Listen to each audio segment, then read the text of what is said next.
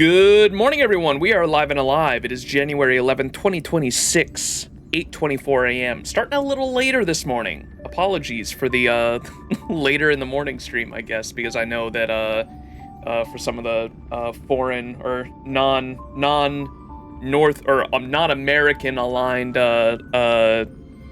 time zones, it's a little rough for some of those viewers. So apologies for starting a little later in the morning.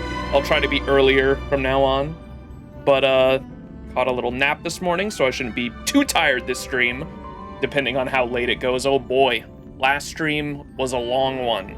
And somehow we were able to upload over 12 hours. No idea how that worked. But we got, for the first time ever on my VOD channel, I was able to upload an over 12-hour video. It was like 12 hours and 30 minutes. No idea how that worked, because normally when I try to upload an over 12-hour video, I get an error that says like video too long, file corrupted or some bullshit like that, but it actually worked this time around somehow.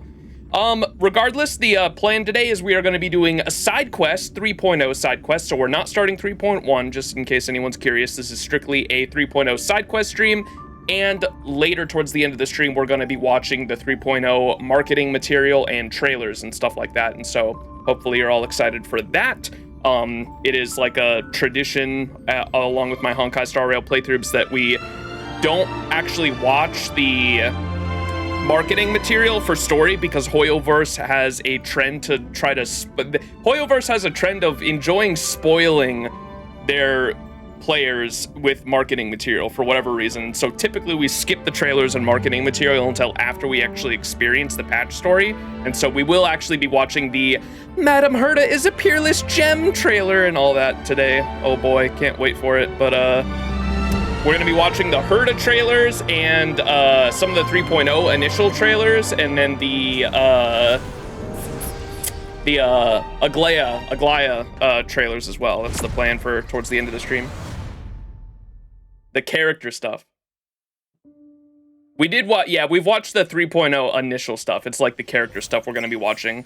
Some of the, we will be watching some of the 3.0 stuff over again as well, because now that we've experienced the story, there's probably more context I have to understand that sort of stuff. Speaking of understanding some stuff, I am going to show you guys my schizo whiteboard. Oh boy, you guys excited for this? Shit's fucking ridiculous. I've been working on it. So we're not going to go over my overall thoughts on 3.0 this stream. I am working on that, but my overall like review and thoughts on 3.0 is going to be at the beginning of next stream. For now, and this is a work in progress, but I'll show you guys the because people wanted me to have like since my Penacony playthrough, people have been wanting me to have like an actual like IRL whiteboard where I can just go crazy and try to pin the dots and like organize the story and all my thoughts like a fucking crazy person on a whiteboard. But I didn't really have the room in my room to do that, and so I figured I'd just do a digital whiteboard and make a blank sheet in Photoshop and go from there. But here is my schizo whiteboard for Amphoreus at the moment, and this is a work in progress. Of course, I'm probably gonna need more room. I'll move shit around as need be, but yeah. Does he know? He doesn't know. Oh boy. Here we go. Check this out. We have in the middle here, we have the stuff that I think is going to be central to the story. I probably need to move the giant world-bearing titan in the middle too, because I think that's got to be essential to the like main plot in a way too. Not that like all the titans aren't essential, but like that's a really important one, I feel like, especially with Finon and over here. But you can see I organized each area into like 4 quadrants here. We have the center. I don't know what's going on with the quote-unquote 13th titan that is rumored to be around. These are all things that I think could possibly be connected to it, because within Greek mythology, you have Chaos, which is supposed to be the like father of the Chaos was the father of the Titans, and then the Titans was the father, or the Titans were the father of the original Greek gods, right? Like Zeus and all them. And so if we go all the way back to whatever this origin or whatever this father of all Titans is, whatever this mother of all Titans is, the parent of all Titans, it would essentially be equivalent to Chaos, which is why I have the Chaos from Fate Grand Order here. You've got Elmo just because Chaos, and then Destruction also kind of aligns with the idea of Chaos, so threw him there. These are the different paths that we know are in Amphoreus right now. We know Fuli has influence on Amphoreus, and so does Noose. The Erudition has influence on Amphoreus, and then I threw Mythos here just because there was a bit of dialogue. I thought Mythos might have something to do, or might even be the third path in Amphoreus, simply because, and I'll pull this up right now, there was this old, if you guys recall, there was this old Navigator lore that we read before we started 3.0. There was this Navigator, Astral Express Navigator lore that we read, and in this Navigator profile we had Sam 3000, which was this Navigator, only resigned as a Navigator when her body's machinery completely deteriorated. Oh wait, no, it's right before this. Right here. So she resided in an era of enterprise, where the Express ventured into numerous worlds previously unexplored by any before her.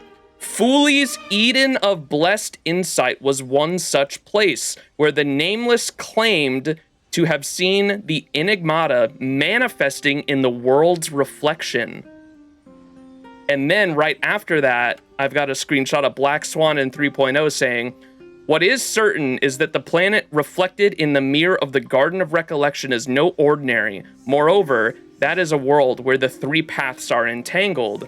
And just the fact that she said that the planet was reflected in the mirror of the Garden of Recollection made me think that it might be connected to this Enigmata manifesting in the world's reflection. I don't know. Wanted to point it out, to throw a pin in it regardless, but thought it was interesting. So we've got Mythos there, we've got Chaos, we've got Fuli, the Noose, we've got 13th Titan Mother. Could be any of these things, to be honest. What is Chaos? What is the 13th Titan? Who is Mother? That if we recall, the Time Titan, forgot their name. Was it Orynyx? The Time Titan Orynyx was talking about Mother. Is it Mimi? Is it March 10th here? Are they connected? Are they the same person? Is Mimi their pet? Does Mimi become them? Or are they, because Mimi seems to not be able to remember anything. That's why I said can't remember. I've also got March 10th because we know March 10th has to do with Fuli, and Fuli has to do with not only just time, but like memories and time kind of interwoven. And so I had time, pink hair. What do they have in common? I don't know. But, so we've got the Time Titan. I also have the MC there as well, just because the MC seemed to be connected to the Time Titan in a way, and how the Time Titan responded to us, right? So we got the main character there, March 7th. Not only that, but I know that March 7th's, like, alt character is Evernight, and then I believe we read something that was taught. Wasn't there a Titan that had the title of Evernight? I can't remember. There was. I remember reading something in Orynyx's area towards the end of 3.0 when we got the Remembrance Path. There was a note we read that was talking about the Evernight, and I thought that had a connection to the Time Titan, and I was like, oh, okay, so March 7th probably has some kind of connection there.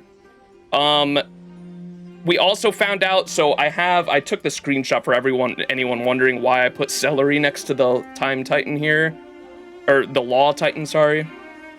Here it was, the Law Core Flame. So this is from towards the end of 3.0. Castris said when we were going to Orynyx's domain, Talenton surrendered their Core Flame, which is the Law Titan. So the Law Titan surrendered their Core Flame, though the Chrysos heir taking over the legacy is nowhere to be found today. And so we have the Core Flame for the Law Titan, but the Chrysos heir is nowhere to be seen. And considering just the character design of Celery here, she's got a crown, and she kind of seems like some kind of monarch.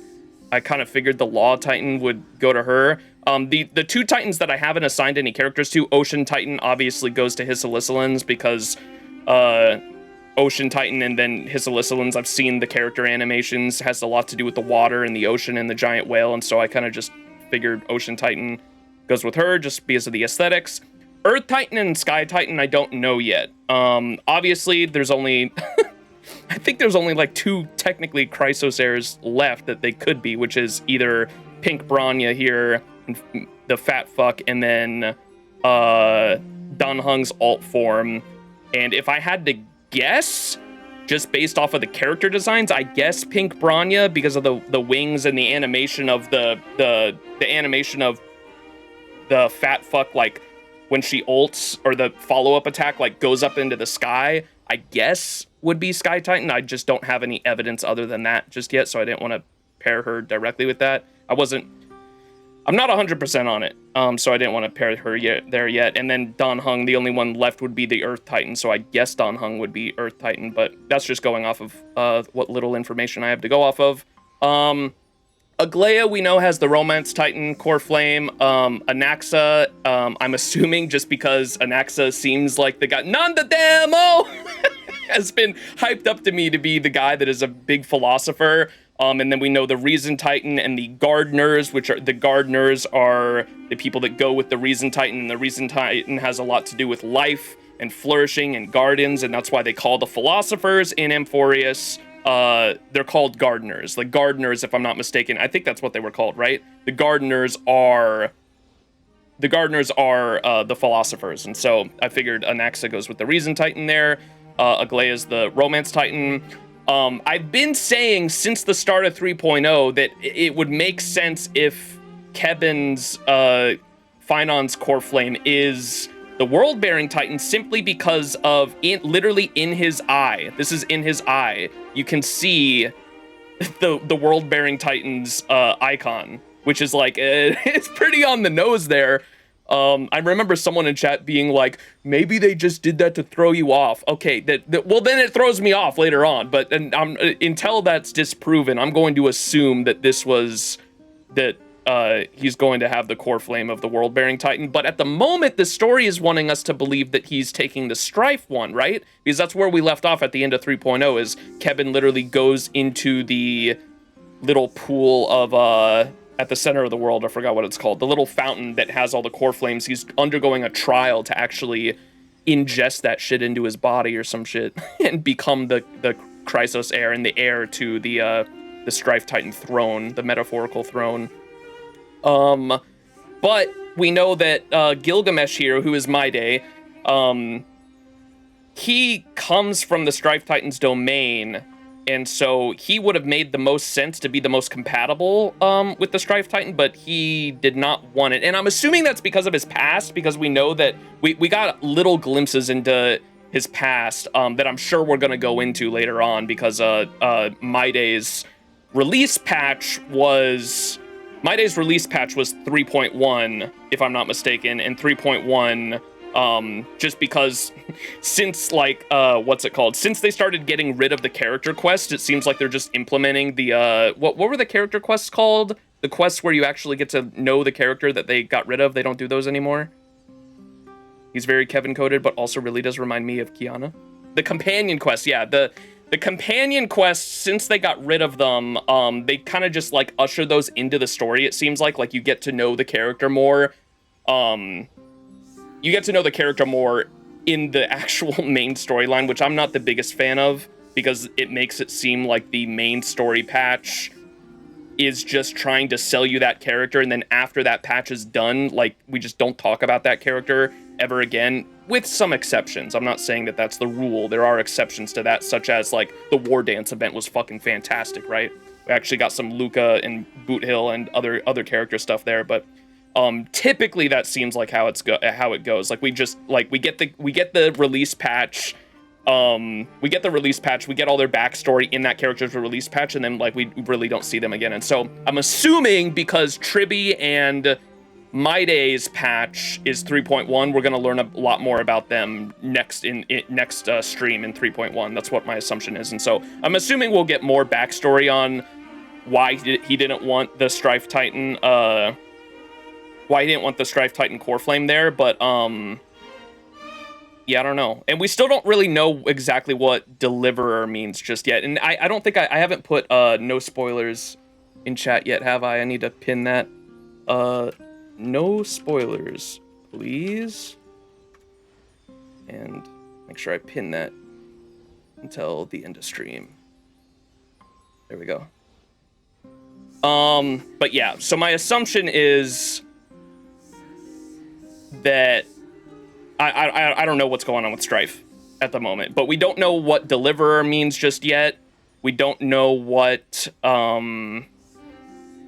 Deliverer means just yet. We don't know what's going on with the Strife Titan Core Flame other than Kevin's currently undergoing a trial with it, and that's the cliffhanger we left off on in 3.1, along with March turning into a fucking ice cube. But yeah, down here, Cast Iron Rice is obviously the Death Titan, and then El Gato here is obviously the Trickery Titan. Don't even need to explain. I hope I don't need to explain why I assume that. And then I also put the little, if you remember, what were they called? The numero files, the little lore page we got on the numero files. I also put their idea of, because they believe the world was made up a bunch of ones and zeros, which goes along with why the Black Tide seems to be some kind of virus, right? That is just like deleting stuff from existence. And I'm still stuck on why. Obviously, we'll get more as we go along, but like theoretically, like what's going on in my mind at the moment is I'm not sure if Amphoreus is either like a simulated world within a simulated world, or what's going on there, because as I understand it, the entire world of Honkai Star Rail is already like made of data and shit. Because remember, immediately after I saw the Black Tide, I pulled up Silverwolf's character profile and went into the lore of Silverwolf and how Silverwolf's like whole story is that she's able to hack reality and views all of reality as ones and zeros and all just data to be manipulated. And so we have that, and then also the fact that I was also stumped on, and what was going through my mind throughout last stream was the Stellaron and how that is affecting the world. And I don't know if we've had other than Bellabog, I don't know if we've had a story yet where the main character's Stellaron inside of them, the Trailblazer, is somehow manipulating, like it's somehow interconnected with the main story and like manipulating the world around them. I don't know if we've had that just yet, but I could see that happening here because the Black Tide is definitely not, as far as I can tell, it's not what's the corrosion that happens that like happened in Bellabog that we usually see when a Stellaron starts manipulating the matter around. But like there's none of the fragmentum. There you go, Craft. There's no fragmentum here on Amphoreus. However, there is the calyxes, which are obviously, they always have to be there. But the fact that the calyxes are there, it made me wonder, since those are the only thing we're seeing from any kind of Stellaron evidence, it made me wonder if maybe those like calyxes are popping up from the main character's own Stellaron and it's somehow manipulating the world around it. I don't know, maybe not, because like, isn't the Stellaron inside of us supposed to be quote unquote sealed? I'm not sure. I don't know. Well, it could be weird, timey-wimey fucking shit going on with the fact that like we're like literally inside of some kind of singular. Dude, it's so confusing. I don't have enough yet. We'll obviously get more context as we go on, but like I'm stuck in between thinking like, are we inside of a simulated world within a simulated world? Is it just Penacony again with like the dream within a dream, but instead we're a simulated world within a simulated world? And is there some kind of are we inside of a singularity where time and memories, and because we have the erudition and Fuli like all interconnecting and fucking with this, whatever this singularity black hole shit is, time I imagine works differently, memories work differently. I don't know, we'll get more context as we go, but like my mind is like rattled fucking trying to put all the information together, but it's cool. I like it. There's enough, like they're feeding us enough foreshadowing and information for me to start theorizing. We just don't have anything too concrete just yet. But to my point on the numero files theory on there being a 13th Titan, the Titans of Heaven and Earth were coded as addition, so I put addition there just to remember this about the numero files. Yo, Mira, thank you so much for the 3-month resub. Appreciate it. Thank you, thank you. You get access to ad-free viewing and cool emotes.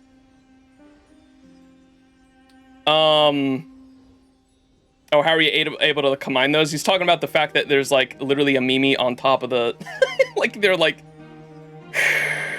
it looks weird for, I don't know if you're seeing it, Evemi, but the Mimi is like inside of the other emote. It looks weird.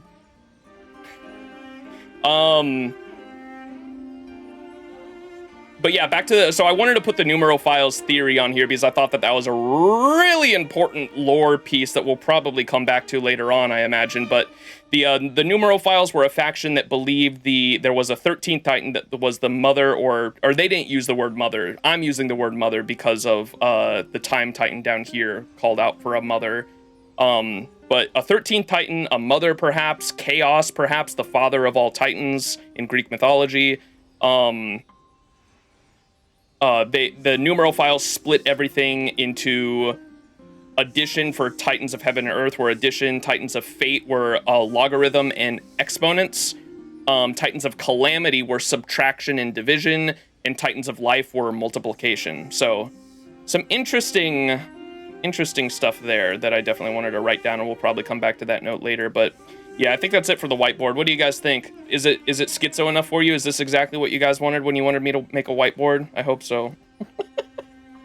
This is only gonna grow as we go along too. Like, I definitely plan to keep adding to this. Did you create this? Yeah, I made all this. This is my fucking schizo. Where's Boot Hill? Pretty good schizo posting. It's not schizo enough? Well, don't worry, it's gonna grow. This is only 3.0. This is just after 3.0. This shit's gonna get crazy later on, I imagine. Next up though, so there was this thing that Honkai Star Rail released not that long ago that Kezuke sent me, saying that I should do this on stream as well as we go along, but you have this Chrysos Air impressions for Honkai Star Rail that I don't know if you guys saw via Twitter. I think they posted on like social media and stuff, but you can do, they gave a little form here where, look, you can have your Chrysos Airs impressions, your first impression and your current impression. And so I'm going to fill this out as we go along as well, because I thought it'd be fun. So you have first impressions here for all the Chrysos Air characters, and then the current impression for what your final impression of them is. And I thought this might be fun to do as we go along as well. And so I wrote down some stuff here. We've got for Aglaia, my first impression of Aglaia is understandable motivations for being overprotective of her people that I just happen to disagree with. Her bad cop, good cop setup was I wasn't like a huge fan of her at the, like it was towards the end of my first live stream. So it would have been in like the middle of 3.0, but like I understood that she had this, like, she wanted to like come off as like a bad guy to us to try to get us closer with the other Chrysos Airs, right? And so she wanted to like play the bad guy to get us closer with the other Chrysos Airs, and I just thought that setup was kind of Again, it's just I just value honesty a lot. Like, I am a very big person when it comes to honesty. Just be honest with me. Like, I much would have preferred if she just would have said like, hey, here's the crisis we're dealing with in Amphoreus. Here's this prophecy. Shit's going bad. The world's fucking ending. Will you help us out? I just would have preferred like an honest approach rather than this like good cop, bad cop stuff. But moving on to Tribby, I said pretty indifferent, seems like the stereotypical 5,000-year-old child character, not much to even mention as of 3.0. This isn't me before anyone says he hates Tribby. I don't hate Tribby. I just don't think that there was enough, again, to my point with My Day as well. I imagine we're gonna get way more into Tribby's character and My Day's character next stream, because that will be the stream where that is their release patch. And so I imagine their release patch is going to have a lot more to do with them in the story. But at the moment, there's not much to like about Tribby. Not that I don't like her. There's just, she like didn't do too much to even mention. He hates Tribby. All right, My Day, I said, war! Gilgamesh aesthetics with a Spartan-inspired personality. And there was someone that commented on one of my last VODs saying, why do people keep getting My Day confused with like Roman aesthetics? It's clearly, yes, you're right. It is clearly Spartan inspired, and his people are clearly Spartan inspired rather than Roman. But it's just the gladiator aesthetic. I think for whatever reason I linked that immediately with Roman. But no, you're right. It's absolutely Spartan inspired. His standoff with Nikador was very cool. I actually really liked that. I liked story-wise how that gave a sense of urgency for us. I really like that in the story because like. I haven't wrote my 3.0 review just yet, but just so you guys know, last stream specifically, from the point where we started talking to Orinox, the Time Titan, all the way until the end of the battle with Nikador, that shit was fucking hype. I was locked into the story from the time we start talking with Orinox all the way to the end of the Nikador fight. That was really good writing. I enjoyed that. There was urgency. There was a sense of urgency because Maide is literally fighting off with this god. We have to go back in time and like solve this puzzle, and then the convergence of the timelines there to actually fight him was really sick. I enjoyed that a lot. His standoff with Nikador was cool, but I wish there was more shown regarding his relationship with his people and that history. And this just comes into, this is because I just want to know why he didn't he gave a little bit of reasoning for why he didn't want to take the core flame, but I wanted to know more because there was obviously a lot of history that we didn't go into regarding Maide and his people that I was very curious about. Obviously, yes, I know it's coming in 3.1, but this is just my initial impression, so I'm just telling you. And then Casterus in 3.0, I said death. Where dragon? I want dragon. This is just where's Boot Hill all over again, but with the dragon. Where dragon? She's okay. Minor character development she got regarding her short relationship with Ganaeus, which was the reason fragment of Nikador, when we went back in time. So regarding her short relationship with Ganaeus, I just didn't find it that interesting. I got what they were going for because she's trying to find her purpose and like what her role as a Chrysos heir is. She's obviously she's the Chrysos heir to the concept of death, and her whole idea, and I imagine her character arc, is going to be about wanting to be this person that is symbolic with death that a lot of people associate a lot of negative emotions and feelings towards, but she wants to be a kind death, a kind reaper, someone who guides lost souls into the afterlife. That I get that whole character arc that they're going for. I just think it's been, for me personally, it's been done so many times that I just don't find it too interesting. But that's just me personally. But I'll be paying attention and we'll see how it goes. Phainon is the last Chrysos heir that we have met so far. Typically, my first impression of him is a typical White Knight Shonen style protagonist without a whole lot of interesting traits at the moment. However, I can tell that they're setting this up to be his story with the Kevin parallels, because obviously in the pre 3.0 live stream where we went over the lore, a bunch of lore, we did research, or we didn't really research. We watched a video on Kevin's story from Honkai Impact 3rd. There's obviously a lot of parallels with Phainon here. So there's obviously a lot of parallels. And knowing what the 3.4 patch art looks like, just because I have seen that, I know Phainon is going to turn into something completely parallel from what he is right now. Knowing what the 3.4 patch art looks like, I'm interested to see how he gets there. So Phainon is definitely on the interested to see how the story goes checklist. I mean, all of them are really, but Phainon more so than the others for sure. But yeah, careful, Max. Not interesting? What do you mean?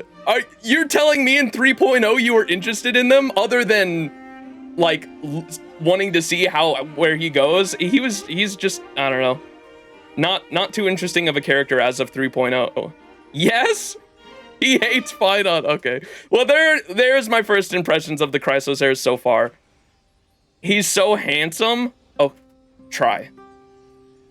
Look at his face, it's so squishable. Try. He looks like the most stereotypical hero shonen protagonist I've ever seen in my entire life. You might as well call him Kirito. I'm sorry. That's his character design and his personality come off like that. How dare you? Not Kirito. Oh man, and that's where you fell into the trap. I know, and that's why I put this here, that I can tell they're setting up this to be his story with the Kevin parallels, and knowing what the 3.4 patch art looks like, I am interested to see how he gets there. So I'm interested to see how his story goes. Just, these are first impressions, of course. These are 3.0 first impressions, so keep that in mind, please.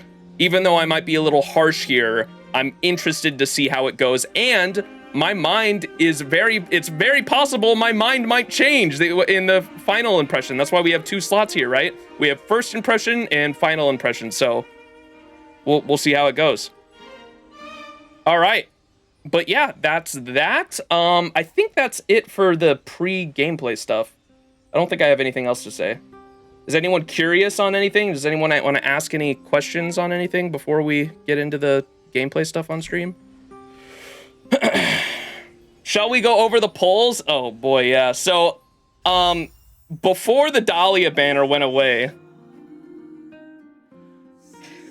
I did a top-up preparing for Fugue, right? Which was 50 polls. I had like a little over 50 polls because I think I had like 20. I did a top-up, which is 50 polls. And I did a couple multis. The first multi I did, I lost a 50-50. All right. Hang on.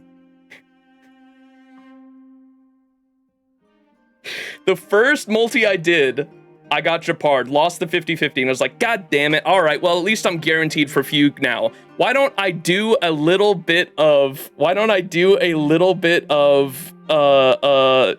pity, why don't I do a little bit of pity building, right? I'm gonna build pity, is what I thought after I lost the 50-50 to Japard. Literally, next multi, I get Dahlia. I was like, oh, cinema, all right. Why don't I start building a bit of 50-50, because I still want Fugie too, right? Literally, next multi, another Dahlia. I can't make this shit up, bro. 3 SSRs in a row. 3 SSRs in a row in terms of multis. I did 1 multi, got Japard. Second multi, I got a Dahlia. Third multi, I got another Dahlia. It should have been me. So I knew I had to pull up the roll. I was like, they're not gonna believe me unless I pull up these fucking the roll history. I got a Japard. Next multi, I got a Dahlia. Literally next multi, got another Dahlia. So I have an E2 Dahlia now. Where is she? And I can't even use her yet either because of the fucking boss mats, dude. Oh boy. Where the fuck is she? Yo, am I blind? Shouldn't she be next to the fire characters here? Yo, I gotta be blind. Oh, she's right here because she's pinned. My bad.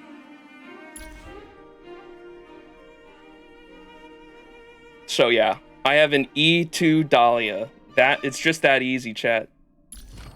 And I can't even use her yet because the traces require the boss mat that I don't want to fight because of spoilers. Bruh, indeed. Oh my god. Whatever, now do E2 Fugue. Yeah, true. So, let's see if we can get an E2 Fugue. Wait!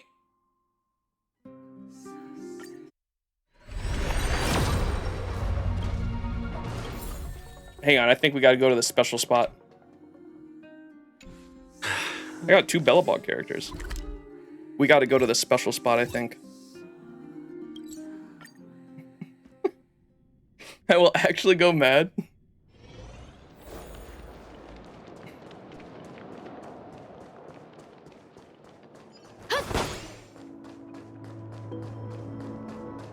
What's my favorite aspect of world building so far? That's, I did have to say, I know I've been like I know people have been like, people have been a little mad that I'm like overly critical of the story. That's just how you gotta expect that from my streams, because I am playing the game and I'm not like, I have a nuanced opinion. I'm not someone that's going to hate the game just to hate it because I hate Hoyo or whatever. I'm not going to overglaze the game either. I'm just gonna give my honest thoughts and opinions. That's how these streams go, and I feel like that's why I've garnered somewhat of a decent sized audience too. Like, I'm not gonna, and it's fair to, and it's okay to have disagreements with me too, as well. Like, it's perfectly fine to have disagreements, but I'm not gonna overglaze, and I'm not gonna be like overly harsh to the point where it's like unfair either. HSR hater, he hates it.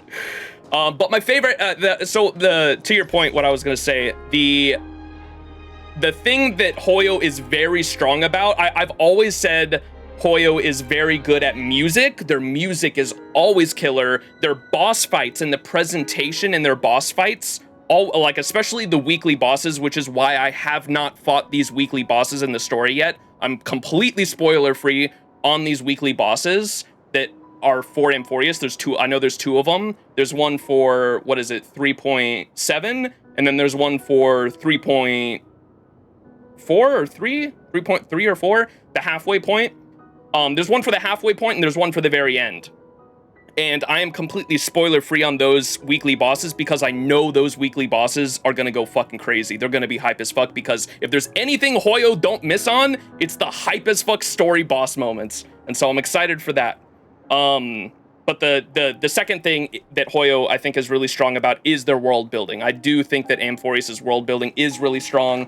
If my fucking notes here that I've been taking, look at this shit. How many pages of notes have I taken? If the amount of notes I have taken isn't anything to say how strong their world building is, I don't know what it is. We've got 1, 2, 3, 4, 5, 6, 7, 8, 9, 10, 11, 12, 13, 14 pages of notes in just 3.0 alone.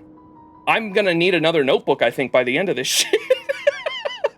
So, if nothing else, Hoyo is really strong on their music, the presentation of their boss fights in the story, and then the world building as well is fucking been fantastic so far, for sure. Why are you guys saying 6? Oh, because I said 6, 7? I fucking hate this community, man. All right. We're in the special spot. Let's do another 10 pull. Surely I get E2 Fugue right here.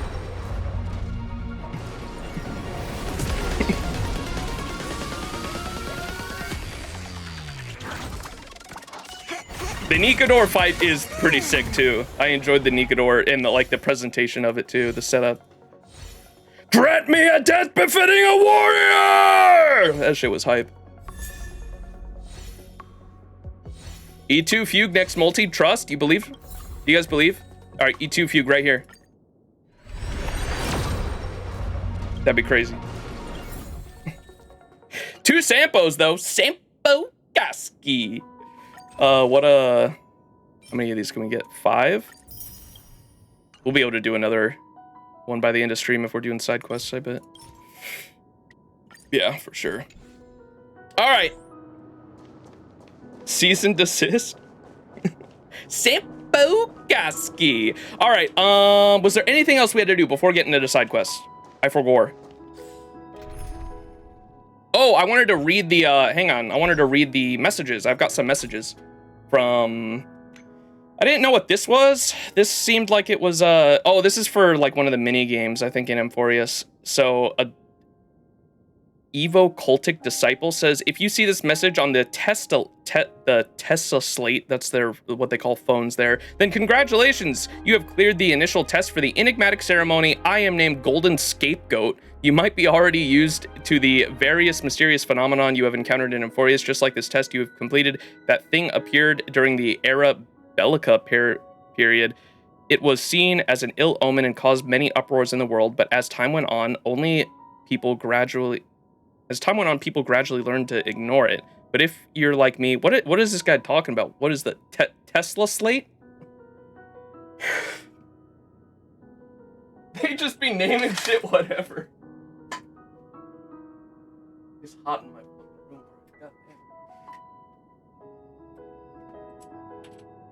room. The Elon slate?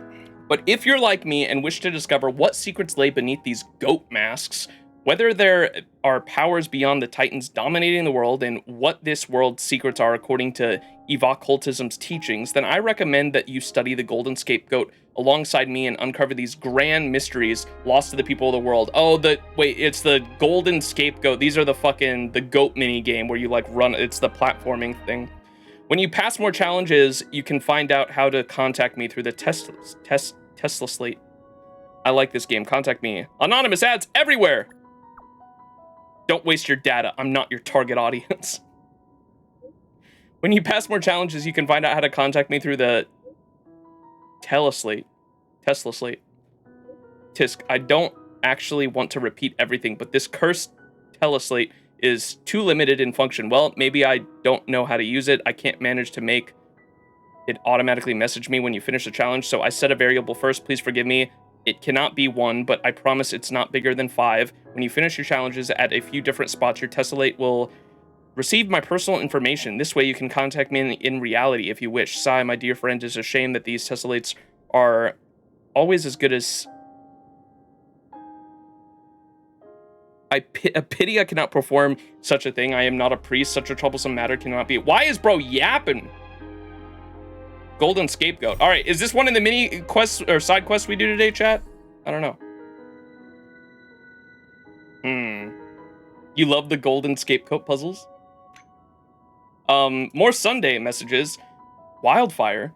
I realize there are a variety of music genres in the phonograph card, Mr. Max. Wildfire exudes an indomitable spirit. I believe the inhabitants of that ice-covered planet had bravely fought for their survival. We made a choice, go fight against your fate! On the other hand, Pajura, which is that's the boss fight from Fantilia, right? Sounds as if the inhabitants were in a trance, similar to those disciples who were obsessed with immortality. You've got great taste. There's Penacony music too, you know. Oh, are we gonna let him hear his boss music?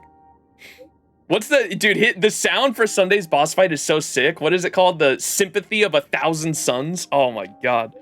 For my hometown's music to accompany everyone on their trailblazing expedition gives it a whole new meaning. When I was young, my sister and I would practice piano duets. Please do not talk about the fucking Charmony Dove. Since she left our hometown, I've been caught up in various matters and I haven't played the piano in a long time. Is there something you'd like to listen to? I can take this opportunity to reacquaint myself with the piano's techniques. Wildfire? Sway to my beat in the cosmos. Play Wildfire. Wildfire, but with a different arrangement. That's certainly very different from what I usually play. I need some time to think. Your friend is typing, your friend is typing, your friend is typing. Anything is fine, really. I'm happy to hear any piece you play. Then I shall not waste any more time. I'll start with the easiest. What do you think of White Knight? Ooh. Recently, I've been repeatedly savoring a composition of that song. The layers are rich and the melody ebbs and flows, as if one could see the radiant colors of the night in a dizzying trance. It's a musical experience I've never had before. I'll practice harder and perform for the Express crew next time. Yay. Mr. Max, I apologize for interrupting. I brought several desserts and beverages from my hometown, but I'm not sure if they are to your liking. There are some popular special local products and others that I personally recommend. I can't believe this. I didn't expect you to like these foods! I actually haven't been eating as much of them after I became the family head. But the other day I noticed Himiko brewing coffee, which reminded me that Penacony has a drinksmith who infuses Soulglad into coffee and pairs it with mini desserts pieces tailored for flavor. That sparked an idea for me. I can brew up a cup of such coffee for Himiko. She'll love it. She's a super connoisseur. I look forward to the competition. I eagerly wait for the day you two compete against each other. I shall ready a bench and popcorn. I heard Miss March 7th is a serious dessert lover. I know a pudding tart made with ingredients imported from the Xianzhou, and its flavor is said to be remarkable, similar to that of Immortal's Delight. Take less carbs! Azure Dragon, White Tiger, less carbs! Oh my god. Don Hung reference. A dietitian once recommended... Or no, that's not Don Hung, that's Hunt March 7th, right? A dietitian once recommended that I soak medicinal plants in Soulglad for 3 days and nights before drinking it to refresh my mind. I tried it. It tasted like cooling herbal tea. Mr. Yang and Don Hung have been busy with the Express. Perhaps this will be helpful for them. You're too kind. I can't wait to eat them. I'll finish these delicacies. That's great. Thank you. My goat Sunday. Why is Sunday not in Amphoreus, man? God damn it. God, he'd be such a cool character to have in Amphoreus. We got a message from Tribby. Little Gray, are you free right now? A combat request? Yep, I'm on my way. A combat request? What is it? Are you busting monsters or people? 30% discount for you. No rush, just a little favor we'd like to ask. When we woke up today, our favorite book was gone. We couldn't find it anywhere. Cheyenne is about to cry. Cheyenne did not. Oh me, oh my. At this point, we'll have to find a diviner to help. Aren't you girls diviners? I thought you could do that. It's not the same. Different fate titans bring different directives. There's a super duper mega ultra powerful diviner in Akama called Hezetia Diarrhea. Allegedly, she can tell the future just by dreaming. However, due to some past circumstances, it's not advisable we meet her. So, Little Gray, please, please, please! All three of us said please, so you must go, okay? Okay, is this a side quest we're doing today?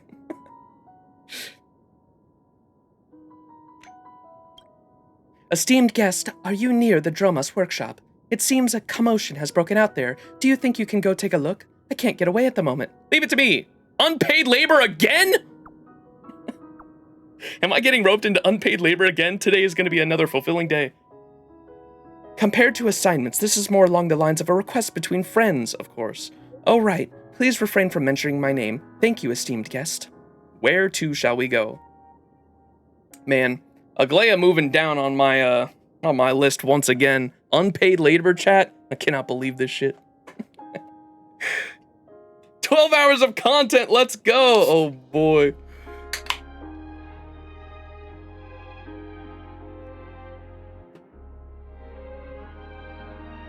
There's one quest I think has a daily reset lockout period if you mess up, but I'm hoping you get it first try. Okay.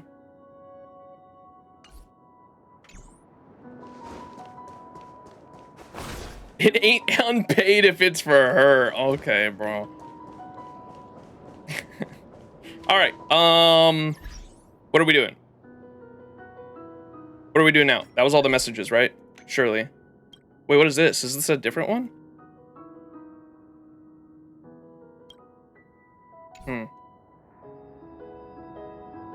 All right, was there anything else I had to do? I don't think so. Aglaya hater, I cannot believe it. Let's go to the story team here. And I guess we'll go to where, Amphoreus? Which one do you guys want me to start with? What side quest do we start with? Star Rail map. Let's go to Amphoreus. Akama.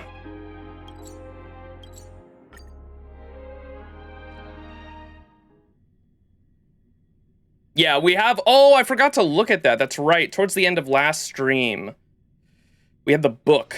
I haven't even looked at that book. Where to now? Holy lag, bro. What is this? Fragments of Recollection. Holy shit. Finon says, this is simple, Aglaya. Even if you had disguised yourself, you would be far too easily recognized in a market as busy as this. Not to mention you have no plans to disguise yourself. Everyone knows that you would come to this place one day during a month of reaping. It is as if you had to arrange to meet someone, yet you are alone. Is that why you are here? I am simply here to satisfy my appetite. I hear that there are recently arrived refugees in the Holy City that have resumed their old trades. Their talents are outstanding and not commonly seen in this area. Then you and I have taken different routes to reach the same place. Oh? Are you also... I am here to see just how bleak fate is. Fate!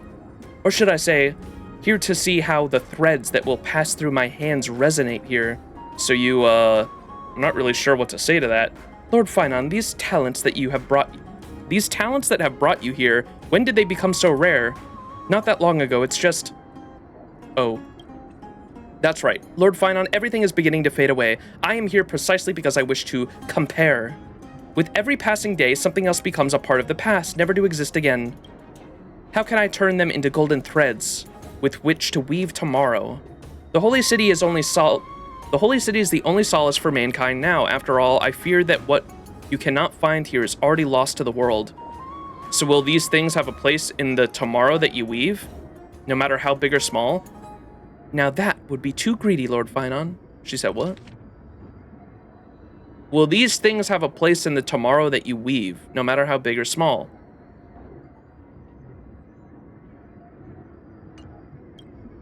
The moment we leave this market, please forget about what I have said. What you are seeing is the moment of pessimism or perhaps a moment of ruthlessness. This is a great weight of fate. Perhaps all I am fit to weave is a sheet of a gossamer.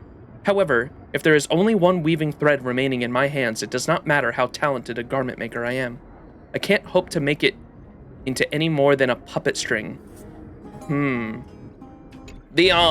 Remember over here, there was that soldier there was the corrupted, what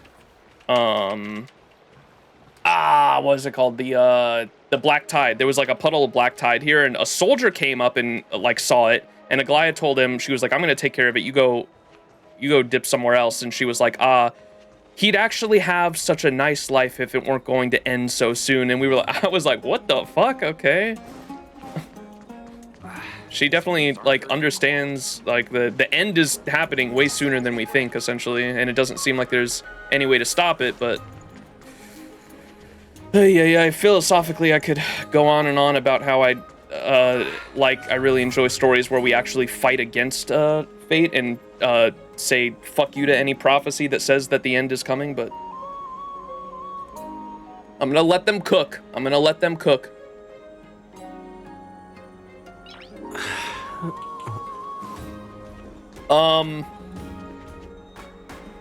About feeding chimeras. Those ugly things? Oh, we'll go to my room, right? Where do we go for... Oh, it's over here, isn't it? Is this my room? Oh, wait. Damios! Is this a side quest we do? I will conquer the skies. Damius shouted this again. Whenever people see him, the streets are filled with joyful atmosphere. Perhaps one day he will achieve this long-held dream, but today is not that day. Ugly! Oh, it's an old puzzle event? Oh, okay. Oh, here's my room.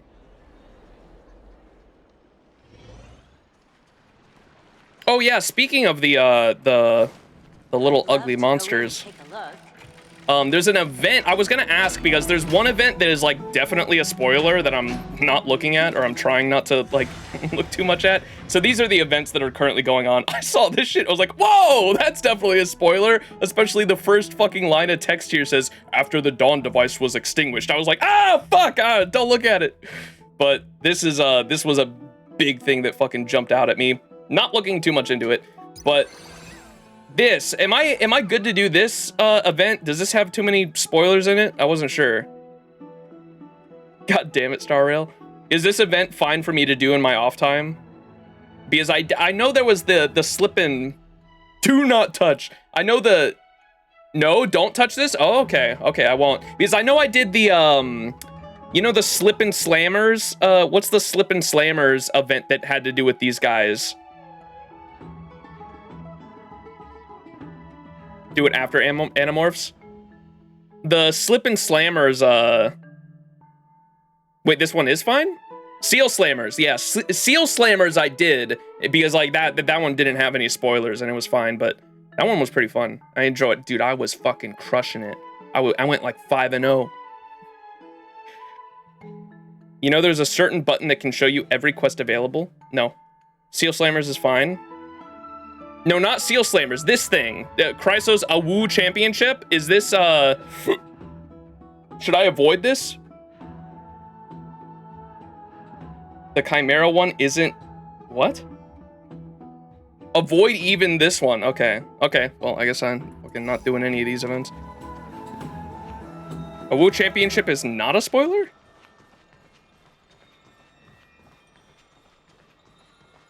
Y'all can't make up your minds. Let me look at this.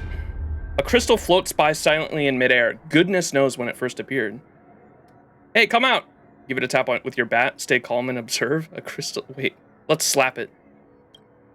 In the next second, a strange feeling spreads across your chest like a rising tide smacking you in the face. You remember everything you experienced in Amphoreus and those non-existent memories that you witnessed there.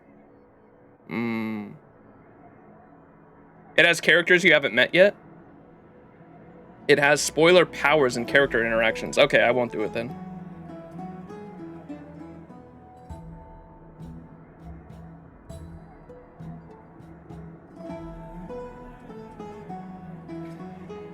In the next second, a strange feeling spreads across your chest like a rising tide smacking you in the face.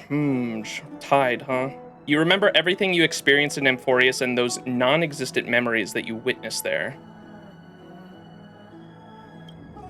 When the tide of memories subsides, you discover a few shattered crystal shards lying motionlessly in your hand, clear and bright. Is this a gift of destiny? These are memories from when I lived with Don Hung in the bath chamber. I never thought I'd see them again. The memories here are incredibly vivid. What? Why? That sounds like it's like I shouldn't have looked at that yet. What? That seems like it was in the future. What the fuck? Oh, you get 10 each week. Oh, okay, so you come back here. You can recall the life you led with Don Hung in Amphoreus and convert them into a fixed amount of memory crystal shards, refreshing the beginning of each week. Okay. You want to read the book so bad? Ooh. Wait, can I listen to it?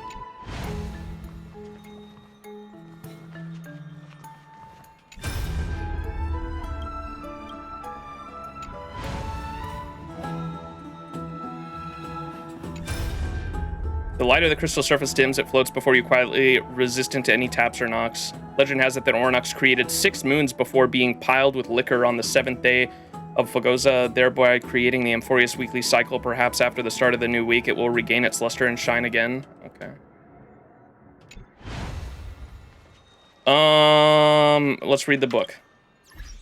How do I get to that again? Right here. New memory can be inserted. Mimi! Max, why aren't you all fluffy in my dream this time? What? Good morning. Has the golden dream started to stir? Fluffy, you're awake? 1,000 years have passed. Fluffy? That's not important. I even look more like Max in my dreams. It's like we're just looking into a mirror together. Isn't that nice? Even though I'm not fully awake yet, it's rare to see Max in the morning. It's not the end of the day, and it's not just a random encounter.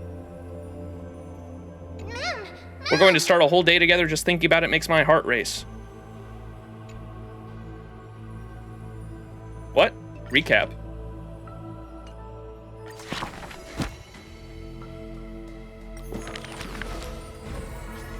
Oh, that's right. We have all these fucking pages. Oh, God. Oh, my God. Lore. Ay, ay, ay, ay, ay.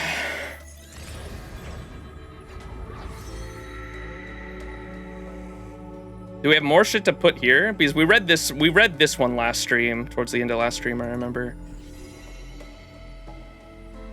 Is this what I just clicked on? No.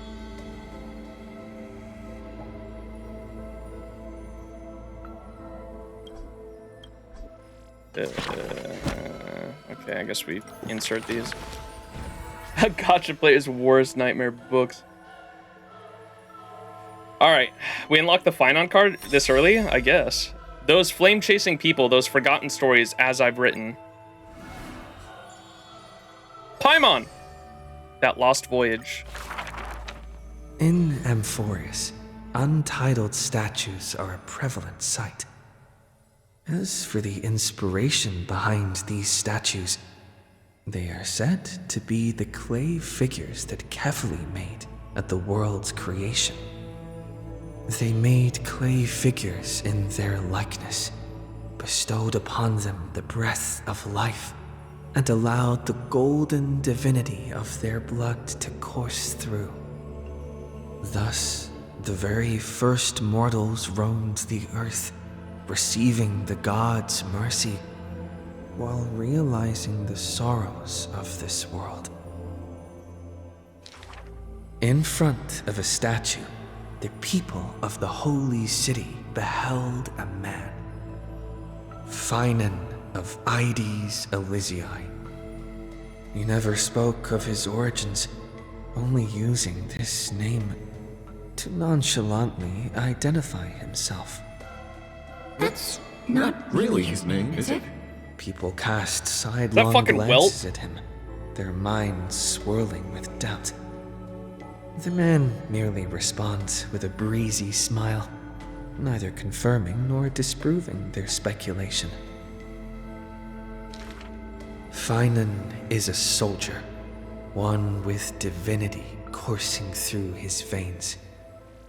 Responding to the Gold Weaver's rally call, he traveled long and far to reach the holy city, eager to bring light to the hero's path. Losses are a constant on the flame chase journey, where life too seems as small as a speck of dust. Ballads reach him through the breeze, as though soft voices meant for him, and he responds in kind. No matter. My existence is of little consequence. Ides Elysiae, the man's hometown, Eliza Thornberry. shrouded in secrecy, just like his past. Some have searched for that distant village, yet found it neither written about nor passed down through song. In every nostalgic reflection, the man crafted a vision of paradise with his exquisite poetry. Yet, within the ancient texts of the Holy City, the history of that frontier village remains more obscure than the days to come. In the far-off future, the land of Amphoreus will bear the marks of the hero's footsteps. With sword in hand, the man will inscribe an eternal mark in the Chrysos epic. Yet his real name may never be heard in this world again. Losses are a constant on the flame chase journey. Some, too, losing themselves at the very beginning of their journey. Act concluded. The nameless hero, Paimon. I'm not gonna lie, I gotta read that shit all over again because holy fucking shit, when they talk so slow like that, I just cannot retain any information whatsoever. Where was that?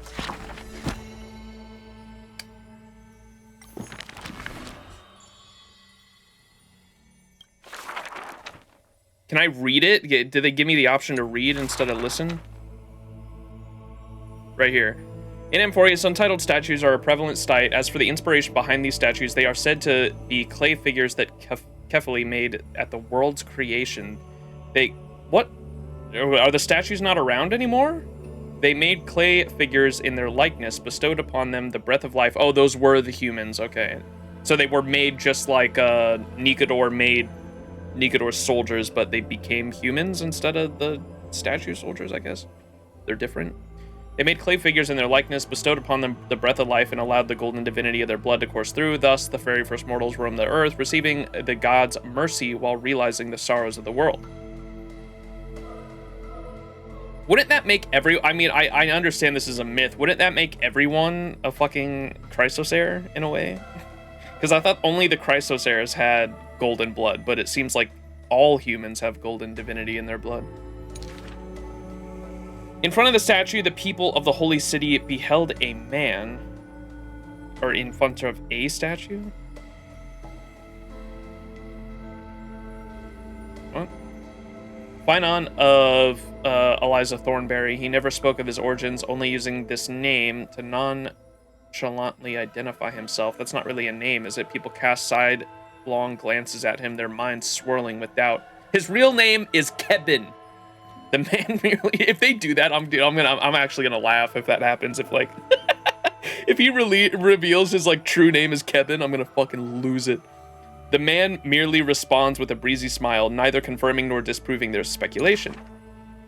Finan is a soldier, one with divinity coursing through his veins. Responding to the Gold Weaver's rally call, he traveled long and far to reach the holy city, eager to bring light to the hero's path. Losses are a constant on the flame chase journey, where life too seems as small as a speck of dust. Ballads reach him through the breeze as though soft voices meant for him, and he responds in kind. No matter, my existence is of little consequence.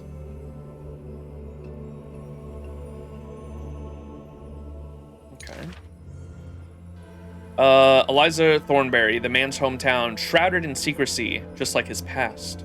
Some have searched for that distant village, yet found it neither written about nor passed down through song. In every nostalgic reflection, the man crafted a vision of paradise with his exquisite poetry.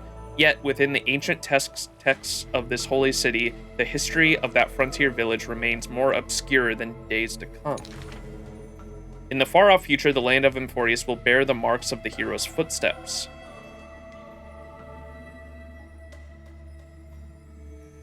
With sword in hand, the man will inscribe an eternal mark on the Chrysos epic, yet his real name, Kevin, may never be heard of from this world again. Losses are a constant on the flame chase journey, some too losing themselves at the very beginning of their journey. I imagine that's about the fact that his entire village was burned down, and seemingly he's the only survivor, right? Okay. We get Jade. Oh! I forgot about this shit, chat. We got the Eidolons. Jade! Wait, is that the wearable? Is that there? What is this? Is this the wearable for my character? E1? I have E2, I think, because I haven't put the first Eidolon in. Eliza Thornberry. They should give a ×2 speed for these, true. Don't read it yet? Oh, okay. Oh, it's read all chapters. Oh, so we're literally not getting that until the very end. God damn it. Okay. I want to wear that now. That's pretty cool looking. Okay. All right. Which one do you guys want next? Cast iron rice, Twibby, or Aglaya? Algae. Twibby. All right, here we go. Those flame-chasing people, those forgotten stories, as I've written. Yo, Rosie Rose! Thank you so much for the tier 1 sub. You get access to cool emotes and ad-free viewing.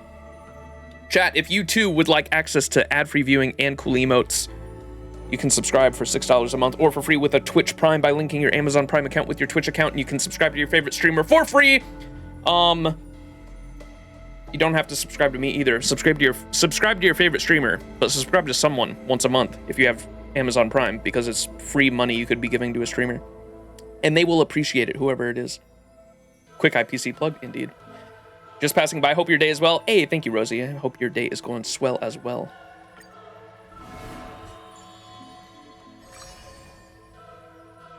The guiding light and laughter and lament. Okay, did we get 2 here? Chapter 1. In the corner of Akama, the newly arrived traveler stops for a moment. He rubs his eyes. 1, 2, 3? There's 3 identical children? The 3 children have differing smiles. One is beaming, one has a shrewd grin, and one is smiling serenely. Yet each of them looks just as mysterious as the other 2. Stranger, welcome to the holy city. We will show you the way forward. Trebios. This name has not been mentioned for some time. Only the elderly priests of Yanosopolis know the true significance of this name. High Priest, please guide us once again as we spread our wings on this long journey. As music from his hometown plays, the smiling children gather around the old man. They wish that the twilight breeze will carry away all tales of sadness. The end times loom like a dark cloud, hanging over the holy city's residents and shrouding them with worry. Hello. Like torches dancing in the wind, the children illuminate the alley. They wipe away the women's tears. Babies sleep amidst whispers. On the windowsill of those in prayer, their light footprints remain. The citizens call them the 3 pillars of Akama. yet they simply shake their heads. There's no need to be so somber. How about we play a game together? Guess who we are? The three soared and landed in front of the townsfolk. You're Trian. An old man says. No, we're Treenan. Treenan is the quietest of the trio. Are you Treenan? A young girl asks. Wrong. We're actually Trian. Trian is the most spirited of the trio. Then you must be Treeby. A child shouts. You're right. Good job. Treeby is as enthusiastic as she is adorable. It matters not whether they can tell the trio apart. Of most importance is their sincere smiles. We will show you the path to take. The children fly ahead, guiding the lost back to the main road. So, you literally show people the right path to take? You're lucky. You merely took a wrong turn. The children flew before me. It was rare to see them so quiet. However, there are many more unfortunate souls who have lost their direction in life. Act concluded. Do we have a second one there, or was that just... Oh yeah, we do. There was once a dying soldier on the battlefield who wished to bid farewell to his lover in a distant city, far away. The child leaned toward the soldier and said nary a word as she listened to his final words of comfort. As for the other two children, they were in the city, beside a bed upon which a woman was lying in eternal rest, wailing uncontrollably. Not only do the three children share each other's senses, their souls are also interconnected. When one is filled with grief, the other two will burst into tears as well. Perhaps we should tell you some happy tales instead. The child wipes away her tears of reminiscence. Our greatest talent is performing Amphoreus' nursery rhymes. But those nursery rhymes have been told over and over that any literate child could recite them by heart. How rude! The child gently flicks my forehead. You should be reflecting on the nursery rhyme author's heartfelt intentions instead. In this lush land by gods chosen, giants raise their glasses in a toast.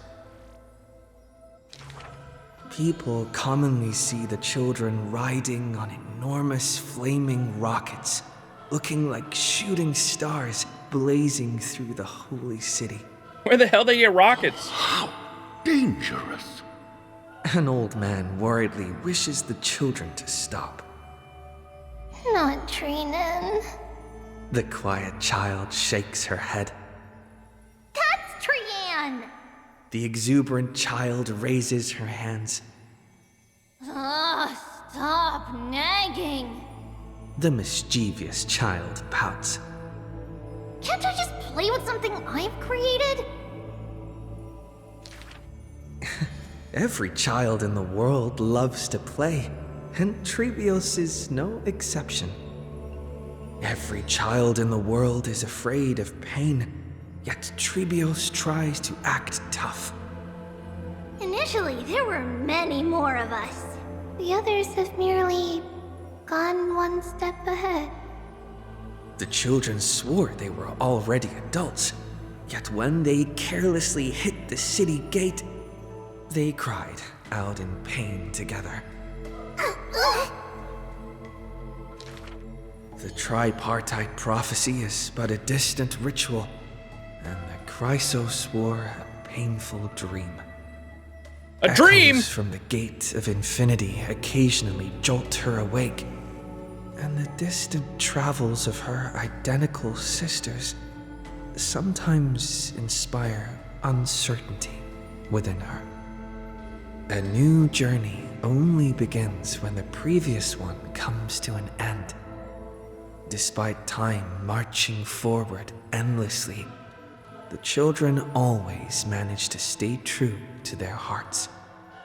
They are all that remain of one another, their senses intertwined, their souls in communion. What?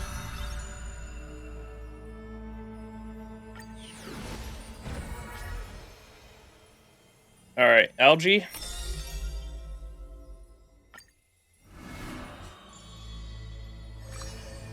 Oh god, 2 for Algae too? Akama, a city that warriors look back upon before marching toward the battlefield. The holy city, the sanctuary of all the citizens. Just as the poets of the city have sung, The epitome of magnificence, unbounded benevolence. and the beauty of the holy city is like Aglaya herself, dressed in finery and of noble birth. She is the dressmaster of Akama, the one who weaves with golden threads.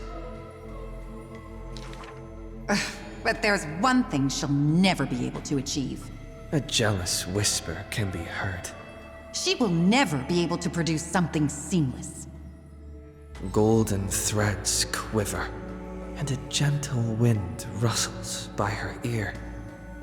She maintains her silence, but others fan the flames. Is that so hard?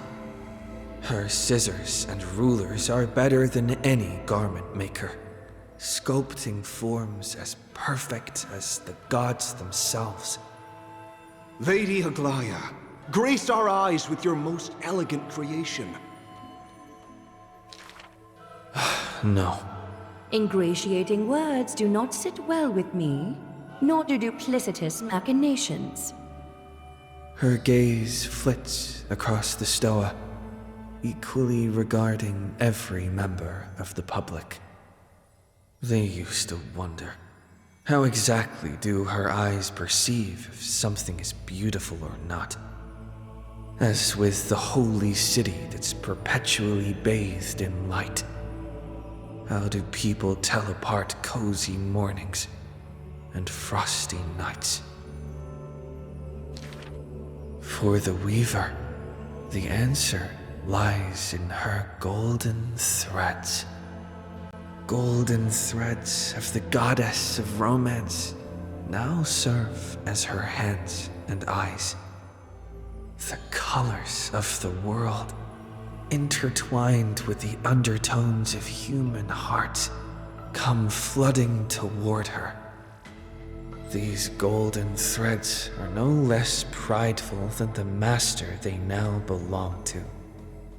As long as the thread has form, it is enough to craft seamless finery. Be it stitched finely and tightly, or cut cleanly with a single stroke. Hardly a challenge. None of these pose a challenge. The same word rolls off her tongue twice, the latter as soft as a sigh. The one who weaves gold gazes past me, fixed on something much farther. The network of threads that entwine all between the heaven and earth. The only challenge that she relentlessly dedicates herself to is weaving the fate of Akama into a flawless, seamless outcome.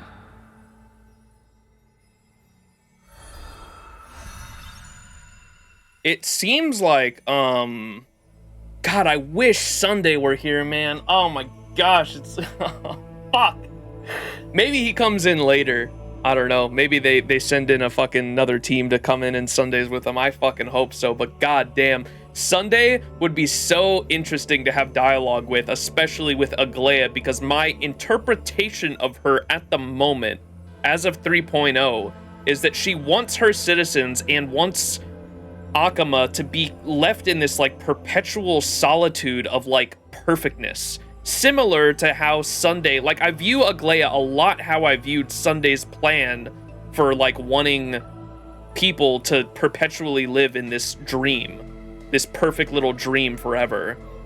And my problem with Sunday and my problem with Aglaia here is similar in the fact that like you have to wake up and face reality at some point. You have to understand that the world is ending and you can't just live in like this you can't live with horse blinders on and just live in your like little perfect little town. You gotta actually figure out a way to fight back instead of trying to create this little small little blissful dream.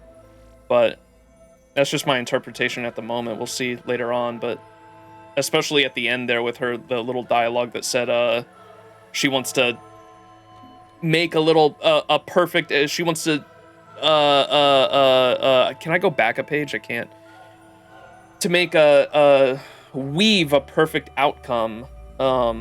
And with the dialogue that we got last stream with her finding the black tide in Akama and that soldier, how she said, oh, he'd have like he'd have a nice life if it weren't going to end so soon. I don't know.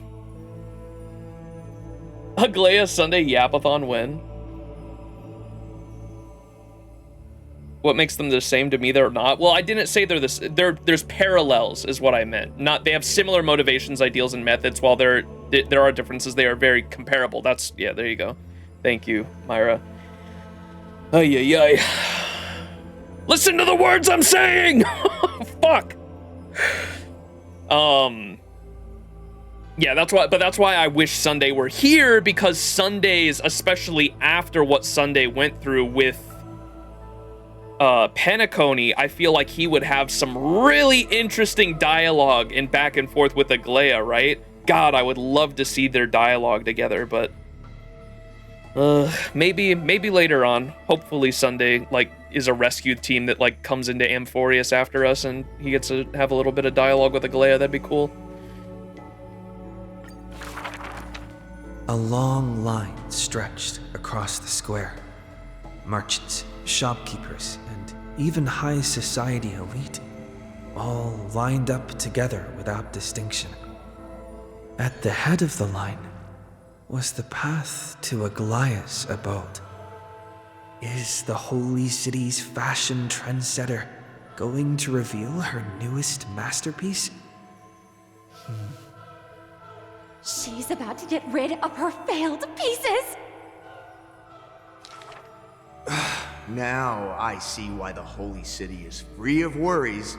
Even as the inn nears, they're still obsessed with lavish clothing. Oh! New to Akama, a visitor from elsewhere ends up utterly bewildered at the sight. It is said that a family of priests who worship Nestia go way back with the Weaver. But her impeccable gift for weaving isn't meant to serve anyone's pursuit for pleasure. What was once a sacred duty was misunderstood by the beauty-obsessed, who mistook fallen shreds for priceless treasures. Someone talk about this guy. Are flawed creations really still worth the people's adoration? The Weaver shakes her head. She seems to have forgotten something. It is precisely the flawed hero who walks ahead of the crowd, who casts a long shadow over the world. The flawed hero, huh? Toward everlasting daylight. There are, nevertheless, people whom the Weaver is willing to sew and tailor for. Huh. Her conditions, though, Beauty sharp as a blade, and the relentless pursuit of beauty. Me! I want to be showered with a thunderous ovation and lots of flowers. A melodramatic poet speaks out. I want to stir her emotions. The voice of a blushing young boy. Do I fit the bill? My sister and I are refugees from the Abyss. I want to get a pair of shoes for her. A seated child speaks up. Next to him is a barefooted girl, staying silent with her head kept low. Unfortunately, gold threads are willful things. They are never swayed by sympathy or pity. A tense and worried look surfaces on the young child's countenance. The specks of dirt on his face brought back memories of a past encounter. Go. The Weaver begins. Go to the 3 children in the city. As Tribby. messengers of Janus, they will bring him the shoes he hopes for. Twibby.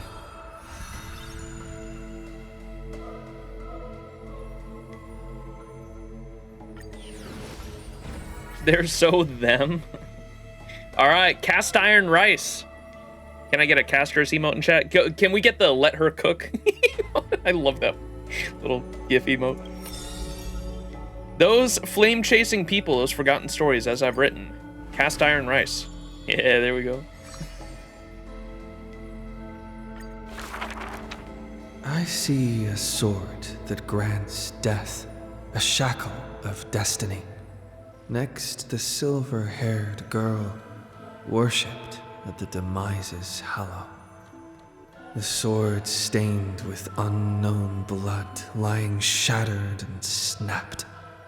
The shackle chained pale wrists, dotted in thickening rust.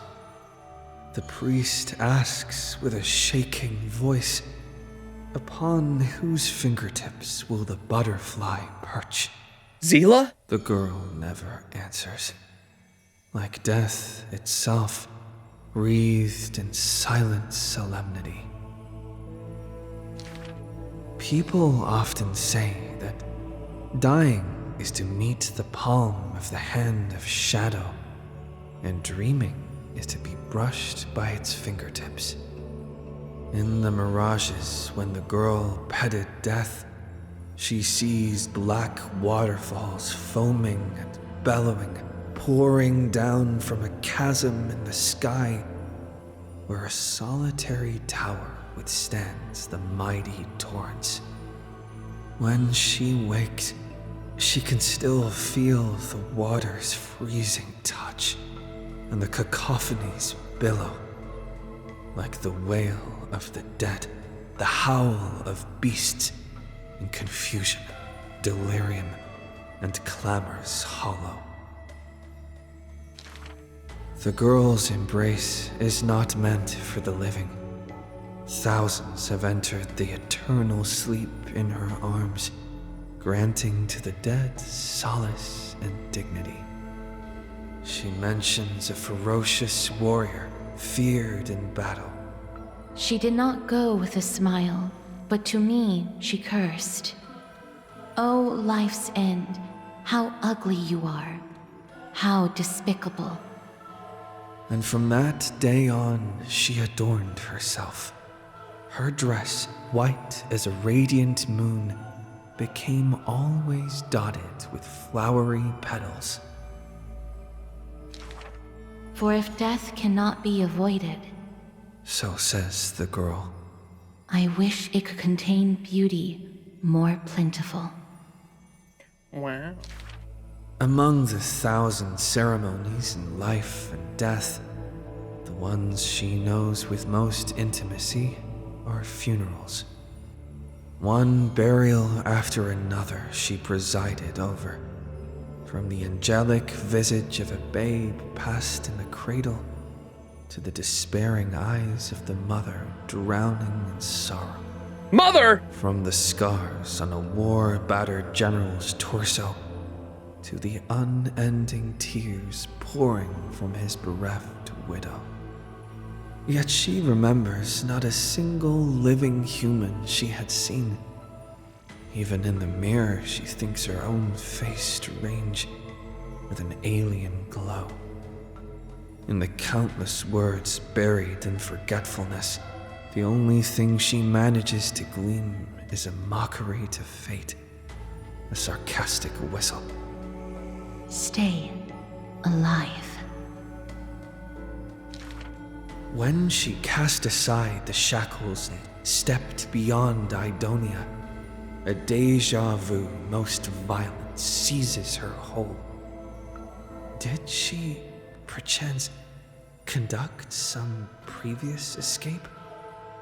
Illusions dance across her eyes.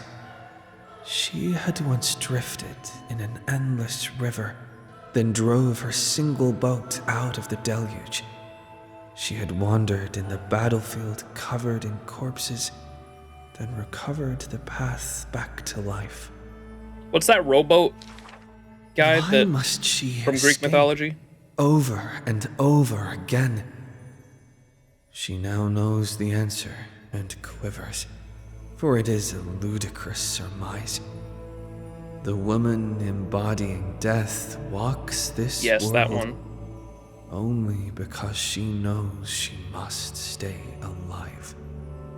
But alas, at that time she knows not that death is not the end. It is only a butterfly landing on a withered branch, utterly meaningless, profoundly trite. Pure fiction or everlasting story? Pure fiction.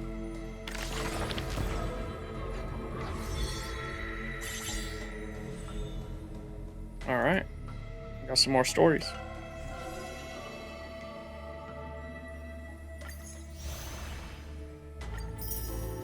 A E3 baby.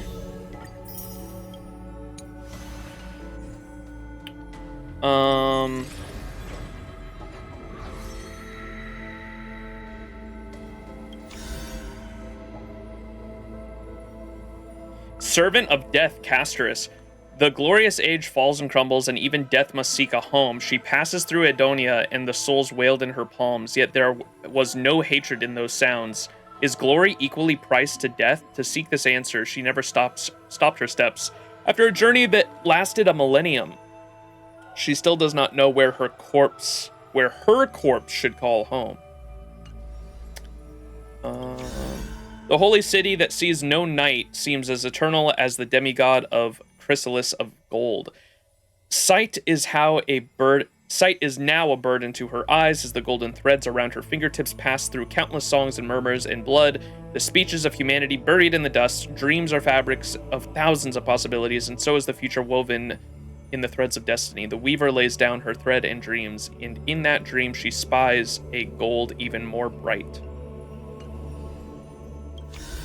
Paimon. When the world's end descends, a hero raised a sword, glinting in the setting sun, and challenged the night that approached dusk. His heart pulsed with brilliance of stars, and his eyes blazed like a fallen sun, casting silver needles upon the scarred earth. He shrouded his name in obscurity, burying the past in the homeland frozen in memory and vowing to defend the new dawn, even if that dawn would consume all in its fire.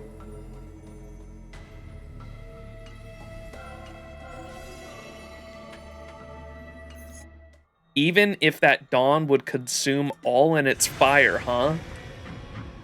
Huh. Okay.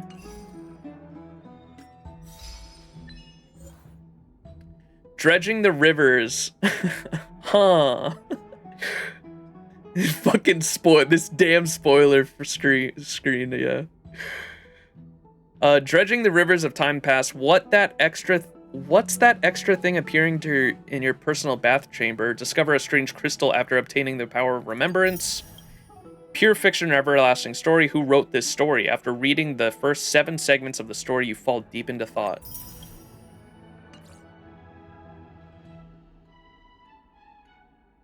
Huh.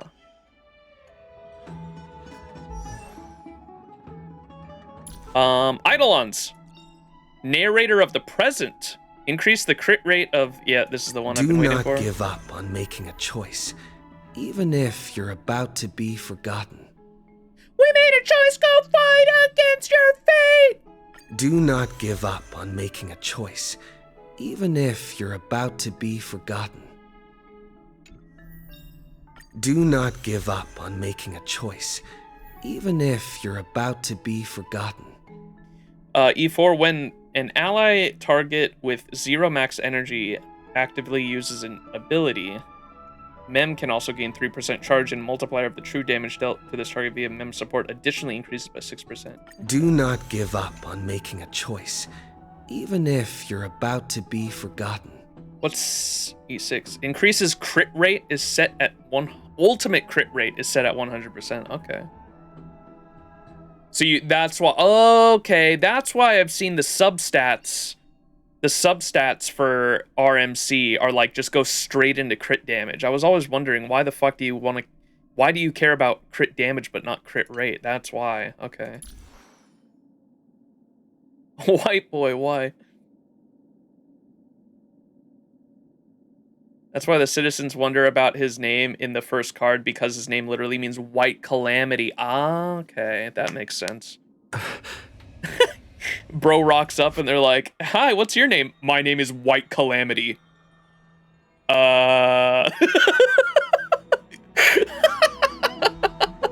Okay.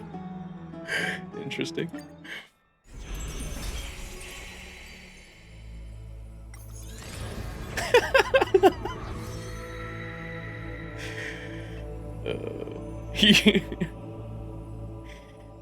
Oh, we didn't read the tribute one.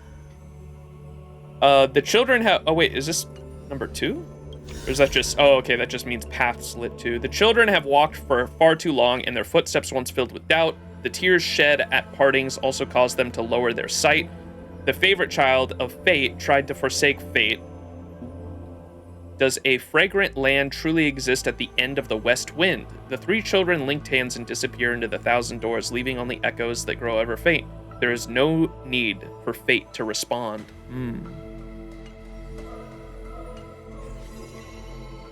All right. Well, that's it for the book. Should we start with the side quest now? Fate! Are we talking about Columbus? Think you can C6 him, and I think I have to go to the fountain to pour all the resources in. They're probably there, but the 3.1 quest line starts there, so I'm avoiding that this stream. There are a few in the market. Wait, can you go to the area where Yanis Steed shop is and check the memory crystal there? The Yanis Steed shop? Where is that? Is that somewhere over here? You're gonna have to tell me where that is. Just random crystals all over them. The Seal Slammers over here somewhere. Yanis Steed, there it is.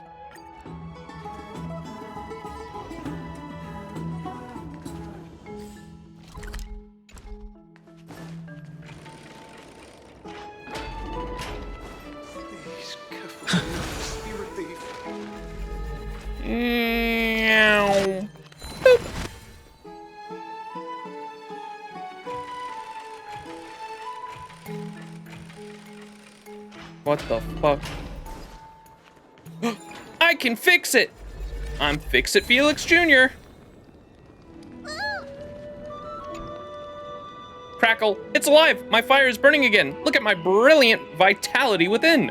It's all thanks to you. Let me think, Crackle. In the past, before the mountains collapsed into countless pebbles, how would I have rewarded and praised you for your deeds? Tell me your story. In the very beginning, there was no sky and land in the empty world. Gregory, the Earth Titan, rose from the void and created a place where life can sustain. Crackle. This is how I came to be. Countless countless of me laid the foundation, built mountains, and became the land. What do I get from this? Of course, Crackle, show your reverence and sincerity, and the land will reciprocate. Let's burn some credits. Yes, that's it, Crackle. Take some of my flame, you'll need it later. Hell yeah. Crackle. Alright, this is what you wanted me to look at? Oh! Can I get a Fide in chat? So, you did come creeping in here after all, my day. I don't know about anywhere else, but that conspicuous body of yours is bound to be noticed in the Marmoral Palace, bruh. Yams, what's up? Thank you so much for the 13-month resub. Enjoy that ad-free viewing and access to cool emotes. Thank you, thank you. Yams came just in time. So, did you come creeping in here after... You did come creeping in here after all, my day. I don't know about anywhere else, but that conspicuous body of yours is bound to be noticed in the Marmoral Palace. Is there something I can do for you? Nothing in particular. I feared you wouldn't be preparing to bathe with that immortal body of yours. You're here, and that's all that matters. It is strange, though. Now that I say it, I thought that the black tide would have no effect on you. Oh. It seems that power comes from the gods after all. If even they themselves are at its mercy, it is only natural that they are unable to protect you. Yes. The fucking one-ass word responses. So, is the black tide your only weakness? No. I see, you're trying to get rid of me. I'll change the topic. There is something I actually wish to ask of you. There are few in this city that can match me in battle, and chances to battle non-humans are few and far between in my travels. Because of this, it has been hard for me to observe the weaknesses in my swordsmanship, until I met you. When I crossed swords with you before, I lacked the endurance and your powerful blows nearly knocked my blade from my hands. If it weren't for my slightly superior technique, I fear you would have defeated me. Technique? Huh. You mean your laughable little tricks? Huh. I know how to relate to you now. As we fought before, how about we share some of our insights? Huh? We have battled for all this time, yet I have never seen you fatigued. How do you train? Would you consider teaching me? I fear you will be disappointed, hero. This is not due to my training. I am simply more capable of enduring pain and suffering than you are. What does he mean by training, Chad?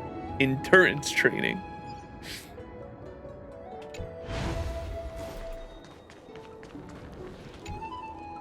Crackle, I want to return to the mountains. Yo, what's up, Chris? How you doing? What do they mean by endurance training? Mighty stronger than me. If Finon asked me to teach him, we wouldn't leave till... Hold up. What? I don't know if I ever grabbed this.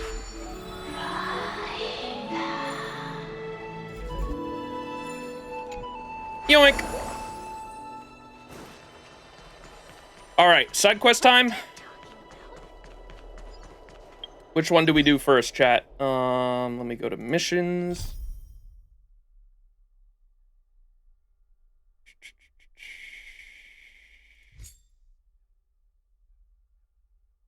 The Damius. You said this was an old event, right? That's the old puzzle event. Can I go see what this is real quick? Is it spoilers or not? Because you guys said it was part of an event. I don't know if there's... I don't know what patch this event came out in.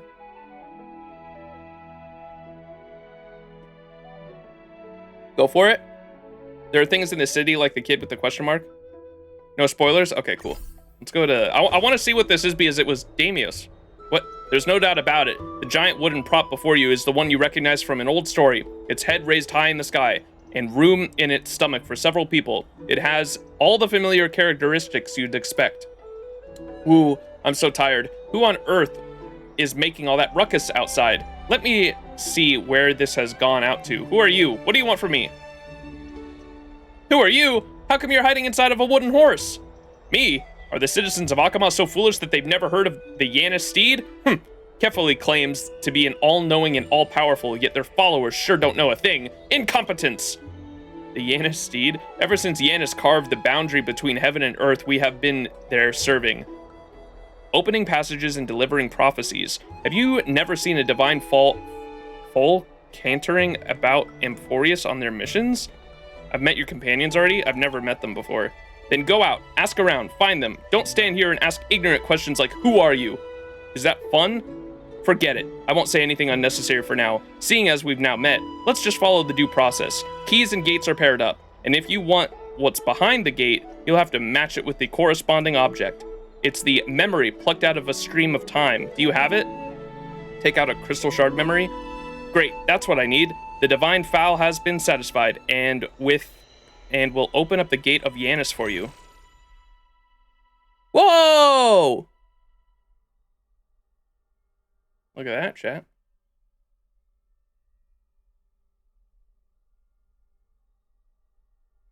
The annals of time.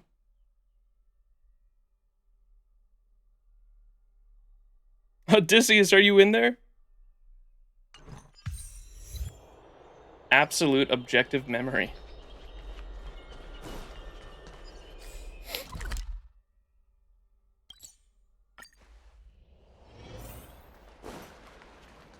Have you heard? Seems like I don't know how long I'll be able to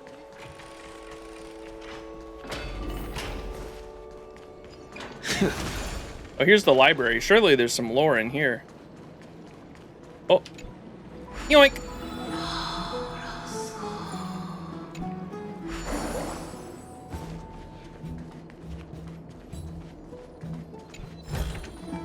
Is that all? Librarian? Yo! Hello, youngster. Welcome to the repository of the Marmoreal Palace. Remember to wipe your hands before looking for any books. You can browse freely while leaning against any wall, but if you wish to borrow something, go find Apollyonia over there and fill out a book request form. Aren't these scrolls? You really dare place books by the water? Haha, no need to worry. The texts here are all blessed by Circes. So even if the pages get completely soaked, there's no risk of them being damaged. However, stains are another matter, so let me remind you once again, make sure to dry your hands! If you're just borrowing, the philosophical and historical texts in cabinets 2 and 4 would be a good choice. For math and numerical works, try cabinet 7. The narrative poems are in cabinet 15. Additionally, young people might enjoy the storybooks in cabinets after 20. I'm feeling overwhelmed. Do you have any recommendations? Well, judging by your attire, you must be from out of town and haven't quite adjusted to the environment here yet. This book might make your impression of Akama a bit more lighthearted. It's a rubbing, so you don't need to return it. Take it and read it at your own pace. In this post-apocalyptic world, the fresh scent of books is about the only thing that brings peace. Haha, I've gotten so caught up, I forgot to introduce myself. I am one of the managers of this repository, and my name is Xenotus. Any issues you encounter here, feel free to come to me. Just make sure that you raise your voice, not to raise your voice too loudly within the repository and disturb the others. Got a moment to chat? At my age, the only thing I have is plenty of time. Go ahead and speak your mind, youngster. Can you tell me about the collection here? Any book you find in Akama, you can find here in the repository. I'm not bragging, but even the scriptures carved into the sacred trees of the grove may not have a complete collection as we do here. If you don't believe me, you can take a look at this bookshelf nearest to us. Our catalog alone is over 100 books thick. We're lucky that one of our colleagues invented the classification numbering system, or else finding a book here would be as difficult as climbing into the sky. Among them, a majority of the texts on Titan rituals. New priests eager to pass their sex rituals often come to focus on borrowing these during the month of joy. That's when we're busiest. Next are the medical compendiums, philosophical texts, and historical records. There are many contradictions between these similar books, and most people borrow them to add evidence to their debates. Lastly, there are travelogues and imaginative stories which are youngsters' favorites. Even an old man like me can get into them. By the way, the innermost shelves hold many manuscripts from Bath guests themselves, even some account books. As for the content, well, it's all up to personal interpretation. Holy fuck, the history of this repository. I guess you're wondering why there's a repository in Marmoreal Palace, right? Well, this all goes back several light calendar years ago, exactly during the 43rd Akama Centennial Festival. That year, the bath had just finished the largest renovation in history, becoming more splendid, but then people didn't know was... But what people didn't know then was that this also meant the architects would be out of work, and I was one of them. My old friend were worried about the future livelihoods, but I, being luckier with a steady balance of wealth, only worried about this knowledge being lost. So after some discussions, we decided to repurpose an unused area of baths into a small classroom that anyone could use. At first, scholars were attracted to teach there or here. They gathered textbooks from all over and piled them up in the shelves. Once they were done using them, over time, those attending these classes became annoyed by the noise from those just coming to read, and the arguments went on for several light calendar years, with more and more books piling up. Finally, Lady Tribby and the others used their powers to gather all the knowledge from fallen nations after a vote in the Citizens' Assembly. Democracy! This place was given the title of Knowledge Hub, and my old companions no longer had to worry about other livelihoods. During the busiest times, the repository even held an annual treasure hunt event. However, since the situation with the Black Tide has worsened, that tradition has been paused. Once the Chrysoceres completes the prophecy, perhaps a few more events will be held again. Is there something troubling you? Troubling, not really. It's more like a sighing at the challenges of the times. Many guests have suggested that I help them acquire some new books, but these new books they're referring to are mostly fantasy tunes and love poetry. Meanwhile, the older categories like philosophy, history, and mathematics are becoming increasingly neglected. Actually, it's not a big deal. The Chrysoceres are brave and skilled warriors, and the enthusiasm people have for life is a good thing. What bothers me, though, is the common trait among these people. They treat reading as a mere entertainment. Not only do they skim through without paying attention, but they often eat while reading as well. Recently, they've even urged me up to set up a corner around this repository as a dining area, offering meals that can be eaten while lying down. Huh. Though this request seems reasonable enough, I can't shake the discomfort in my heart. I don't know whether I should blame them for being so unconventional or praise them for knowing how to enjoy life. After all, right next door is the best resting place in all of Amphoreus. I won't disturb you any longer. It's fine. Actually, there's more to learn from books than from chatting with an old man like me. Feel free to wander around when you have time. Non the demo!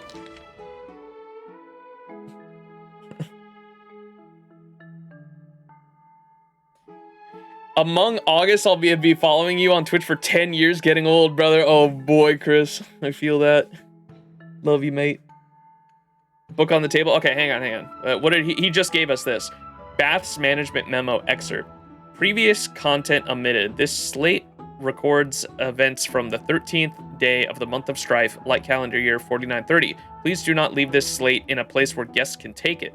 14th day of the month of strife. The wave of guests that accompany the end of the creation season continues. Attendants are a little overwhelmed, and we are looking for stand-ins ASAP. Keep an eye out for clients that... Okay, wait, what is this that he gave us?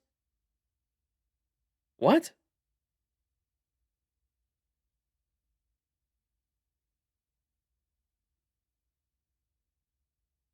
Previous content omitted. This slate records events from the 13th day of the month of strife, like calendar year 4930.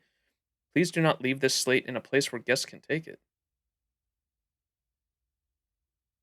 The wave of guests that accompany the end of the creation season continues. Attendants are... Keep an eye out for clients from Kremnos or Ladon. Second day. Starlight Pool is available again. Be aware that the numerous Zagarius faithfuls are increasing by the day. 10th day of the month. They're pranking.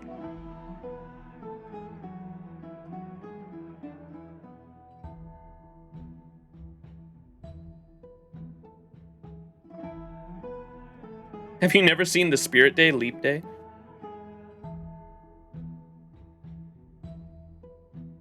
A new collection has been added to the repository as more non-bathing customers will be visiting. Keep an eye out for Kremnoians.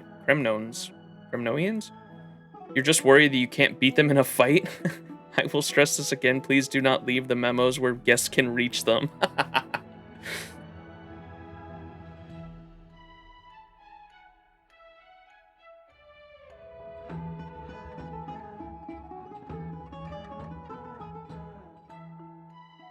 Why the fuck did he give this to us? Or I guess he said you can see a little bit more history of the place.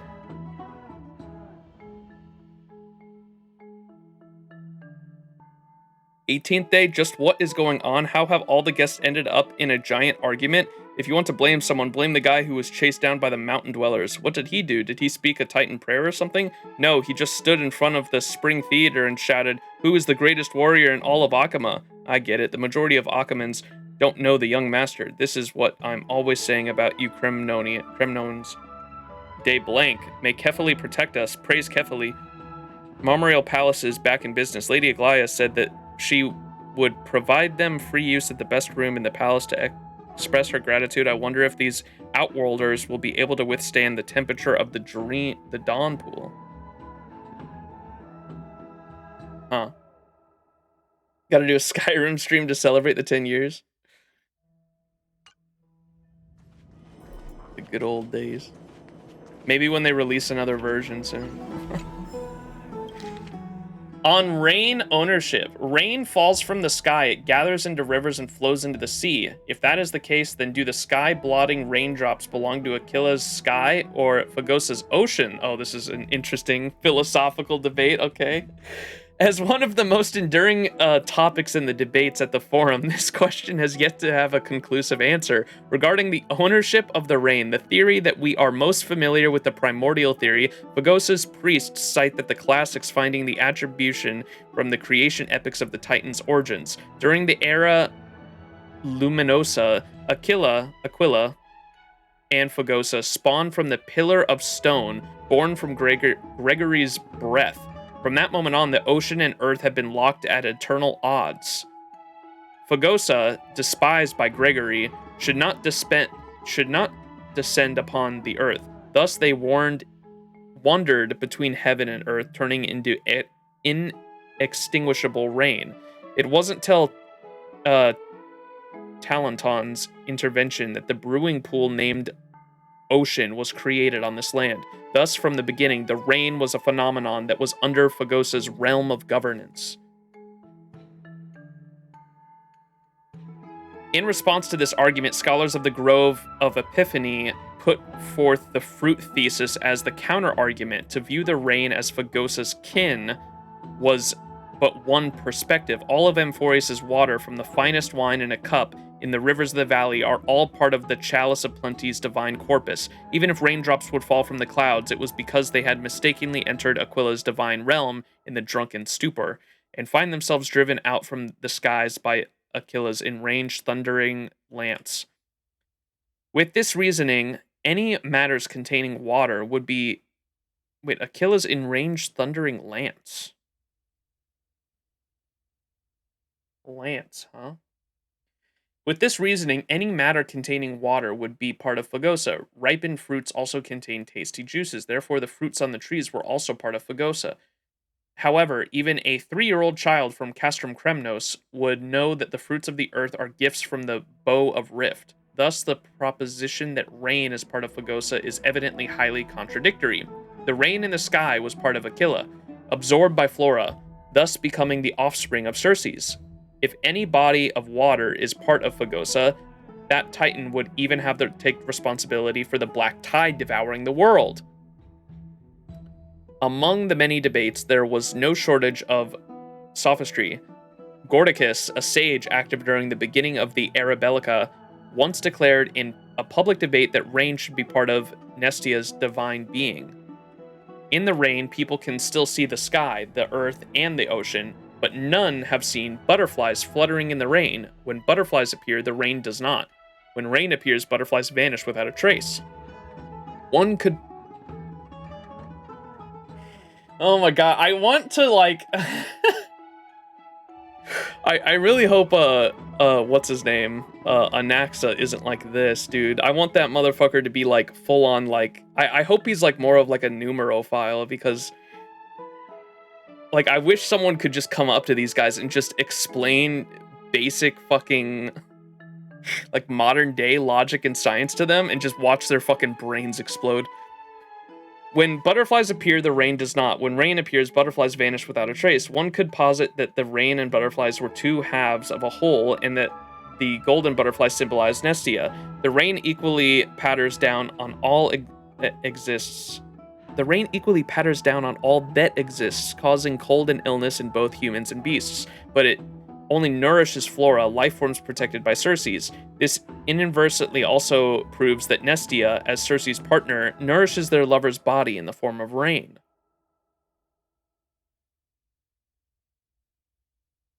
And who's... Oh, okay. So on my whiteboard, I have... So Circe is the knowledge one. I was like, wait, so who are those core flame people? That's going to be an interesting relationship, maybe. So life forms protected by Circes. This inadvertently also proves that Nestia, which is Aglaia, as Circe's partner, and Circe's would be Anaxa. God, I need to see their dialogue. Nourishes their lover's body in the form of rain.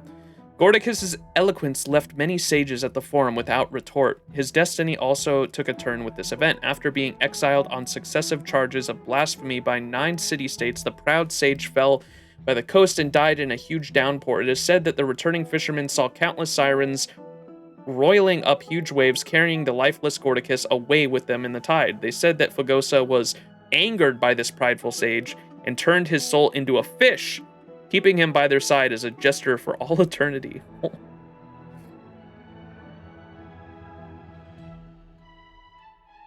It's literally like the have you seen them in the same room argument? Titan Yuri. Since the world still functions normally, the roles of many titans governing it must be distinct. However, our wisdom is less than that of even a leaf in a forest. Ah, that's the old-ass leaf in the forest analogy.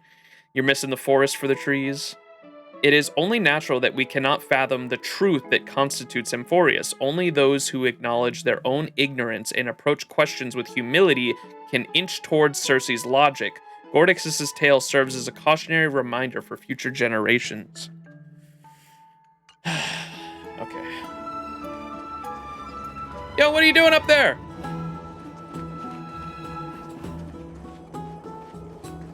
Did I hear something activate over here? What is that noise?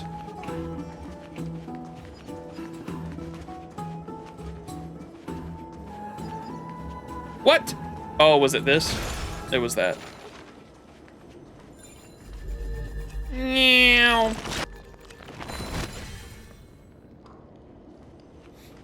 It's literally just Greek myths. I'm aware. Don't worry. I got that part.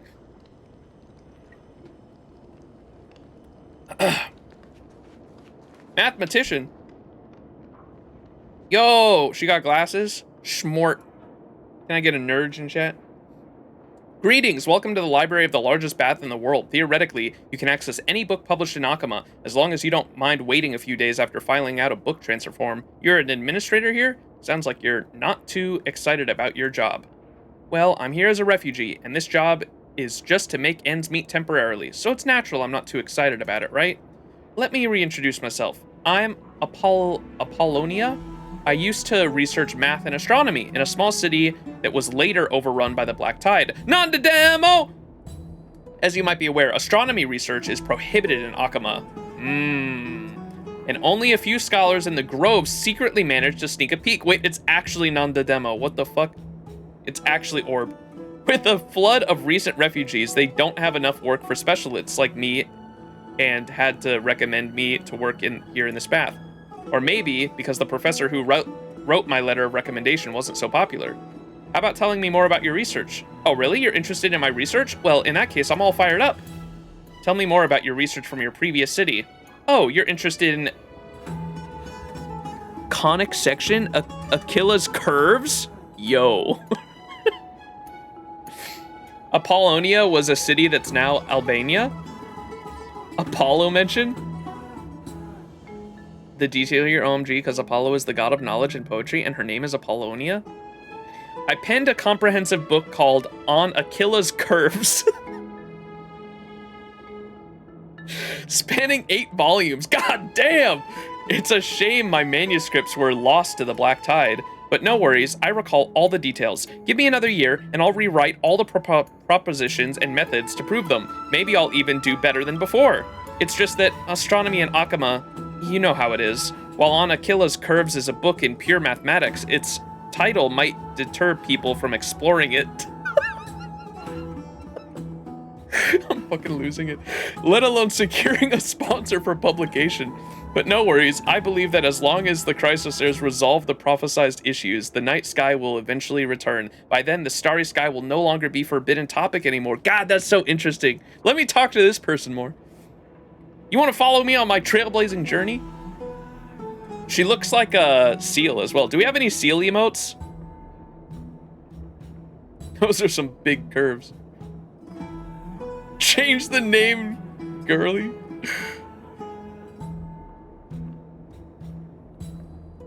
Aquila is also the god of engineering.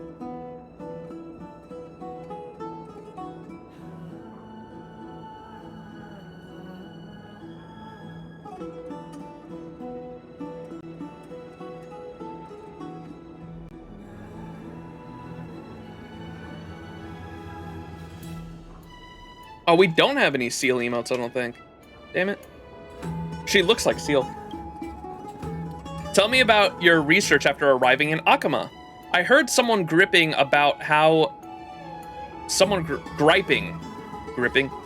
I heard someone griping about how boring the bath's decor looks, and it got me thinking about coming up with some mosaic designs to bring in some fresh aspirations. In the end, I designed a program on a tablet and wrote algorithms to find a pentagon-shaped mosaics that could cover the floor smoothly, and I discovered 15 different patterns. But when I mentioned the idea to an architect, they warned me that mass-producing pentagonal tiles might be too costly.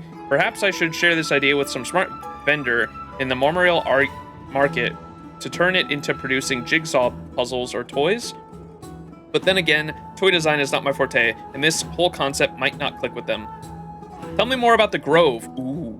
Well, despite being a researcher, I'm not well versed in the Grove. As I mentioned, a not-so-popular professor wrote a recommendation later for me. If individuals tend to presume a lack of mental acuity on the part of the author when faced with intricate explanations, I strongly suggest delving into Apollonio's work on Aquila's Curves.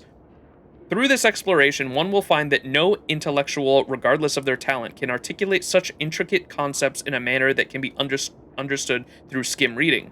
Could that style have contributed to his lack of popularity?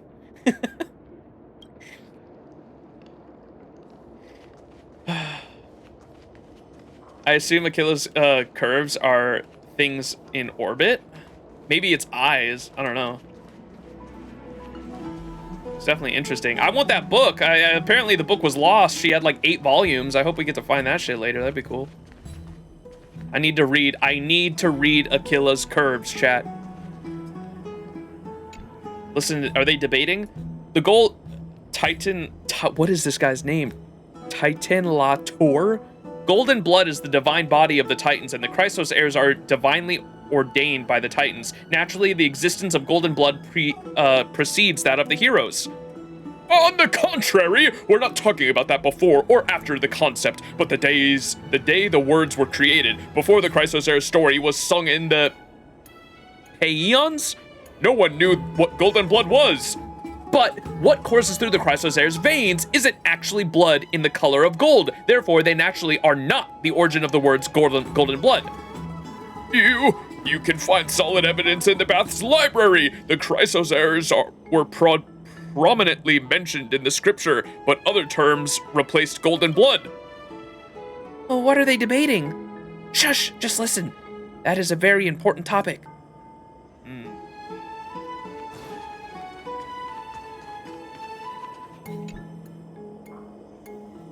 A strange structure stands before you. A golden glittering fluid fluctuates within the sphere above it.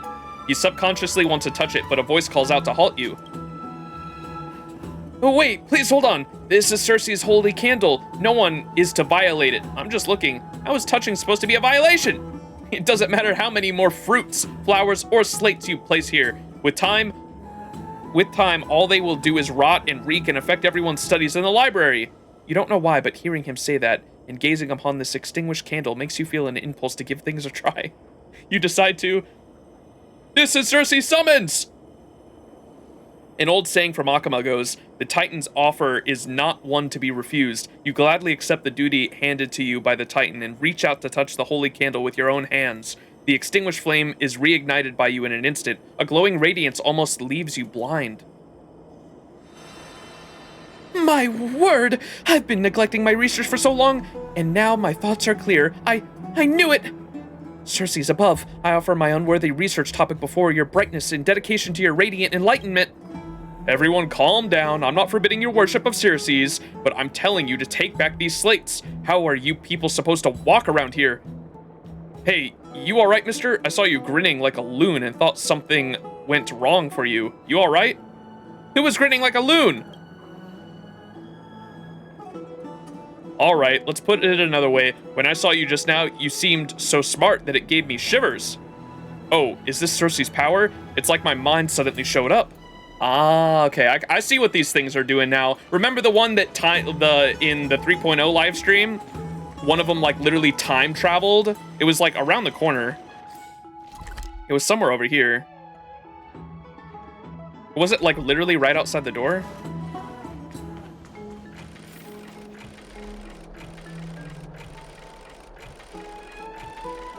Oh my fucking god, is it doing that to load the outside? That's crazy. This one, yeah, this one right here. Remember we did this one in the 3.0 live stream and there were two people here that like literally aged? Like, there was a dad and a son, and the dad became like an old man and the son became like a normal dude. Normal aged dude or a middle aged dude. So these enact the holy candles enact the power of the Titans like in the area. I see now. Max, aren't you a time travel? Maybe. Okay, let's talk to this guy. Scaring me, dude. Damios! Hello, esteemed Outlander. Was that photo of Castrum Kremnos helpful to you? It was immensely helpful. That's good to hear. I've always felt somewhat guilty towards you, so knowing I've been able to help eases my mind. Though Lady Aglaia has forbidden me from further exploring the world beyond the sky, my curiosity remains unabated. If you're interested, feel free to chat with me anytime. Bro, I will tell you everything. I'd be delighted to share my latest discoveries with you, esteemed Outlander. I heard you're currently working on some kind of plan? That's for the quest. Let me do the... What is this music? Ooh, this is peaceful. Can you tell me what you've discovered? I've been stationed at the base of Kefali from entry hour to curtain fall hour, fasting and unblinking until last. I've unraveled the mysteries of the Dawn device. That is, the light emanated by the Dawn device is not constant. Ooh, yo, lock in here, chat. The light emanated from the constant... God, I love these scholars in this fucking game, dude. I gotta get to the... What do they call the place where all the scholars come from? The Grove? I want to visit that place. That is, the light emitted by the Dawn device is not constant. When observed through the highest precision lenses, one can detect extremely subtle fluctuations in brightness. Although these changes are not readily apparent, they are indeed real and measurable. This indicates that the traditional method of timekeeping is utterly unsuitable for the modern Akama. I don't... Elaborate. I don't understand what you mean. Is this so hard to grasp? Never mind, let me explain it in detail. Yes, please. Akama adheres to a traditional calendar, dividing each day into 5 distinct periods based on the mistaken belief that the light from the device remains constant and cannot be used to determine time. But I have proven that this light from the Dawn device does indeed change.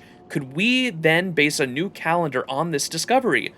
Am I, Damianus, actually correcting Kefali's original creation? That's incredible, but Akama does not need a new calendar.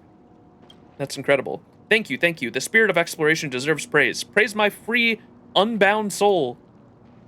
What a great discovery. Exactly, by sharing this discovery, we could revolutionize the long-standing calendar system in Akama. Imagine this, the 5 periods of the day established by Kefali in ancient times and widely recognized ever since are now proven to need modification. What a startling discovery. I should jot this down quickly. Wouldn't want to let it slip my mind. Aren't you an explorer? Isn't delving into the unknown secrets of Akama an exhilarating adventure?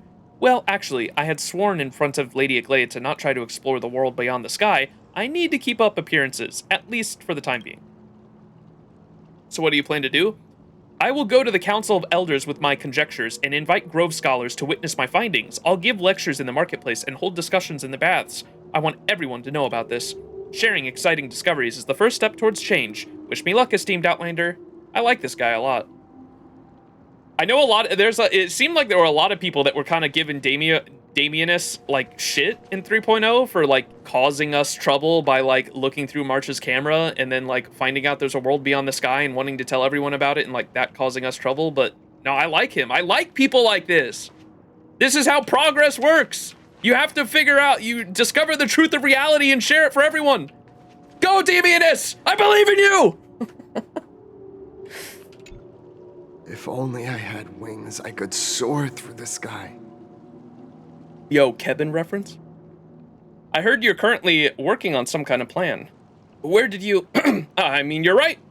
I, Damianus, have discovered the superb business opportunity lying just outside the walls of the Holy City. Do you want to join in hero? If we... Wait, what? Discovered a superb business opportunity lying just outside the walls of the Holy City. Damianus. Business opportunity, that's not what I want to hear, all right? Listen here, you gotta be more like a Tesla, not like a... not like a, god damn it, what's his name? Edison. Gotta be more like a Tesla, not like an Edison, all right?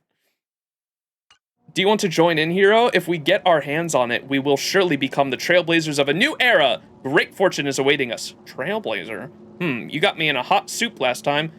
You're actually interested in making money? Give me more details first. You're actually interested in making money?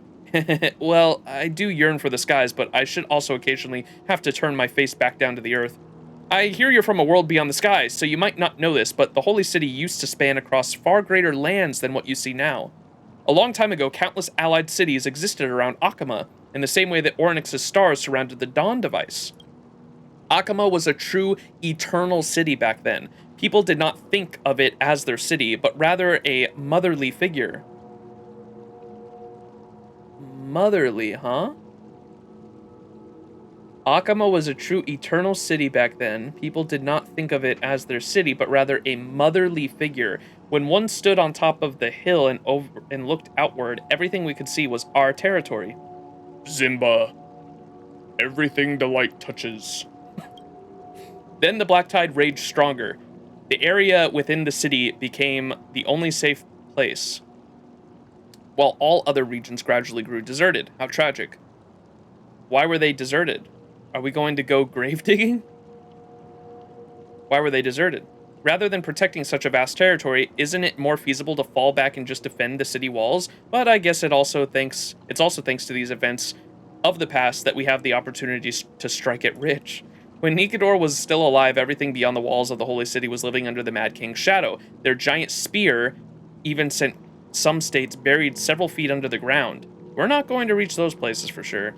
His Titankins are beginning to die down now that you've defeated the Mad King, making this the perfect time to go on an adventure. The ancient cities may be in utter ruin now, but I'm sure some parts of them managed to remain as they were. Say, some places that have been buried underground.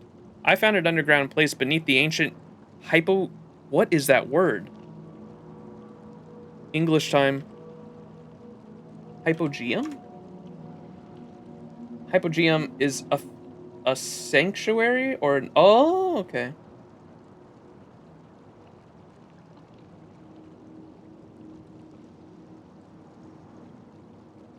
A subterranean structure.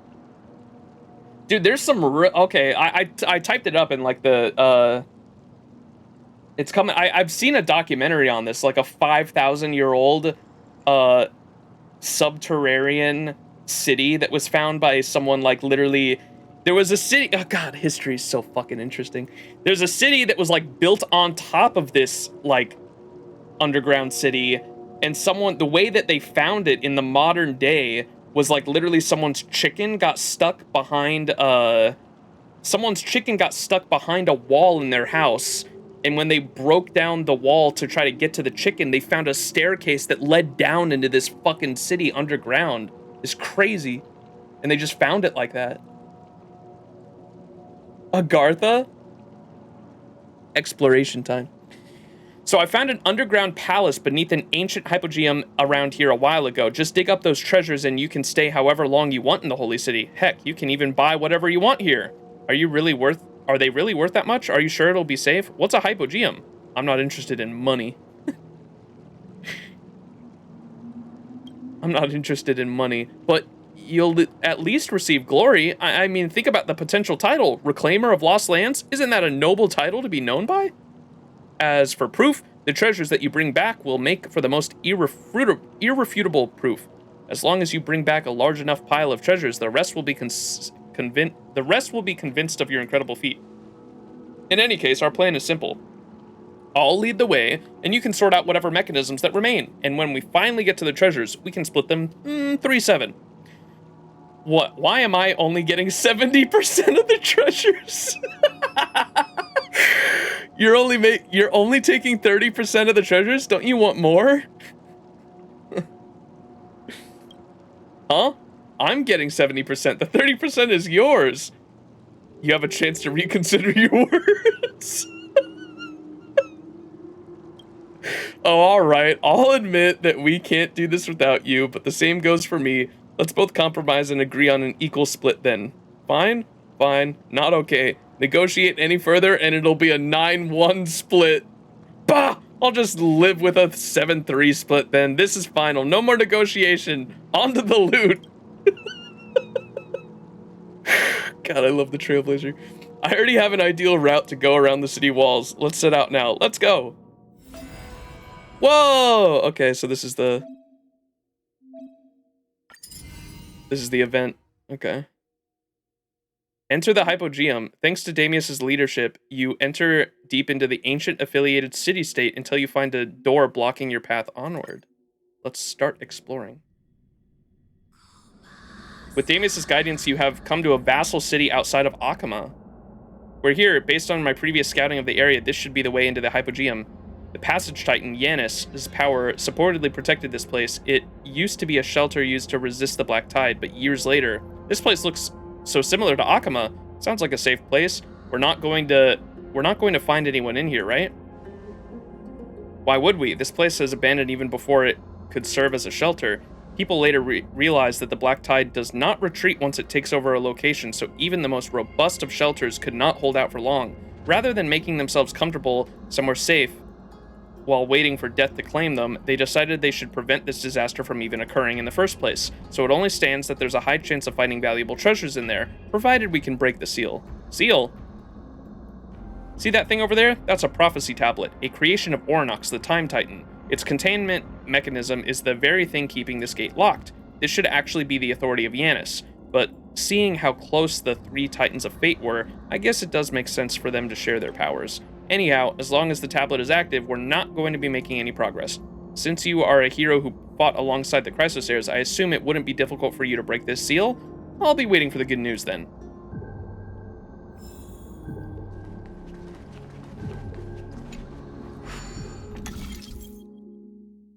Boop, boop, boop. Oh boy, chat.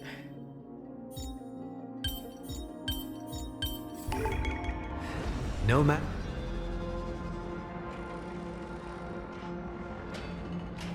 Five head. Oh, it's open. I knew I had to bring you along. I wouldn't have been able to open this on my own. All right, I have no idea what we're going to encounter once we walk in there, but that's the spirit of adventuring. Just the thought of it excites me. Didn't you already draw a map of this place? Woohoo, an adventure. Didn't you already draw a map? I asked help from Aquila's priest, the Sky Titan, and I was able to use his prophecy and my personal expertise to briefly survey the area. However, if we want to know what's actually in each room, we'll have to find it ourselves. In any case, we better press on.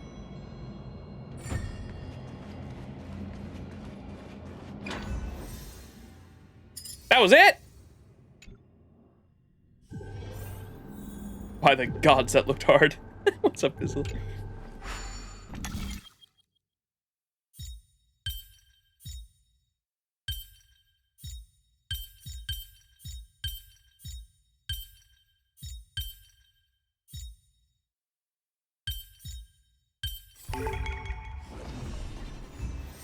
Wow.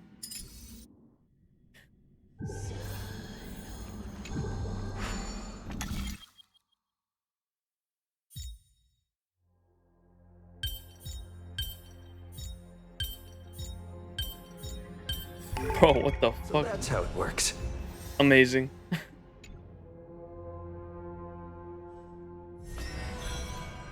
Dub. Are these just more puzzles? Oh, yeah.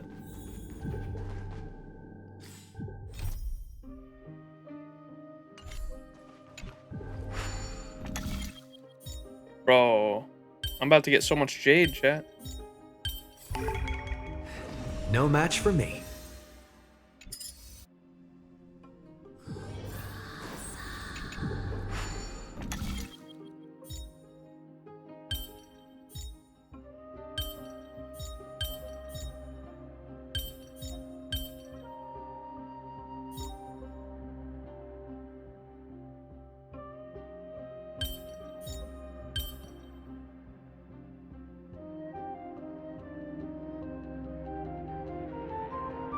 Is this one gonna stump me?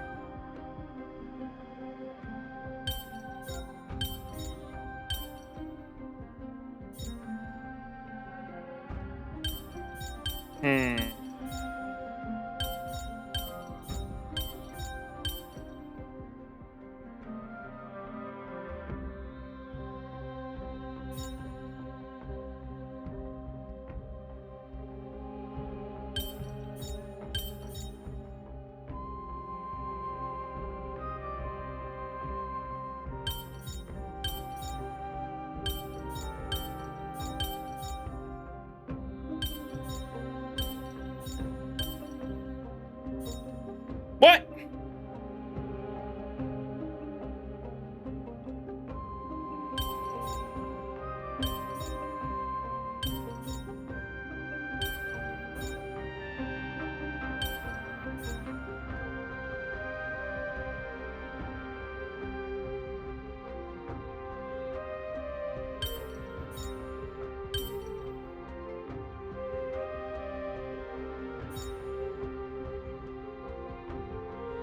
Ten whole jades. We're gonna be rich.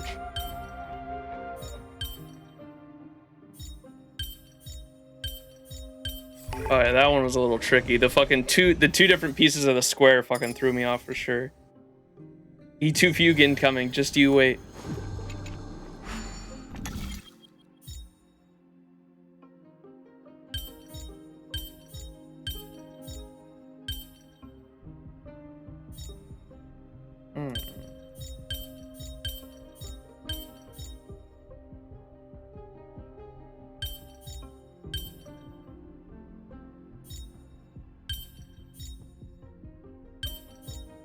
What the fuck?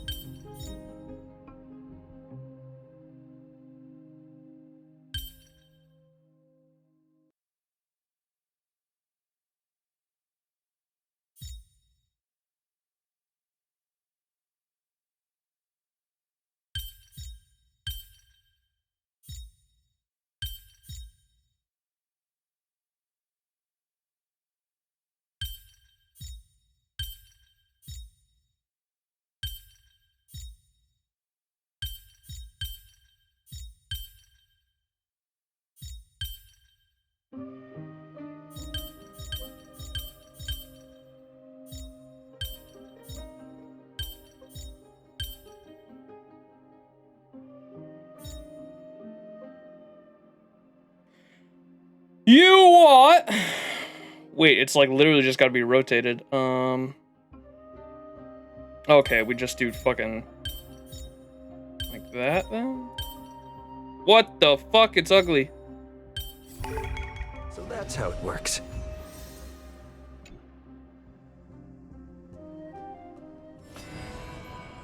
Debbie. Ooh, okay, you do all the different puzzles then, huh? Because this one's scapegoats. Okay, interesting. I'll do that in my own time. It doesn't look like there's much story there.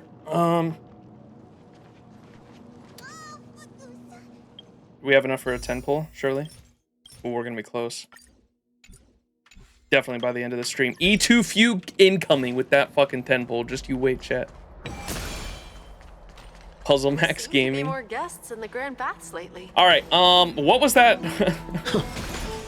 What was the side quest we were actually going for?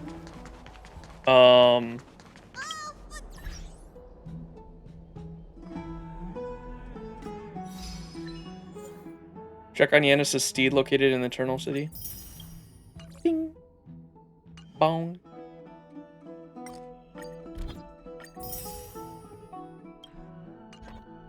You haven't decided yet? Which one do you guys want me to do?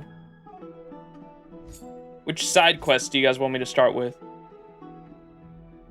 You have already witnessed his prophecies in many forms along your trailblazing expedition, divinations in the quantum history school, extrapolations of the matrix of prescience. Just what kind of fate will you be shown in Amphoreus?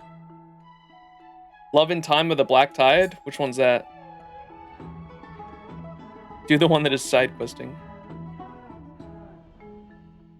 Oh, right here. Love Tide and the Black Tide. Okay. Love in Time and the Black Tide. Ask Cryos about Nymphia's whereabouts. Times of trouble are... Oh, is this the one with the... Is this the Romeo and Juliet one?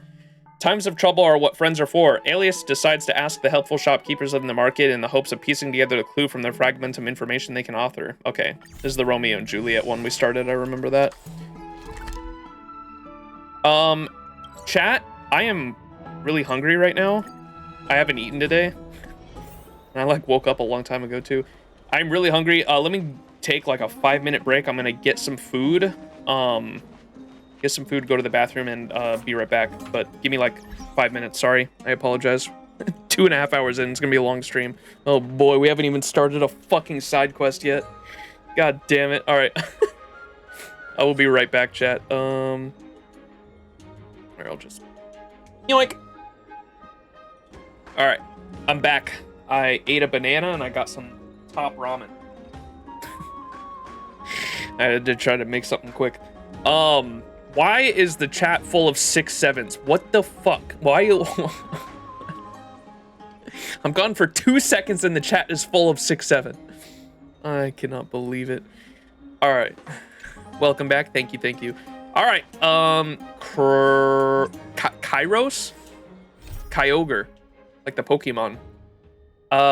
So we're going to ask him about Nympha's whereabouts. So if I remember correctly, where we left off, because we did start this quest in my first Amphoreus stream. There's like a Romeo and Juliet situation going on where I believe someone from Akama, I think the guy's from Akama, and is the girl from the war tribe or the war city, I think. She got nabbed, vice versa. Oh, okay, the girl's from Akama, the guy's from Kremnos. And they have like a forbidden love going on because of the rivalry between the two cities and the families specifically as well. All right, so we're gonna, and the girl got nabbed, and we're gonna ask him about him. What would you like to eat? Local specialties, or perhaps something more outlandish that has been lost to time? What do you mean by that? Nympha, got any clues about her? It's so disturbing. Nympha did not want to go at all, but was carried off by 8 of their guards. I'm so sorry that we couldn't stop them. Let me see. Several days back, the kitchen staff for Nympha's family placed a massive food order with me, including several expensive delicacies. It's the kind of order that you normally only see at wedding banquets. So, is Nympha getting married? Standing off to the side, Alis can barely stay on his feet. He nearly drops to his knee, but luckily you're there to catch him. Alis, be strong. Okay, the guy's with us. She didn't even invite you. So Nympha has been lying to me all along. I'm just some boy from the Outlands to her. Pull yourself together. There's more chance of the Dawn device never lighting up again than Nympha not loving you. Hey, don't speak too soon. The delivery is scheduled for tomorrow. No matter what kind of banquet it is, you two must find Nympha before it begins. Lastly, try asking Theodore in the ancient artifact store. Maybe they'll have a clue about the recent transactions. The artifact store. Hand-painted pops and ancient artifacts at all reasonable prices. Feel free to take a look around. You got any clues about Nympha? Those depraved old aristocrats are stealing even their children's happiness. Remembering history makes us wise, but also repeats the cycle of tragedy. Oh boy, ain't that the truth. A few days back, I had really suspicious trade. This guy who looks like a retainer wanted to pawn a priceless pendant made from Kremnos eagle blood. Eagle blood is very rare, and a rare extent treasures are mostly safeguarded by Kremnonians. so there's a way it'd be in the hands of an ordinary Kremnon guard. When I hit him up about it, he just said some aristocrat in the city gifted it to him. Here, let me show you. That's my mother's eagle blood pendant that I gave Nympha. I was worried about this getting busted, so I never let Nympha wear it. She must have hidden it very well somewhere at home. What's it doing here? Is that what Nympha wanted? Someone found this pendant. Every clue so far points to the outcome and one outcome and one alone. Nympha's family put her under duress. I kept a close eye on this bizarre customer. My friend said that this guy was hanging around the Memorial Palace a lot lately. Go now. I hope this eagle blood can lead you to the one love. The one you love?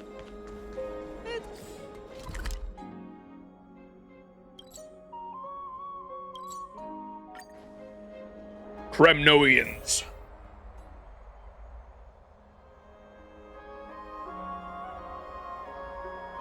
Holy steam, bro. Shit gonna be hot.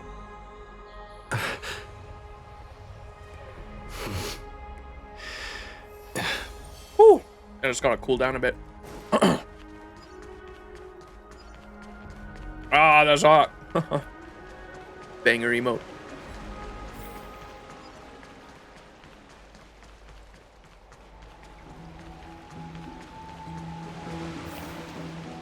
It's too big here and impossible to find where she's gone. Let's go over some memories and try to pull some more clues. Memories! It's back to the Grand Baths. Rewind the past to find where Nympha was in prison. It's rewind time! Make it neat and Whoa. Oh, I didn't mean to. Alright, what's going on here? Oh, where are you taking me? Are you really going to do this to your own daughter? You rejected all those high-born young Akamon boys, but I never thought you were doing that for a Kremnon, and it had to be this one? I'd never have believed it was true if the guard hadn't shown me the necklace. My necklace? How did you find that? Give it back to me now. Such rude behavior and disrespectful language. Your current behavior is because of all our failure as parents. You sure failed majorly, and if your plan hadn't been exposed, I'd never have fallen in love with that poor man who was nearly killed. Why, if you don't cherish your own freedom, then allow me to make some arrangements and think about what you've done before the wedding begins, would you? As for that little punk, he's going to suffer. Mother, listen to me. I swear by Talenton, the scale of justice, that I will predict your future. Your bloodline will merge with that Castrum Kremnos, and your progeny will carry the blood of strife. How dare you say such malicious slander? Take her to the cell and tie her up. You think that's possible? There are people all over Memorial Palace. Someone will help me pass messages. Naive child, I am talking about that room in the market. The most dangerous place is also the safest? Yes, ma'am. How unreasonable her family is. So Nympha has been putting up with such huge pressure at home, but never once let me know about it? She never wanted to put any pressure on you. In-laws like that are super scary. So that's why she wants to make her parents lose at least once. I gotta do something about this. Come on, let's go back to the market. I will tear this place apart to find her. Back to the market!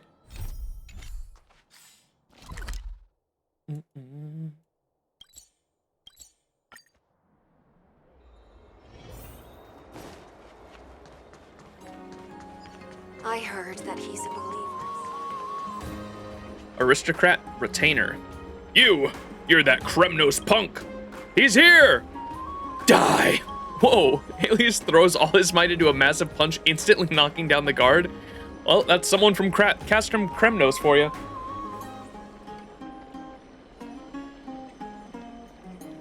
Bro said die, that's crazy.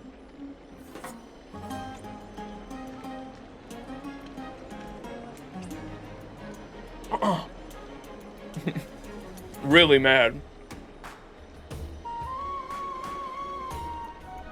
Steal my necklace again, would you?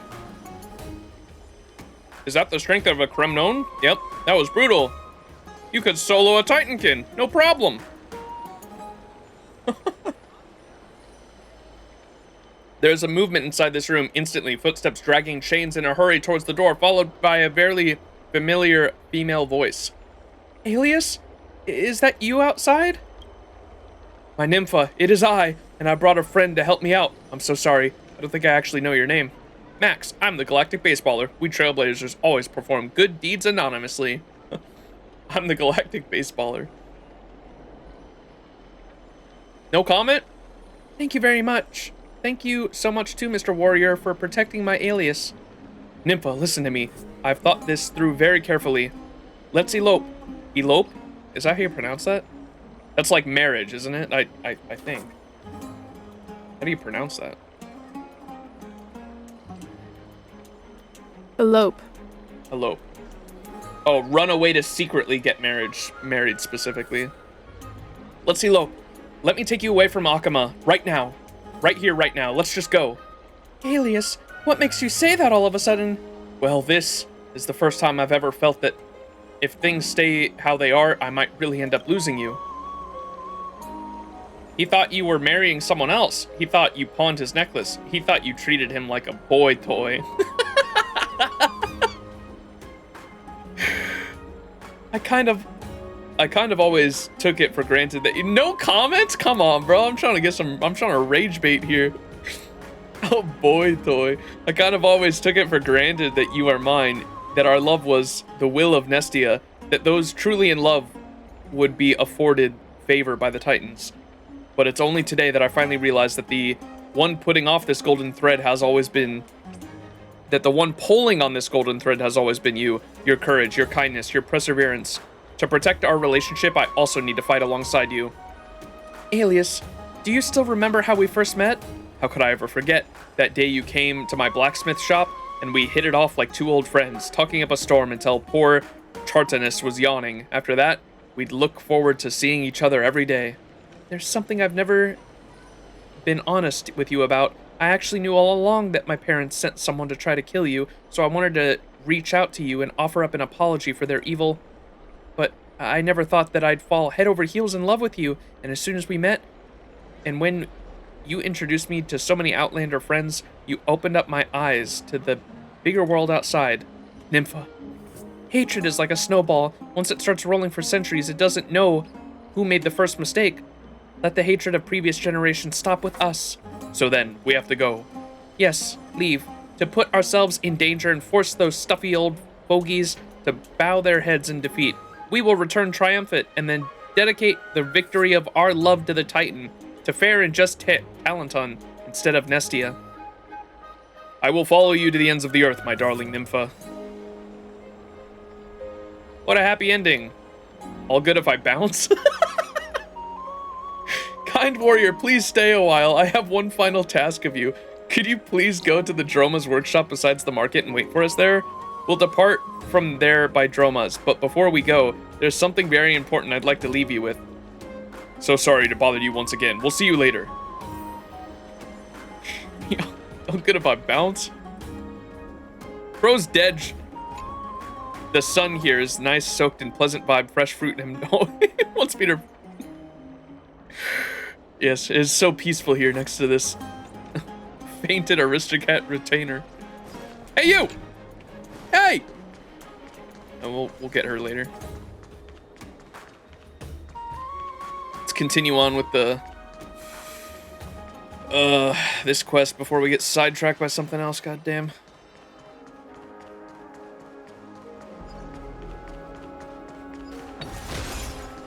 What's this? This should be the place Tribby mentioned, but you don't even see a glimpse of... Oh, god damn it! This is the text from Tribby from earlier. You Akamans are so slothful. Has Kefali never taught you the virtue of punctuality in your labors? According to the School of Relative Cognition's first law of waiting, when you wait without purpose, the relative time your brain experiences will experience a state of exponential increase. You decide to give your brain some exercise and pass the time. You remember who you were looking for, Max? None of these people. Batavia. Nice answer. You managed to get yourself all dizzy. According to the second law of weighting, your perception of time will be accelerated at 99% of the speed of light. Of course, the above was all made up by the school of relative cognition. You were pulling my leg! The baseballer is angry. Narrator, that is not funny at all. Rather than waiting around, why not catch an early worm? Ask around for Pasithia's sightings. God damn it. No, not this one. I need the... this one. The story draws to an end. Is this the happy ending of a rom-com or the prologue of yet another tragedy? You silently pray that the scales of fate tilt towards the former. Yeah, I imagine this story's not going to be over that quick. Fate!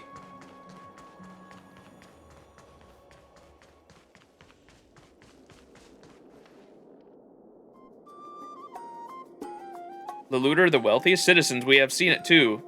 It was this outlet. Is this a different fucking quest? That's my beloved boss man would exhibit such a major mood swing, refusing to receive guests for the day's end. It is the trickery of this outlander. Oh, it is another quest? God fucking damn it. Slander, I only petted it lightly. Who knew your dromas would be so... lightly, my dromas are sacred beasts blessed by Gregory. They are nigh priceless. Like Boss Man here, it loses its appetite when it's frightened. Without food, it won't have strength to carry people, and if it doesn't work, I'll lose much more money in a day. And look at these beautiful scales. They are a little shabby, but, well, when did this scratch appear? You must have done this with your grubby fingers. Eh? That was already there to begin with. Stop making excuses. No one else touches it besides you that day. You will pass for my losses. You will pay for my losses. What happened? Outlander? That's right. For these scoundrels from outside the holy city who covet our wealth, their punishment must be swift and just. In recent times, Bossman had been unusually lazy. I noticed something amiss, and personally stood guard by its cage. Guess who I caught red-handed? This Outlander! He would come here on time every day, get close to Bossman, and pinch it violently. My heart bleeds for its abuse. Flustered Outlander. I was managing it, or I was massaging it. I noticed something off with its behavior, surmising that it was overworked. I wanted to ease its pain. An owner like you, working your beast of burden to the bone without a day off, even mountain dwellers would be hard-pressed to keep up. How we rear our livestock in Akama will not be dictated by an ignorant outlander such as you. Are you disrespecting our customs? That's right, I don't know much about dromas, but this outlander is overstepping his boundaries. Yeah, that one might even be another remnant of Zagreus's worshippers. Look at them sneaking about.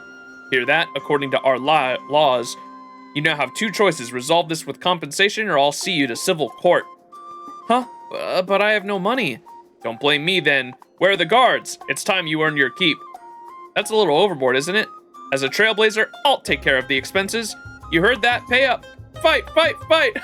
You can fucking encourage it. Oh my god. This is all a little overboard, isn't it? Overboard? I'm in the wrong for seeking compensation from a criminal? Lord Liluder, you are mistaken. This lad's words may have been candid, but the reasoning is sound. Old man, Liluder the wealthy. And who are you? Socrates! Sock tires? Socrates, chat! Just an ordinary geriatric, Lord Liluder. I reckon you must have knowledge of the matter from your confident poise. I have a few questions regarding these pack beasts. Not only the dromases, I also know my merchandise like the back of my hand. Ask away. He's the tired sock. As the guardian of these dromases, what is the most commonly known characteristic of Gregory, the Earth Titan? Need you ask? It's earnest hardship, tenacity, and a thick hide. Then how should dromases blessed by Gregory be manifested? In the same way, obviously. On this note, everyone may be asking a question. If this dromas here was blessed by a titan, how could such a tough creature have a scratch on its scales? I shall hazard a guess at this. When the city was attacked, the Mad King's kin wrought destruction along the streets, causing damage to many dromoses. The scars on its scales are a testament to its glory, but as a servant of the earth, mud covering its scar, preventing anyone from noticing. Till that gentleman gave it a massage, causing the mud on its scales to be kneaded off, and thus was the scar revealed. Ha! How ludicrous. You think your outrageous rhetoric will acquit him of having to compensate me? If you didn't like that, there are other theories as well, that this Dromas wasn't blessed at all, and is just unusually frail, or the scar wasn't even made by that gentleman to begin with. I believe Lord Leluder is most aware of the truth. You are free to choose your explanation, no matter which one it may be. Fine, I'm not pursuing this matter today. Just don't let me catch that Outlander doing anything funny. This conflict was resolved way too quickly. The crowd is engrossed in gossipy discourse, some lauding the geezer's glibness, others sorry to see the drama end so soon. Mister, thank you so much. All right, you run along quickly. Don't give anyone else a reason to speak ill of you, even if you did nothing wrong. The flustered Outlander experiences God damn it. Don't be in such a hurry to leave, young friend. I still have something to say to you. So who exactly are you? My name is Tired Sock. Sock Tires. What the fuck? The most witless geezer in Akama, and a most devoted seeker of knowledge. And no way am I inspired by an old Greek philosopher.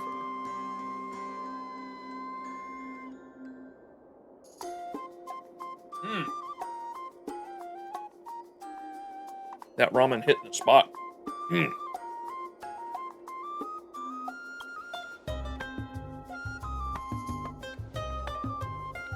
Oh, you could have gotten different dialogue here if you encouraged it, huh?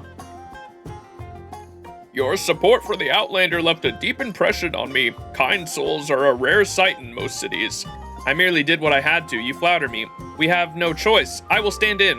I just wanted to pit my wits against him. We have no choice. I will stand in. Ha ha ha.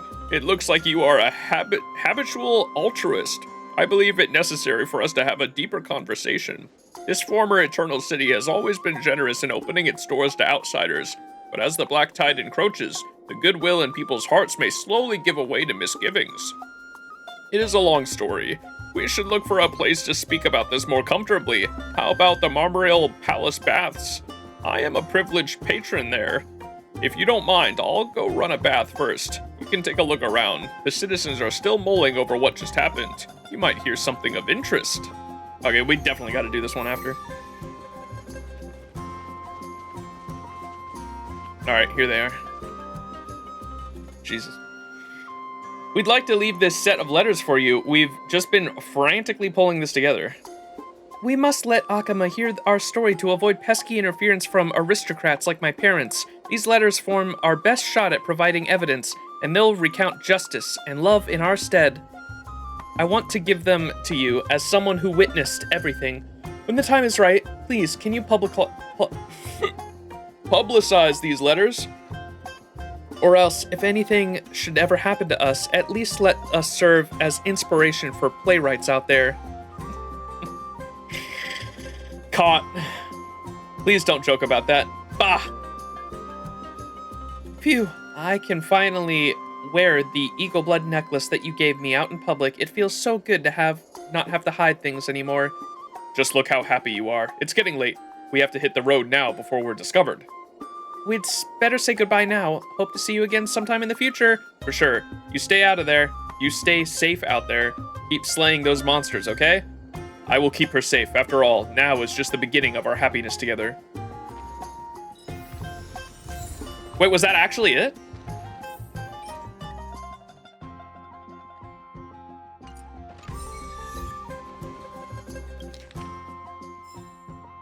Letters with Nympha. Nympha, if the gods would grant me, a mere mortal, a letter to greet the embodiment of beauty walking amongst us, may the gentle winds of the divine protect you, just as the tenderly caress the rose petals at entry hour. I will never forget our meeting yesterday. What a marvelous feeling it was. My heart continually filled with a gentle joy, as if you were a soft morning light piercing my heart, casting endless tranquility and happiness. How can I thank you for your elegance and kindness? It was they like messengers who led me to your noble and pure presence. Oh my god, I'm gonna fucking lose my mind if I gotta read this lovey-dovey shit. I never imagined that such a noble lady, blah blah blah. We spoke from the bustling market at point where most hardworking Chartonus began to feel drowsy. From then on, the moment of parting became a name. It's called the parting hour. Surely you have many duties, and yet I find myself constantly thinking of you often. Oh my god! The Marmoreal Palace is organizing a public holiday soon with picturesque views of the sweet songs and nightingales. Perhaps here you can find a moment to rest and momentarily escape your worries, though my knowledge may not be deep. I'm quite familiar with this place and scenery. If you wish, blah, blah, blah. Oh, it's literally just a back and forth.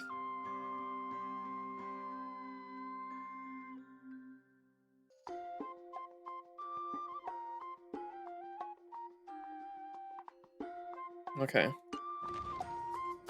That was one of the short ones? Okay. Zoom.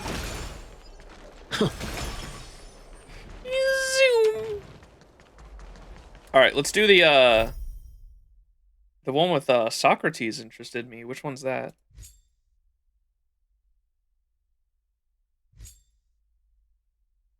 Is it this one?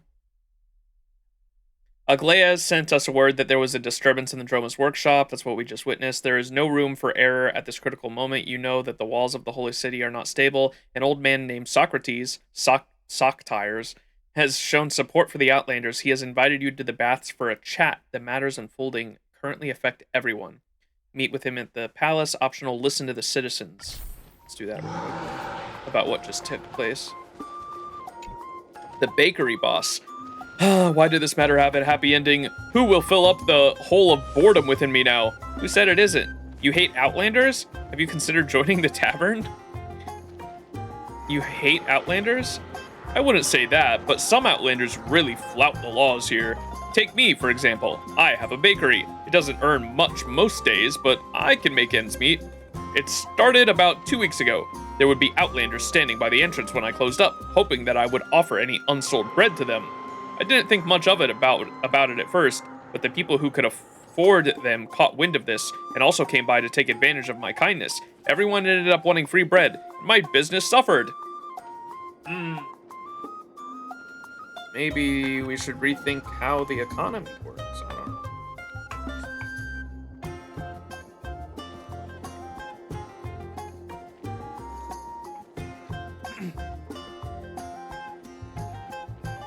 Doesn't sound like that the Outlanders were at fault. Couldn't you just not offer those bread to the citizens? Doesn't sound like the Outlanders are at fault. Are they not? If they hadn't started the trend, Akamans wouldn't have learned to be so greedy. Oh, dude. Outrageous. Can't these guys just find a job and pay for their own bread? Sounds like a lot of the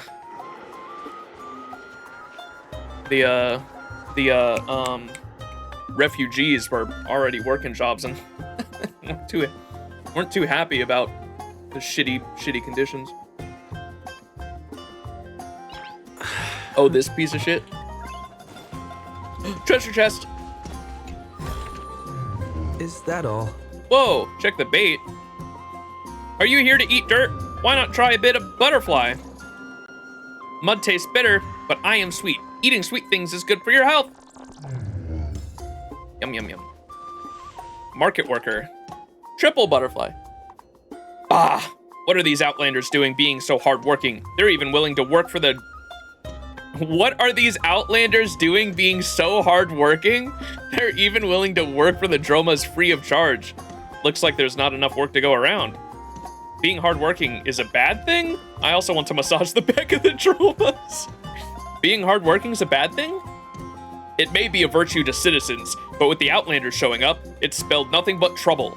There weren't many Outlanders who came to the Holy City in the past, so the Council of Elders agreed to let them enter in batches. But who would have thought that these ruffians were so exceptional? They had only 2 conditions while looking for a job: food and lodging. You didn't even have to pay for their work. No business owner in their right mind would want to hire any locals with such an affordable staff. I can't work for no pay.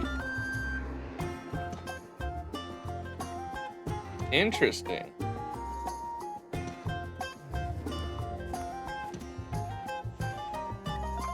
They took our germs! Maybe it's because the world's ending?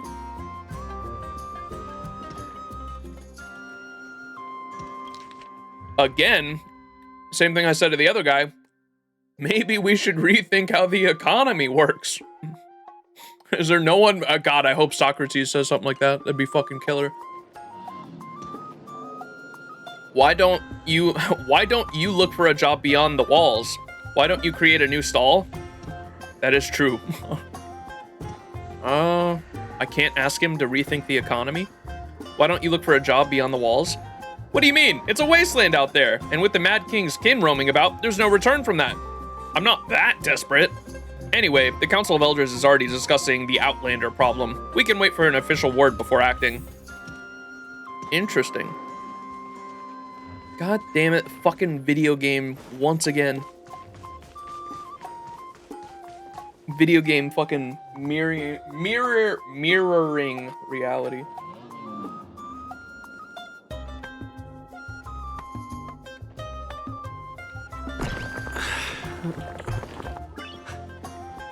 Oh God. What's the grandma gonna say? Independent thinking citizen? Bro. That old man sure has a silver tongue. It's not the first time Liluder has tried to make things difficult for Outlanders. Well, that backfired on him this time. Ha ha ha.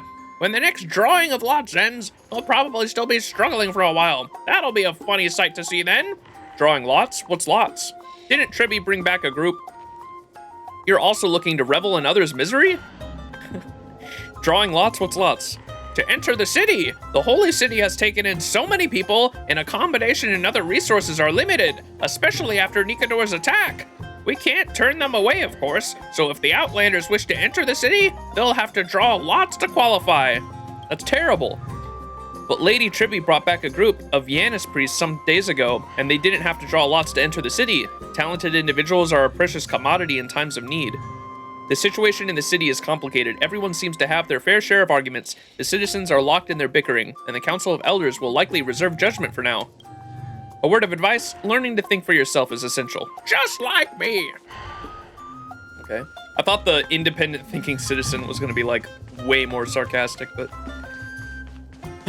Alright, so now we go meet with Socrates. Away we go.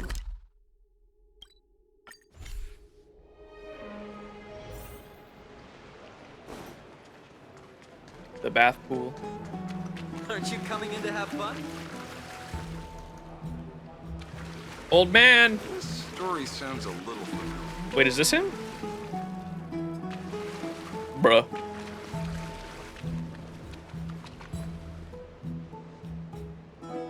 It's you, young friend. Come on down, the water's just right. Did you piss in the bath like a Glea? I've got a complete grasp of the situation. Can I not go down? What do you mean by that, bro? Only a hot bath will satisfy me, then I'll gladly accept it. What are these answers? Is he testing us?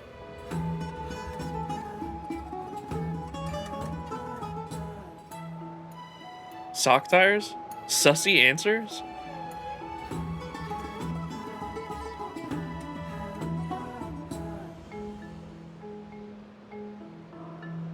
Can I not go down? I'm used to thinking with the flow of water. Sometimes we are but a minuscule spark of inspiration away from the truth. You ought to give it a try too. You enter the bath, as he said, the temperature is just right. Where should I begin? How about we start with you? I hear that Nikador's brethren were running rampant in the city when you first arrived in Akama. Before that attack happened, an occasional outlander seeking refuge would come here for shelter. Their cities had been razed to the ground, and they could not survive long in the wasteland. And now, the number of refugees seeking protection in the Holy City is rising because you defeated Nikador and made the journey to Akama that much safer. The Trailblazers garner much merit. You mean I caused this problem? How cruel. Is it because they didn't pay the toll?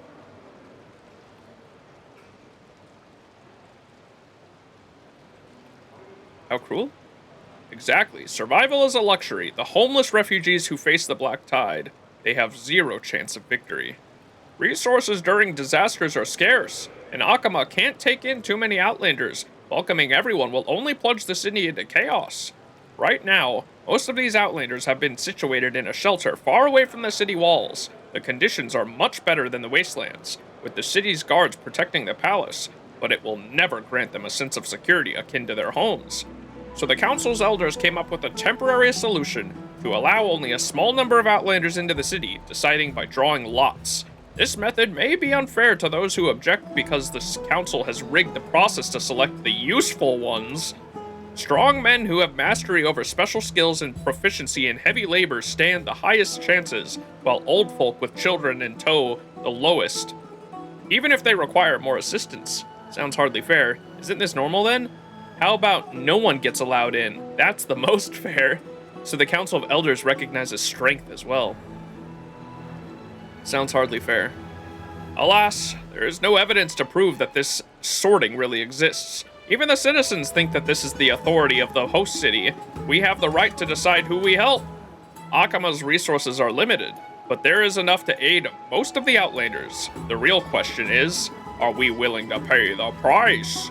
If a group of strangers was starving at the gates and they could live with a mouthful of food, Akama would be more than happy to saving them, but you and I would have one fewer bite. One fewer bite of apple, for example. I like apples. An apple a day keeps the doctor away. Then, are you willing to relinquish an apple on your table in exchange for a stranger's survival? God, I hope I can fucking... I hope we have some answers for some actual dialectical materialism here.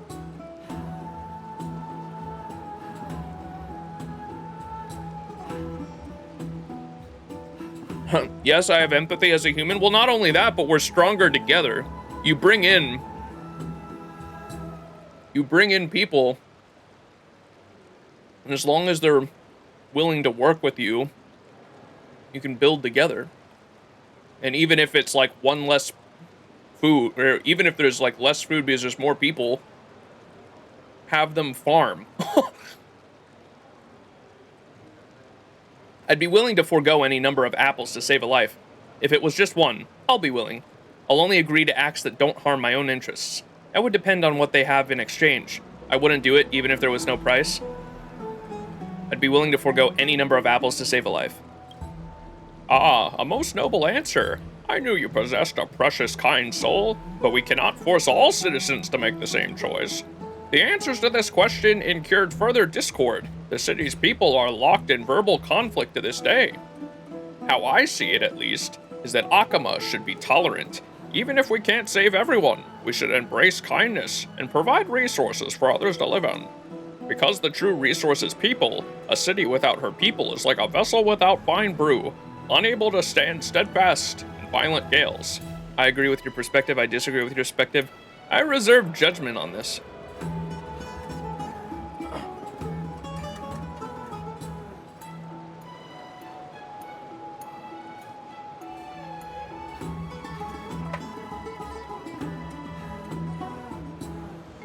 Very fitting with the current political environment.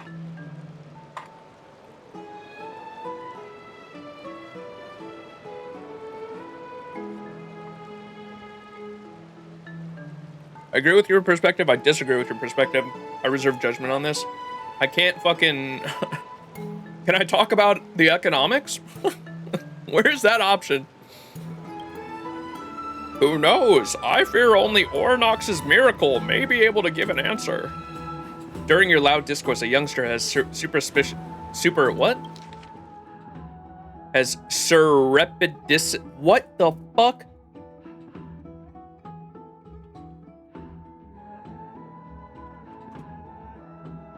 Surreptitiously. Surreptitiously, in a way that attempts to avoid notice.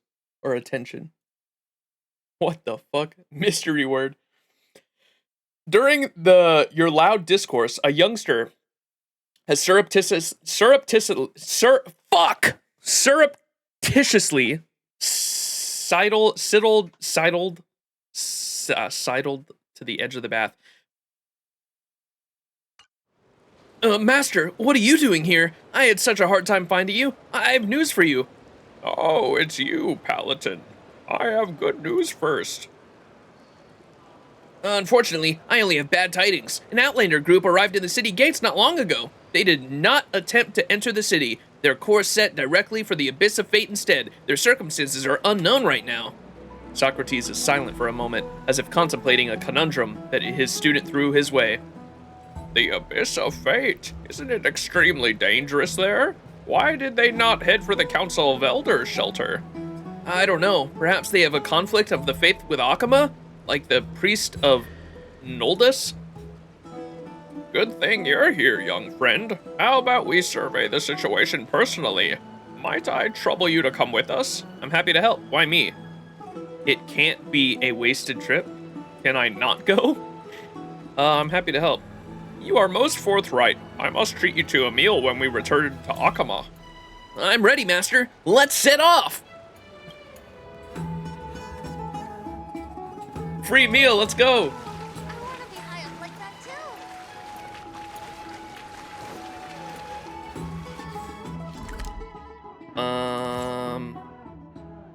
Janalopolis.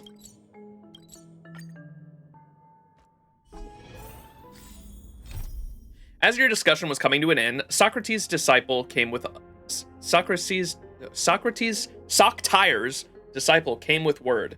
A group of wounded Outlanders has hidden themselves away in the Abyss. You cannot help but think of the refugees that Tribby and the others accepted into their land. The Abyss is no place to live. Zoom! Paladin the Scholar. Master, look! Those things! Oh, expected. The Mad King's kin are admittedly resilient. Paladin, you stay in a safe place. Young friend, I'll be counting on you to watch my back. Will do. Oh, that line's got me all fired up. Can't guarantee our survival. Oh! That line's got me all fired up! Let's go! Master, you knew martial arts all along? No, I simply seized the chance to rally those refugees, so they would keep calm. Ah! Get away from me, monsters! Ow! Sock tires. This is double speed. Oh, we get to see the new Trailblazer. Or the E4 Trailblazer. I choose you. Pikachu! More enemies. We can do anything! Mimi! And now look, the Mimi ability will actually transfer to the dragon now. I didn't have that before. You chose the wrong enemy. Eternals, the dead return! Oh, I didn't even get to use the dragon. No, a wounded Outlander. Wait, who said ahem? Ahem! Master, these people, they're not doing well. Some of them were already injured before we got here. Indeed, and from the looks of them, they haven't had a proper meal for a while. Who's in charge here? Here. A woman holding a child emerges from the crowd. Thank you all very much, especially this gray-haired hero. How can we ever repay you? That can wait. Why didn't you go to the Holy City's designated shelter? There are sentries garrisoned there. It's much safer than here. Shelter? Guards? I overheard the guards before talking about some Droma's workshop incident, drawing lots, resource allocation and whatnot, so I didn't dare ask them to clarify. I think the burdens on the Holy City are already heavy enough. Even if we beg the guards to let us in, it would only add to their troubles, and in the end, it would just lead to an unpleasant situation. If that's the case, we might as well look for a nearby palace or place to rest our feet, to see if we could fend for ourselves. But who would have thought? Mama, will we die? No, baby, it won't happen as long as Mama's around. But Uncle Anthony and Sister Aisha, they really look like they're going to die. My tummy is hungry too. Didn't you say that we'd have something to eat once we got to the Holy City? Mama, when will we get there? It's time, chat. Rally the forces. The city walls come down tonight. I'm sorry, darling. I'm sorry. The woman crouches and holds her child tight. Tears silently stream down the corner of her eyes. Socrates softly clears his throat and pulls you to the side. Anyone who just suffered so much hardship would find it difficult to keep their emotions in check. Best give that mother and child some space. The Outlander's situation is much worse than I imagined. If we keep turning a blind eye, they will at best survive for a week. That is, if they aren't attacked by wild beasts first. Such is the tragedy of life. How can we help them? We can't save everyone. They brought this on themselves, too. What the fuck? I feel like the best option is always just like a neutral one, man. I can never have like an actual like materialist perspective, and it fucking makes me angry, especially for this situation specifically. How can we help them? It would be hard to bring them into the city It would be hard to bring them directly into the city, so we can only provide supplies for them. And I have an idea about that. The Holy City's shelter is only a half-day trek away from the city walls. There are guards there, so it'll be safer. It's just that the way these refugees are now, getting there would be difficult. They haven't much food to begin with, and that last attack has left them in urgent need of emergency medical supplies. We can provide them with these two for now. When they're wounded or healed, we can escort them to the shelter. But teacher, all medicine is now considered wartime supplies in Akama. Distribution is under strict control. Most people won't even be able to buy any. I know. I will think of a way, at least to guarantee their survival. The good news is, food isn't strictly regulated. You can easily get enough food to feed these people for a week at the Marmorail Market. So I suggest we split up. Paladin and I will secure the medicine, while our young friend buys some food back, after which we will reconvene here. Hey, do I really need to come along? I was thinking of doing the procurement with the gray-haired hero. I need a helper. Remember my instructions last month? I'm getting old. Old in chat. And there are many things that I need help for. If there comes a day when I haven't the strength to walk a step farther, you'll have to take my mantle and carry on guiding the people of Akama. As you wish, teacher. Well then, before we set out, is there anything our young friend wants to say? Leave it to me! Don't forget to reimburse me then. Can we notify the officials? What do these people have to do with us? Dude, why are like all of them such asshole comments? What the fuck? Leave it to me. Thank you, young friend. I really appreciate you accompanying me on my errands. When this is all over, I have to thank you in earnest. Didn't you say you were going to treat him to a meal? Don't forget my share. And we'll meet later, gray-haired hero. Maybe we can let them stay in empty houses currently being sat on by speculative real estate. Outlander leader. Mama, I don't want to eat this rock hard bread anymore. My teeth are going to fall out. Be a good girl and have one more bite. We won't have to eat hard bread next time, I promise. Yay! I want baked apple pie when we reach the Holy City. Baked apple pie, baked apple pie. All right, so we got to go to Marmorail Market. Is there anyone else I can listen to here? Impatient Outlander. My leg, is it still there? I can't seem to feel it. Hang in there. The leader is already trying to help. You'll get better real soon. Don't go to sleep. Don't sleep. Okay. Depressed Outlander. Is there no resource in our search for safe haven? I simply wish to live out a peaceful, simple life. Do we have to return north in the end?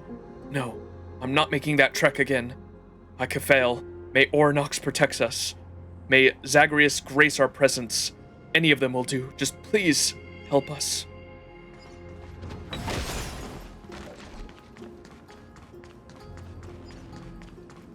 All right. To the city. Oh, what's the main thing say?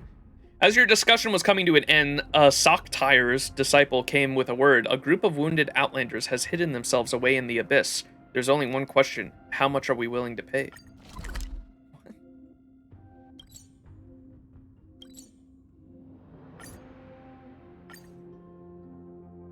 Peak food choice? It's still early. Where to now? Oh, the apple pie? All right. Now we're gonna buy supplies. What would you like to eat? Local specialties, or perhaps something more outlandish that has been lost to time? I want a crate of food. A crate of food? That means I'll just have to flaunt my reserve stock then. Don't worry, the food here in Akama's is Akama's finest. Even if it's not, it's still pretty up there. Kraus waves his hand, and from the room, his helpers carry several ceramic vases containing food. It is, as he said, they look delicious.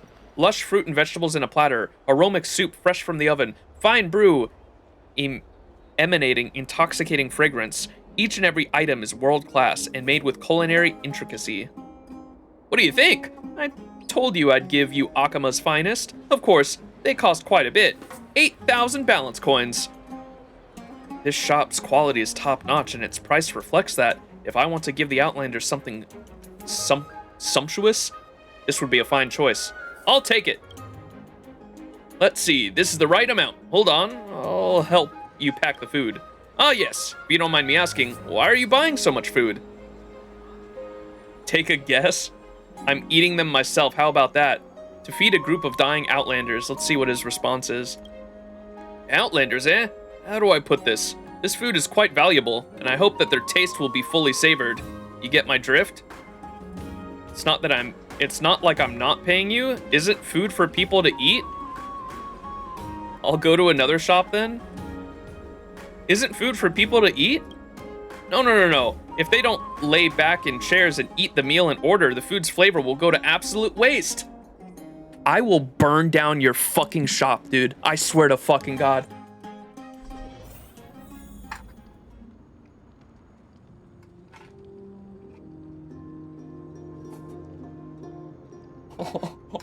Fuck. Send him to the abyss.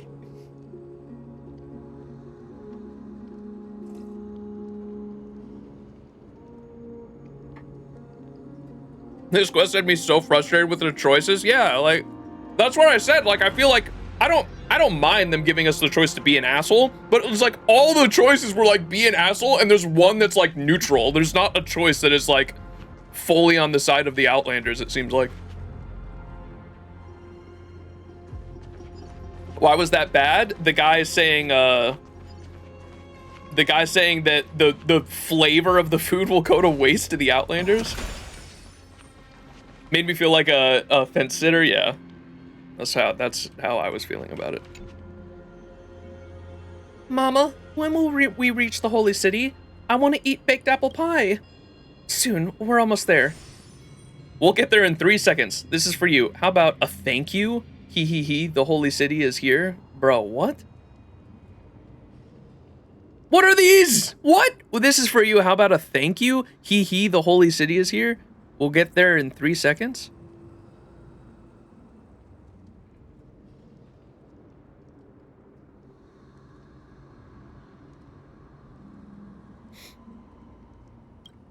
Huh? You mean...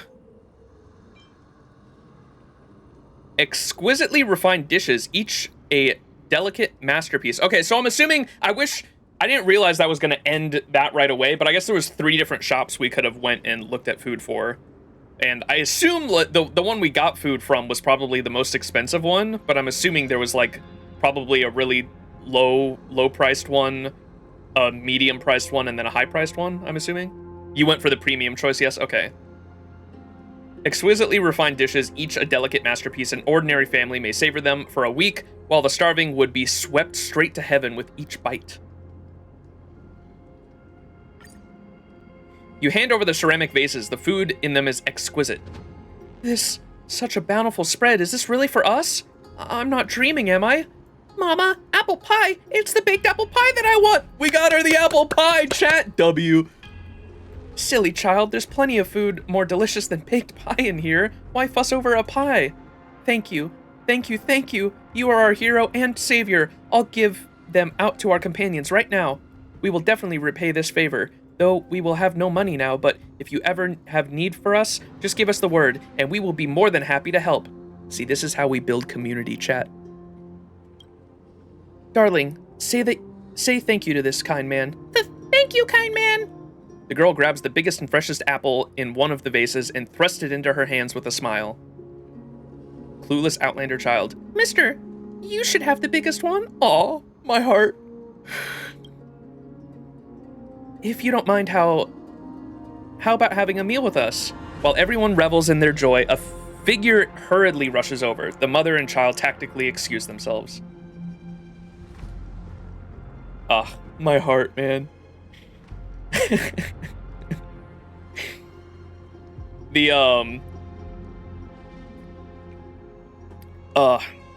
The reason why these I like stories like that, and remember I got like super emotional during the story with Hook, if you guys remember, in the Bellabog side quest where Hook and her father like both end up like selling they end up like selling the thing that they needed for the thing that they got each other a gift for. Like, I can't remember exactly what it was, but like Hook got something for her dad for work, and he ended up selling his equipment from work to be able to get her something, but she ended up selling the thing that he got her a thing for. And it was just a little heartwarming thing. And then like the end of the story was like their present was like each other, that like they shouldn't be too focused on gifts when they can spend time with each other. And it warmed my heart because for those who don't know, I grew up in like really bad poverty to the point where like during the 2008 financial crisis in America, my family was homeless for a year. Like we were literally living on friends' couches and shit. And so very relatable for me and like my family growing up extremely poor. Grave news, hero. Master. Whoa, catch your breath. Is he in trouble? I knew he was going to be a handful. Check it. Catch your breath first. What's going on? All right, I'm calm. You have to listen carefully. In the beginning, Master said he had a way to get the medicine, but I had to be the one to transport it out of the city. He directed me to an alley and told me to return to the medicine, to take the medicine from him when a quint had passed. There was still some time. Wait, what? When I was done, it was almost action hour. I dashed out of the shop and wait. He directed me to an alley to pick up the medicine? And told me to return to take the medicine from him when a quint had passed. There was still some time, so I decided to find something to eat, but when I was done, it was almost action hour. I dashed out of the shop and headed towards the alley. I didn't get far before I saw Master walking with 3 guards. He wasn't cuffed, but I knew from his expression that he wasn't with them out of choice. I tailed the guards and found out that they had detained Master on the upper levels of Marmorial Palace. There were a lot of people there, and I couldn't get close, so I hurried back to discuss the plan with you. Oh yes, I did find the medicine in that alley after all. It was a curious turn of events. You weren't discovered? You ever thought about how the medicine got there? He must have done something bad. The cops took him away. He must have done something bad. You weren't discovered? I'm pretty sure I wasn't. I wouldn't have been able to return otherwise. It was fortunately that Master distracted the guards when he had the chance. You're the hero who fought alongside the Chrysosairs. Please, you have to explain Master's case to them. I'm sure the guards will listen. With that said, Paladin takes the medicine pouch and runs. Socrates has been captured. A misunderstanding's not beyond possibility, but it'd be better if I asked him in person. Paladin said that he's being detained by the upper floors of the Marmorial Palace, so he shouldn't be hard to find. Never been homeless from a poor family? Yeah, I mean, it's not too out of the realm for a lot of people to relate to, unfortunately.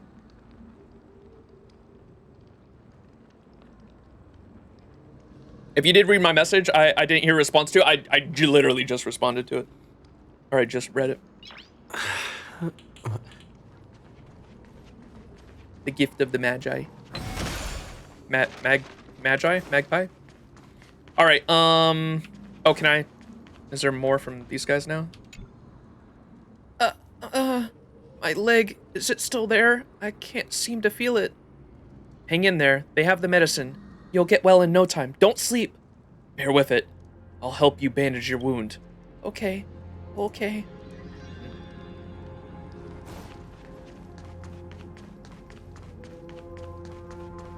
Alright. You solved the issue of the Outlander's food supplies, but received news of Socrates' capture. What has he done? Is this reaction really warranted?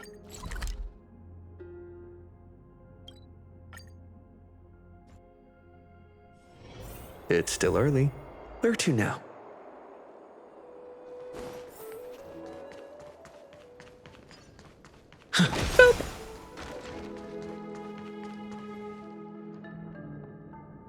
Hold it! What are you doing? Is Socrates here? Don't recognize me? I'm the one who slew the Mad King! I'm here to see the prisoner you detained. It's the Outlander hero who fought alongside the Chrysosaurs. My apologies. I can bend the rules for a short visit for an esteemed guest. I will inform you when the time's up.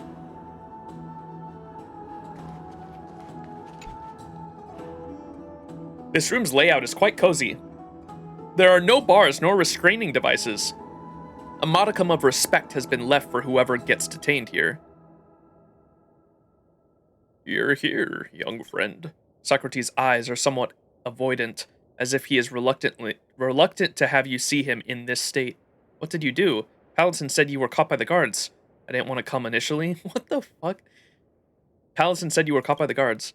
He wasn't lying. As for the reason I was caught, even if I said nothing, I'm sure you can get the gist of it. To help the Outlanders secure medicine, I slipped into the Holy City supply warehouse. It is theft. I understand very well that I was committing a crime. As for how it ended, it was simply my just deserts. As to whether it was worth it, my only regret is that I didn't manage to transport more medicine out of the city into the hands of those who need it. I'm sorry for disappointing you. I may have to renege on that promise to treat you to a meal. There must have been a better way. Was there a need to go this far? What are you going to do now? What, dude, I swear to God, these fucking options are terrible. There must have been a better way. Of course, as an onlooker, we can always find myriad reasons to convince ourselves that a better idea would surface if we just waited a while longer. But those who need help can't wait, and neither could I. I am an old man. I don't have the luxury of time nor patience. Was there a need to go this far? You're not the only one with this question. As a citizen, why did I risk everything to help a bunch of strangers? Because I, too, hope that in my time of need, someone will lend me a hand. I'm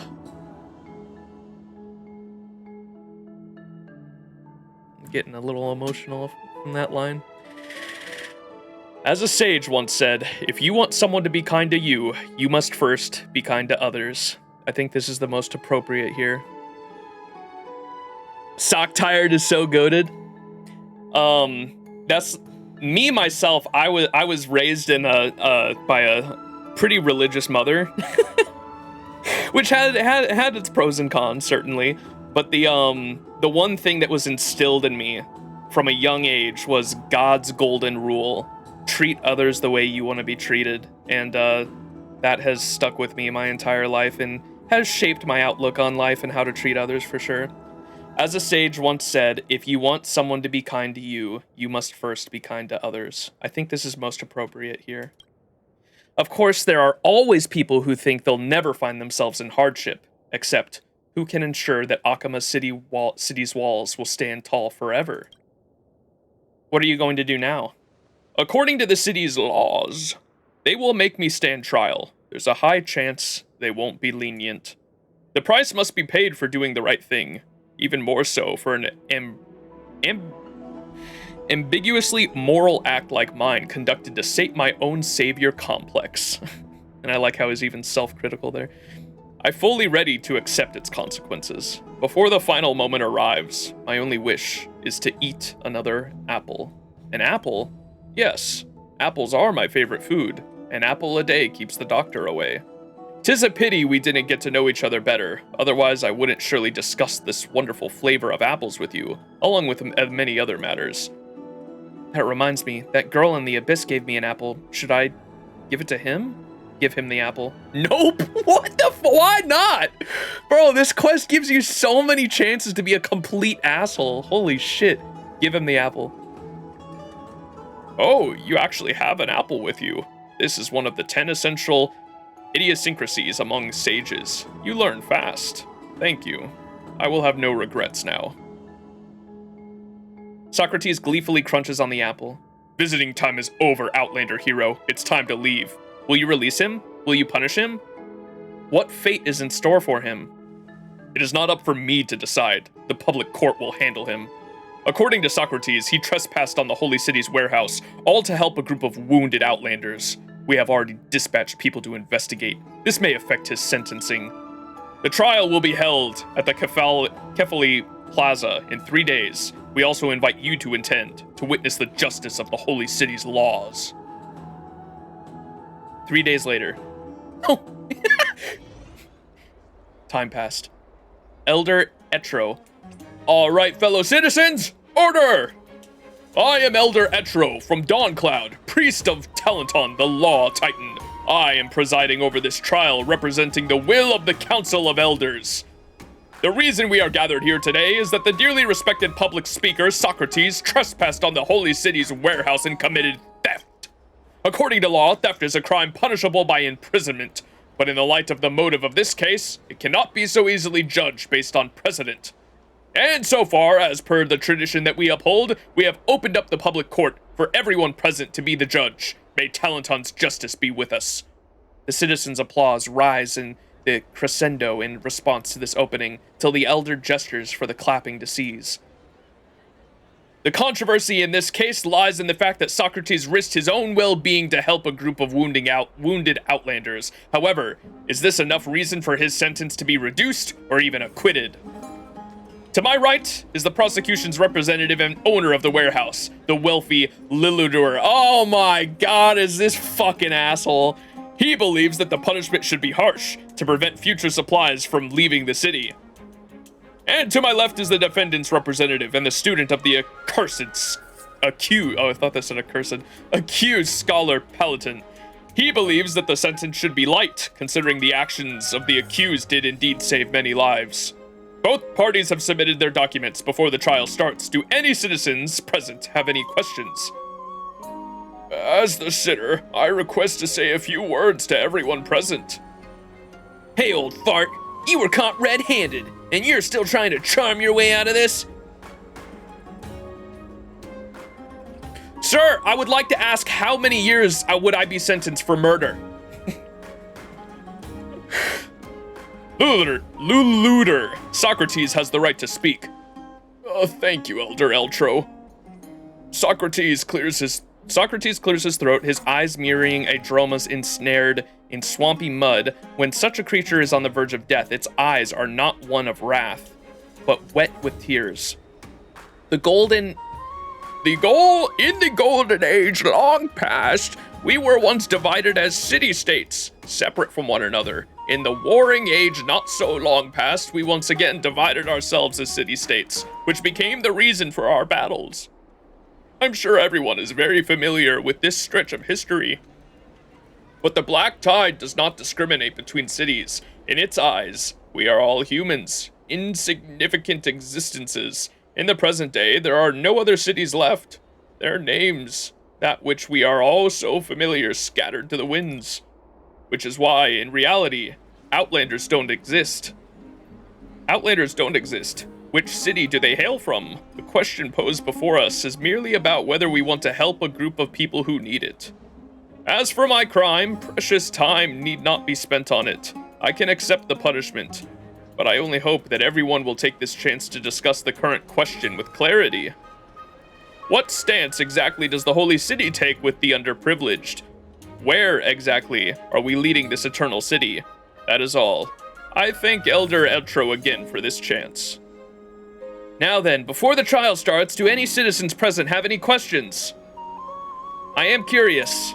How does our gray-haired guest view the situation? As the hero who fought alongside the Chrysosairs, your thoughts may be of crucial importance.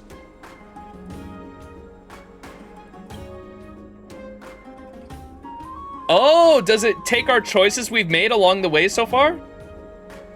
During the turmoil that occurred in the Droma's workshop, I chose to support the Outlander and thus gained Socrates' appreciation. Later, Socrates invited me to discuss this. I professed my sympathies towards the Outlanders at the bath of the Marmoreal Palace. After that, we once again met with the Abyss of the Outsiders who needed aid. There, I bought the Outlanders some luxurious meals. From what I did, I think my standpoint is pretty obvious. You raise your head, meeting Socrates' gaze of respite, as if asking, young friend, stay true to your heart. Support Scholar Palatine's defense, support the wealthy Luther's defense, maintain neutrality. Support Scholar Palatine's defense. I support Scholar Palatine's point. Mistakes incurred from saving lives should not be solely judged as a crime. I once saw those Outlanders with my own eyes, and they were indeed in dire danger. If not for Socrates securing medicine for them, the consequences would have been unimaginable.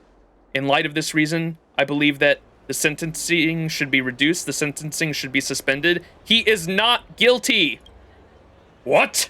Not guilty of such a heinous crime? Does law even exist in your eyes?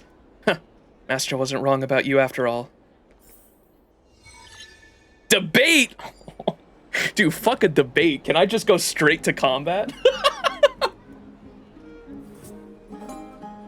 Oh, man. Your goatee is a crime. Gray hair, you're supposed to be an Outlander hero who must have something grandiose to say before people. I never figured you for being a jabbering troublemaker. Representative Lulander, if you have any objections, please respond to him without contempt. As everyone knows, theft is a crime, let alone selling regulated goods to Outlanders. How can this be considered a benevolent act? There should be another charge slapped on top of this crime. If it were up to me, I would have Socrates executed. That'll set an example for other potential criminals. Lulander, this is not a place... okay, the Palander Scholander is now saying... Lulander, this is not a place to pursue personal vengeance. Everyone knows you've always hated Master, all because he thwarted your petty attempt to frame the Outlanders. I only have Akima's interests at heart. Otherwise, by the next entry hour, the Holy City's warehouse would have been plundered clean. So many present. Maybe I should try to appeal to the public's emotions. Yeah, this is a debate, and as we all know, debates are... typically, debates, especially in a public setting, are not for actually trying to argue and get your opponent on your side. It's specifically a fucking ugly-ass spectator sport that is supposed to get the people listening on your side. So, we will have to take that into account here. He should be executed just because you say so? He stood to gain nothing from his acts. It was his own ability that determined the theft's success. Use the Chrysos heirs stealing Core Flame as an example. It was his own ability that determined the theft's success. He stood to gain nothing from his acts. So he should just be executed because you say so? It's gotta be one of the first two. This dude sucks so bad, it's impressive. What do you guys think, one or two? He should be executed just because you say so, or he stood to gain nothing from his acts? I don't think these other two are gonna be that well. Two, you think? He stood to gain nothing, yeah. He should be executed just because you say so might not win people over. He stood to gain nothing from what he did. Oh no! Selling to Outlanders? Those Outlanders are... Oh wait, did we win? Oh, okay, I think we won. He lost a point and we gained a point. So I say, selling to Outlanders, those Outlanders were penniless. He would have done much better fencing the food to you instead. You may have gotten rich unscrupulously, but the fact is that you are rich. According to the city's... Oh, this is the Elder speaking. According to the city guard's findings, there was no evidence of any monetary transaction. I will ask the prosecution not to make any frivolous assumptions. Let us change the subject then. Of course. I'll take a step back and assert this. If Socrates was really overcome with compassion, unwilling to further witness the Outlander's plight, why did he not use his own assets? Even if he donated his entire fortune, that would be his personal freedom to do so, but he should not have taken property that belongs to the people. Akima's property is only for the people of Akima. How do you define an Akaman? Ooh. It's not like the supplies are going anywhere. Are you... And how much have you contributed to Akama? I suggest you learn from Kefali's virtues. That would be a good one. They'd like be telling... Wait, this would be perfect! That's like telling a fucking rich Christian that's like super selfish to like, you should fucking do what would Jesus do? It's gotta be 4. We gotta go 4, right? 1, I feel like 1 would also be good. How do you define an Akaman? You gotta go with 4. 4 is straight up like, what would Jesus do? Oh! If it is as you say, why did Kefali carry the sun? He doesn't need sunlight. What, he had nothing better to do? You ever gave a second thought about this? If everyone was as selfish as you, who would bear the burden of dawn? How would Akama even become the Eternal City?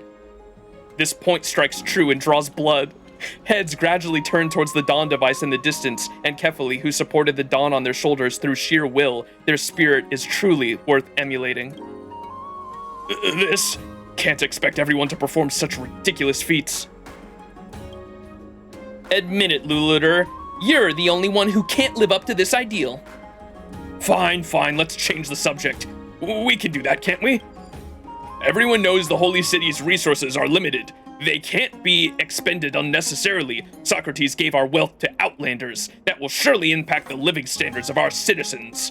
In the war against the Black Tide, mercy is a useless quality. To safeguard our lives, we must not show mercy to Socrates and his outlander friends. Do not mistake the enemy's identity. What about after the war, then? You're not afraid of an outlander revolt? That would be a it maybe wouldn't go over because they view them as... That would be what I would want to happen. Get everyone fucking... give him a little taste of destruction. It's got to be the first one. I mean, in terms of like gaining the citizens' sympathy here. What about after the war then? Now's not the time to think about that, I would assume. You're not afraid of an outlander revolt. He would say, what, they're all weak? I would assume his answer would be no. He would view them as all weak. Give him a little taste of destruction. I would love to do that too, but that's not going to gain us sympathy from the citizens here. So, let's say, do not mistake the enemy's identity. Wait, what? That was the wrong one? So you mean the Outlanders are enemies too? We should be united with them against external threats to... Oh wait, no, we say that. So you mean the Outlanders are enemies too? We should be united with them against external threats to fend off the Black Tide together. The Outlanders did not attack the city, but they also did not partake in its defense. Akama survived because of her citizens. No Outlander should deserve to reap her blessings. Dude, oh my fucking god. Upon hearing that they might be taken advantage of by outsiders, the present crowd gets riled up. They hoot and holler to support Liluder, obviously to the fact that they might just be the ones reaping said blessings. What the fuck?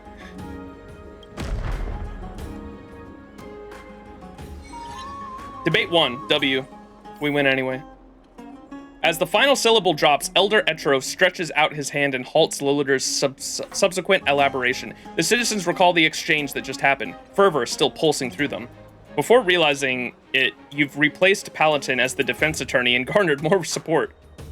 The Elder says, well, the discussion has concluded. Everyone, please cast your votes. Aglaya says, before we conclude, may I add a few words? Aglaya! Hello, Elder Etro. I think I'm not too late. Aglaya's appearance spurs the spectators once more. Few civil cases can catch the attention of the Chrysos heirs. Everyone's earlier discussions have been conveyed to me through the golden threads riding the winds. At such a critical time, instead of arguing over whether the holes in a garment are right or wrong, perhaps we should consider how we should mend them instead. Failing to punish Socrates, it will be unjust to the people and the law. But if punishment is too harsh, it will cause the Holy City to be seen as cold and tyrannical. Therefore, to strike a fair balance between the two, the best choice is... Change the imprisonment to exile, assign him community service, make him pay for the losses? Acquit him! I guess community service? Our honored guest has offered some good ideas. Following his thoughts, I would like to offer a compromise to the citizens. Socrates shall be exempt from imprisonment. As an alternative, he will be assigned to work as a refugee at a refugee shelter as a form of exile. What? Additionally, he will have to personally bear the cost of replenishing the medical supplies. To some citizens, such punishment might be more daunting than spending time in prison, so there's no need to worry about others following suit. This is all I have to add. Everyone, please begin voting. Please hold, Lady Aglaya. I still have a question. How do you intend to deal with that bunch of Outlanders? A faint smile crosses Aglaya's face, as if she has been anticipating this question all along. The fate of the Outlanders does not lie with me nor the Council of Elders, but with the citizens. If you support them, offer a helping hand. If you oppose them, speak directly. Even if you are not connected by the golden threads, expressing one's mind shouldn't be too hard. Just like this old one, his stance is clear. His actions indeed have made an impact. Some have benefited, while others have faced punishment. If every citizen was like him, with the clash of wisdom and will, a clear path would have emerged. Now it's time to declare your stance. Please continue, Elder Eltro. Then, citizens, please raise your hand to vote. Finally, 60% of the votes support Socrates' exile. The guards escort the old man away. Both he and his student quickly pack up their belongings and leave the holy city. The citizens at the plaza start to scatter, with people digesting what had just happened. In what direction should the city head towards? No one seems to have an answer. But at the very least, it heads towards tomorrow.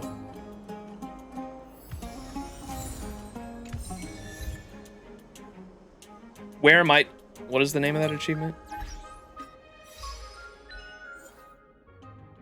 Where might a comfy, warm cabin be? Witness the societal conundrum of Akama.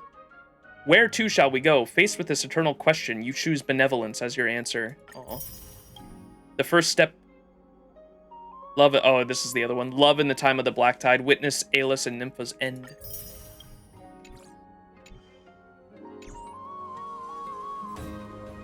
Fucking, you had to show up. I heard your entire speech, honored guest. Perhaps you're more suited to be in the debate arena than I imagined. Or participating in such a debate has its risks. Public opinion is like an open flame. No one can predict where it will be directed. What happened to you, which is exactly why Oh my god, she actually showed up just to fuck me over. What happened to the Outlanders of the Abyss? The guards of the Holy City escorted the Outlanders who could be found. Of course, they were not brought within the city walls, but to the shelter. This is the greatest mercy I can offer. Really? The greatest mercy, huh? What's your view on the Outlander situation? Oh, I thought I expressed it quite clearly in court, though some words cannot be exposed in the light of day. The resources of the Holy City are limited. This truth cannot be changed by our attitudes. Akama can't help everyone. As long as the threat of the Black Tide exists for another day, this tragedy will not cease. Hence, we have to hunt down all the core flame. Indeed, honored guest. We still have much to do. Farewell.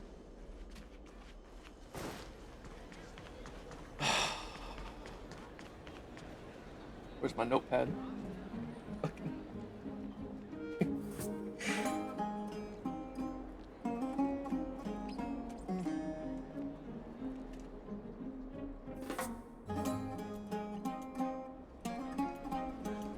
-1? Minus 10,000 points for Aggie? +1 for Finon. He's not even here, but...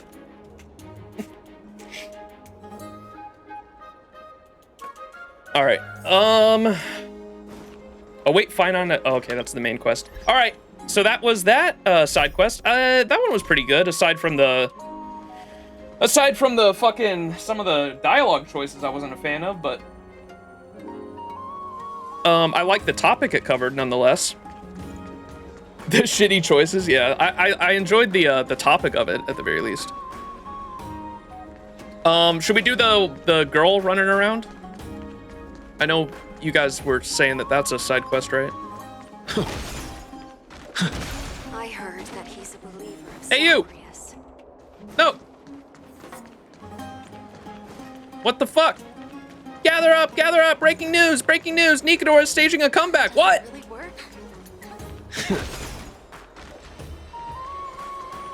Stream streak, stream streak. Galahad, thank you so much for the 7 consecutive streams, sparking a watch streak. Where is the option to click, bro? You. Does it really work? Ah, there we go. What a great day, mister. How many breaking news alerts do you plan on listening to? Where did you hear about these wild rumors? We all use teleslates nowadays. What are you talking about newspapers for? I've got plenty of news myself too. Name your price. Newspapers? Who said I'm talking about a newspaper? Paper's too expensive. Every line on the news is personally delivered by my mouth. We're having a sale to mark the grand opening. One line of news for just 5 balance coins. Want to hear one? The girl looks up at you with puppy dog eyes that seem to say, I'll starve if I don't sell any news stories today. Okay, yes, all right, let's go. Don't tell me there's no option to refuse. You can't say no to her. Tee, thank you very much. Okay then, I'll begin. The girl tells a series of outrageous stories such as Nikador falling in love with Talenton and fighting Gregory. The story lasts at least 10 minutes. Perhaps the light of Akama has been impacting your sleep, but you gradually close your eyelids. You wake up feeling as though your body is lighter. Can spending time with children really help you take a load off? It takes a while before you fully understand why. Your money pouch. You exchanged some physical balance coins to try to fit it with the locals. It has vanished. I have to find and interrogate that kid, maybe somewhere around here where she ran off to. Aha moment. She's an emanator of the Enigmata.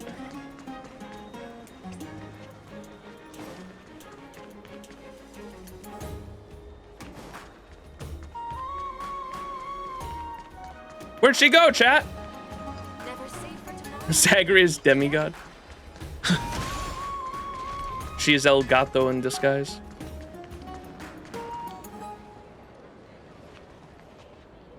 Kalik, the lance merchant. Drink 10 vats of water every day. There's a lot of question marks over here. What the fuck? Look, there's one there. Are these side quests too? There's one there. It's about time you do some exercise.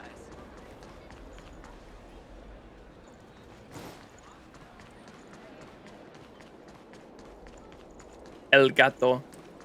Can I get the jumping cat? Cat jump? Where'd she? Chat, where is she? Just tell me. We gotta get the fucking these side quests going. We still got a lot more.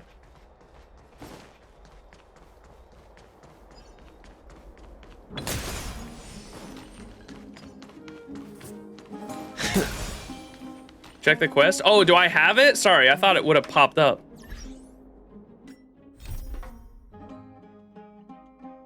Oh, it's this one right here, huh? The girl, the coins, and the homeland. Your money pouch has disappeared with the young girl. Someone must know where it is. Wow.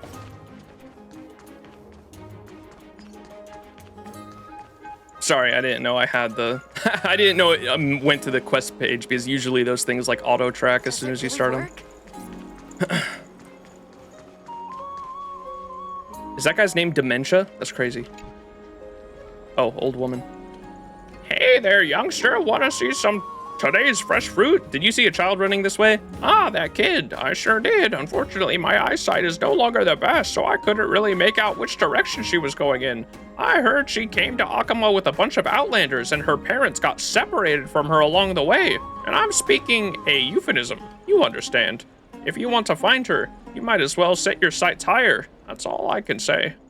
Set my sights higher, huh? I heard that fruits are on sale.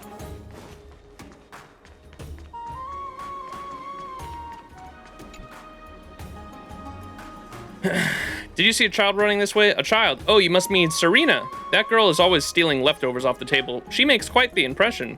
I was going to treat her to something delicious, but she told me she'd get indigestion if she ate while lying down. But that's getting off track now. Yes, I saw her running towards the city gate and being sneaky about it. I'm not sure what she was up to.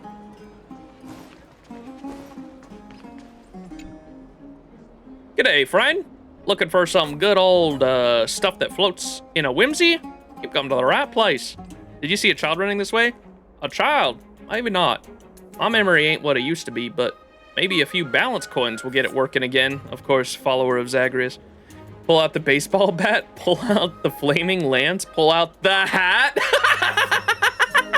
Oh, that's a fucking cinema answer. Pull out the baseball bat, pull out the flaming lance, pull out the hat. Hey, chill out. Wait, it actually scared him? I was just kidding around. No need to use Fagosa's crown against me. I saw that kid, and I also know exactly what she's looking for all this time. She's hiding up on a high platform to the right. Go take a look. That's where she stashes all her precious stuff. Oh, I was up there earlier. Okay.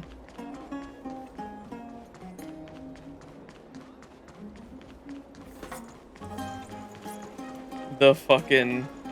the hat, dude. Pull out the hat is hilarious to me.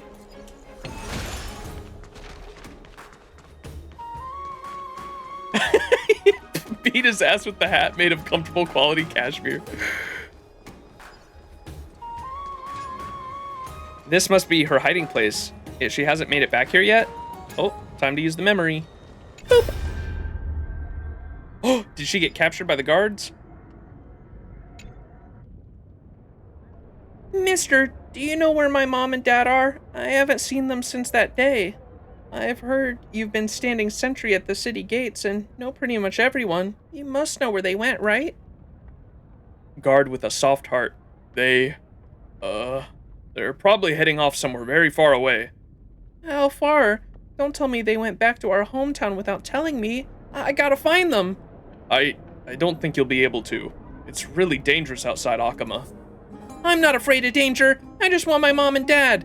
I've been out for a walk outside the city before with the grown-ups, so if I go out again, I'll be fine. What is that word? Igatusians are as stubborn as a pack of dromuses. Oh, is that what city she's from?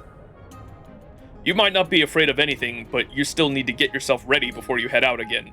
You don't want to give up halfway, do you? Get ready? What do you mean by that? Like lots and lots of money. You'll need money to buy equipment and supplies, and you should probably hire a few dromuses, plus a group of attendants. Oh, then what? You worry about all that stuff first. You know it's not going to be easy earning money, right? I understand. I'll do my best to save money until I've got enough to go find them. As you watch the memory fragments intently, you hear footsteps behind you. Oh!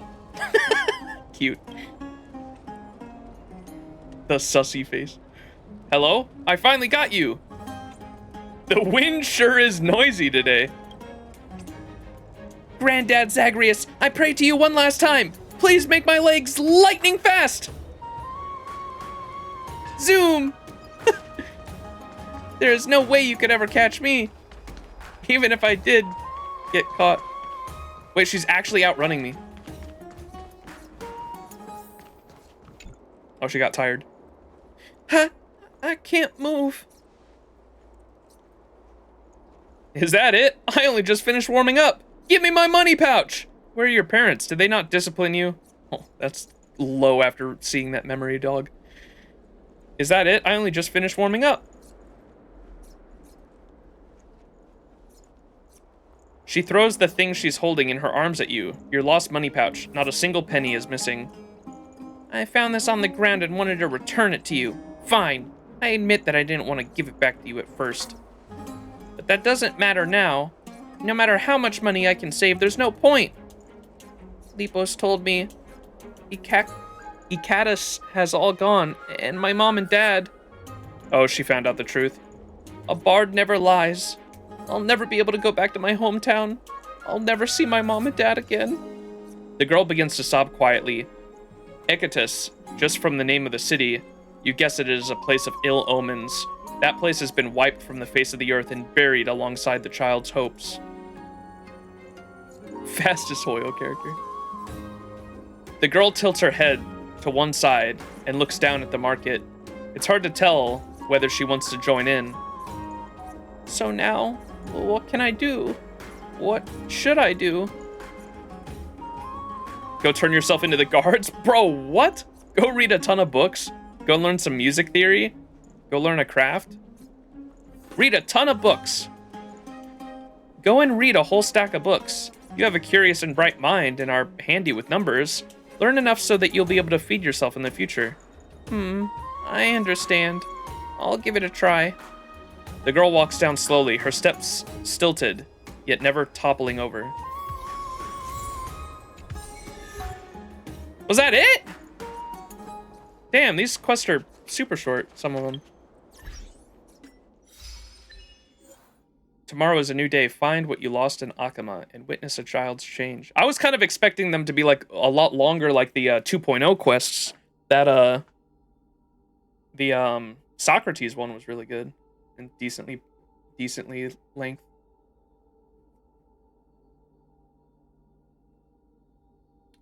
Witness a child's change. The Rose one in Penacony was peak. That shit made me cry. One of the only time I've cried on stream playing Honkai Star Rail. That shit was good. Good. The main quest is long as is. It's better this way, IMO. I don't know. The way they paced the like the length of the ones in 2.0, like if they added like one of those every patch, I kind of prefer that over like a bunch of really short ones.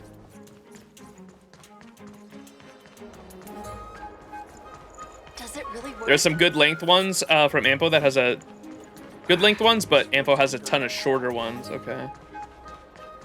Let's see what else we got in here. All right. Missions.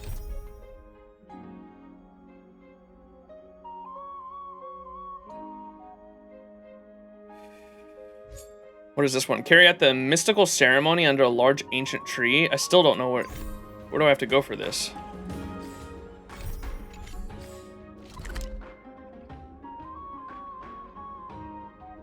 What the fuck? In the past, reason granted the holy city a seed. Now this seed has become a garden, passing down the wisdom and nurturing life to a broken era. Ow! Ow!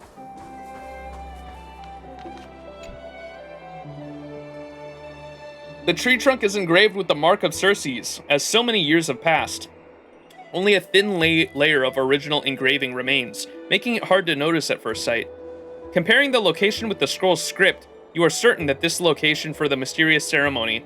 There is something strange about the dirt beneath you. Perhaps the countless ceremonies performed here before have hardened the earth. Bury the offerings by the tree roots. Trash? Oh yeah. All the 3 things we got earlier. As you are hit with a bizarre fluctuation of energy, your head feels a little faint. Ooh, okay, a memory shard. Could it be the ceremony is a success? You find it hard to believe as you look at the object that has suddenly appeared before you, suspended in midair. Ow! Ow! Ow! Gene Bank? Akama's Gene Bank, archived with the formation of organisms that went extinct during the apocalypse. When this trailblazing expedition ends, perhaps resurface across the cosmos once more. Many among your friends will be quite interested in that.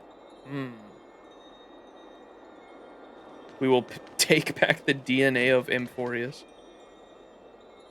Ow! Confused disciple. A number of voices begin to sound through your ears. Their words sound muffled, as if they have traveled a great distance. Ah, another follower bearing offerings in search of wisdom. You have brought the blessings of the 3 titans.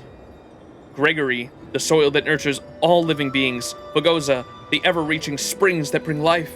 Seeds! Seeds of Circes! These will absorb all nutrients until they blossom and bear fruit.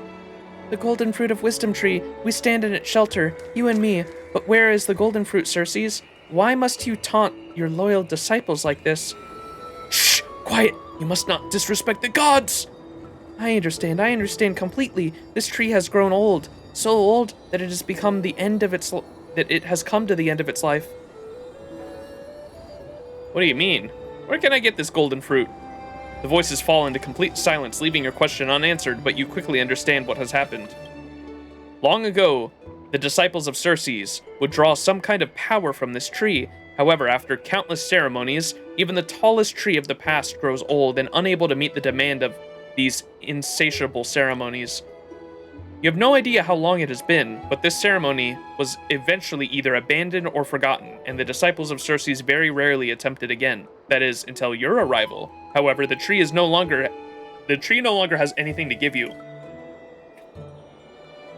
Okay, so that's what the note was that talked about the ritual. If we brought those things, it was supposed to give us a fruit, and that's why it produced the memory.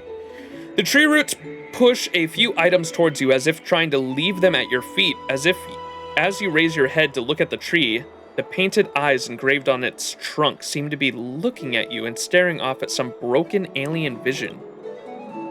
The rotten offerings you gave it also disappeared into the thin air as if they never existed.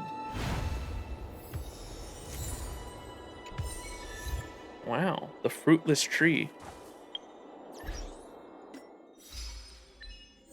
Complete the secret ceremony interaction event in Akama. Magic.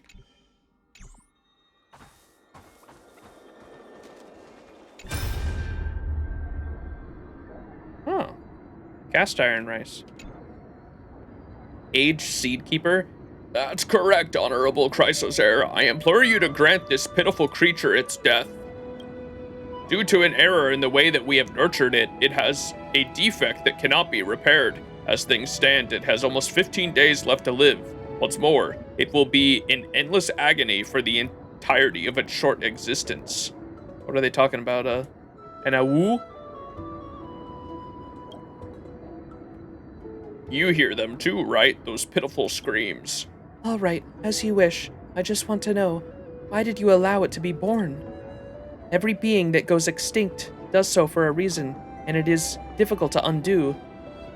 By relying on these seeds, you are only creating, and you are not allowing the dead to return. Because perhaps this way it does not have to face nature. Before it went extinct, these creatures spent a long time in captivity. They were the most common source of meat in this land. A source of meat. They are returning to the world just to die once more. Lady Chrysosaur, are you blaming me for this? No. Perhaps this creature and I are one of the same. Please move aside. I will bring an end to its suffering. What were they talking about? What are those things called? The awu? More and more species are disappearing.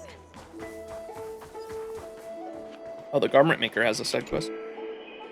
As you touch the mannequin, Aglaea's voice emanates from within, causing you to shudder involuntarily. No need to panic, my distinguished guest. This mannequin is my garment maker, blah, blah, blah. Yeah, we read this before. I see it's like a miniature Herda. So it's you speaking? The army of garment makers will trample Akama? Though I'm not sure what you mean, I agree that this method of controlling puppets isn't exactly unique. As long as you understand, that's enough. The mannequin doesn't express displeasure at your interruption. It doesn't have a face capable of making expressions, but the sudden silence tells you that perhaps it's time to leave. My distinguished guest, please don't rush to leave yet. I still have something to say. Can you read minds? I didn't mean to touch this thing. Why didn't you say this before? There's something I need your help with. I was just pondering how to start. Even though we're not currently connected by the golden thread, I want to convey my sincerity to you. Not long before Akama was invaded, I received some prophecies. Unfortunately, I was too busy to pay attention to them at the time. I've tried to interpret these prophecies recently and discovered that they were obscured by an unknown force, which I can't unravel alone. Therefore, I need your assistance. Do you need me to generate electricity? I'm happy to help. Don't you have anyone else you can ask? As you said, I do have some reliable helpers, but most are burdened with my duties from the Council of Elders. At this critical moment, I must avoid unnecessary complications. Don't worry, I will assist you throughout the process and share the interpreted content with you. In simple terms, I need you to help collect a type of creature called a creation nymph. They possess the Titan's blessing and can aid me in interpreting these prophecies. Creation nymphs? That's a little complicated. In short, nymphs were essentially human beings who had lived in the era of Chrysia. Hang on, we getting world building shit, chat. So these little bugs we've been finding everywhere are people? In short, nymphs were essentially human beings who had lived in the era Chrysia. Legend has it that Thanatos sent disciples of romance to defective cocoons where they were reborn as butterflies, destined to continue their lives as loyal aides of the Titan.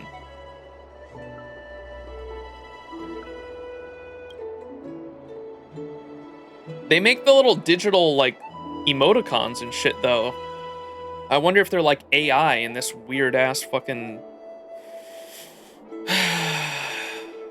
data shit going on. Sus. In the era Bellica, the Reason Titan Circes accidentally lost their divine form. Nestia, the Romance Titan, unable to accept the fact that their lover was injured, collected Circe's scattered bodies, intending to weave them together with threads to bring the other Titan back. The former followers of the other two voluntarily joined the arduous journey, and they are the creation nymphs. The beautiful and fragile belong to Nestia, while the brave and strong belong to Circes. Okay, so the butterflies, the beautiful and fragile, are Nestia, the Romance Titans, and then the big beetles that we were finding in the other areas belong to Circes, the Reason. Reassembling a divine body is no easy task. The nymph must perceive all things, gathering wisdom and love from the words of others to provide for Nestia's weaving of the golden threads. Thus, they have an alternate name, Weavers. But this act is destined to be futile. Information overload.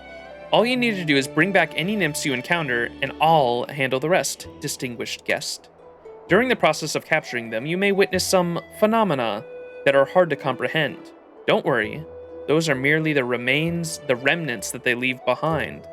In Akama, the nymphs exist in the form of butterflies. The aura of romance oozing from them is unusual, and should not be difficult to distinguish.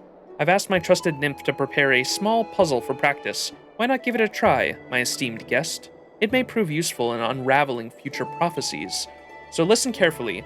Created by Circes, yet bound by the string of romance, if you touch its roots, you can create a knot of destiny.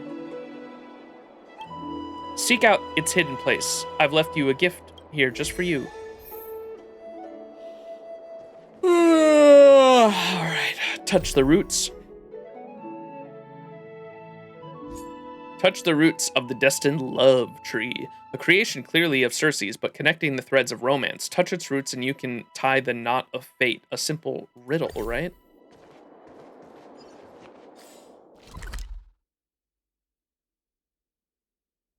Oh, it's that the original tree that I thought was for the other one.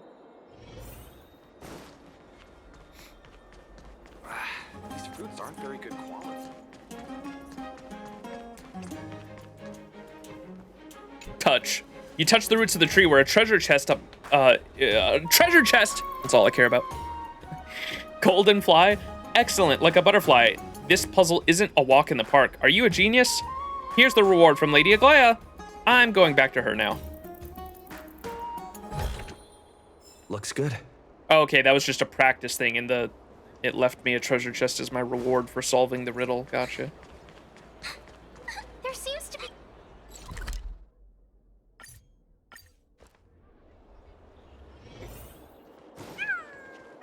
Ow!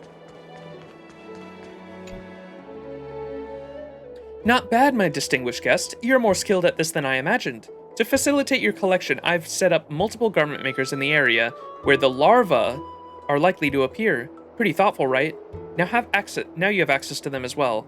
I'm looking forward to good news, my distinguished guest. Thanks again for your assistance. Ow! Why are those things floating?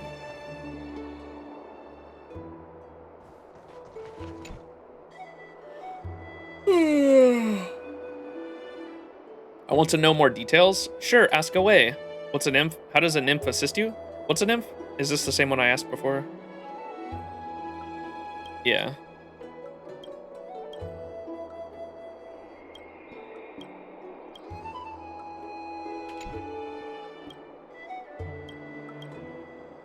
How does a nymph assist you? As karma has been served in the current era, the benedictions bestowed upon the nymph becomes incredibly precious. If gathered to form a mountain, these benedictions would hold enough power to break even the most unyielding seal. Will they agree to it? We are all connected to Nestia in one way or another. Once the reasons are articulated, I believe many will be eager to contribute. After all, this prophecy concerns the Titans as well. The Titans what? The Titans themselves. Once I have their approval, I'll arrange for them their memories and souls, binding their benedictions together with a golden thread. Let's hope this truly succeeds.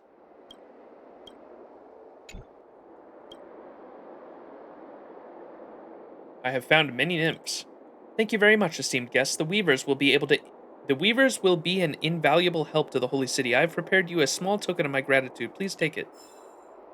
Jade! Where are the remaining nymphs? The Garden Maker can follow the golden thread to ascertain the whereabouts, but consumes memorial crystal. Provide you a shard. Here you go. There is a weaver who aspires to be as resilient as the mountain dwellers. The golden thread brings tidings. They now reside on the blacksmith's forge, honing their endurance and patience. Hurry and retrieve them before they get away. To the forge.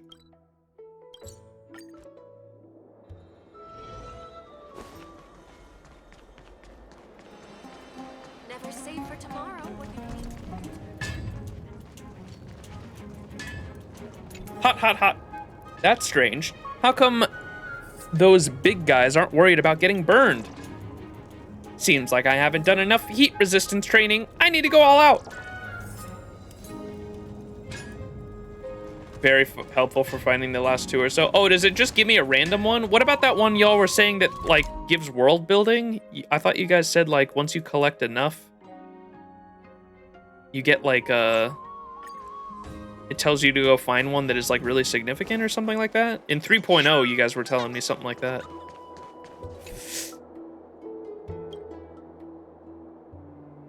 Oh, that's for all in the area. I hear what you're saying. Okay. Brick. How many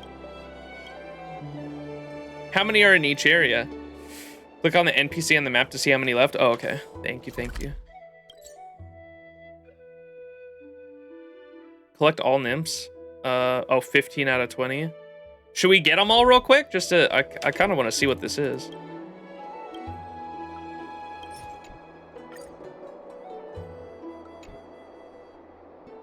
Gotta catch them all.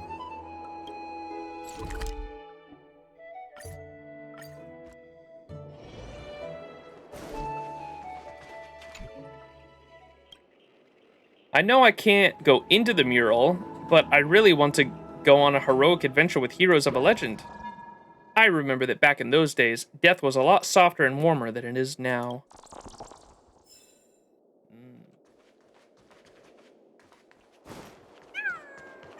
That's why you gotta check in weekly for those? Gotcha, okay.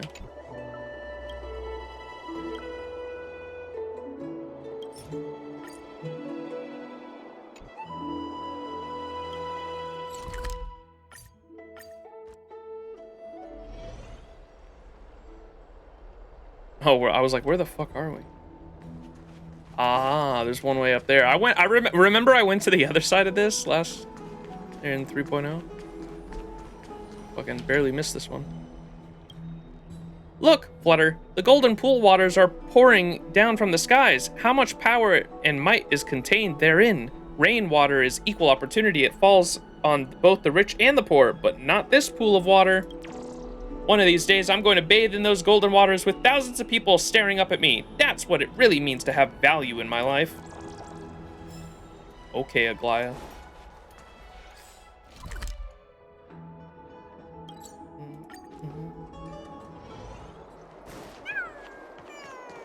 Ow! We need an ow emote.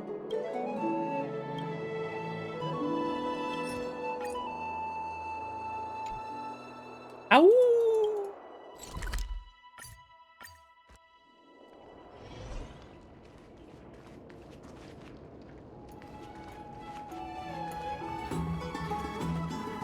Oh, this is where the Slippin' Slammers was. Of Georeos.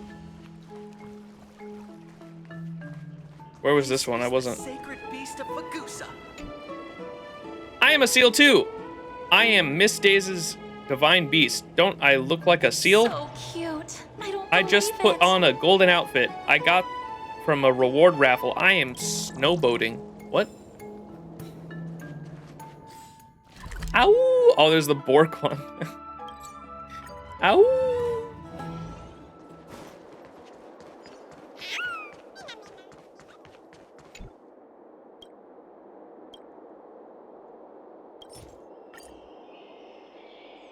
Mimi. All right, surely we're almost done. Got like 1 or 2 left.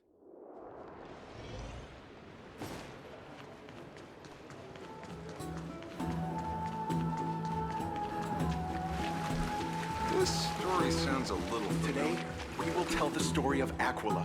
All this time, I've relied on these wings of mine to fly. Who would have thought in the water I can't just fly just fine without flapping my wings? Be water, my friend. Praise be to the great god of light.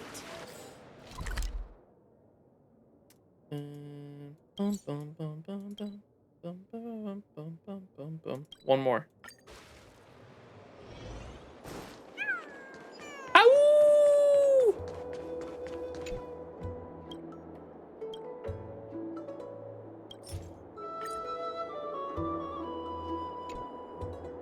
Creator, refine me. What the fuck is this? Ah. Heroes, the road ahead is going to be dangerous. Are you still wanting to go? Okay, heroes. Always have been.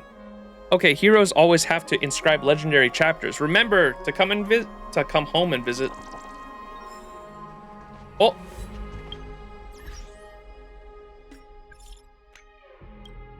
Esteemed guest, the garment maker in Eternal Holy City Akama can no longer detect any more nymphs, but a plethora of butterflies just appeared in my chrysalis room. Come take a look at the garment maker when you can.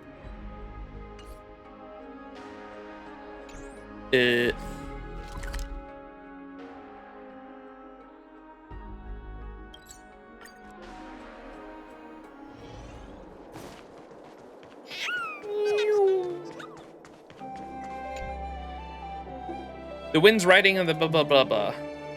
I have gathered all the nymphs. Thank you, esteemed guest, and now I shall begin to unfurl one of the many prophecies. The golden thread solidifies around the mannequin, creating a cocoon that envelops it. As the cocoon falls away, a phrase in shimmering golden letters briefly appear in the air. Butterflies know everything. It appears the weavers are guided by the prophecies.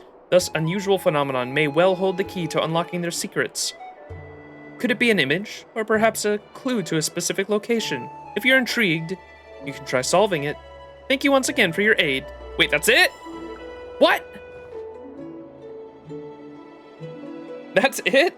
I thought it was gonna be way more significant than that. I'll write it down regardless though. Butterflies know everything, that's it? That's what we got out of that?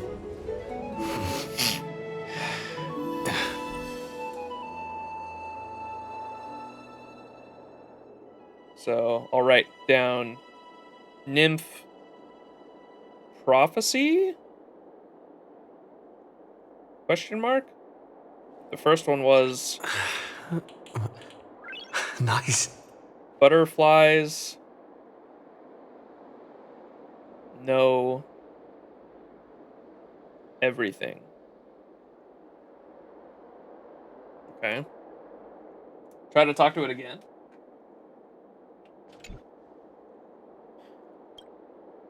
Can you repeat the prophecy?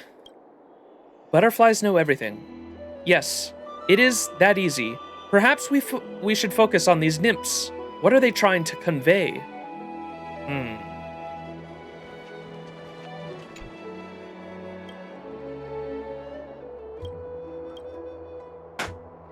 Okay. Fuck. That didn't give me too much.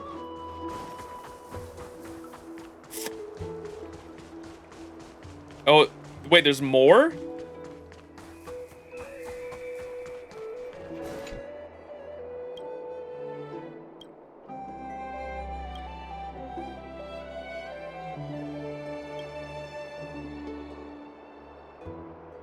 You need to do something?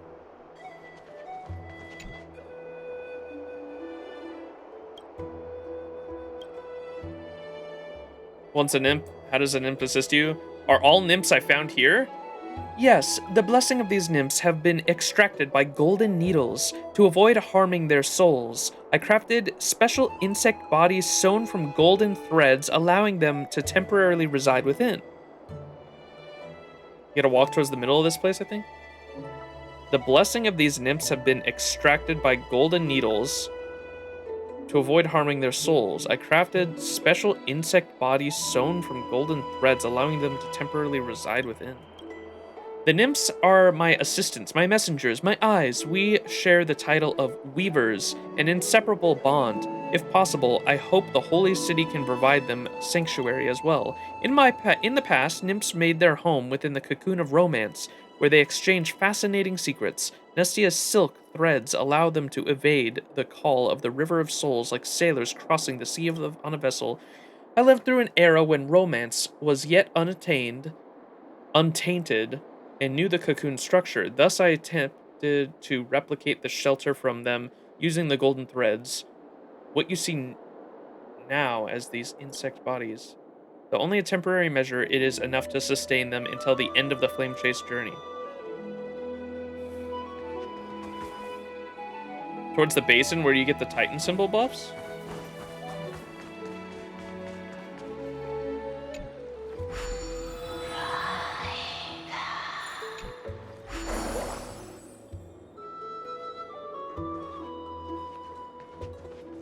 Trimmy!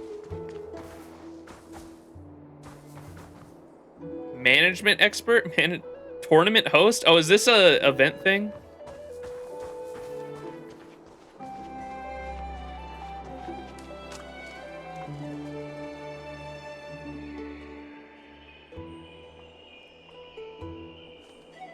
The butterflies on the wall will light up, I think. They correspond to certain places on the map that you need to go. What?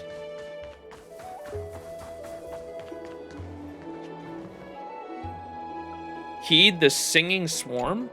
A frightening speculation floats on the front of your mind. Is there a possibility that these nymphs only appear when they are observed by you?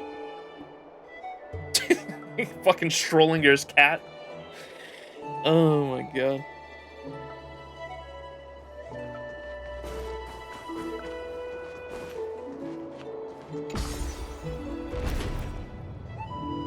Whoa. It wasn't always gold like this, was it?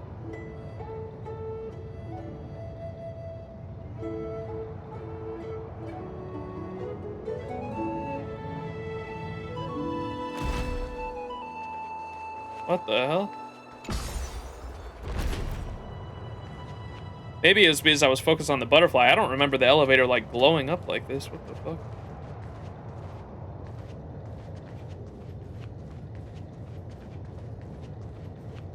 Don't take the blessings from the basins or you'll have to wait till tomorrow for the blessing to reset. Oh. Wait, what is the blessing? I don't even, no one's even told me what those things do. I've just been taking them.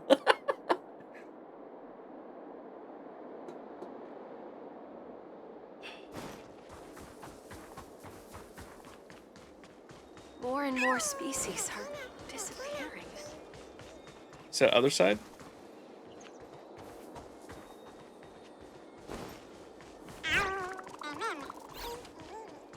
Oh, they're just a one-time battle buff? Oh, I don't really care about that then.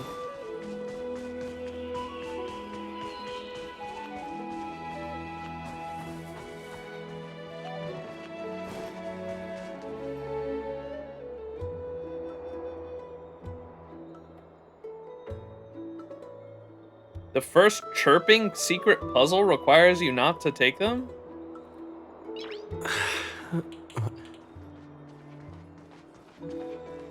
Bro, no one in chat knows what the fuck we're supposed to be doing, I don't think.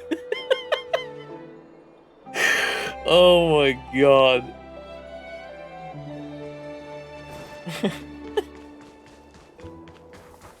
It's been a year.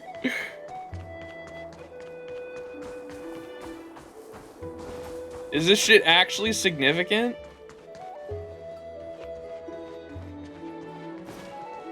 What am I even, I don't even know what I'm looking for. Am I looking for a butterfly? More and more species are disappearing.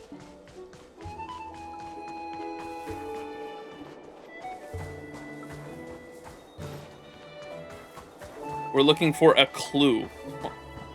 Well, fuck. That could be anything. Is that what's the Tribby and Trian over here? Were these is this the event that's going on right now? Why are they over here? Can I talk to them, or is this an event?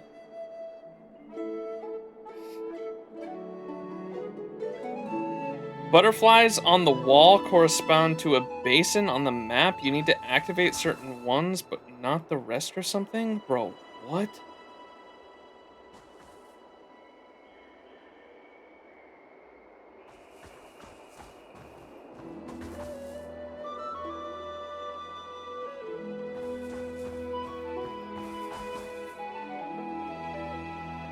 Myra, were you saying yes to these being an event, or yes to something else?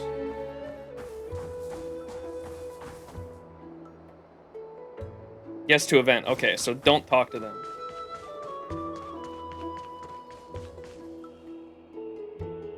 It lights up in a certain manner that indicates some of the basins on the map that you have to activate on certain blessings related to certain titans. Bro. We are not doing this shit, I don't think. Holy shit.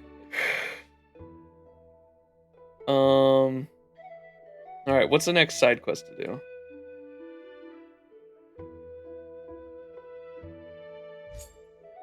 Question nearby citizens. Question the citizens further away. The prophet isn't working today. They're not working, not working. What is this one?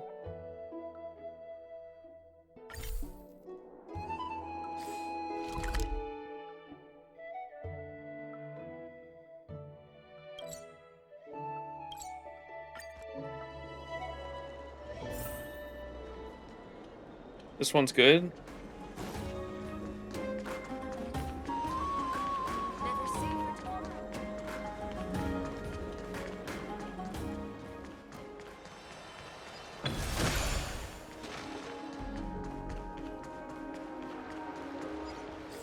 What was this for? The prophet isn't working today. They're not working, not working. I don't even remember what this was for. Or how we started this.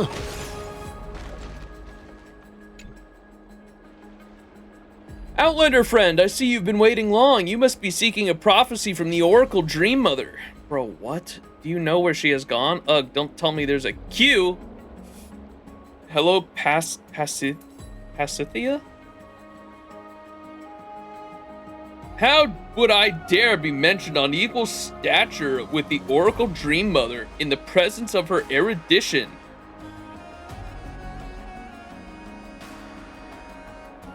What did this motherfucker say? Erudition. I am but a leaf in Cersei's forest. Don't panic. Please allow us a moment of your time to introduce Pasithia, our prophet. None knows of her past. She emerged from the ruins of Yanalopolis, leading refugees across the Black Tide. She foresaw the trails of the future in her dreams and handpicked those summoned by destiny, bestowing prophecies upon them to guide the lost through the fog. We even once suspected her to be one of the Chrysos heirs because of her blind eyes, either that or one of the Oronox's kin, the Time Titan. You sound a lot like a drama troupe.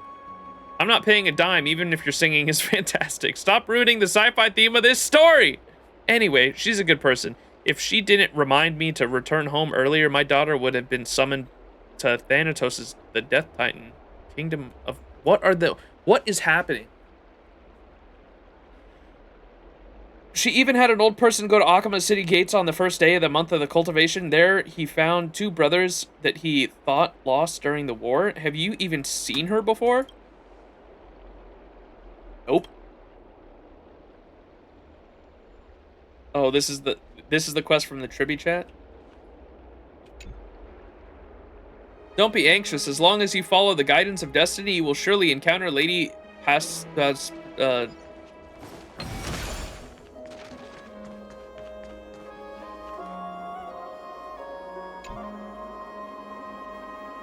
Another fool misled by that charlatan. Before you get scammed upside down by her, a word of advice. Go wash your face and clear your mind. Have you seen her before? I've already washed my face. Hello, Pansithia. Tisk, no wonder you're foolish enough to believe this supposed oracle dream mother. Your eyes are just as useless as hers. I'll be too late if you want to meet Cynthia. When I arrived, I happened to witness the city guards escorting that scoundrel away. So many years, and someone smart finally saw through her tricks. Is this what, Schadenfreude means? I've been suspicious, actually. Why couldn't I be the one who thwarted her? Before Yanalopolis was destroyed, the priests of the Temple of Three Fates frequently concocted prophecies colluding with those scummy politicians. They would even distort Orynyx's prophecies for their own gains. Only people who have never experienced those times would believe the foretellings of a blind from dubious origins. The ranting man details various crimes of past priests, sometimes in anger, sometimes in tears. You'd better leave before he gets hysterical. Better go back to the city guards who detained Cynthia and ask about the situation.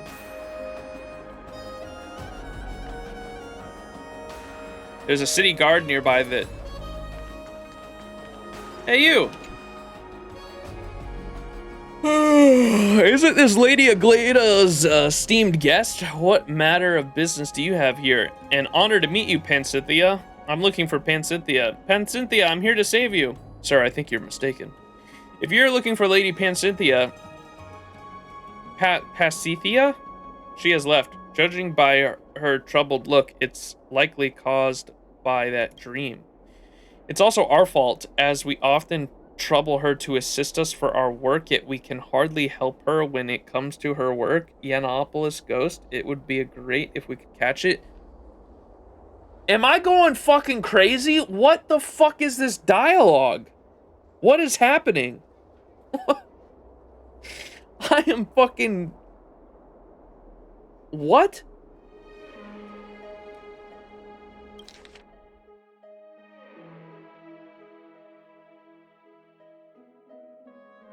Judging by her troubled look, it's likely caused by that dream. What dream? As we often trouble her to assist us for work, yet we can finally help her. We can hardly help her when it comes to her work. Yanalopolis ghost? What ghost? What? It could be great if we could catch it? Bro, I'm going fucking crazy. Ghost? I'm familiar with this. Are we going ghost busting? Oh my god. Oh, please don't tease us. Speaking of this ghost, you could say it and I are old acquaintances. When the black tide descended, my father took me in escape, but the danger was greater than we could ever imagine. The people with us disappeared one by one into the darkness. Hunger and fear gradually turned into despair, but then Orynyx's Titankin appeared in front of us. The Time Titan has Titankin? It said that within the dilapidated temple of the Three Fates, a prophet named Pasithia was waiting for us. She will bring a prophecy from the Fate Titans leading us to Akama. Whatever happened next was exactly what the Titankin said. We found her among the ruins, and she saved us with her prophecy. This ghostly person seems quite nice. The tone of the story has shifted. Isn't this really a positive vibe?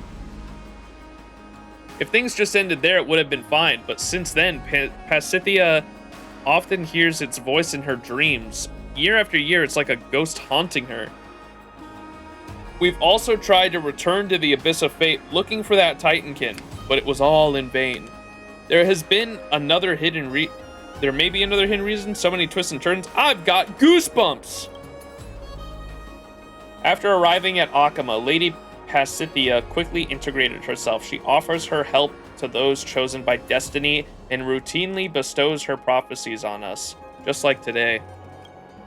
Citizens that were attacked by monsters, lost refugees. So far, many have been saved by her prophecies. Even if people slander her and called her a liar because they weren't chosen, she just laughed it off. If only I could share some of her burdens. Let's stop chit-chatting here. If you're here seeking a prophecy, it's better to do so some other day. It's probably fate's decree that you're not being able to meet her. I don't leave things up to fate. Find a companion for help. Though it's not polite to snoop into others' past, but if you think about it, you've done that plenty of times too. Besides, if you want to locate Pasithia, this is the only way left. I will special summon Mem to the battlefield. Mem, I choose you! Help me, Superman. Me! Why are you treating me like a pet? Mem's gonna get angry. I've heard most of the details. Since you asked me with such sincerity, I shall help you mercifully. Mem has a serious expression with a gaze that seems to penetrate into the past, but from your perspective, it looks like it's just floating about. Phew, what a sad expression. What's in your hand? A diary? Do I need to take a look at what's written inside? Yes, take a look. Let's not then. Ah, she's opening the diary on her own. Ugh, what a messy handwriting. Yet another voice disappeared, and I still remember. Pesithia, you're the most despicable liar. It's you who fabricated the prophecy, and everyone perished because of you. The writing on this page is practically swirling in circles. I'm so dizzy. Everything that happened is Oronox's punishment for me. I betrayed them, and I deserve this.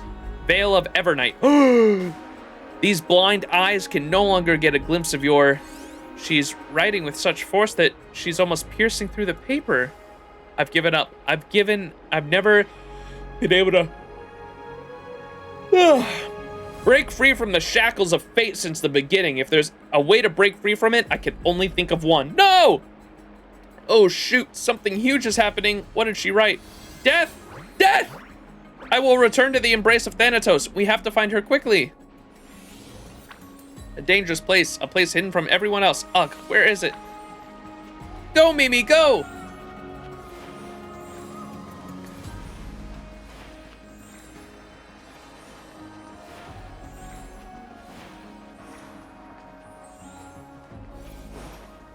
Sniff, sniff. Oh, she's sniffing. I know, an elevated place, a place near the skies. These fruits aren't very good quality. Bro, the amount of times we're going up on this fucking rooftop.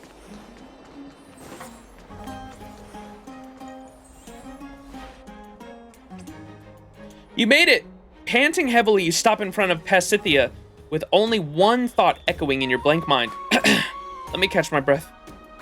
Don't rush, my friend. I'm not Nestia's butterfly. I will not flit away before your eyes. Before you start, let me guess your identity. You're the honored guest by the Chrysosairs who was causing such a commotion at Akama just a few days back, right? Your foresight is amazing. Ugh, I've been exposed. Nope, I am Tribby. Oh, really? But your voice seems quite mature for Lady Tribby. I remember every voice in this city. Naturally, I can differentiate from the new voices. That was a close one, Trailblazer. Oh, Trailblazer, have you forgotten the important mission you carry? Your brain runs at full capacity, thinking of ways to stop her from jumping down. Life is still pretty good. Bro, I can't fucking take this shit seriously.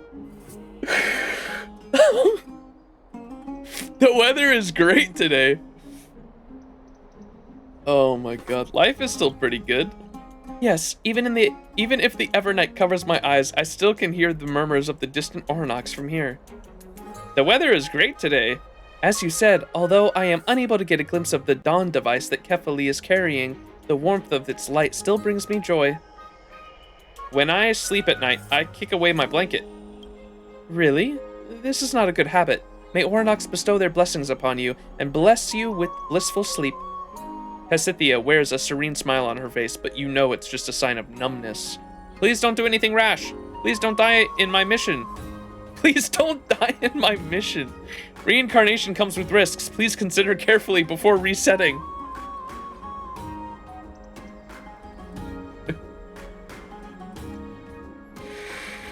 Oh my god. Where's the tech we had with the rose? I know. I'll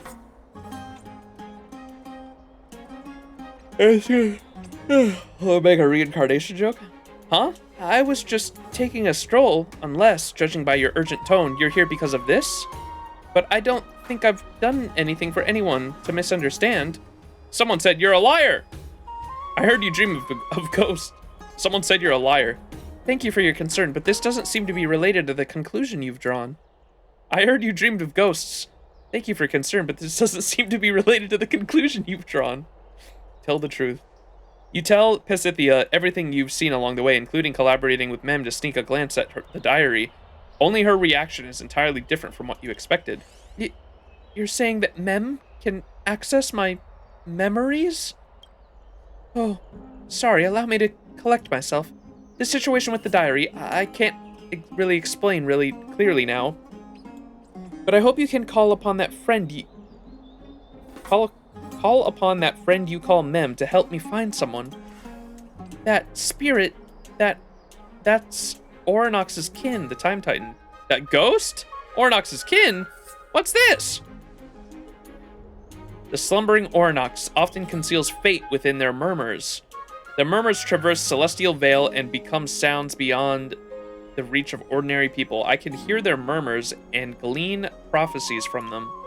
Yet for many years, my dreams have always been plagued with other noise.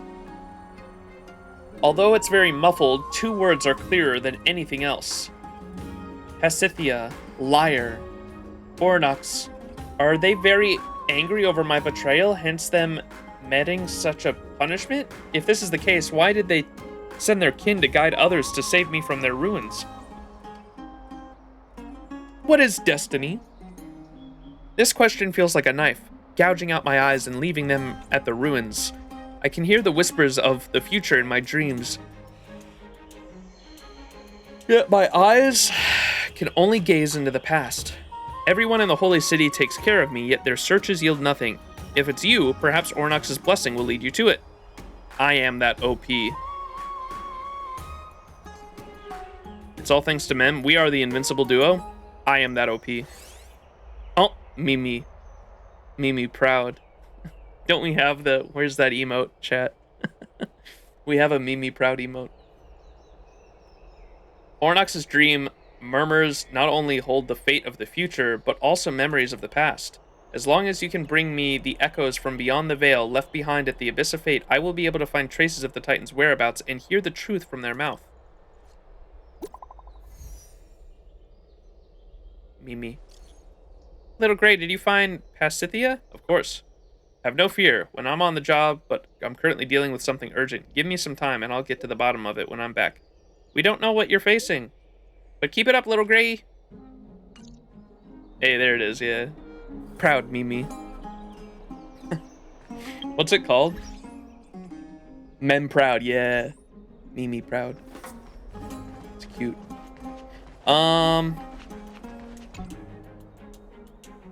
As long as you can bring me the echoes from beyond the veil. Okay, what is happening? I deadass am so fucking lost in this quest, dude. Why are Oronox's kin so intent on bothering Pasithia? Perhaps there is a clue to be found in the scattered celestial echoes. So she's some kind of blind prophet, yeah? She's some kind of blind prophet, and she's got things in her dreams or memories of Oronox's kin fucking with her? I'm so confused.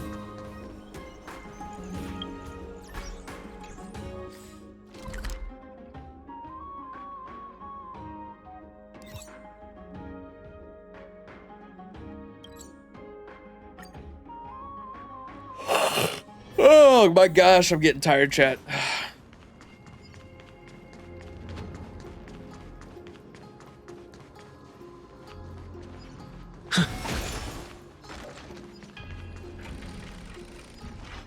You saw my day? Where? Is he here?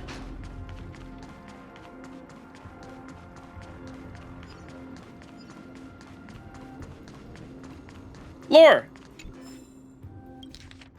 Destiny's Weaver's missives? First missive, my dearest sister, lately the skies have borne witness to an unusual celestial event.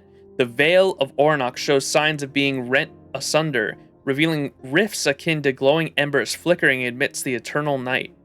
As I engaged in an astrological observation, an unprecedented terror ran down my spine. The paths of stars had been thrown into disarray, wandering across the sky no longer bound by the principles of Talenton. Even more disturbing, the prophecy from the vortex of Genesis has grown increasingly obscure. Last night, I tried to untangle the threads of destiny. They seemed to be caught in some unseen snare, rendering them a chaotic mess, regardless of my efforts.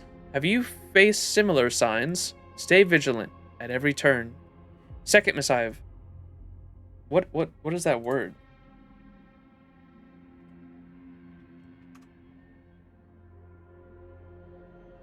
It's a formal or official letter, a dispatch, often conveying important messages. Okay.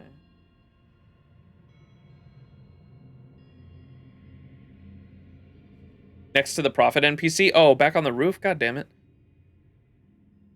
Your concerns are not unfounded. If another world is knocking at our door, may the tripartite prophecy bless us?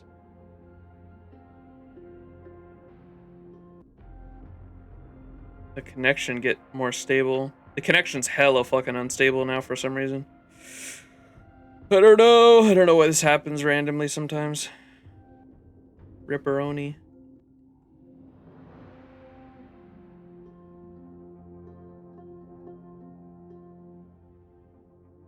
Chat, if you can hear me, type 1. Give me a 1 in chat if you can hear me.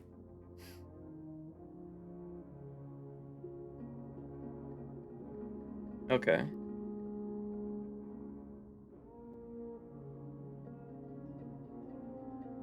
Six, 7, bro. I'm gonna lose my mind, Timmy the chicken. Let me finish reading this page. Not cool, Timmy. The tribute prophecy, indeed. First missive. So, my dearest sisters, lately the skies have borne witness to unusual celestial events. The veil of Ornox shows signs of being rent asunder, revealing rifts akin to glowing embers flickering amidst the eternal night. As I engaged in astrological observations, an unprecedented terror ran down my spine. The paths of the stars have been thrown into disarray, wandering across the sky, no longer bound to the principles of Talenton. Even more disturbing, the prophecy from the vortex of Genesis has grown increasingly obscure.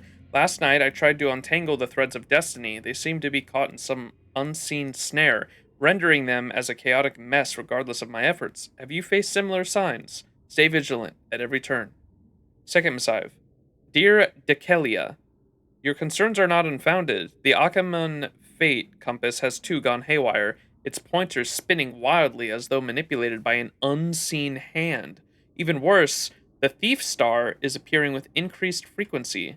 According to the ancient prophecies, this signals Zagreus' schemes are currently taking effect, but I have a feeling that there's more to it than meets the eye. The paths of the Thief Star hide a chaotic pattern we've never seen before. The core flame of Yanis is also acting up. As night falls, the Gate of Infinity resonates with an eerie sound as if another world is knocking at our door. Whoa. May the tripartite prophecy bless us. And so the core flame of Yanis is acting up. And that's what Tribby has, if I'm not mistaken, right? So this is before Tribby. This is a long time ago. The core flame of Yanis is also acting up. As night falls, the Gate of Infinity resonates with an eerie sound as if another world is knocking at our door. Third missives. Dear Sage Helena, I know that you have been delving into the prophecies left by the former Holy Maiden. Please forgive my abruptness. The circumstances demanded our immediate attention. Recent signs have all pointed to a chilling conclusion. The threads of destiny are being corroded by an unseen force. The phenomena described as closely mirror the accounts found in the ancient tome. Revelations of eternal night.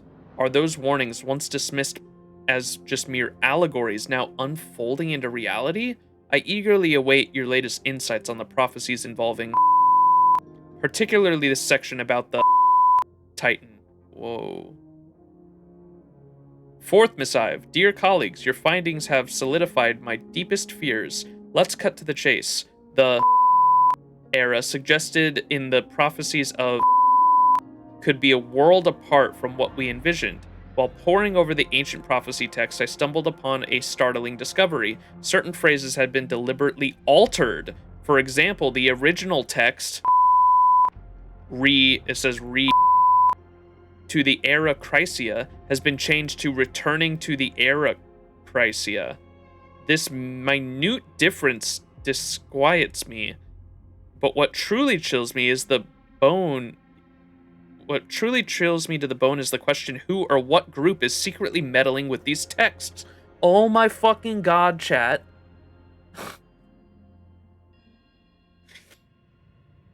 It's the fucking... Oh no, it's Mythos. Is the third path actually Mythos? There's no fucking way.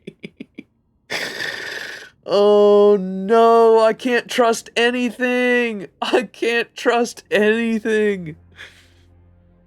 Ugh, I fucking hate that path in Eon. What unsettles me even more is that as I was organizing the Archive of Prophecies, I discovered that the records about are slowly vanishing. It's not due to human intervention. Rather, the ink seems to be fading away on its own, as though time itself is erasing that part of history. Bro, it's that fucking note.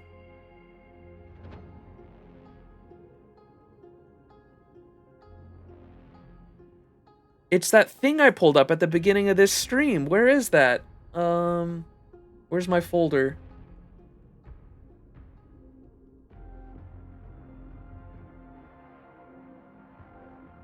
The Fully Enigmata connection that I screenshotted here. This shit. Look at this. Fully's Eden of Blessed Insight was one such place where the Nameless claimed to have seen the Enigmata manifesting in the world's reflection. Oh no, bro. Oh, we're screwed.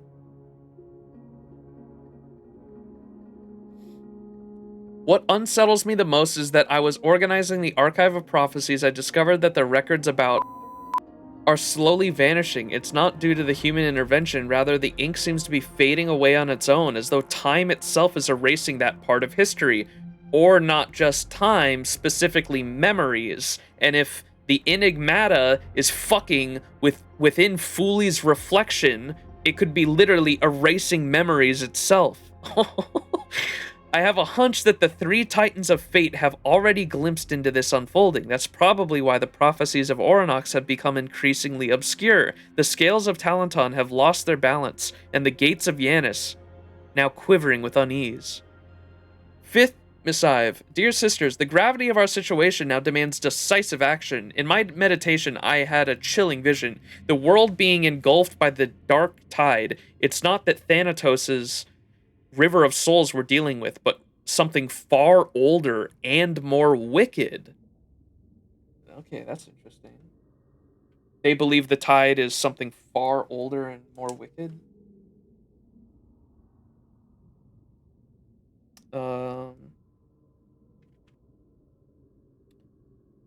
So I gotta write down a connection.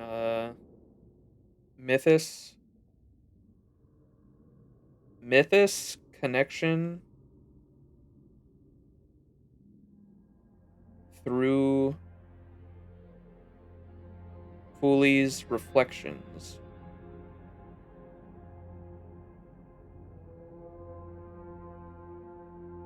And then I also wanted to write down so it might not, it seems like it's related to Mythos, but there's not concrete proof here, but I wanted to write that down. And then I needed to write down the fact that old archives and records disappearing.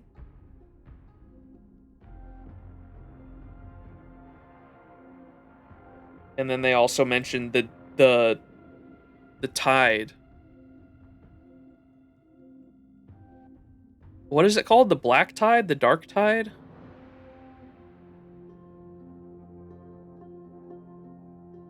The dark tide. The dark tide is something old and ancient, possibly relating to the 13th Titan even? Maybe that's chaos?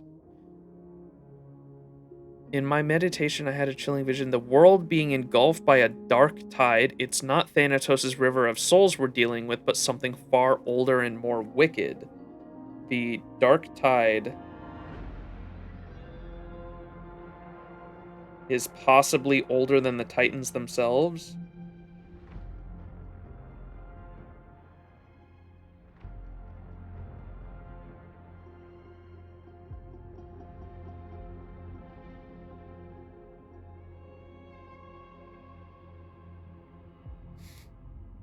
Older than death.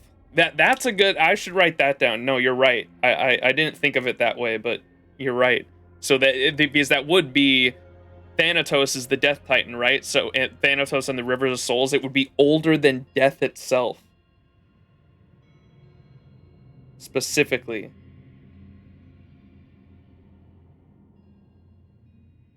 Older than death. I propose the following. Secretly reinforce the seals of the Temple of the Three Fates. 2. Make 3 copies of all prophecy documents and distribute them for safekeeping. 3. Find and protect those special children. 4. Brace ourselves for the worst case scenario. Remember, if the world is indeed marching towards its doom, our mission is to safeguard the fires of hope. Even if the threads of destiny have been corrupted, we must do our utmost to protect the last untainted golden thread. May the 3 Titans of Fate bless Amphoreus. Until we meet again soon. Dekelia. Appendix, Prophecy Shard, Fragment Records found in a missive. When the veil of eternal night is rent asunder, when the scales of justice lose their balance, when the gate of infinity is eroded by the black tide, shall make their appearance in the world. Ooh, I wonder if that's the 3 Tribbies, maybe?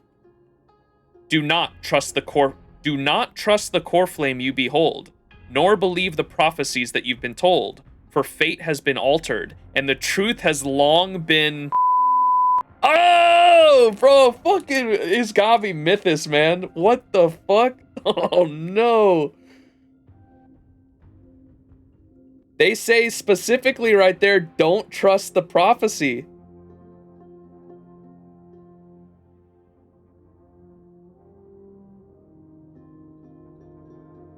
Don't trust the prophecy.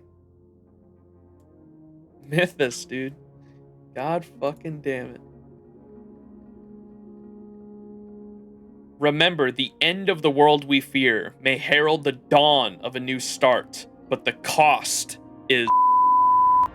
Oh no, Monka, man. What is the name of this note? I'm gonna have to write this down for later, come back to it if we need to. It's called Destiny's Weavers. Destiny's Weavers.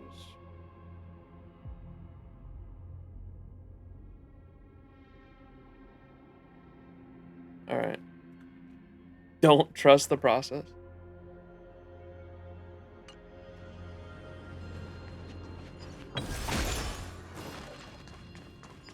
All right. Use the prophecy tablet of Oryx.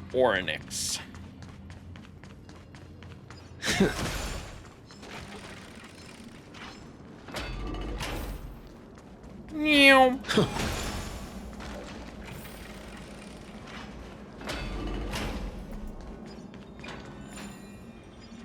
What the hell?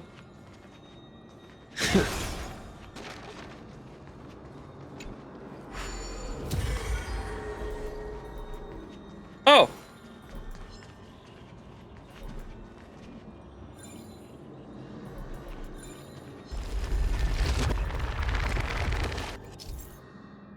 Sometimes memory-laden objects may be corroded by the black tide. Even if they were rewound, they might become shattered again after a short time, returning to the state before activating the power. Okay, so I can...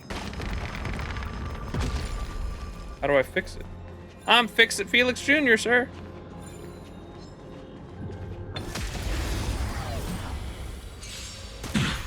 I'm on it. We can do it! Mimi! Receive divinity.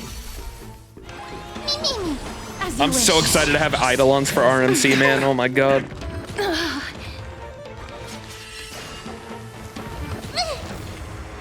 Bloom. Repay. The dead return. Unscuffed, finally. Embrace a new life.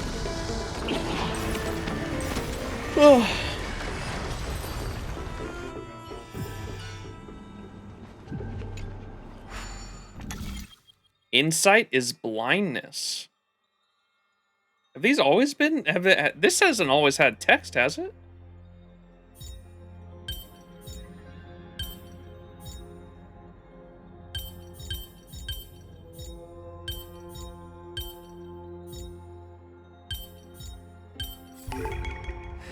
no match for me.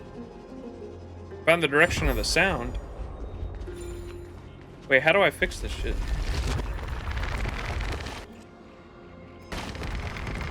Oh, there's a bug there.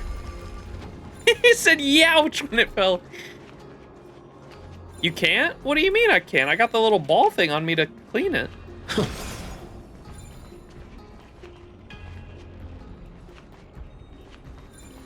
Unless there's more dark tide over there that I'm supposed to use it on, maybe.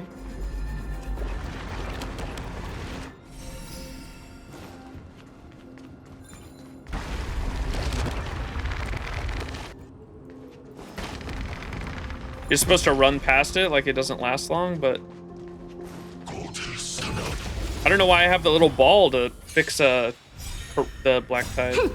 This is double speed. I choose you. We can do anything. Wilt here. Reach the end of the story in your own way. Is that all?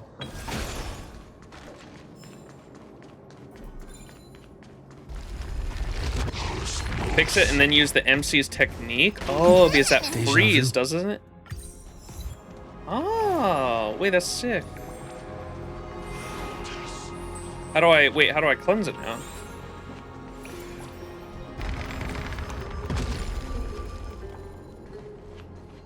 Yoink. Oh my god.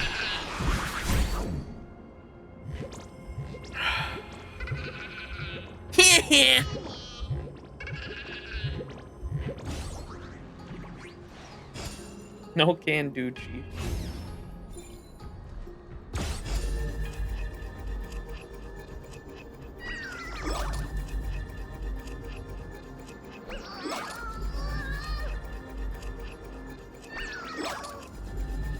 Yeah. It's rewind time. Ah, I've had enough. Just take the chest. I'm not in the mood to fight with you today. It feels as if Ornox themselves has cast a curtain to eclipse the bright light of my talents. Yesterday, when I left the house, I accidentally exposed my location for the first time ever. Meeting you now, it looks like any hope for today being any better is gone too. Honestly, there's something fishy about what went down yesterday. Rumor has it that there's a master thief that's been running around recently, whose reputation seems to be threatening my own. So I decided I'd do something big and restore glory to the great name Zagreus. So I racked my brain trying to decide what I should steal to show off my amazing talents.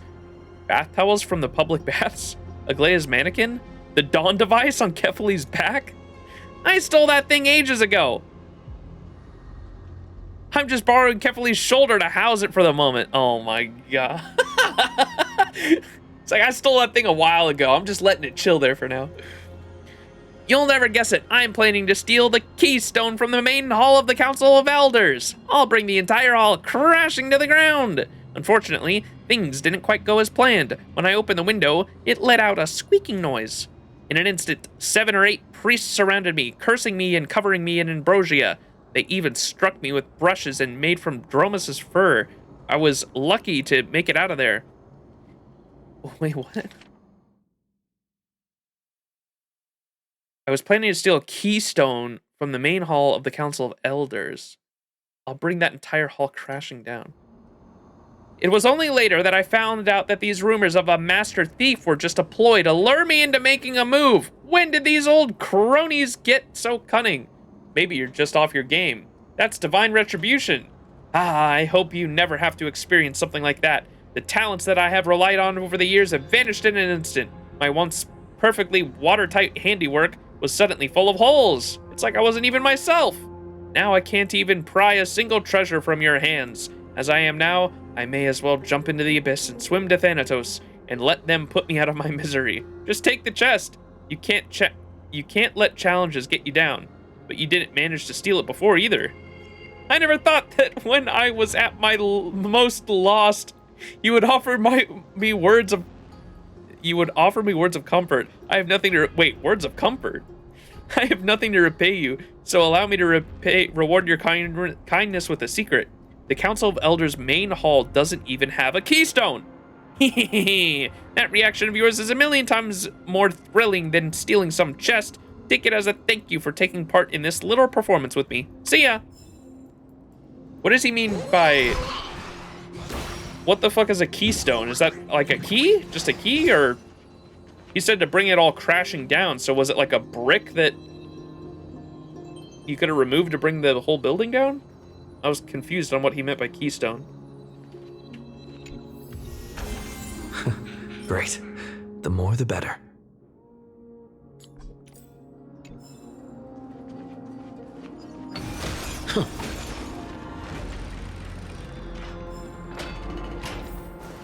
Ah, here's where me and Don Hung were originally. Dawn of the Living Dead.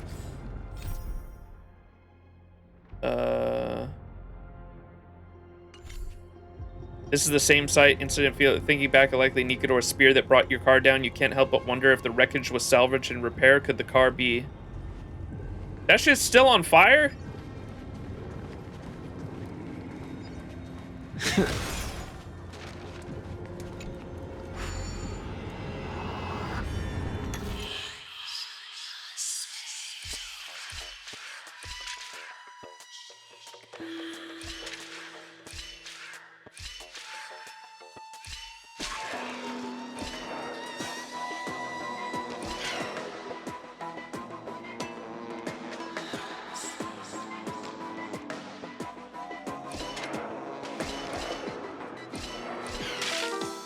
Okay, I gotta like go all the way back here. This is gonna be weird. So we're gonna go 1, 2, 3, and then 1, 2, 3, 4. Really? There we go.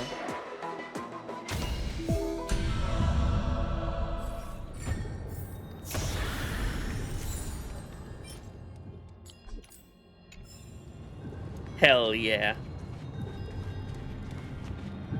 Investigate. Crick? Strange.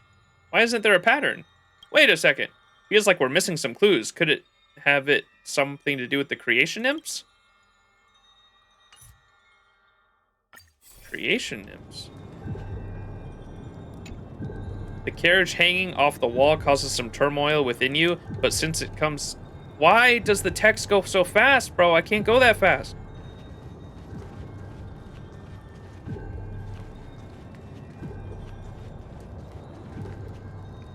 Two in one stream? What?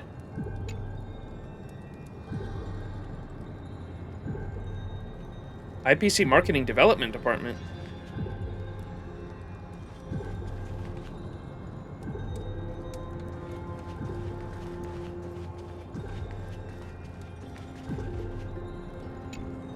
The carriage hanging off the wall causes some turmoil within you, but since it comes to keep you trailblazing, as to say the classic Cianjo crosstalk, a toad. What?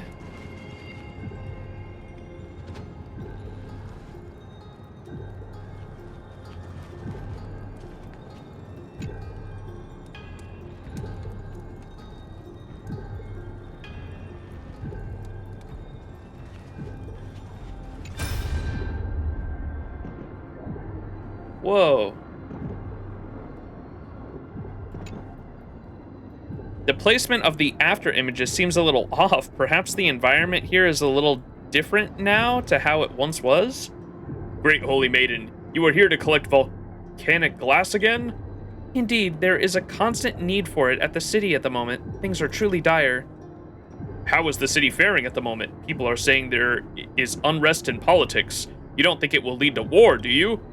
Great Holy Maiden, you must tell me, if there really is unrest, I would like to take my family somewhere safe to live out their days.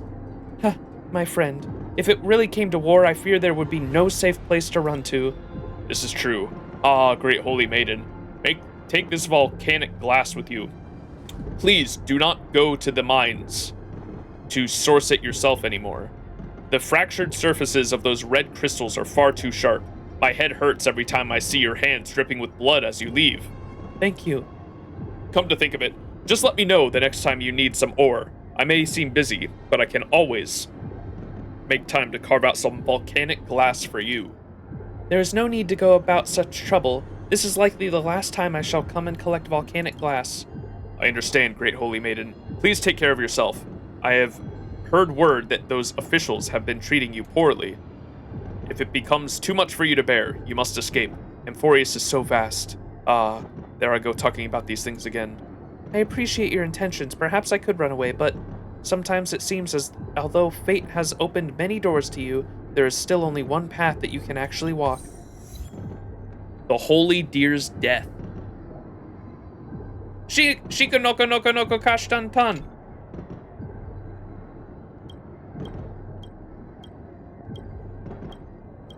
Did I get E2 Fugue yet? Hang on. Check this out. We're gonna get E2 Fugue right here. Damn, that'd be crazy.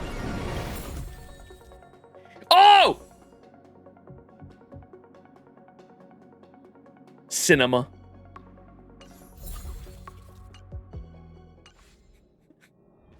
Peek. Stop with the witchy nonsense. How many DDDs do we got now, dude? Dude, this is my 4th one, I think. Whoops.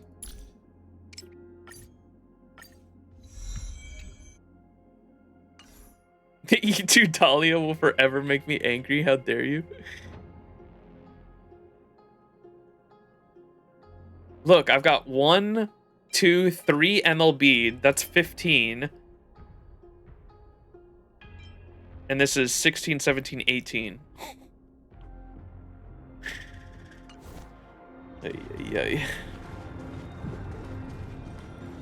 MLB. Ooh, amazing.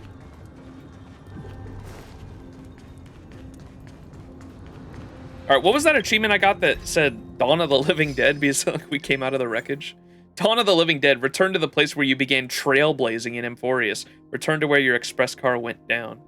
We survived the crash. We did it. The Holy Deer's death. Glimpse all fragments of recollection at the abyss of fate. Oh. Frozen in time. What happens when time rewinds collides with time freeze? Use time-stopping abilities to immobilize objects during a rewind. Cool.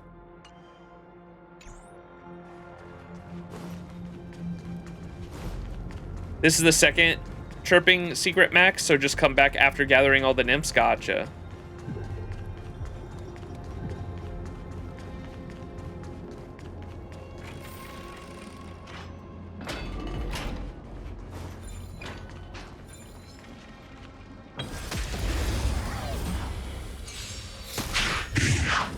We can do it!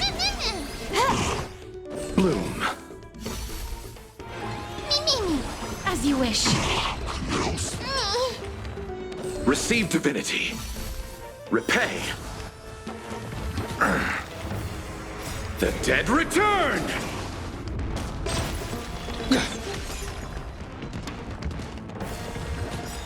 No, I got what you meant. Embrace a new life. We need to figure out how to do that first one though. I need a guide for it or something because dude, if you have to go around the entire map, if you have to go around the entire map and activate certain fucking pools, that's fucking crazy. This is not some shit I'm trying to fucking do in a gacha game. All right, so I can't cleanse these things, but why do I have the little cleansing orb? Because like, isn't this orb made for cleansing?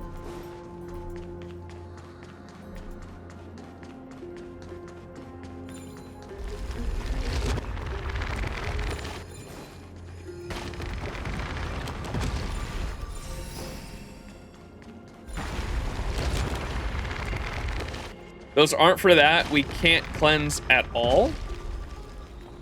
Gather all the nymphs in Akamon, and the pools will show up on a wall as butterflies that light up. Dog, I'm gonna be 100% honest. I have no idea what the fuck that means. It's not for cleansing. It's for enhancing rewinds. Oh, it enhances rewinds. Like what? It makes them go faster or something?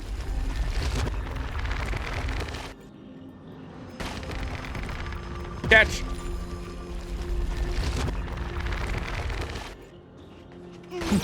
Deja vu.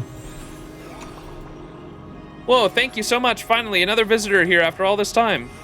This place used to be the holy site where Titans delivered prophecies. And... Bug! Ouch, that hurt! Darn it. Now I have... Darn it, how have I been buried again? Quick, dig me up and save me. That's funny.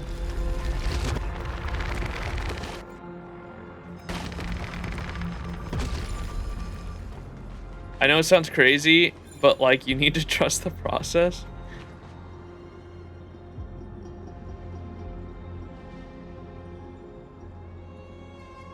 Have I gotten hit by one of those yet? Yeah, you get an achievement for it. Or I got hit by the ball. I don't think the pillar.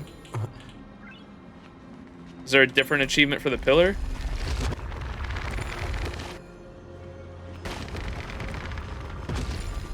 What?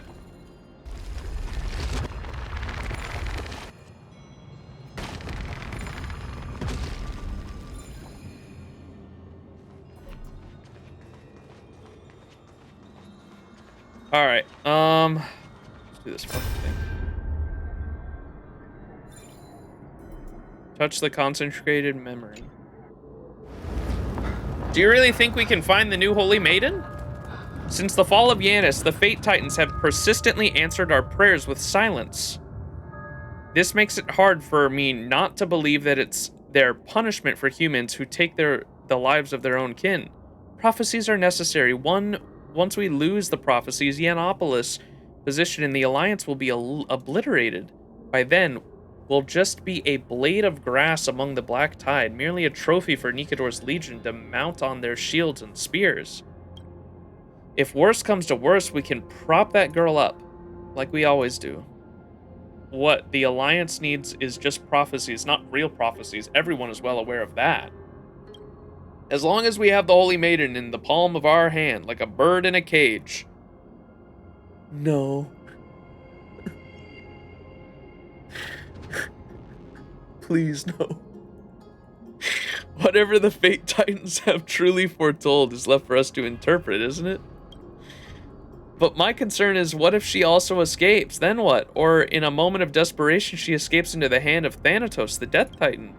If you and I both kept quiet, we will know whether the Holy Maiden living in the depths of the temple is the same person as before.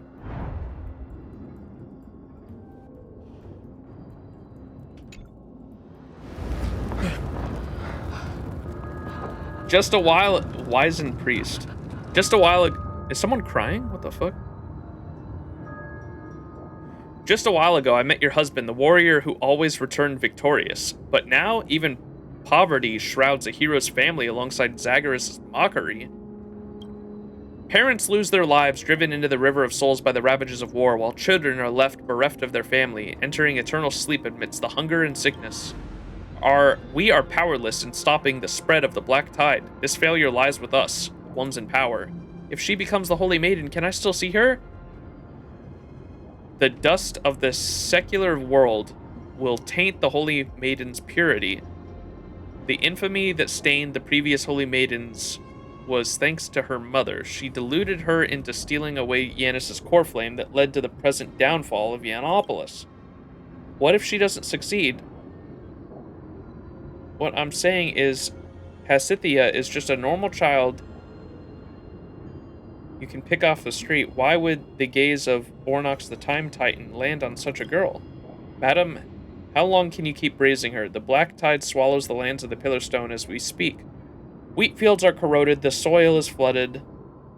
How will you withstand this famine? It won't be long till you all starve to death here. The priest suddenly raises his voice. Even Pasithea, who was been fretting over the ritual, can't help turning her head. Don't get distracted, Pasithea. Keep following the instructions of the Acolyte. Now, you have the chance to change destiny. She will become a Holy Maiden who does not need to worry about food and shelter. As compensation, we will offer you, her mother, enough food to tide through this famine. Do what is good for you.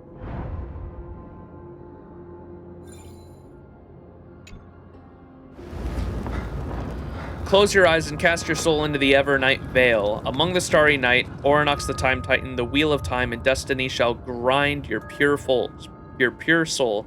Uncle, if the wheel rolls over me, will I break, just like my father? If I break, I will go to Thanatos, the Death Titan. Does that mean I'll never be able to see Orynox? It's just a chant. Be quiet and do as I say. Okay, Uncle. I'm afraid of pain. Can you get Orynox to be faster? I'm afraid.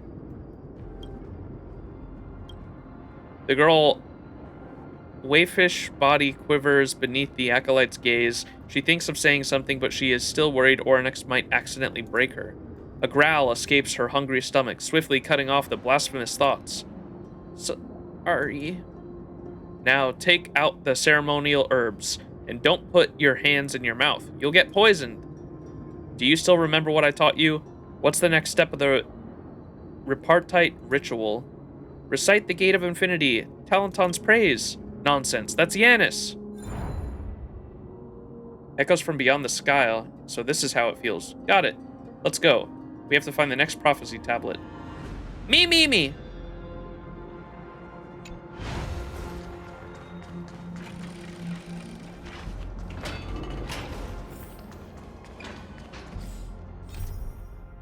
In the ruins of Yanopolis, the scattered titans relive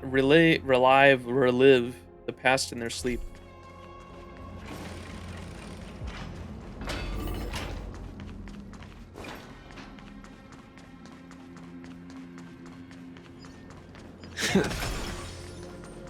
Zoom! Right ahead, I'm already hearing their voice.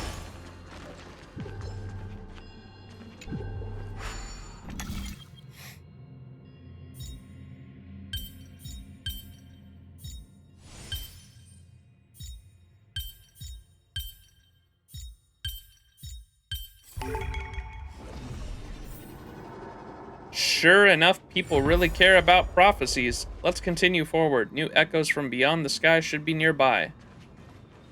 Echoes from beyond the sky, huh? Oops. The Calm Priest says, "Everyone, the terrifying black tide is devouring the lands, and the Mad King's lance will be pointed at any city at any time. Even right here, the shadow of misfortune attempts to drag us towards annihilation. Listen to what it has said to you. It said that Orynox the Time Titan refused to bestow a prophecy and that the Titans never loved their subjects. Would you have succumbed to its trickery? Capture it!" What?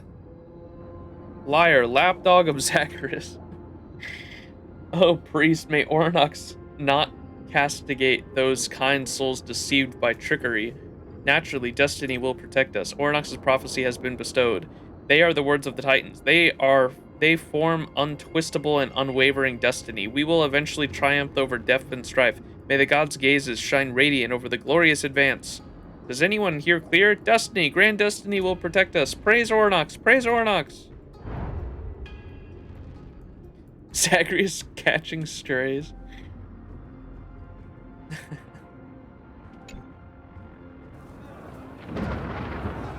Still nothing. What exactly are you good for as a holy maiden? But Orynox, the Time Titan. I know they're staying silent, but why do you think we brought you here? Prophecy, prophecy. Without Orynox's prophecy, you're nothing. I honestly don't know what fortune you stumbled onto that day to be able to receive their prophecy. I'm now thoroughly suspecting that it's all a trick by Zagreus. For the holy maiden's title to be honored, trash like you is to make a mockery of us.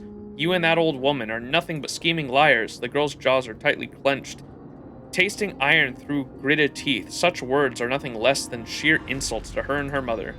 No matter what, you will all say what you need to in order to mislead others. If that's the case, what use am I as a holy maiden? You think we don't know that the common folk can't tell the difference between true and false prophecies? Wild prophecies will only invite catastrophe, repeating the mistake of the Chrysos War. I know that you've always thought of us as a bunch of liars, using prophecies to control the fools outside the temple." It's like the fucking... What are they called on Dune? The faction of, like, old ladies that are, like, prophets that, like, manipulate, like, bloodlines and wars and politics from behind the scenes? Forgot what they're called. It just reminded me of that.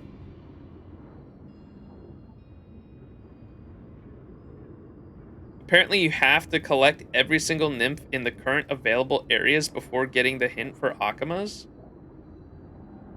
Oh, I have to fucking go to that is it even worth it, dude? That entire quest line seems like it is not even worth doing on stream.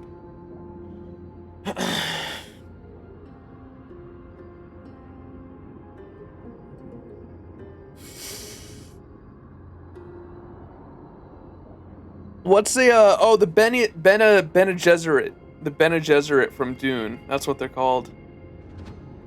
The Bene Gesserit. Nasty, nasty women.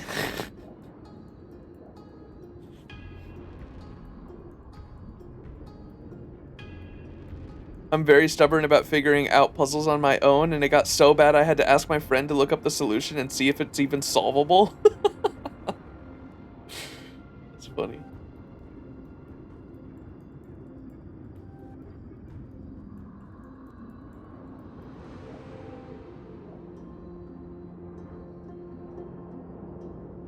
Oh, the look she just gave me about the nasty is from Dune, from fucking the Bene Gesserit from Dune. Try catching strays along with Zagreus now. I know that you've always thought us a bunch of liars using prophecies to control the fools outside the temple, but let me tell you, the ones truly in need of prophecies are not us, but them. If I told you now that the prophecies don't exist, would they even have any hope of surviving the Black Tide? Huh, they would barge in and tear us to shreds, and wait for Thanatos in despair. That damn destiny, why did it only leave us with the worthless Ornyx?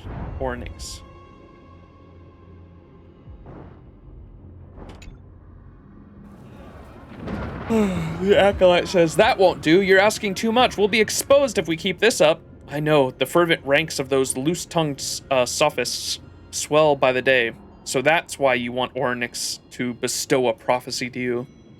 I hear that Nikodor's legion is but fewer than 3 days away from your city. They won't buy any contrived prophecies of destiny. The uneasy politician. You were begging for our favor merely a year ago, but I get it, the tables have turned. But since the gloves are off, don't blame me for spilling the entire truth. I have no authority to interfere with your actions, and you're not the first to do so. He'll tell them whose pockets those riches now line and how the offerings will never bring them fortune. Go tell them Titans won't protect them and that the Black Tide will inevitably surge across the lands. Even if Ornyx remains silent, I can foretell your future after you tell those people these truths. The citizens will kill you. They will not believe it. We'll see. One day the scale of justice will exact equal retribution unto each and every one of us. I hope so too. But Talenton is gone. The Acolyte lethargically stares into the distance and sighs, as if what he once believed and deeply loved had long since perished alongside the Titans that the temple once worshipped. If the Fate Titans could really peer into the future, would they have seen the Black Tide devour everything? Why did they not come and save us? Why do they not refuse the destiny that forces them to offer up the core flame? Or are they powerless before the destiny itself?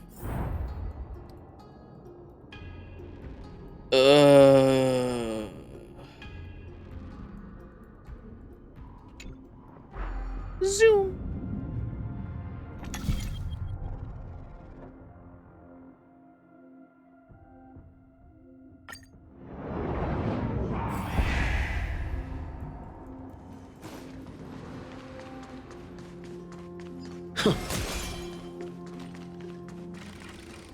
It's a lot of chaotic echoes, like the sound of many people crying.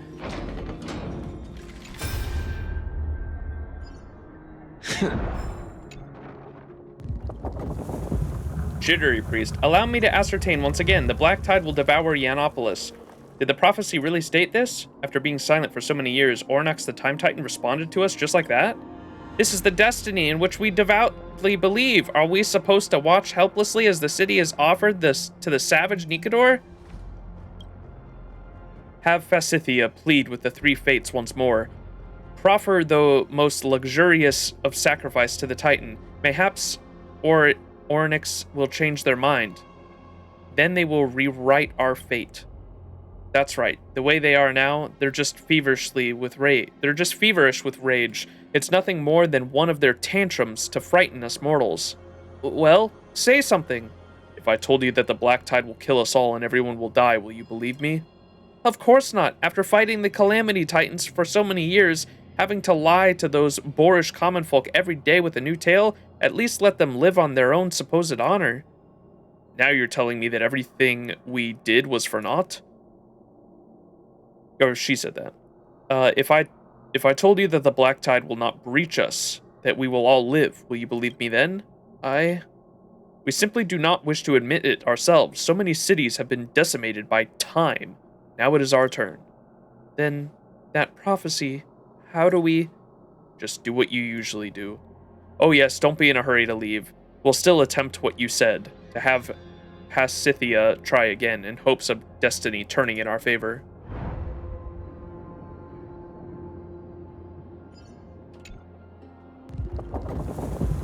It's getting more unsafe outside these days. The sounds outside the temple have been waning, and our offerings dwindle by the day. Most of these ritual herbs have withered and died. Were they brought from within the Black Tide? Yes, Your Highness. It is said that we lost many a good man trying to flee the monstrous spawn of the Black Tide. We couldn't even bring their bodies back home. But what other solutions do we have?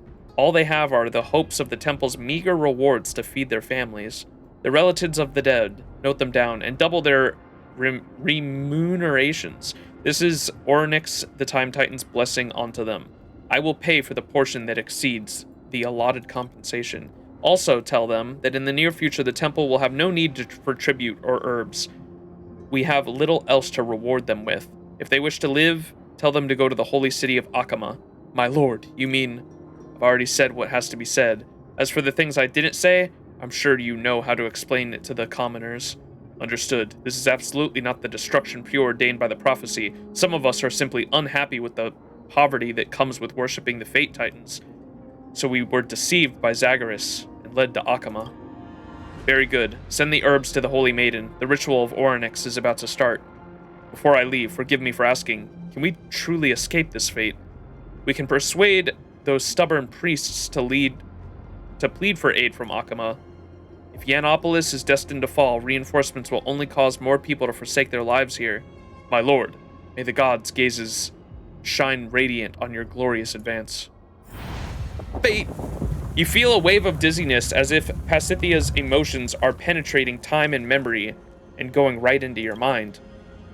Pasithia says, I've tried everything, I really have, but it's no use. Nothing will change. The black tide, I still see it surging towards us.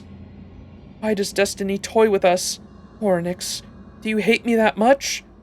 Nausea, vertigo, your senses start to drift and muddle from successive shocks.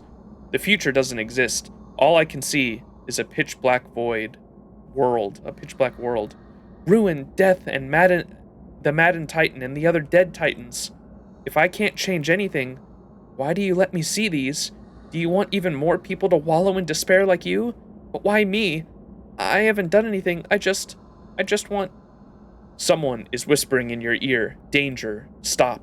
Is it Mem? You try to discern the voice, but an irresistible force is enticing you to close your eyes.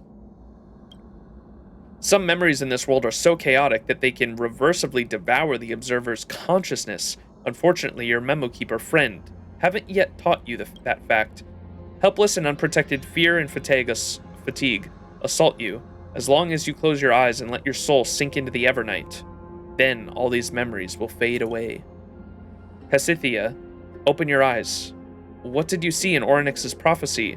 Inescapable death, the eternally silent black tide, a corrupted and ailing world. But this should not be our end. Destiny will not treat you so unfairly. Do you think it owes you a future? If you did not become the Holy Maiden, then would everything have turned out differently? Unfettered, free, and among the free, like a bird? I might have become a craftsman, I might have become a scholar, I might have become a warrior. A glorious warrior, just like my father, wielding a lance in hand, locked in a fierce battle against the Black Tide spawn, perhaps not unlike the Chrysos heirs, brandishing blades against frantic titans. Glory will follow your path, and after that, Your heroism will be etched in epitaphs. But all this will not come to pass. You are just Pasithea, the holy maiden of the Temple of the Three Fates. A prisoner without dignity or freedom. Now answer me, Pasithea. What did you see in Oryx's prophecy? You see the black tide swallowing the land, the death led by Thanatos, bringing decay and rot. It is truly unfair, or it is truly fair. Achilles' disciples, Circe's disciples, and Oryx's disciples are all equally facing eternal slumber and death. No matter where you escape, destiny is omnipresent. It will always follow in your shadow, just like every time it did in the past. There's only darkness and death, death and darkness, darkness and death. Where else can you escape, unless you offer up your soul to Thanatos? That's right, Thanatos, a sacrifice. Swallow those poisonous herbs. And then the black tide will arrive.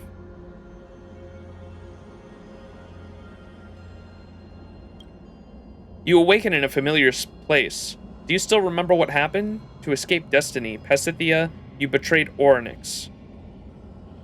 Imbibed poison and turned yourself into Thanatos' embrace. But even death did not deign possession of your tragic soul. Go forth, the scale has risen above your head. Use it to ascertain the weight of your soul, and then attain the destiny of equal worth. Lift the curtain of the past. The night's dream has begun to rumble.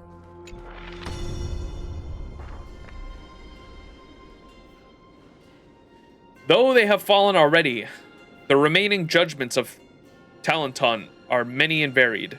It is quite ironic to think that even now, to overcome its challenges, you need the hand of Zagreus. My lord, let me do the heavy work. You must take care of your health. Very well then. Do you remember how to do it? After all these years serving you, one thing I'm sure of, the celestial sphere that symbolizes the world should be on the right, isn't it? That's right. The celestial sphere's weight goes on the right side, and we stand on the left tray. The scale will lift us to the destination. Let's go, Lady Pasithea. Hope Lady Pasithea can make it.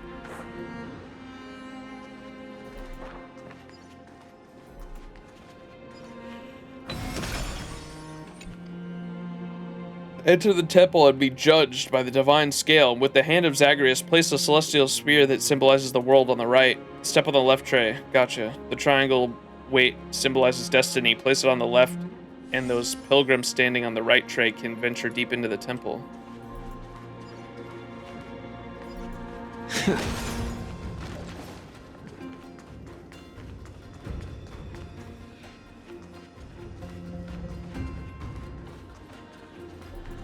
What? Review the law of the judgment. That's what this is, right?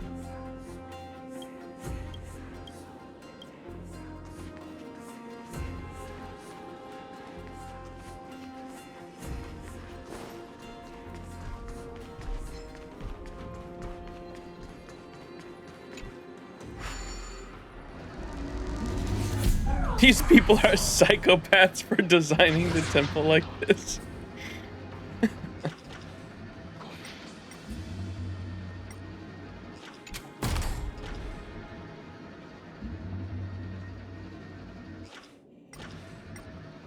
Oh my god, dude.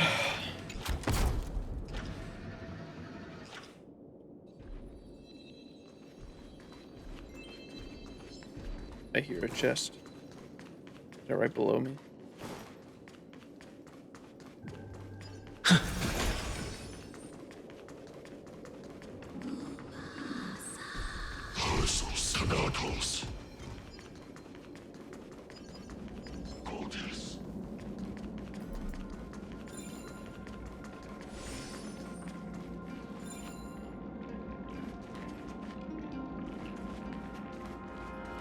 Oh, do I stand over there? Zoom.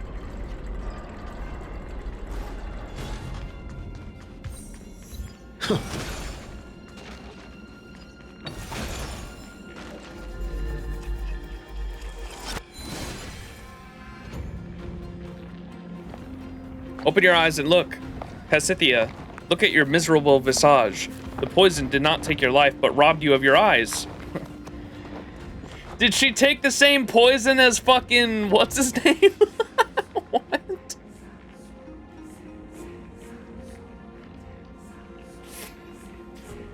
The fox guy? What's his name? You leave Chao Chu out of this. She cannot get a break, dog. The poison did not take your life, but robbed you of your eyes. Of course, that much is sufficient. You are no longer able to complete the Holy Maiden's prayer. You can only be locked away by the priests here and then buried in debris. Why do they not leave you to your devices? Because they have a mere tinge of conscience left in them. But that is not important, for they are probably all dead in the Black Tide's deluge. After a long time, you feel famished, a sensation you have not felt for a long time. You still remember the last words your mother said to you when you left her. She tried her hardest to force a smile. As soon as the corners of her lips dropped, her tears would flow down her wrinkled crevices. Cheer up, Pasithea. You won't ever have to go hungry again. Where is she now? Is she still alive, in this era where all life leads towards quietus? Quietus. You pray to Orynyx, whom you betrayed, in hopes that destiny will bless her journey. I miss her dearly. You have long forgotten her face and her voice. Even if she were to stand before you and call out your name, you would not recognize her. I hate her. She sold you to those priests so that you could live, or so that she could live. You were never able to step foot outside the Temple of the Three Fates after that day. Perhaps from the moment that happened, you were already dead. Stop thinking about that event and that woman who abandoned you. And even if you had a million reasons to speak up for her, hunger and fear will fuel your instinctive hate for her. You have even started to abhor that previous Holy Maiden. If not for her, would you even be in such a beleaguered predicament? But you know you are just venting your frustrations. Very soon, you will die here.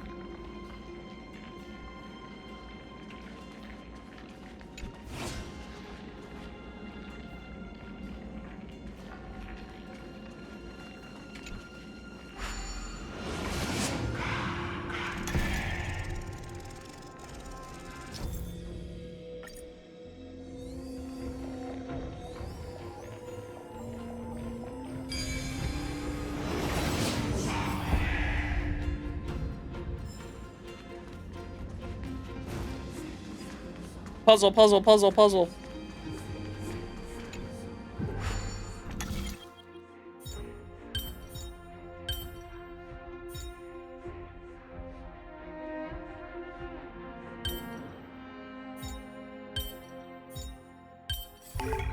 So that's how it works.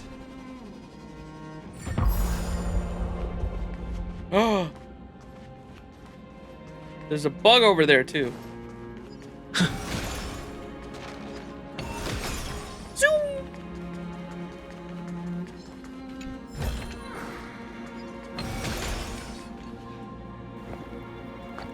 Jittery priest, who do we have here? Our esteemed Holy Maiden, accusing us of being liars, fabricating prophecies from your ivory tower, defending it with fervor.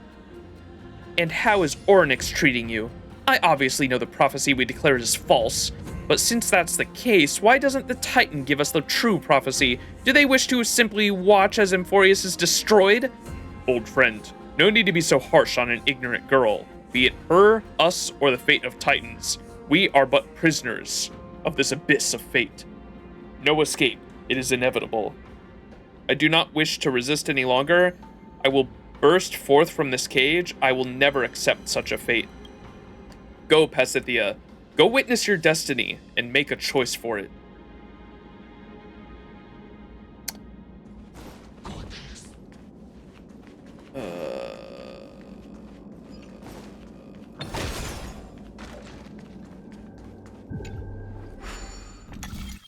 Ebb and flow.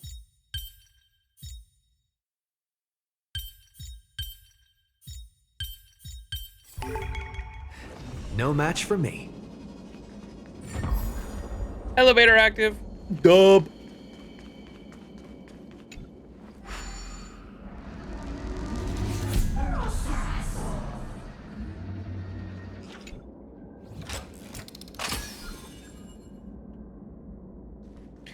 The hand of Zagreus.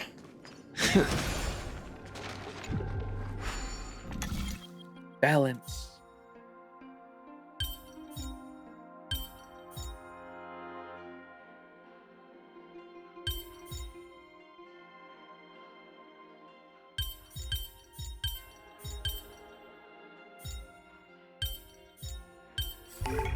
So that's how it works.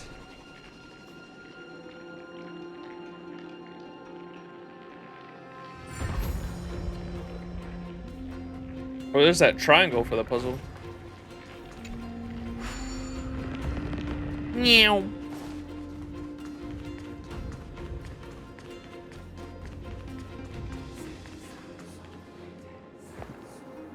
Your younger self would not understand that methods of Ornyx is employed to reveal those destined to you beyond the prophecy. Ever since your two kin passed, this could be the Titan's most generous revelation as the tragic scene reflected in your eyes. Locked in the depths of the temple, choking on poisonous herbs, finally buried beneath debris, what you have experienced is but a nightmare of the future you encountered in a stupor. As long as you allow lies to flow from your lips, you will embark on a path towards another future and escape this tragic destiny. Child, what choice will you make? Lie to the priest, feign madness and ignorance, maintain silence? Wait, what?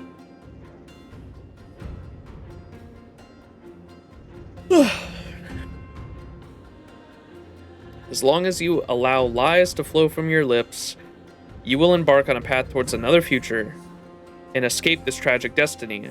Okay, so it's tell the truth about the prophecy you've been saying is lies or not. Lie to the priest. Feign madness and ignorance. Feign madness and ignorance? Lie equals save yourself, yeah. Maintain silence, or we just not say anything? We didn't hear any prophecy?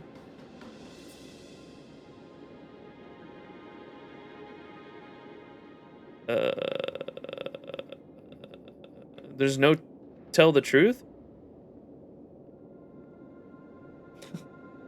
The truth the truth is I guess you can't tell the truth because it what make everyone go crazy?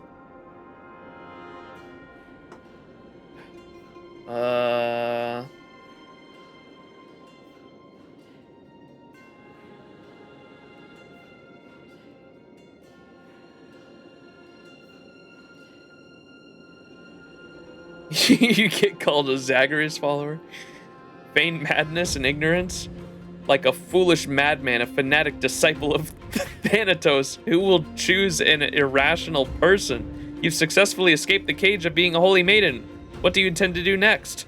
Go be a craftsman? Go be a scholar? Go be a warrior? Go be a scholar. You try to imagine such an unrealistic future, but in reality, you all will die soon of hunger anyways. The food in the house has already been depleted, and your mother is enduring hunger to protect you from it. This is the first time you notice that her figure has become so emaciated. As long as you become the Holy Maiden, you will all survive. We can go into the fields and farm. Your weakened bodies can no longer withstand such labor. As the black tide slowly swallows the land, there will be no place for you to farm. But if you become the Holy Maiden, you will be able to survive. We can go and work for money, weaving or carving. But there will be tools and materials. Where will the tools and materials come from? Reality is not a bedtime story read by your mother. But if you become the Holy Maiden, you will be able to survive. I want to become the Holy Maiden. This is your only destiny. You can all escape to Akama. You can barely stand on your 2 feet. How will you reach the holy city that's high above? Give up on struggling, Pasithia. I can still make a choice. A pointless defiance. Do you have any bravery to choose death? Even if this is an act of cowardice. Even if your mother will lose hope for life because of this. Give up on struggling, Pasithia. I will become the Holy Maiden. The destiny cannot be altered. I don't want to lose my freedom. I don't want to become a liar. I will become the Holy Maiden. I don't want to be a liar. Your mother will not blame you. To ensure your survival, she will likely take on dangerous jobs, doing work deep in the black tide. Someday in the future, there will be strangers knocking on your door, bringing you to attend her funeral. I fear for my destined future. I will be the Holy Maiden. Your mother, the only one who still loves you in this world and the only one you still love, she has given you everything she has. Now, she even has to give up her life for you. You have to become the Holy Maiden, or else she'll die in the black tide. I will become the Holy Maiden. Praise destiny! You still become the Holy Maiden! As time marches on, the black tide and death both arrive at the moment revealed by fate. Pasithea, you're going to die. As she loses consciousness, the memories of the past gradually fade as well. Suddenly, you hear a familiar voice calling to you. Max! Max! Mimi! You're finally awake. You're in Skyrim. You were walking this way in a daze, and you scared me. This must be the final echoes from beyond the sky. Bring them to Pasithea. Return to Pasithea's side. You have found all the celestial echoes, but the Titankin was nowhere to be seen in them. Oh, it's an ambush! We can do it! This is double speed. Receive divinity. We can do anything! Wilt here.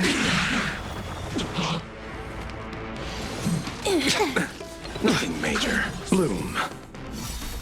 Repay. The dead return!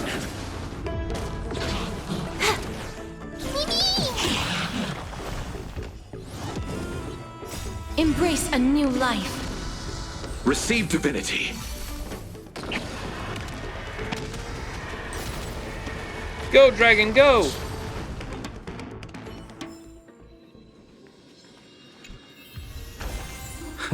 Great. The more the better. There's a chest up ahead. I got it, buddy. Our gray-haired warrior friend racks their brains the whole way over before finally making it to the hidden treasure vault, riches beyond his wildest imagination await. What's this? You're not even letting me go either? Our gray-haired warrior strides resolutely up to the wall and gets a +1 souvenir.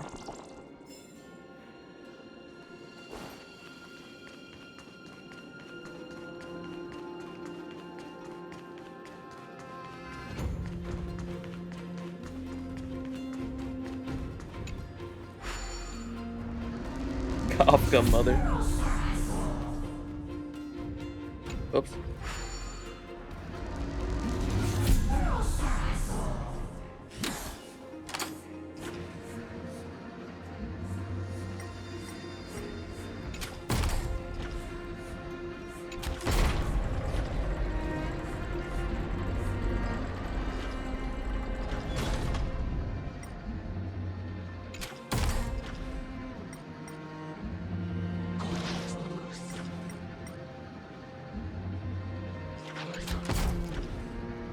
What?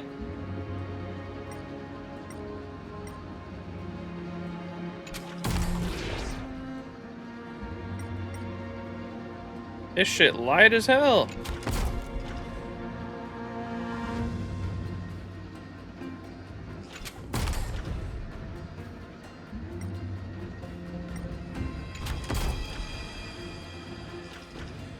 Can I stack these fucking things?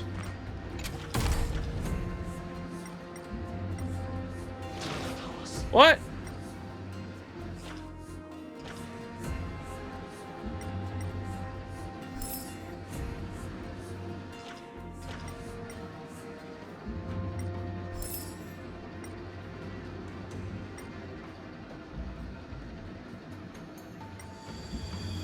Where's the last coin of whimsy?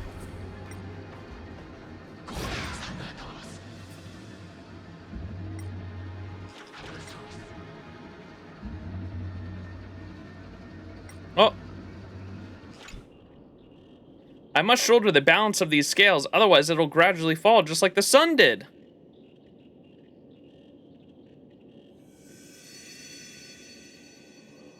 What do you mean by that? Wait, this part of the scale can't actually move? Boss hustled me. Sus? Sus indeed. What do they mean by that? Well, I know they said the original sun was the eyes of Aquila, right? But as far as we know, that the eyes shut, right? And that's why there was an eternal night. We should destroy this temple, methinks.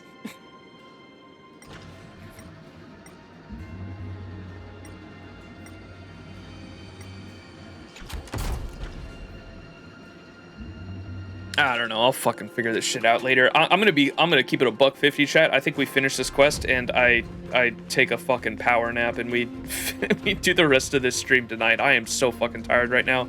I'm sorry. My fatigue hit me like a fucking storm like 2 hours ago. Maybe it was that ramen I ate. I got really hungry, ate that ramen, and then got really tired. Nikador? Something Mikado?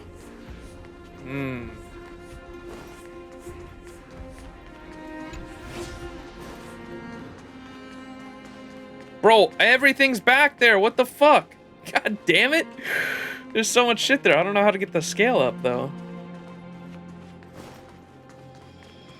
It's fine. Don't tire yourself out. Okay, what do we have to do? We have to return to her side. Is that back in Akama? Akama. It's still early. Where to now? You have found all the celestial echoes of the Titankin. Nowhere to be seen in them.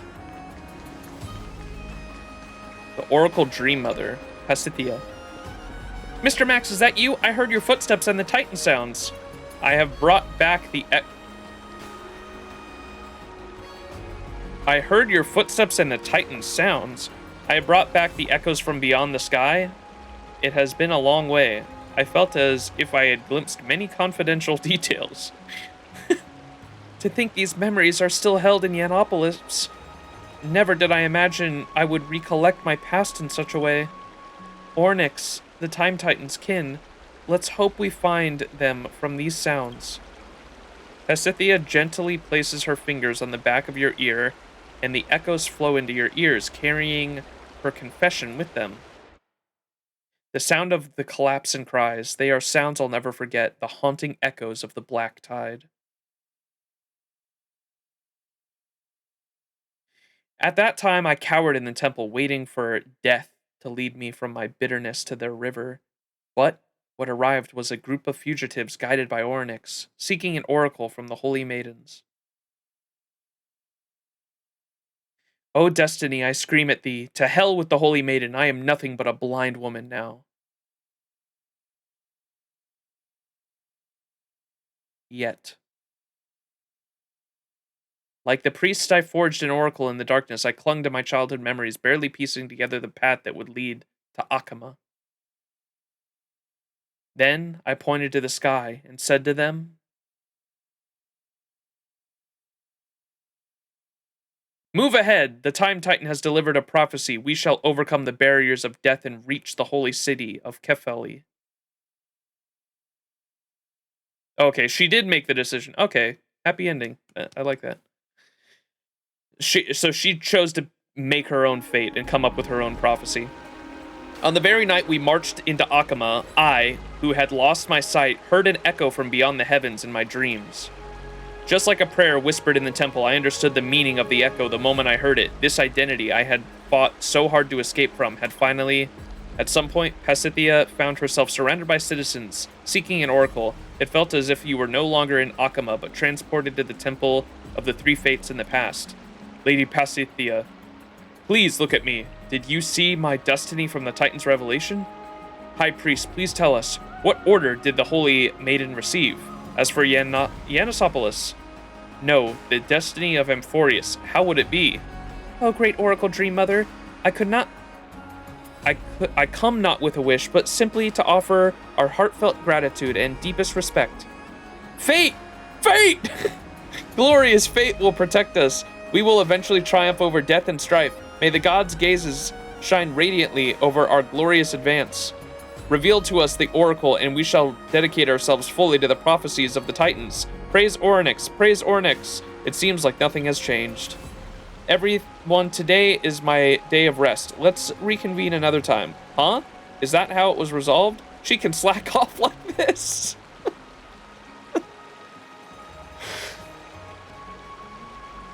Is that how it was resolved? At Pasithia's proclamation, the noise in your ears suddenly quieted. The crowd dispersed noisily, yet without much complaint.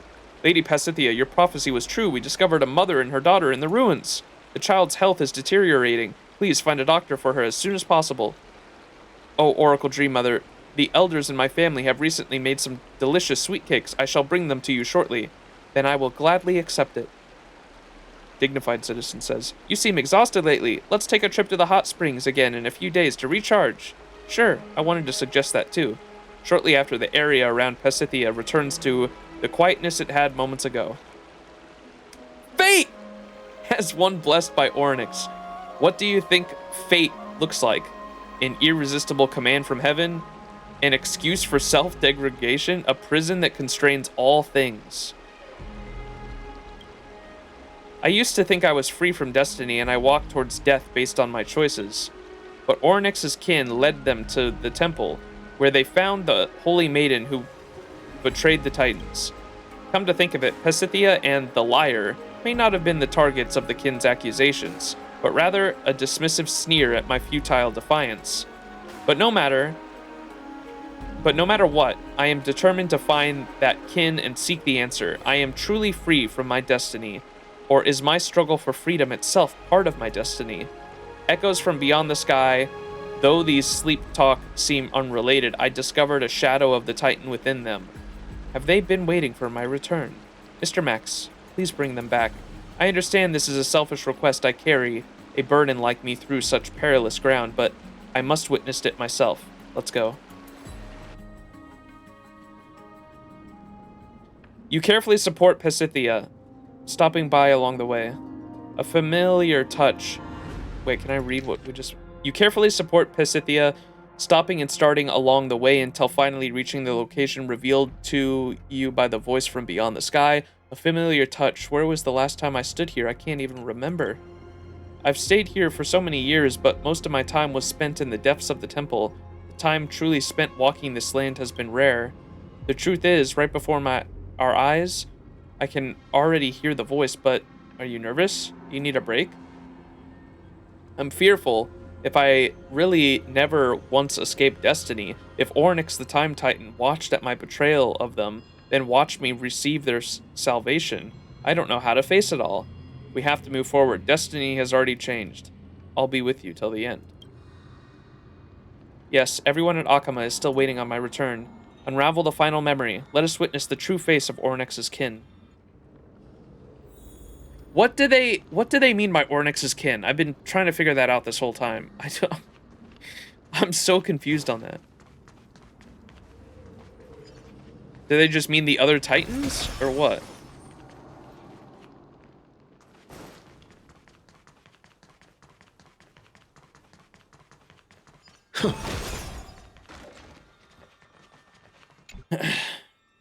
Unravel the final memory. Let us witness the true face of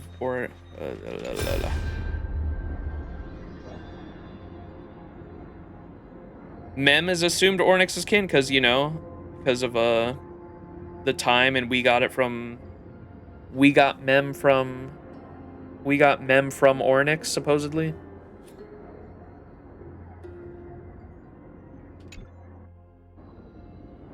Friends, you all escaped here from the other cities, right? The black tide can no longer be contained, and the torrent of Thanatos, the Death Titan, will swallow the earth whole.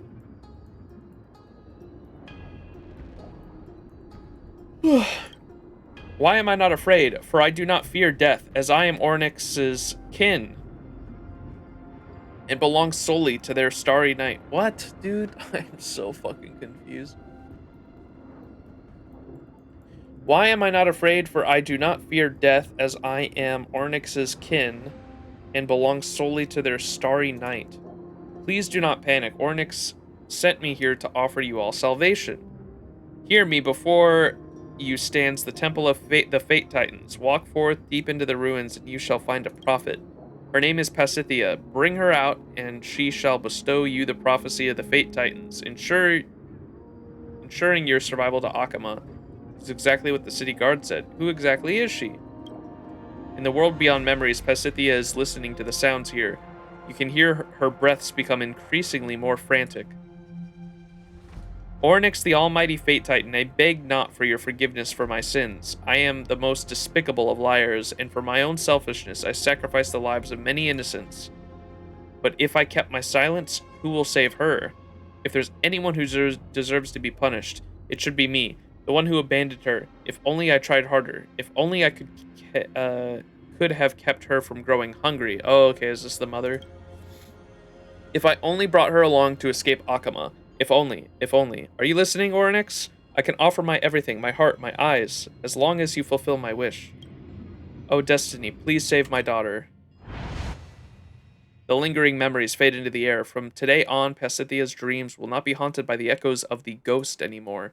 Pasithia's lips curl up, then inwards. She clenches her jaw, fighting back to hold her tears in. I've never once thought this would be the truth. My mother, the last time I saw her, I wasn't Ornyx's holy maiden yet. My friend, how did my mother figure look? Healthy, skinny. I couldn't see clearly.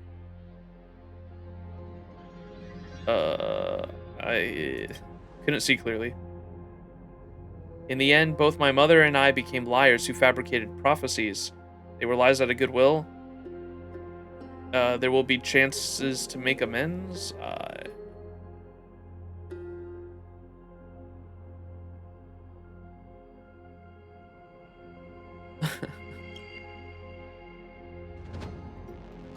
I chased destiny to this point, only to end up with nothing. Ornyx and my mother, have we truly succeeded in breaking free from our own destinies? No one can escape destiny. You have both already transcended destiny. Destiny might not exist after all.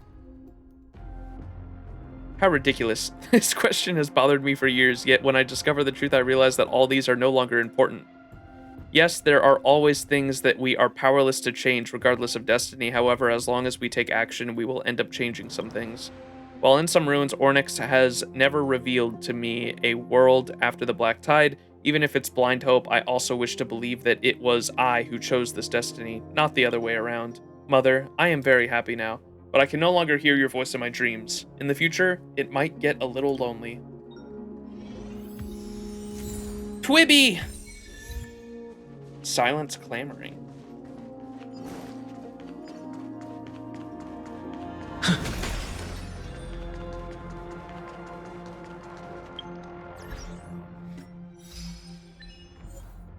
In the balance, reach the area on the 3rd level of Talenton's Judgment in the Abyss of Fate, Yanalopolis. Silence clamoring. Even if the fates are cold and merciless, some things will still change. Find the spirit calling out to Pasithia in her dream. Wow. That, I feel like the story they were trying to tell there was interesting. I'm not sure if it was... I think it definitely wasn't just me being tired. But I like the what's the word? The premise of that story they were trying to tell there, but I don't know, the setup and the way they told it was just a little weird. But I always dig, like I've said before, I always dig stories about like fighting against fate and destiny and concepts like that. All right. But what is this? Oh, I feel like this wasn't here earlier. What the hell? That's 3.8. Hey, nap time? Yeah, I'm gonna take a nap. I just wanted to figure out what we were doing next. Golden Scapegoat, that's that event. What side quests do we still have to do? What is this one? Opening a door you agreed with a sight of countless other rooms. If you want to reach the vault of the very depths, you have to dispel every single seal. Oh, that's that event. That's an event too. You need to unlock a lot more still? Okay. Alright, yeah, I'm gonna take a nap, but we'll be back later tonight, chat. I am fucking exhausted. Holy moly. YouTube VOD watchers. I'm gonna do a little clap. But, yeah, check this out. I'm gonna clap. YouTube VOD watchers will be back immediately. And we're back. Today we are going to be doing more side quests. I think we only have one more to do. But apologies to anyone who watched me go through the last quest, which was this one about what was her name? I know her name was in here.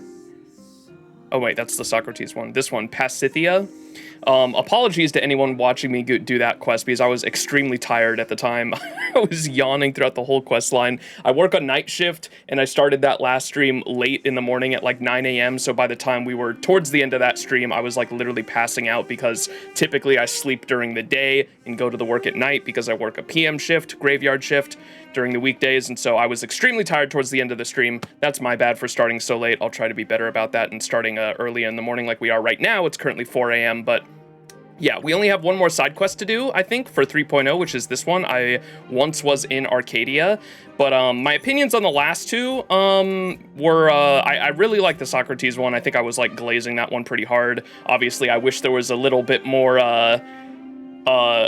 radical options you could have taken instead of just saying like, I understand the situation. I'm sure I'm already predicting there's going to be people saying like, well, you have to take into account the dire situation that the city's in. Yes, I trust me, I did. I don't care.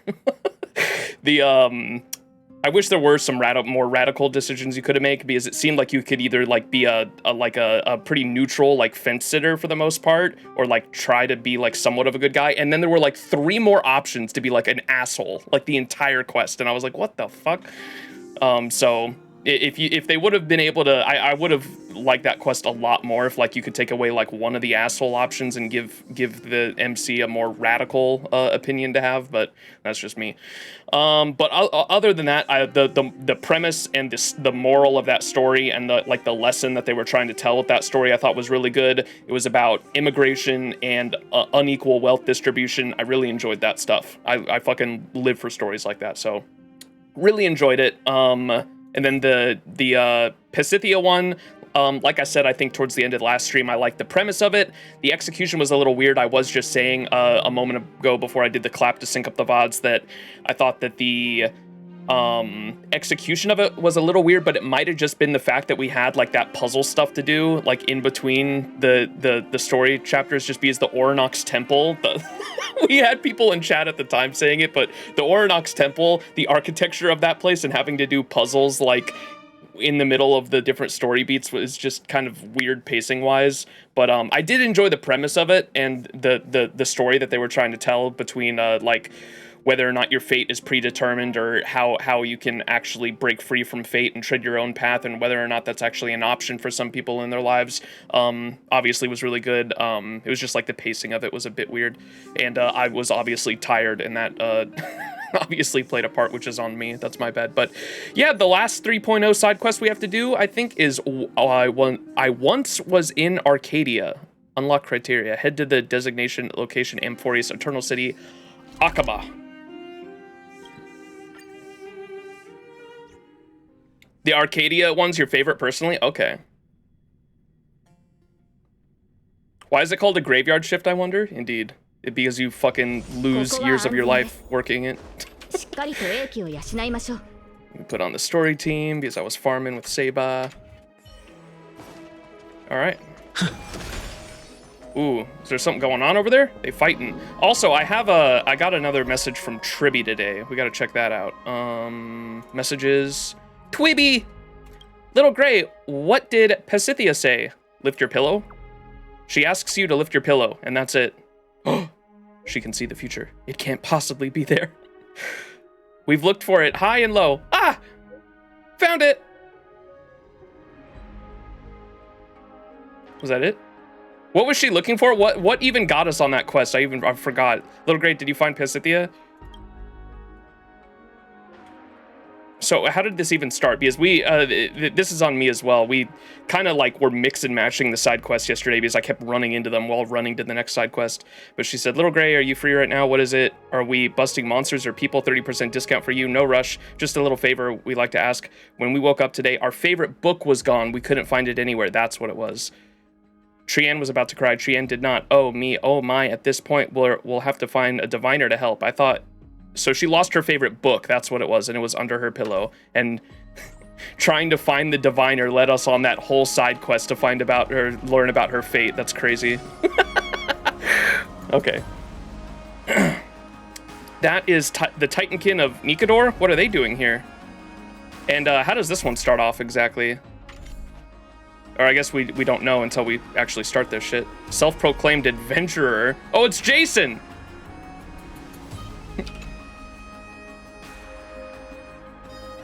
Paris! Paris! I don't know any Paris. Don't hurt me, don't hurt me or Hercules. Roar. Hercules says roar. Stay back, foul remnant of the Mad King. You are not permitted any further. Kill. You will kill nobody. The baseballer's here. Out of the way. You will kill nobody. Who are you? This place is dangerous. Get out of here at once. Wait, I think he was the hero that hunted down the Mad King with the Chrysosairs. What? Perfect. Please come help us. You can count on me. Is there any reward? Beg me. What the fuck? Dude, Trailblazer can be a complete asshole in some of these side quests. You can count on me. Beg me. I choose you. Pikachu. Time for a buzz. You chose the wrong enemy. This is double speed. Me. Pikachu. As you wish. People want options, they got them.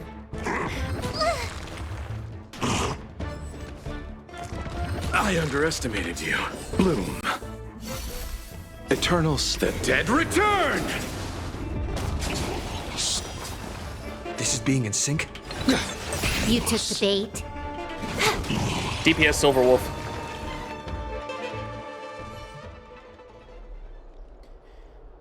The Titan curses. Hina's. Damn, what the fuck? That shit just called me, that thing called me a bad word. Can't beat me, so you resort to foul language? Have some class to be and be a civilized Titankin. You can nameless curses.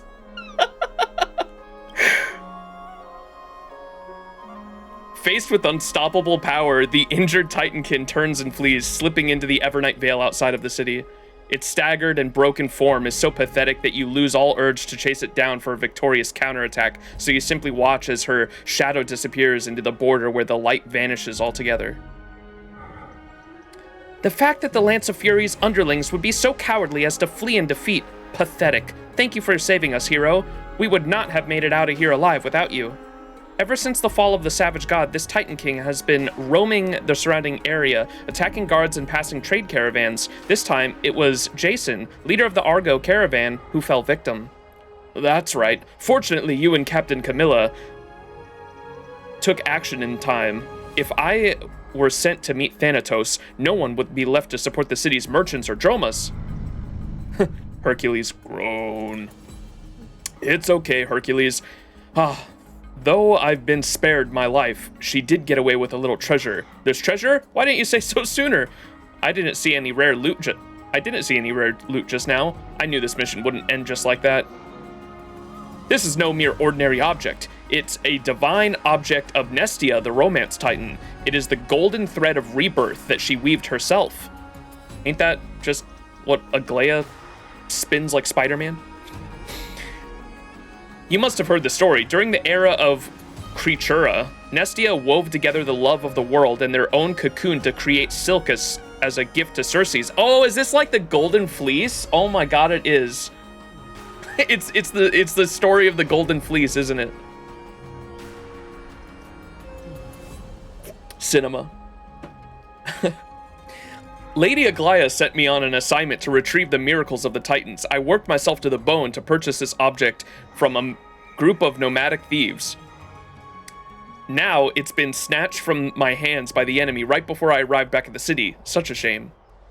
Jason drops his head with a sigh, his face painted with regret. It seems he is stuck between the sadness of having lost the precious item and the guilt of disappointing Aglaia. However, you sense his gaze darting between the ground surface and your body. I understand. I'll do it. You could just ask me to help. What a shame. Bye-bye. Jason, you know you can just ask me for help. That's wonderful. Thank you, hero. Thank you, hero. So while I was traveling and selling my wares, I heard from the refugees that the Titankin were gathering in Castrum Kremnos under the Black Tide. Only a hero such as yourself knows where they are. Here, hero, as the Black Tide outside the city is perilous, we mere citizens can offer you no assistance. All we can do is ask that you take great caution.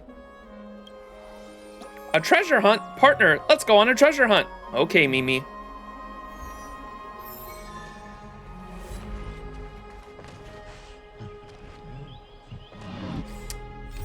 It's been a while. That's not the one.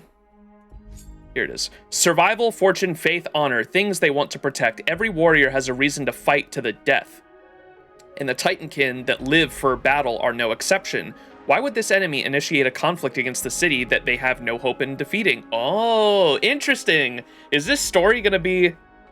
It's gonna be about one of the Titankin, like, that's actually sentient. Because remember, we did come across some of them that actually had sentience left that weren't mad. And I imagine now that we've defeated Nikador, maybe it's easier for some of them to break free from that madness, possibly? The... How do you say that? Fure? Archer escaped with the caravan's goods. Go to Castrum Kremnos to find her, retrieve the stolen treasures, and maybe you will receive an answer to your questions. Alright, here we go. More HSR streams so soon? Yay! Yes, yes. We have to finish up these side quests. I think we only have this side quest to do, and then it's probably going to be a short stream today, because technically, like, yesterday's stream and this one were supposed to be the same one, but I think this is the only side quest we have left to do, and then we're going to do, maybe we'll run around and look at some other stuff, and I haven't done my weekly, the weekly reset just happened, so maybe I'll do Divergent Universe too, but we're going to watch the, we have a bunch of 3.0 marketing material we got to watch too. And thank you for the happy partner anniversary. I can't believe it's been a year since I got partnered. That was a Penacony a year ago. Goddamn. What's up, Myra? Mega early stream indeed. Well, this is like supposed to be the normal time for my streams. I have been streaming later than usual. There are some mini quests someone pointed out in Discord. Okay, I'll have to go back and look at that. And we also have, oh fuck. Do we really want to do the butterfly thing? I don't know if we want to do the butterfly thing or not, because that seemed like a lot of work, man. You had to like organize all the different pools with the Titan icons. I don't know if that was worth it or worth the work.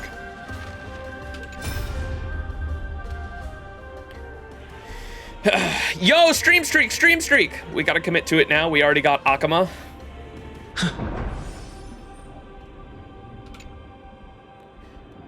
Kratos. Kratos, are you really going to leave Castrum Kremnos? Kremnos is prospering and the king Euripon places great importance in you. Just the title of King's Aegis is enough to win the admiration of thousands. Ignis, you only know me by title of Champions, Warrior, and King's Aegis. What you do not know is that I bear another equally glorious title. That is the title of King's Mentor, granted to me by Queen Gorgo. I don't understand what you're saying. I don't understand what the fuck this conversation is either. When I was a sprout like you, I hunted alongside Gorgo. With my own eyes, I saw her kill a lion with her bare hands. Back then, Gorgo was not yet queen. She was merely a ferocious but kind warrior. She treated every child in the tribe as her own. I also was fortunate enough to receive her tutelage and learned skills that I would not have claimed a victory in the Kremnos Festival without. She sounds like, Adelante.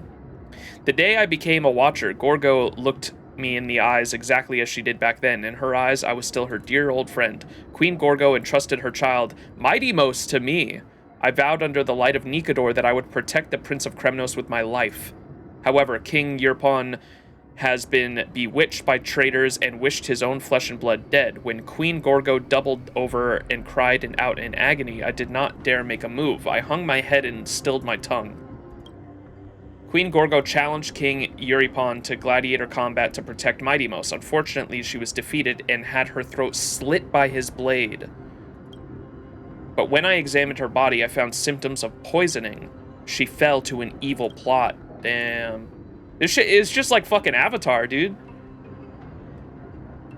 Thank you for the happy partner anniversary wishes. That's just like a Avatar with, fucking, what's his name? The goat. The like one of the best redemption stories in fucking fiction with God damn it, chat, what's his name from Avatar? The guy with the scar. Zuko, thank you. Yeah. Dude, I love Uncle Iroh. Which Avatar? Avatar The Last Airbender. Yeah, Zuko. Zuko's father, yo, let me pull something up real quick. Zuko's father,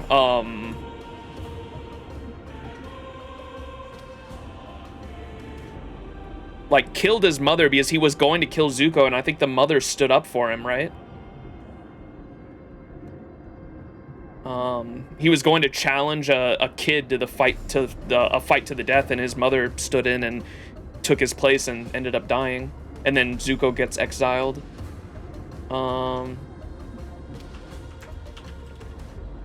Ozai. Dude, Avatar The Last Airbender is such a fucking goated show. Is this the one? I hope this isn't cut at all.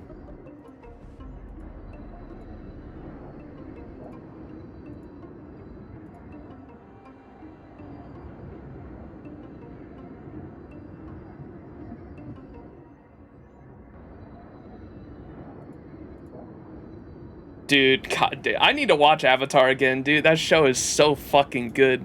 Like, the lessons in it that they want to instill are so fucking good. Banger show.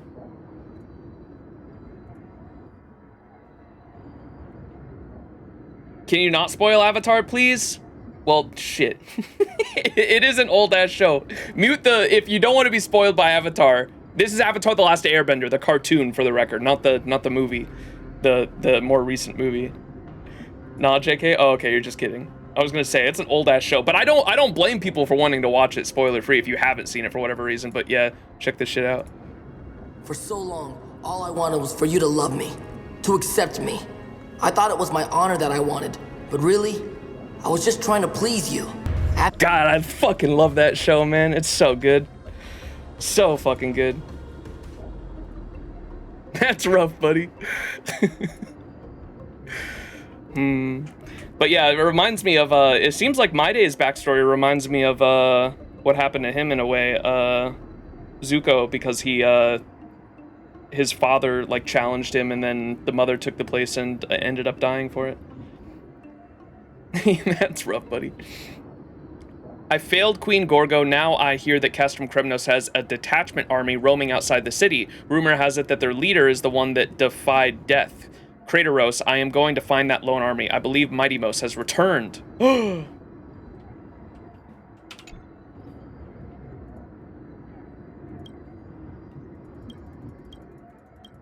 Zuko's arc was god tier. There's few redemption stories that are as good as it, and it's because, like, the show is so fucking long, and, like, Zuko's redemption arc literally spans fucking 4 seasons, but yeah, it's banger. Cypher supremacy. All right.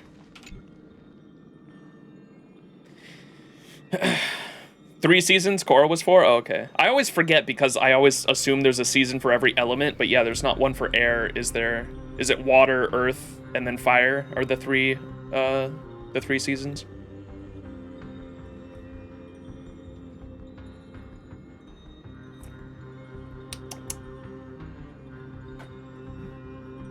After their ferocious battle with you, the Titankin from before seem to have lost their previous murderous intent.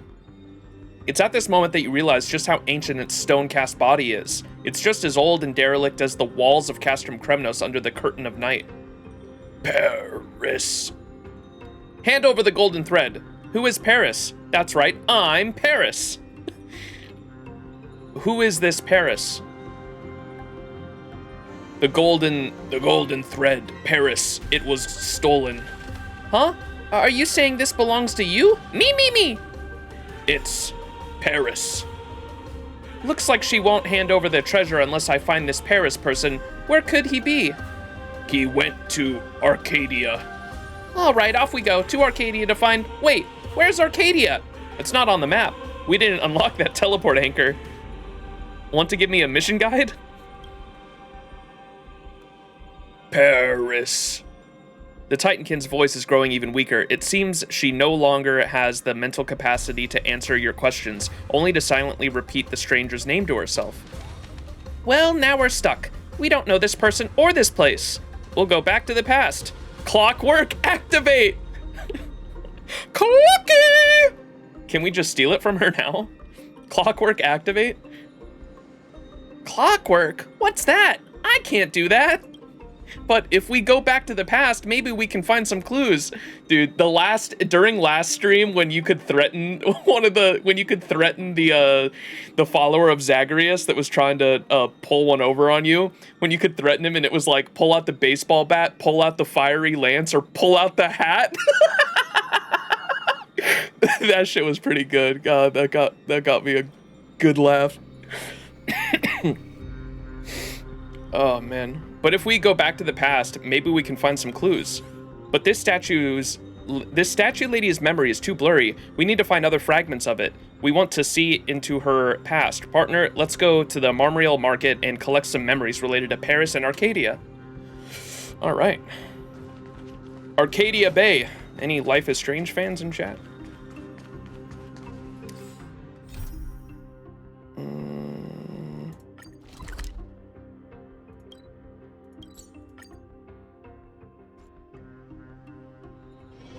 Still early. The store 13 owners now. here meet all kinds of people during the day. They be the most knowledgeable in the area. We should all go ask them.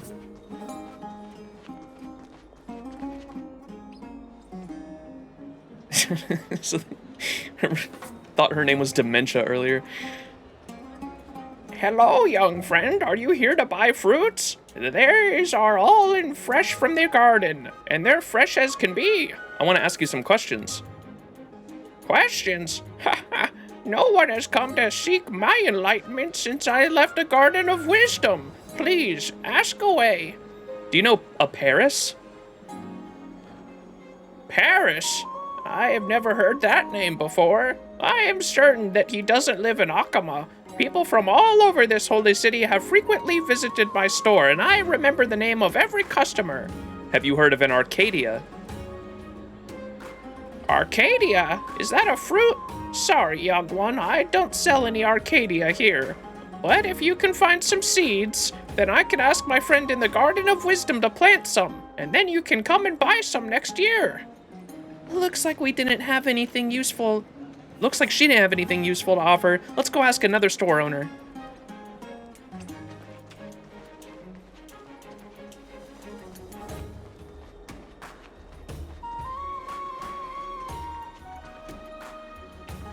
Oh, the bookstore. Oh, Serena.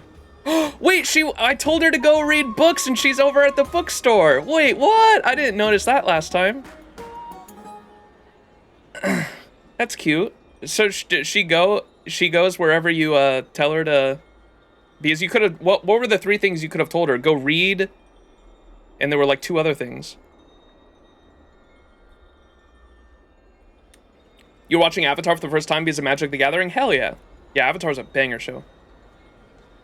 Arcadia is a real Greek location, but it became synonymous with a specific kind of utopia paradise, specifically a kind of pastoral one that's impossible to achieve. Just like that's what like Camelot is in the Fate series as well. That's why I love King Arthur so much, because even though I hate monarchs, the legend of King Arthur, at least in Fate lore, is that King Arthur and Artoria Pendragon tried to achieve an impossible utopia that was, even though it was impossible, it was something that she still wanted to try to build no matter what. That was like her idealistic vision, and that's why I love her character so much.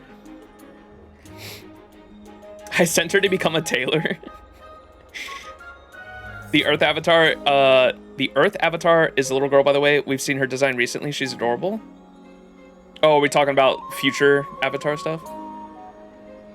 I have not heard. I remember when they talked about how there was an Avatar Nickelodeon set up a studio, a cartoon studio specifically for an Avatar series, but that was years ago and I hadn't heard anything since.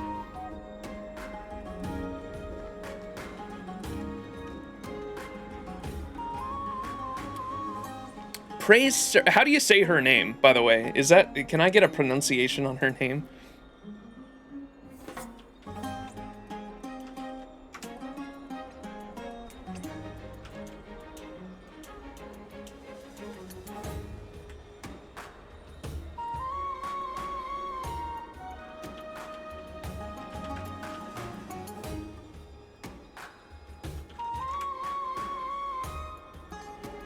Tessiphon? Tessiphona? Tess-e-phone. Crazy. Praise Circe, may you assist the people of this holy city in understanding the charm of my works. Ah, a customer. I was just praying to Circe to gift my intelligence to fellow citizens. Is there a book you are after? I want to ask you some questions. Of course. Imparting knowledge is the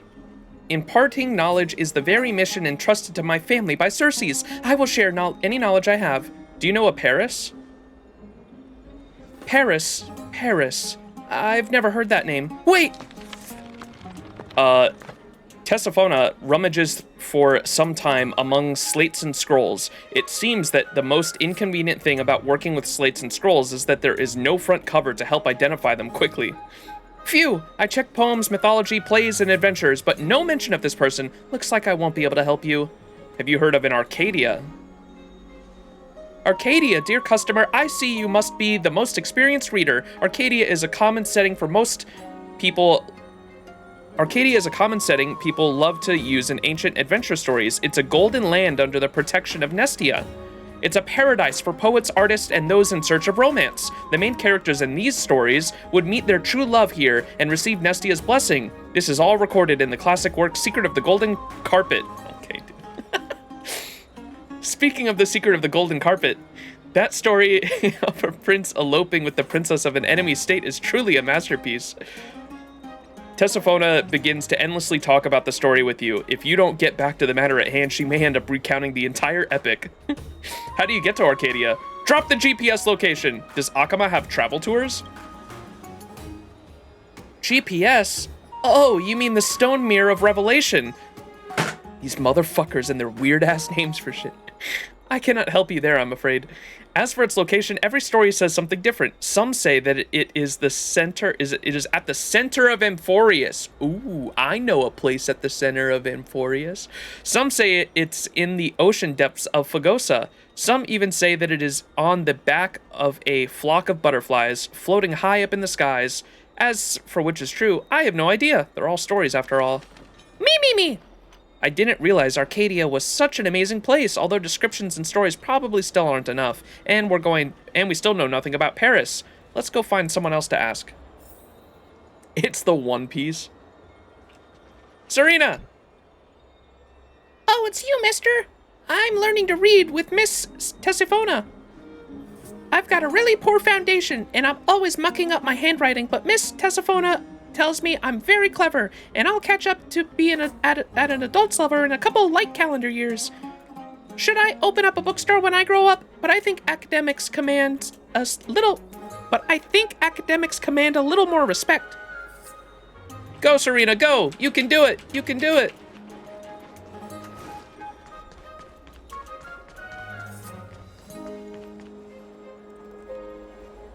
Oh boy. Aglaia. I know that those who serve Nestia are fond of the so-called golden thread dress, but weaving clothing out of malleable gold not only makes it very expensive, it also makes it very hard for the wearers to move in. Would it not be better to use dyed silk or cotton? But everyone says that Nestia's silk is made of gold. Using dyed silk would just be a forgery, wouldn't it?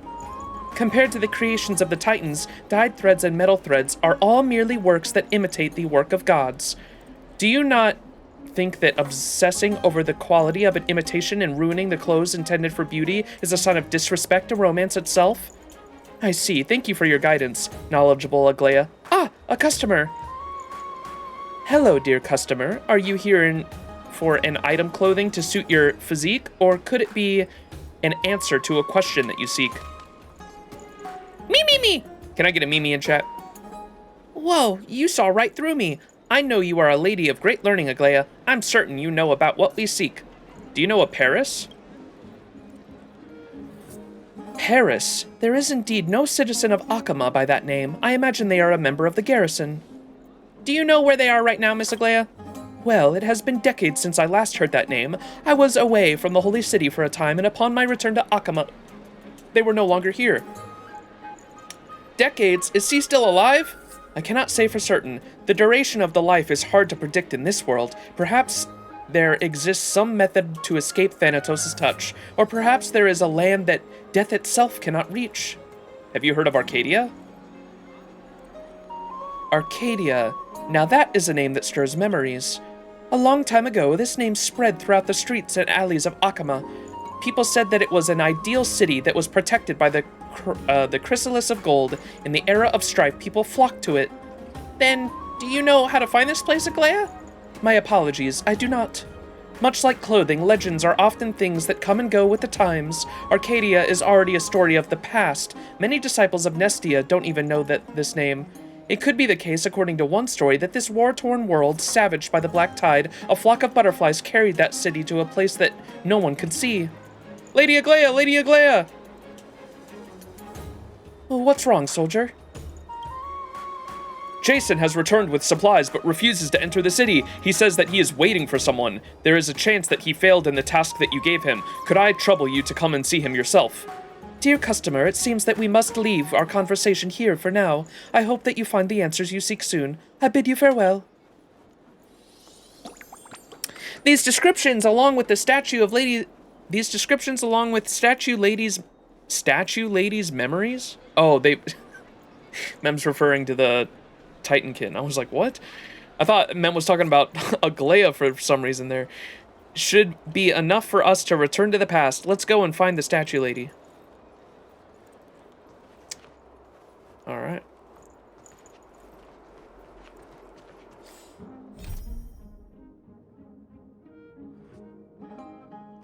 Oh, is this new? You hear two unfamiliar names from the mouth of this supposed crazed warrior, though finding the truth behind these names has nothing to do with your objective of finding the golden thread. It is also the duty of a nameless to explore the unknown. At least it would be more interesting than finishing her off with a single blow. You didn't just take this job to get into fights after all, right?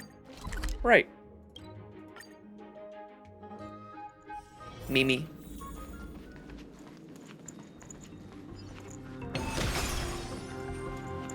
Yeah, I don't know why is the Mimi on top of the Mimi there.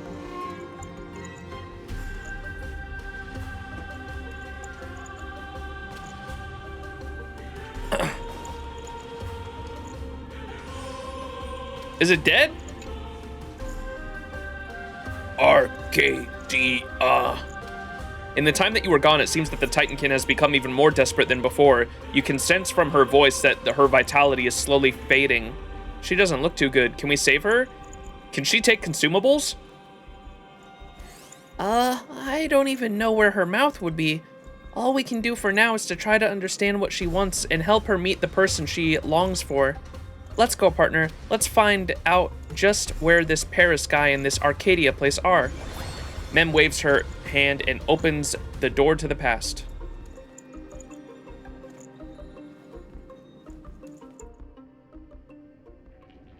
Opening memory. The former Castrum Kremnos after a defeat in battle.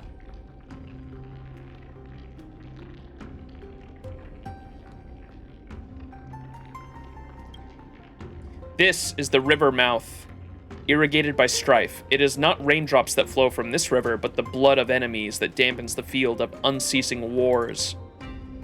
I was born in the city of Nikador, a castle that floats below the Evernight Vale. The people here know nothing of mountains or oceans. Their mountains are piles of burning ash that litter the battlefield, and their oceans are a sea of blood that flows from their enemies. That's right. That is exactly the kind of place that Castrum Kremnos is. My father, if you can call a creator a father, was Nikador themselves, bringer of strife. My siblings used to tell me of a prophecy that Nikador had told their ancestors, valorous death before glorious return. Only offering your life to the battlefield and becoming a sacrifice to strife is a fate worthy of pride. There is no pride in victory, and defeat is an even more disgraceful act than tarnishes Kremnos. The god told their ancestors the filth of Kremnos must be washed clean in blood.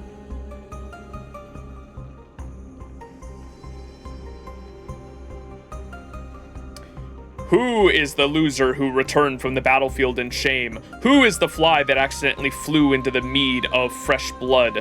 Who is the dirt of Kremnos that must be washed in the river of blood? Who has failed the duty of Nikador of strife? It is you, the Titankin that they created themselves. Your bloodlines are as noble as the gladiators raising their weapon high in victory. Your mission is as noble as the priest that pierces the belly, and vice versa of offerings. Yet you have failed your destiny, as you were defeated in your ambush of the Akama army and returned vanquished. You have failed as an instrument of strife, and you bring guilt to the citizens of Kremnos. Your broken body is capable of battle no more. The glory of Kremnos will smash your body that bears such shame and allow the hands of death to purify this stain on Kremnos.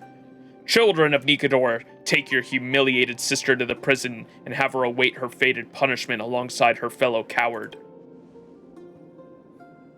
The memory chorus. She makes no sound, and she feels no pain. She knows she is the one to blame. As broken arrows are cast in rebirth and fallen soldiers return to the earth, these are but the rules of fate. From the depths of memory come the clash of shackles. This is the past and the statue of Lady Memory, but where is she? Brother, do you know why we must imprison our kind alongside enemy soldiers? The philosopher on watch. I don't want to sit and answer your brainless questions. Obviously, it's because she was defeated in battle. That is more shameful than any enemy soldier that battled victoriously. Does that mean, brother, that if we are defeated in battle, we will suffer the spear of Castrum Kremnos too? What are you so worried about? We're backline forces, and the front line is always going to be the scapegoat. Wait, someone is listening. I'm here to see someone. I came to break someone out. I'm here for a fight. I came to break someone out. Intruder, brother, we have to stop them. Wait, there's something not quite right about them. Perhaps they carry the blood of Nikador? The Fury philosopher keenly senses the aura of strength emanating from your body. They have no idea that their god will be slain by you in the future. Have you seen sense? I will destroy you both. Fight! Have you seen sense? Wait, I don't think just us two can stop them. Why don't we just pretend we never saw them? Huh? Would that not make us deserters? You fool. If we're defeated, we'll end up locked up anyway. What's more, no one can unlock the prison gates without some form of divine power anyway. Let's just get out of here. Ugh, obstructing the entrance. What's obstructing the entrance? A statue of the Strife Titankin presses against the cell door. Is it possible to move it? Smash it! Mem, hurry up and think of a way. You're hopeless. I remember that the soldiers here rely on the divinity within the shrine to function, but it seems none of the statues storing divinity are activated. The swords they're holding should be the medium for transmitting divinity. Let's see what happens when these big guys stick their swords in. Alright, we do the same puzzle from 3.0, I guess. A sturdy wooden box. Oh, we have to punch it with the hand. I see.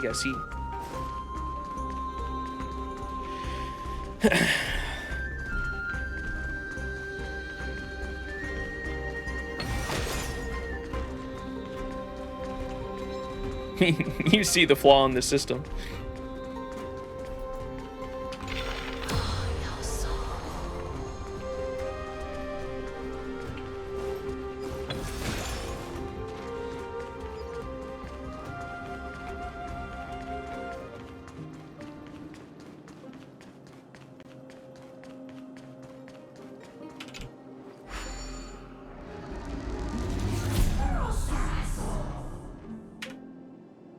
Whoops, wrong button.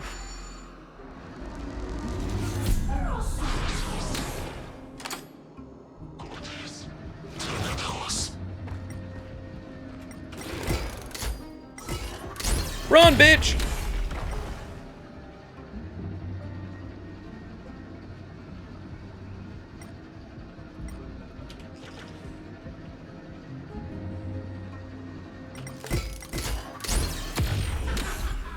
Self-criticism? Did I hit myself? Self-criticism?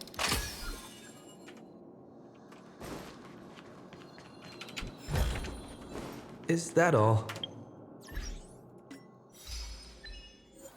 Self-criticism. Use the hand of Zagreus to punch yourself. W.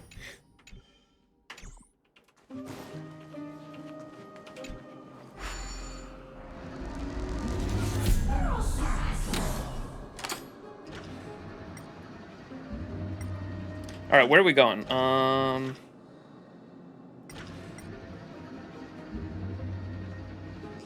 Wait, they all seem right.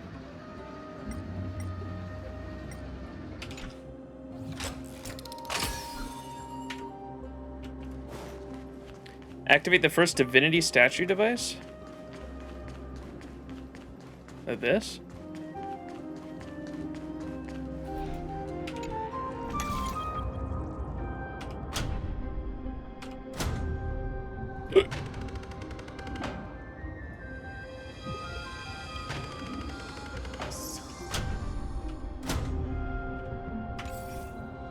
What does it want me to do?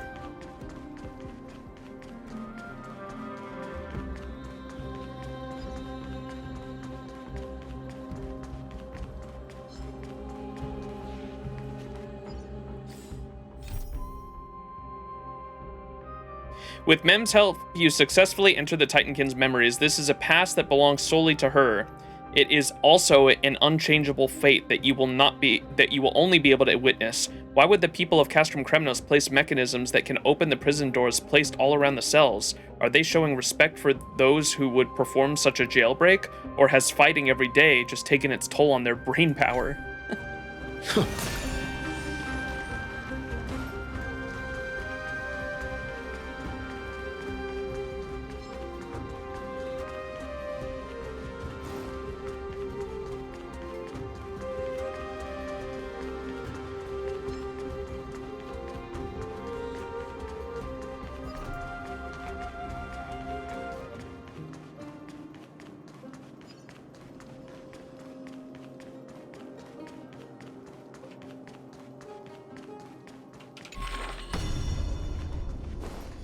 Bruh.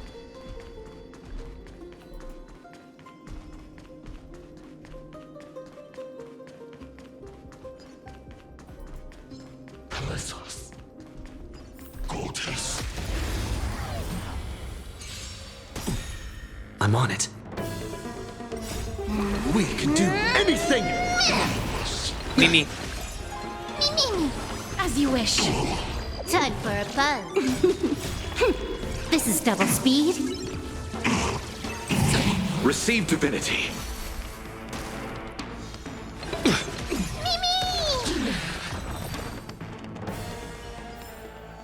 Reach the end of the story in your own way.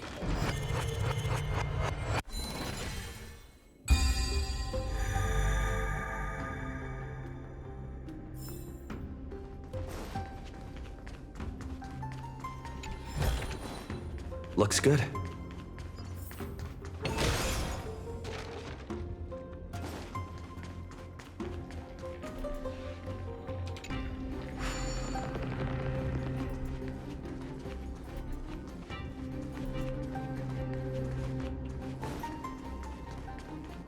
Oh, I gotta smash that thing.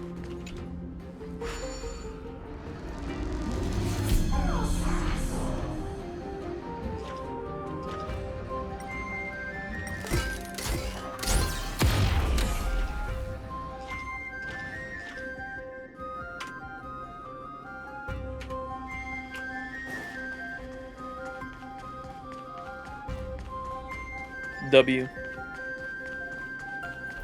It's where we need those Batman climbing things so you can slingshot across. True.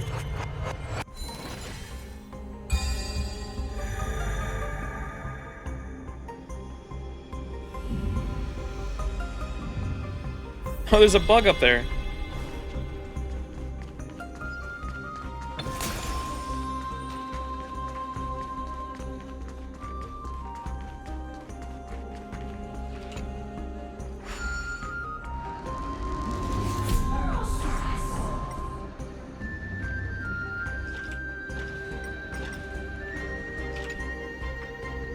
Crick, crick. Wherever so my master's sword points, that is where my heart rests. What can stop such a mighty king? No, no! I don't think the master I serve wields a sword. I can't quite remember.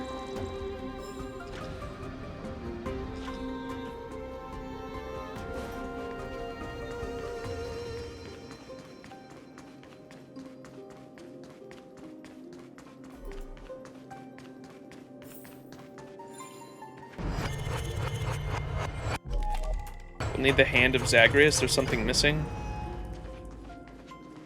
Oh, it's right there. I see it.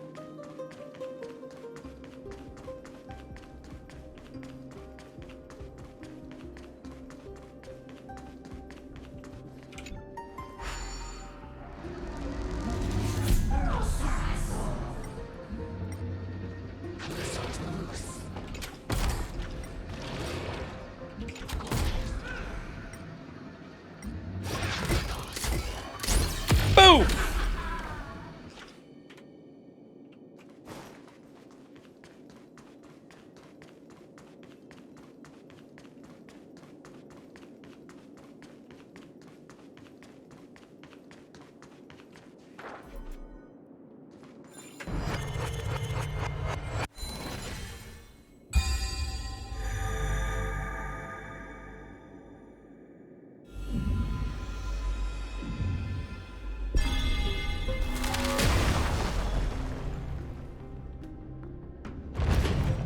Whoa, where's he going? Oh, there's a staircase.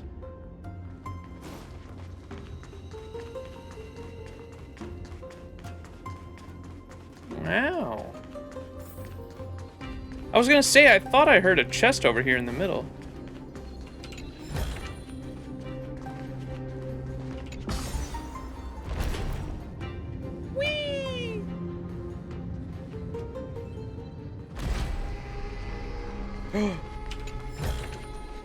Looks good.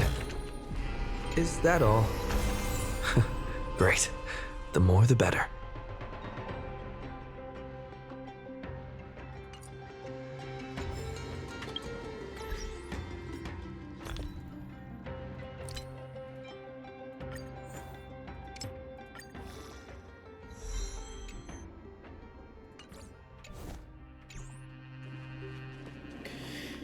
I remember getting so confused because I was searching for chests.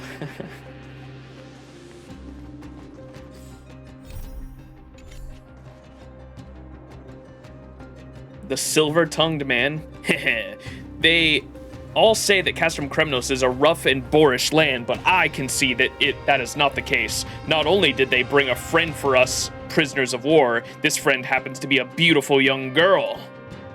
I am not friend. I am merely a failure that must swim the river of souls alongside you, as I was unable to send your entire army to its depths. Nor am I a young girl. My armor was simply cast in the shape of a girl.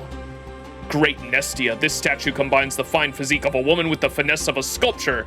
Your unyielding and tenacious beauty is reflected in your face. If you ask me, you are the most beautiful girl in the city.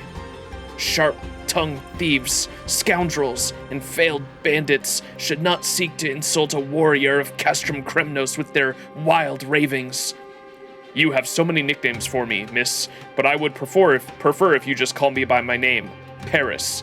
Paris! So this is the guy. His lines are pretty cringy. Horny ass motherfucker. He reminds me of who was the guy that built the statue that he fell in love with? He was like the original fucking. He was the original fucking waifu enjoyer. We like make fun of him in Fate all the time. There's like an actual Galatea. Yeah, who was that the sculpt? That's not the sculptor's name, is it?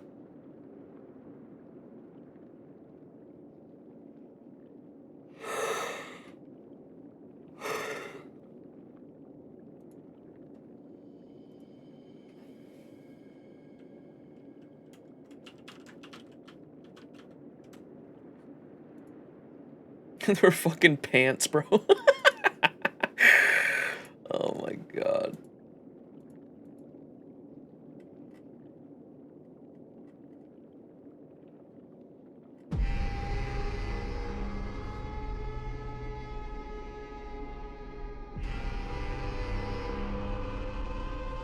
The king of Kypris and the master sculptor, unmarried and dissatisfied with the women in his country, Pygmalion sculpted his own ideal woman from ivory and fell in love with his own statue creation. He clothed the statue in finery and jewels, embraced it, and even kissed it as if it were his lover. Oh my god. Paris? So this is the guy? His lines are pretty cringy. Wait, who said that? Someone has broken in. You do not wear the armor of Castrum Kremnos, soldier. Who are you? I came to rescue you two. I'm here to watch the show. I'm the Galactic Paceballer. What the heck? Oh, I know. Great heroes love to give themselves all sorts of titles. You must be a hero from out on a great adventure too. Quick, you must save us. You dishonorable coward. If you wish to escape, do it alone. What? Have you battled so much that your brain got knocked silly? If you have a brain in there, that is. Have you not heard that they plan to make us sacrifices? To dice our bodies up and cast them into the soul-melding golden blood to quell the rage of Nikador? So what? As a creation of Nikador, defeat is the greatest blasphemy against my father. It is only natural that I should cast my body into the waves of death to apologize for my failure. Are you serious? If they are the type to be appeased by seeing others diced and cast into a pot, would that not make them the titan of cooking? Nikador raw pickles, Kremnos' famous hot pot, Lance of Fury skewers. Me. That actually sounds pretty good. You dare insult Nikador within the walls of Castrum Kremnos? Guards, there is an intruder. Crash. Oh, Paris smashes his gauntlet against the Fury archer's helmet, causing the injured archer Titankin to pass out immediately. We cannot decline an opportunity to live granted to us by fate, just as we cannot escape a failure fated by destiny. My friend, this stone statue is by no means light. I will need you to help me lift her. The man lifts the body of the Fury archer and struggles towards the exit. Whoa, he actually managed to lift the statue lady. He's so strong. We have to catch up with him. If they run into guards, then we're going to be in big trouble.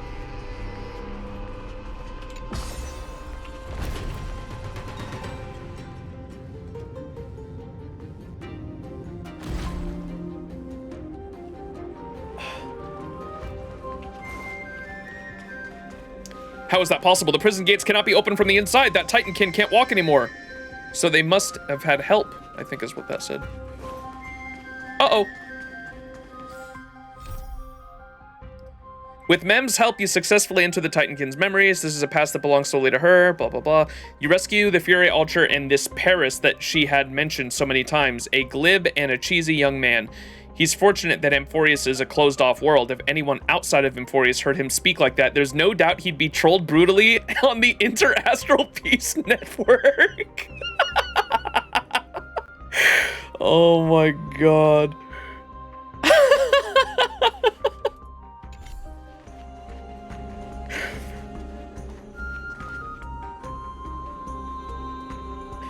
Shameless cowards. Useless failures. In the name of Nikador, I will not allow you to step 1 foot outside Castrum Kremnos. Oh crap, my friend, what do we do? You're still trying to escape, I see. It seems that only when a sacrifice's limbs have been sliced off clean that these cowards will finally accept their fate. I cannot accept any of that. Not if I slice yours off first. That's pushing the family-friendly rating a bit too far. That's the spirit. That is not the tongue of a mere citizen. Take them out for us, hero.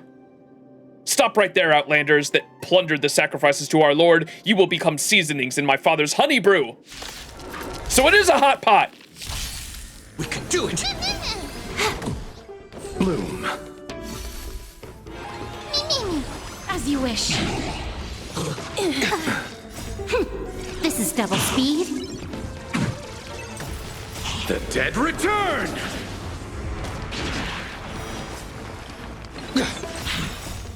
We can do anything! Receive divinity.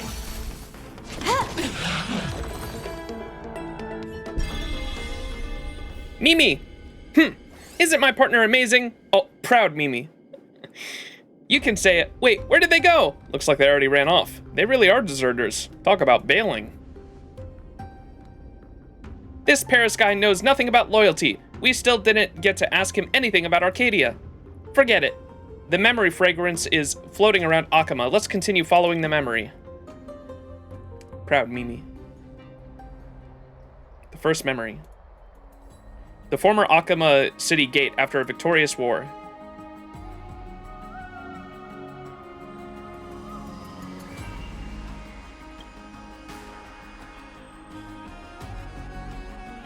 How the hell do you say that name?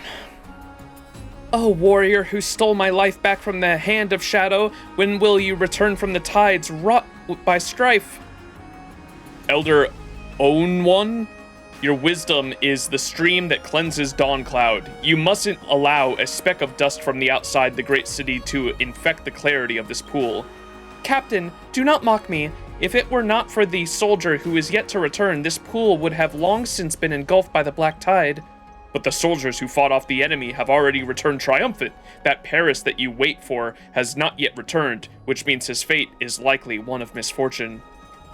If that be so, how can I bring myself to return to Dawncloud and live my days in peace? If he fell from the sands of the battlefield, I shall resign my post as the elder and spend the rest of my days before the city walls in remembrance of him. Ha! This obsession of yours. I cannot tell if you are crushed under the weights of Talenton or bound by the golden threads of Nestia. You, Captain, go and see what has happened at the city gate. It's Paris, my savior. Praised be the three titans of fate. Lady Own One, you are ravishing as the day I met you. Captain Philip, your face is as overcast as ever. I see even victory cannot rid you of the melancholy in your heart. Paris, I see even Thanatos grew wary of your incessant ramblings and cast you out into the river as souls themselves. Wait, do you bring with you a spoil of war as an offering to Akama? No, she is an escapee of the Lance of Fury that deserves our mercy. Please, you must offer her your shelter. Shelter? Preposterous. Do you know how many of our kind have died at the hand of these Titankin? Wait, Captain, the Throne of Worlds accepts all. Do not allow your hatred to bind you to the dawn above. My name as my name as an elder, I will vouch for her. Bring her into the city. Elder, you must reconsider. Thank you, Elder Onawan. Your kindness broadens even the heart of Kefali and crowns this holy city with even greater nobility. No need to thank me, Paris. If you had not saved my thread of fate from being cut off by the black tide, this kindness would have already been lost. Do you see? This person and subordinate whom you protect has marched into the city hand in hand with the enemy. Your father and brothers could have just lost their lives to those very hands a few days ago. We soldiers risk our lives fighting to protect the elders, yet they are tempted by lust and throw open the doors to our enemies. That's right. With the interference of the golden thread, even Talenton's scale has become tilted, and the direction from Yanis loses its way. From the depths of memory come the vibrant bustle of the marketplace. Paris must have already taken the statue lady into the city. Where will she be able to receive treatment, though? Puzzle, puzzle, puzzle! Surely not, Grand Craftsman. Are you saying that you cannot repair her? Can. Materials have not. Earth stone, golden blood of strife, seeds of reason. Nothing there is. Ah, why are all those things derived from the Titans? Oh, how they rejoice at the suffering of mortals. Just give up. Do not further sully what little honor I have remaining. Let me give myself to my destiny in the underworld. Miss, your strength is fading. Do not waste it on pessimism. Let me think of a way, Grand Craftsman. What is this? Calculations tablet. Divine object. Ornox's it is. Unravel prophecy. Change time and space. Hard it is. It's got a Christmas tree on it. Oh, I know this. This is Yanalopolis' astrologer's favorite toy. This should be able to repair the holes in her body. Understand, you do not. Use it, you cannot. Hey, with a city as vast as Akama, are you sure we can find no one that can make this thing spin? I can make it spin! Disciple of Ornox at your service. Calculation tablet national champion, ready for battle. Ah, my savior from before! I never expected you would defeat the Titankin. I mean... he didn't expect us to get out alive. I never expected you to actually defeat the Titankin. I mean, I just knew you'd make it out alive. As you understand this thing, I must ask for your help once more. Fear not, Paris will not let your efforts be in vain again, and they will be greatly appreciated. Mem says, I can help out, but feel like this guy is shady. Whatever. Let's help him out for the statue lady's sake.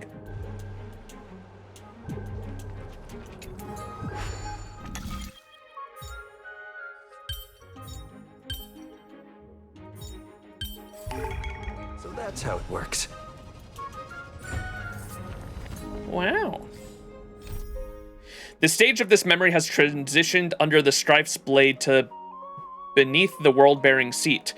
The threat and disaster have subsided for now, and maybe you might even be able to immerse yourself in a slightly less heavy story, but you must be aware that any play that begins with slaughter and suffering often meets a similar end. The actor has now fallen. Now it's the moment to use your invincible power of time. By the way, there was someone just like you in the past who lent a helping hand in this story, and you have simply taken their place in this memory. Who were they? That doesn't matter. Let's just call them Fate! If this is what you desire, then I shall fuse you together and allow you to become one. My savior, you are truly amazing. After all my years in Akama, I cannot fathom that I knew not a hero as both wise and strong as you. You're a real charmer. Just pay me extra. Live a few more centuries and you'll see. Why? Why are you trying to save me? I need some information from you. You will have something I need one day. I knew you had ulterior motives. Then what of you, soldier by the name of Paris? The divine declaration of Nestia states, one must not turn a blind eye as beauty dies. You understand what I mean, don't you, beautiful girl? You are exhausting. However, I have another reason. Your words and actions displease me. You chose not to fight back even in the face of an unfair execution. You would not even put up a struggle. I saved your life to prove to you destiny is something that can be defeated. Foolishness. Okay, well, as we are in Akama, a browse of the Marmoreal Market would be far more entertaining than sitting around calling me foolish all day. I'll take you.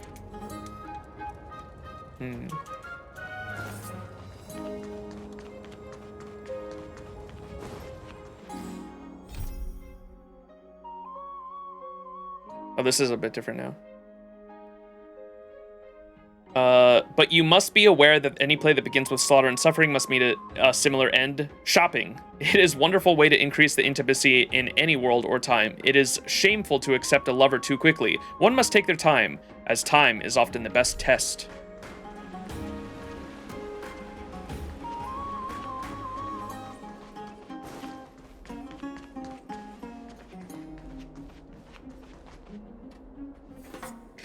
Hey, Granny Metanala, how's business?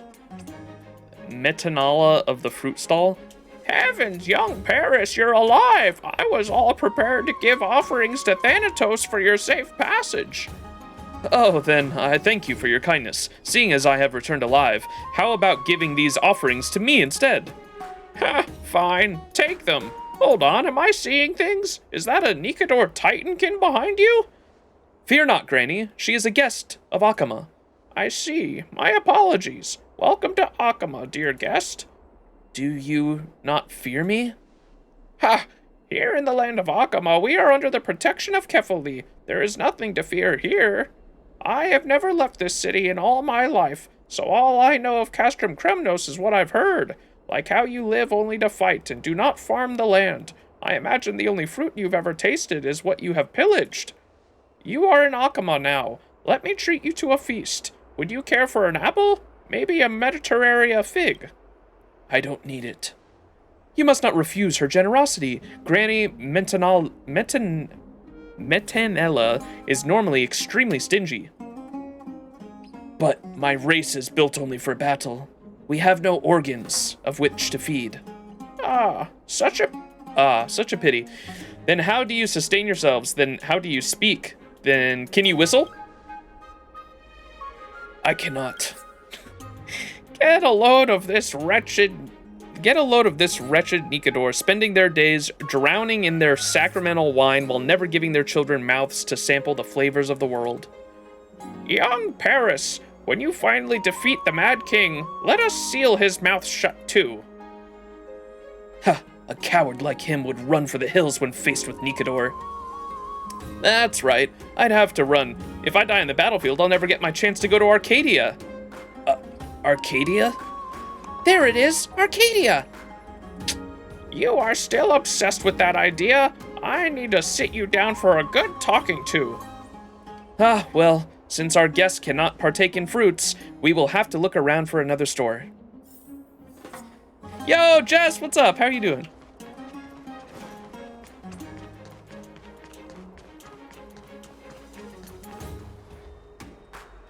Books. Calpe at the bookstore? Praise Circes, may you grant my descendants wisdom that their writings never grow cheap. Oh, Calpe, praying again? Paris, you're alive. Thank heavens I saved the new seeker of the golden carpet here for you. Just a second. What is that thing you brought with you? Hey, this is a guest of Akama. Don't be so rude. Oh, I apologize. I have only ever read the Titan King of Strife in battle reports and stories. I got a little startled. So, this Secret of the Golden Carpet thing you mentioned, does it say anything about Arcadia in it? There it is again! Arcadia! Music to my ears. Will we get any information this time? Please don't leave us hanging this time. It does not. I imagine writer have moved on to the other interest. What the fuck?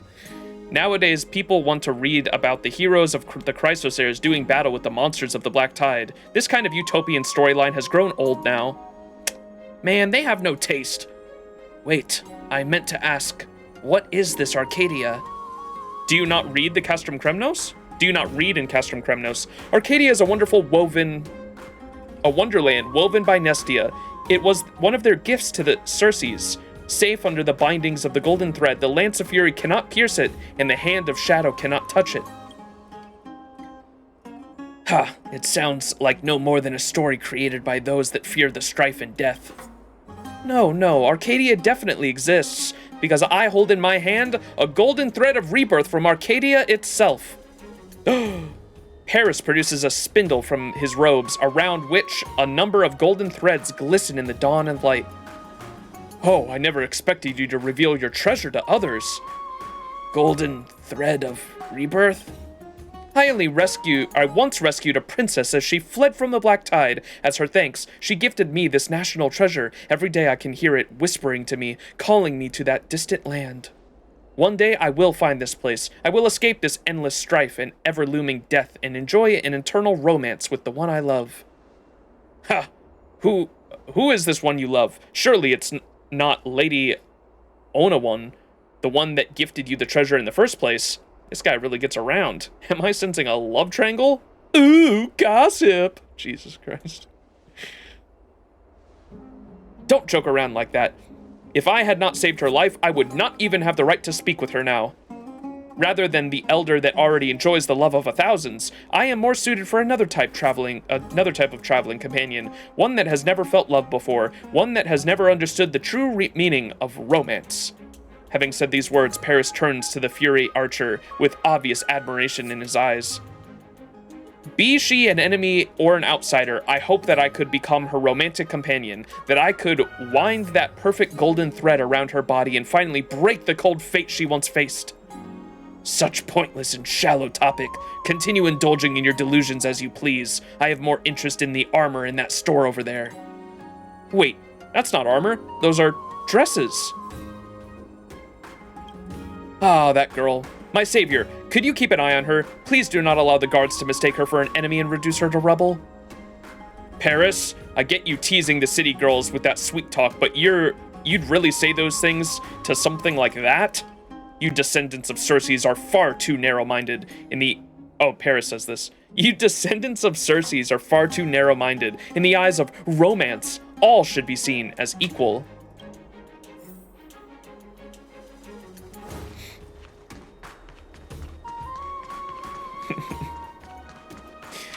You good? How am I doing? I'm doing swell. We're third wheeling on a date right now.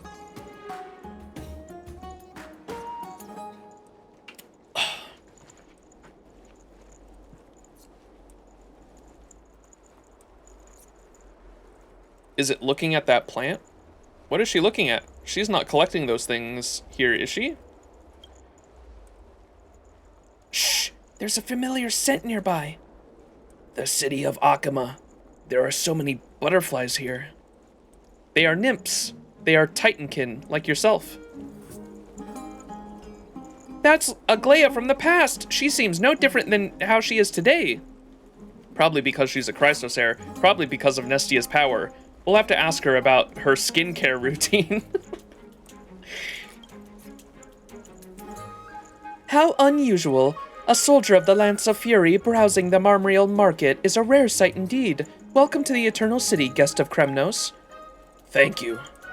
You said that these butterflies are Titankin. Which Titan are they descended from? Well, when it comes to butterflies, they are naturally descendants of Nestia. Legend has it that Nestia longed for the love of Circes, but their love was unrequited. They died with a sense of deep regret. Feeling great pity, Thanatos cast those that had lost their lives into a love into a cocoon of romance, and allowed them to be reborn as golden butterflies. These were the resulting Titankin. They are now hard at work for the love of their beloved god. They trace the trail of romance and collect love to heal Circes for Nestia's sake. Ha! The people here praise Nestia for their unconditional love. Turns out that they are no more than a foolish deity caught in a one-sided situation. That is because you look at romance through the eyes of reason. It is an existence that one cannot explain. If you ask me, immersing myself or oneself in fantasy and forcing that onto another person is no more than acting out a self-produced tragedy. Such selfish romance is no more than strife that one suffers alone. Perhaps you are right. Many of the things that bring romance to our lives are in fact so unremarkable that they are almost crude. However, this is something that those who have fallen in love struggle to realize for themselves. They see a swamp as a sweet spring, and rough twine as a golden thread. But like parasites, the larvae of romance dwell in the hearts of all. We know not when they will metamorphose into butterflies and change our perception from clarity to bedazzlement. This is the blessing that Nestia grants to all, though it may also be a curse. It's almost parting hour. Girl, come on. Is that your friend calling you? Farewell. I pray that the golden thread will not hinder your footsteps.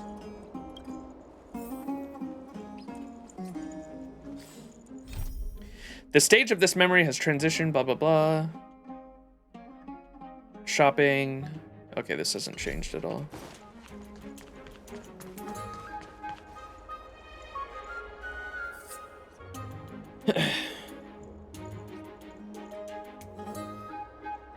What do you think? Isn't life in the Holy City much happier than the life of constantly fighting in Castrum Kremnos? It is, but I feel pity for this happiness that you feel. The strife of the outside world prepares to break through your city walls, yet your citizens are immersed in a false sense of peace. You enjoy this tranquility without any shame at all. Compared to the bloodthirsty lions bred by the Lance of Fury, you are no more than a flock of sheep coddled by the love of Kefali.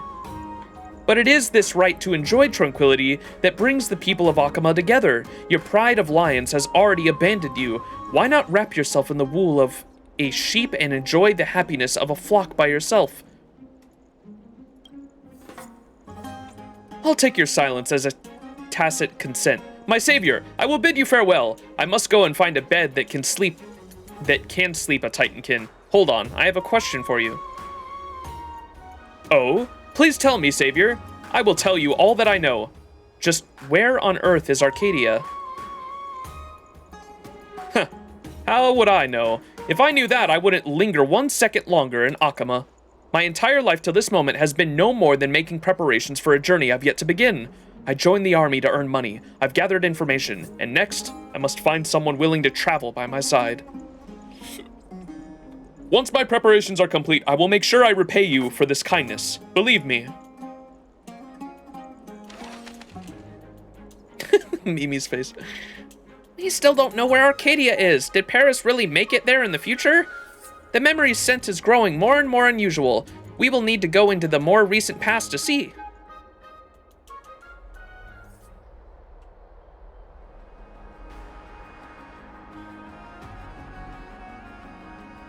Within the old Akama. What did it say? The second memory. Within the old Akama, a soldier is lost in the flow of time. Perhaps the lack of battle meant I also felt the flow of time less acutely, but my days in Akama have flown by like an arrow.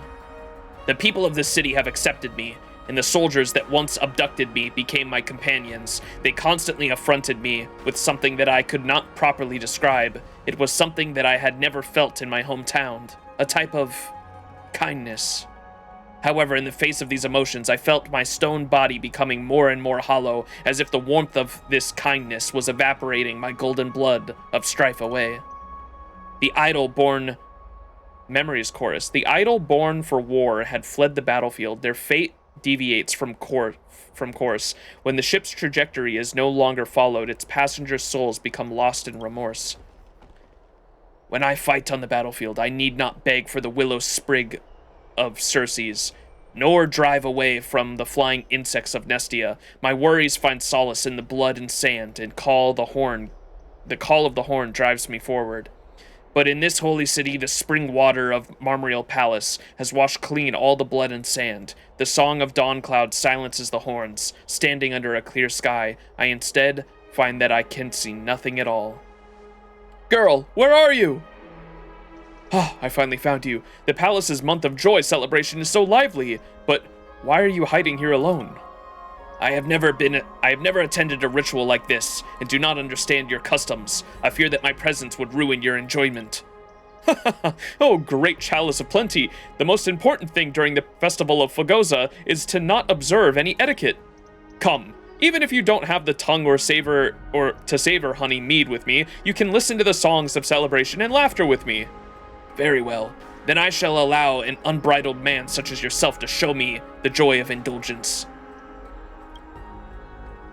If the noise that you bring me can fill this void, I would not resist sinking into a bottomless cup. Ah, a nameless creation! You once raised high your bow of fury and marched on step by step, launching arrows deep into your enemies' chests. Oh, the glory you gained, all of it now in vain. From the depths of the memory emerge the sounds of a lively party. Excited people. Praise Fugosa! Praise Fugosa! Wow, are they having a party? This place is so busy. What is bro doing, chat?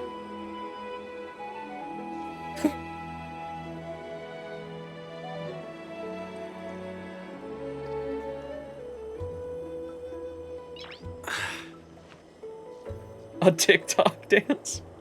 Friendly people, that's it, you're such a great dancer, Paris. No matter how great I dance, it is one that you have all seen before. However, we have a rare guest here today that may be able to show us a new dance like no other. Miss, come dance with me. Me? Come on, it's not difficult, just move your body to the rhythm. Don't be shy, let us see the dance of Castrum Kremnos. Outraged citizen? Wait, it's Shinji, chat! Hey now, you're not still so attached to your past that you cannot do Akama the honor of a dance, are you? Fine, I'll try it. Hahaha, not bad at all! You call that dancing? Wait, girl, look out!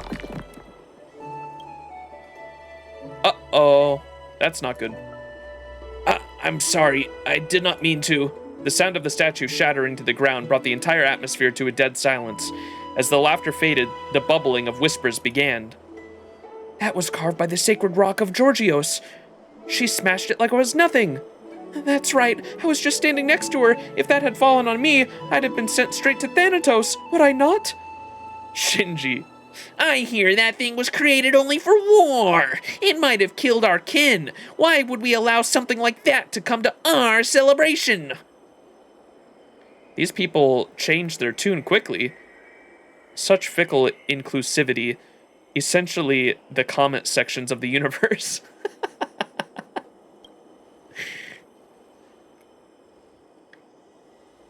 Hey, what are you saying? Philok. Everyone, do not insult our guest. This Titankin, this lady, is a guest of Akama. Do not bring your prejudices into the city of acceptance. Captain, the bodies of the Titankin and mortals are not the same. Is allowing her to frolic here freely not endangering the lives of the citizens? You do have a point. Did you hear that, Paris? You should not have brought her here. What? Bro flipped like a switch. All right, we'll go. It's not like there is nowhere else in Marmorial Palace for us to enjoy ourselves. Hold on. She is one of us now. She must obey our laws. The Marmorial Palace is a gift to us from Fagosa and the precious property of Akama. According to law, the garrison must detain any criminal that damages this place and take them to the court for sentencing. Huh? Surely it's not that serious. Don't forget she is a guest of the Elder Onawan. Are you saying that as a guest of the Elder, she is above the checks and balances of Talenton? Displeased citizen, fucking Shinji. He's right. You think an outsider being above the laws of our holy city is justifiable? That's right. Take her for sentencing. Judge her for this damage to Akama alongside the past offenses she has committed against our people. Do you see the will of the people? Do not use your personal affairs to interfere with justice of this land any longer. That is, unless you can restore this damaged item to its previous glory. I may be able to fix it. I'm Fix-It Felix Jr., chat. Galactic Baseballer to the rescue once more. I will use the unmatched power of the Titans to find a way. Me. You're right, we can fix it with Oronox's prayer. My savior, it's been a while. I had no idea you were at the celebration too. Stranger, do not allow your drunken revelry to speak nonsense for you. How would you possibly restore these fragments? This hero can enter Castrum Kremnos as they please and wield the divine power of Oronix. They would never deceive you. My savior, quickly, show them your talents. I'm gonna show them the power of holding down the spacebar. See? Good as new. Let us fight no more.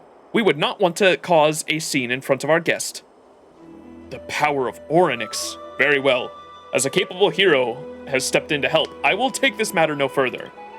However, I would ask you to still leave this place for the safety of our citizens. You are more suited to dancing on the battlefield than at any banquet. Captain, how could you say such things? No, he's right. As an envoy of strife and your former enemy, I should not be here to disturb your celebrations. Farewell. Quick, fall on him on accident. Miss, wait!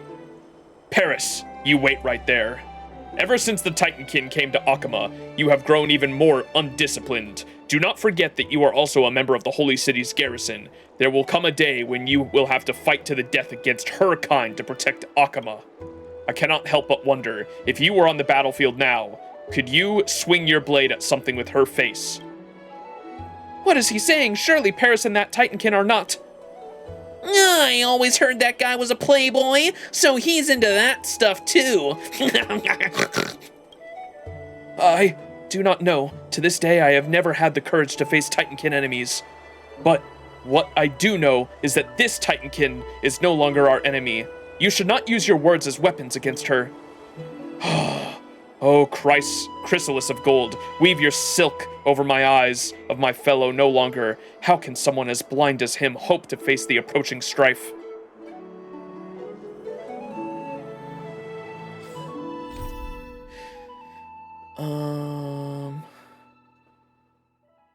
Living in this unfamiliar city, the master of this memory is experiencing new feelings and changes within themselves.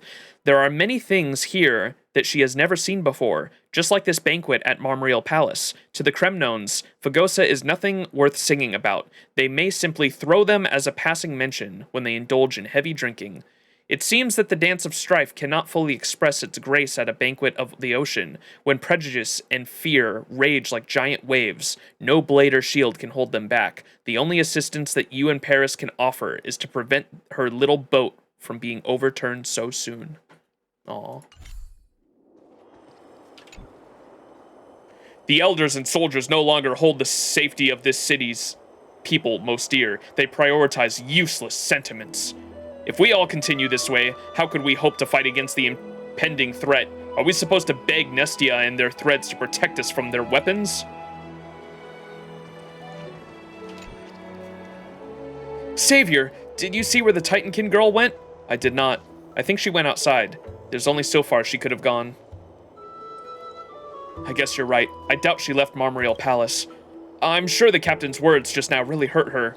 Savior, please help me find her. I imagine she must be near the market. Where could she be? If I were her, I might look for a place with open views. Of course, up top, once again, dude, they're getting a lot of use out of this fucking rooftop. Like, every fucking side quest has taken place up here. The Fury Archer sits alone, staring at Kefali in the distance. Their carved stone face shows no emotions at all. Can I help you? Are you okay? Paris is looking for you, you know. Don't cry, your enemies will laugh. Why would I cry? I'm not even capable of producing tears. I am indeed thinking about what the captain said, but I am not sad. I am thinking about whether what he said was true. Humans are different to us. Kefali has bestowed you with infinite possibilities. Your bodies can be used for any kind of work. You can worship any Titan you choose, and you can do whatever it is you please. But we Titankin are not the same. My body is created for strife. I cannot taste food, dance with man, or create future generations. If it weren't for Circe's power overflowing into the world, I would not even have the right to thought or language. Perhaps I should return to the battlefield. That is the only way I can know what I truly am. Or, that is the only way that I can truly know who I am. A warrior that does not even have a name. That is my fate. I was gonna say, I was kind of pissed that they didn't give her a name early on, or ask her name, or let her choose a name. Girl, because he's just been calling her girl this whole time. I was like, a little prude. How is it that you are still speaking of fate? If the chains of fate were truly unbreakable, you would have long since been reduced to gravel in Castrum Kremnos. Paris. What is there to fear about fate? The Titan that bears the scales themselves is confused. The Titan that pulls the curtain is blind, and the Titan that guides the way is lost. They are no more than 3 blind mice that guide the strings of fate. Ha! You cower on the battlefield, yet wield the courage of curse the god. You cower on the battlefield, yet wield the courage to curse the gods of fate. I believe this courage of yours is misplaced. The gods would never pierce my heart with their blade personally, unlike the warriors of Castrum Kremnos. What's more, they cannot find it in themselves to assist their most devoted disciples. Do you think they have time to address a rambling mortal like me?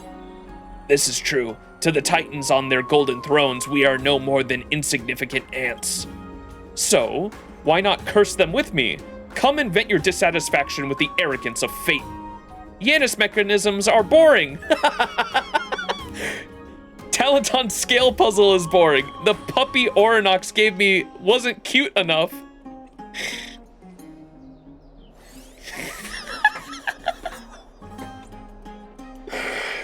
Banger dialogue.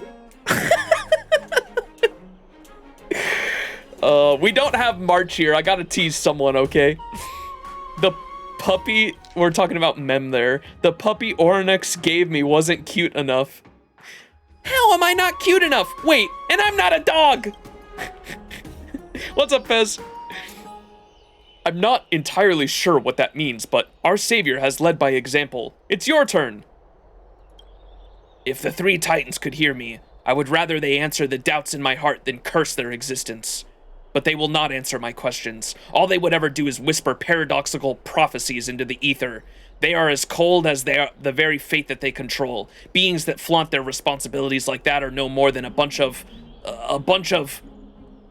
hyenas! Titan curses. That was the language of the Titans. I'm sure that they understand. A specific slur against Titans? That's so cool. Teach me, teach me. No, a mortal tongue cannot pronounce our language. Hey, now, don't underestimate a human's ability to learn. Halnals? You dummy. She called him a baka. Baka. The statue lady seems much happier now. I'm happy for her. But it looks like we still haven't found enough information on Arcadia. We need to take these memories forward a little more. The 3rd memory. Sundar Rock. A long time later, within the city of Akama, the echoes of endless strife resurface once more.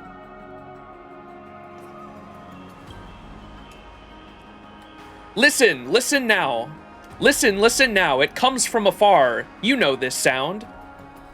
It is strife. It has come. The clashing of blades sounds like singing. A chorus of flesh cleaved from bone. I like these little intermissions between the memories. It's like a play, or like a playwright, right? It is strife. It has come. The clashing of blades sounds like singing. A chorus of flesh cleaved from bone. And with strife comes death. I hear the countless warriors have died before the holy city. Their blood flows like a stream, almost summoning the river of souls to earth. Child of war, why do you turn a blind eye? Join in the battle. It matters not what side. No, I hung up my bow long ago. I am now an ordinary woman of Akama. Over the years, Paris taught me the tranquility and happiness to be found in a human life. I learned forging under the grand craftsman. I crafted silver jewelry for myself and a sword for Paris.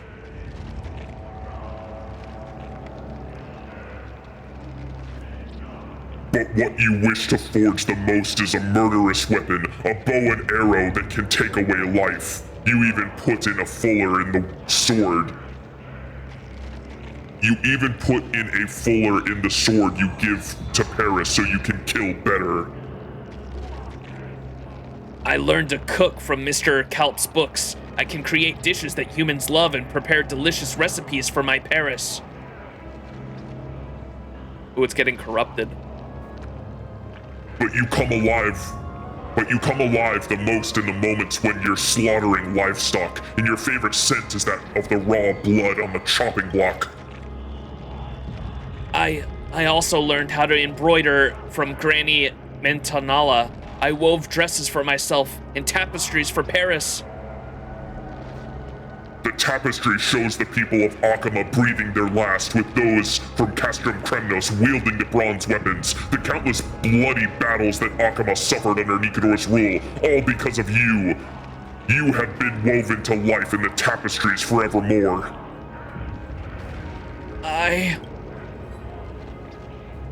You want to fight. You want to kill. You want to draw your arrows and shatter helmets and armor, making them bloom red flowers as heads shattered go on to the strife and trample the weak bodies into mud that stains the white marble brick beneath the beautiful sounds of chopping flesh and cutting bones go towards the strife, fear, hate, crying out mountains of bodies burning all around you, entrails and limbs of the defeated, and the sacrifice go to the strife. I want... Child of strife, do you wish to go to battle? No! I don't want to fight! And I believed that you had become a citizen of Akama. I knew it was wrong to place any hope in you. Captain of Akama. The moment of reckoning has come for the holy city. Sibani, Adian, Alfonke. The vassal states of Akama have been reduced to scorched earth one by one, and now the Lance of Fury points its tip at the city gates. A being for war refuses to fight to protect this city. Could it be that you can't bear to fight with your past relatives? Perhaps you don't dare face the might of your creator, or maybe there is someone in this city that you cannot leave. Whatever the reason, I must tell you, that man that you cannot bear to part with is about to step to the battlefield. What? The military orders have been released. As a young man that is fit to fight, he has a duty to protect the sacred city, even if it costs him his life. This is his fate, and he should be proud of it. Listen! Hear the sounds of the wailing from the city gate. Wives, call for your husbands and their elderly mothers, while others scream for their children. Just hear how they suffer. And you bow before the throne of Kefali with your stone face. Your emotionless expression has almost a smile in its place. Go to the battlefield, if I am with Paris. Maybe. From the depths of the memory arises a sorrow lament. This memory tastes weird, What is Paris doing? Speak with Paris. Unbound, the spectators leap through time, skipping past how it was that she suppressed the concerns in her heart. how she wore down the cold stares of those around her, and how she won the acceptance of her former enemies. She has done so much to finally become a true subject of Akama, as opposed to a guest of or an enemy. But is this truly what she wants to do? Is she not the same as you, being blindly led along by fate towards her mission? Sometimes play interludes are used to represent the passage of time. Yeah, I really like that. It is like a play. That's what how I described it. It's like a play interlude. Some playwrights criticize this approach, saying that time, location, and characters should be unified in order for spectators to resonate with the scene. But this is very difficult. It's like the game devs in putting their opinion. That's cool. No, I like the little play stuff. Interesting presentation.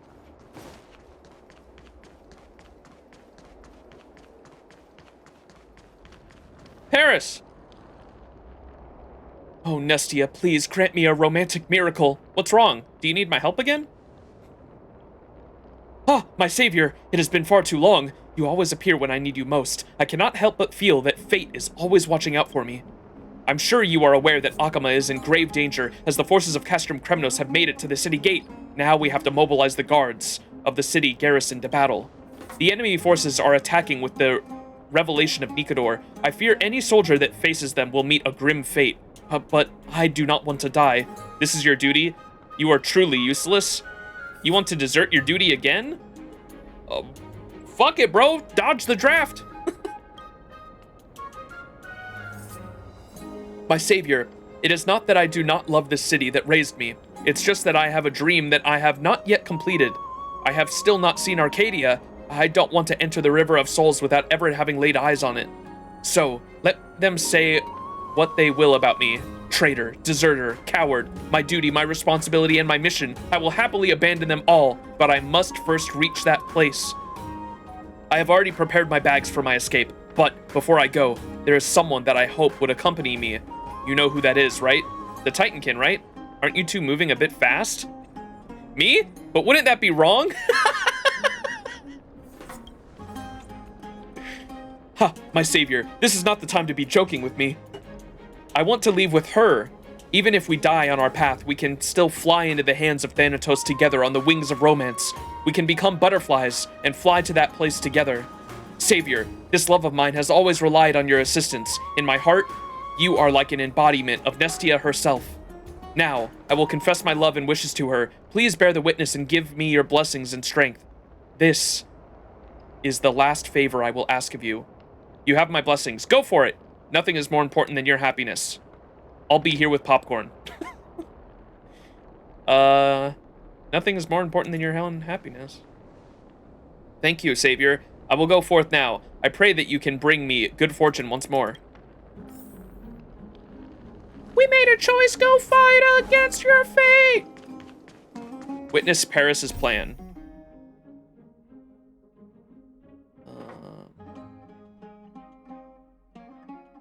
Unbound, the spectators leap through time, skipping past how it was that she suppressed the concerns in her heart, how she wore down the cold stares of those around her, and how she won the acceptance of her former enemies. She has done so much to finally become a true subject of Akama, as opposed to a guest or an enemy. The person that gave her this mission, was it this person that seems to love her? Or are they both simply bound by their own cocoons? What we seek is not only the good, it is also the permanent. What love seeks is to have something good forever.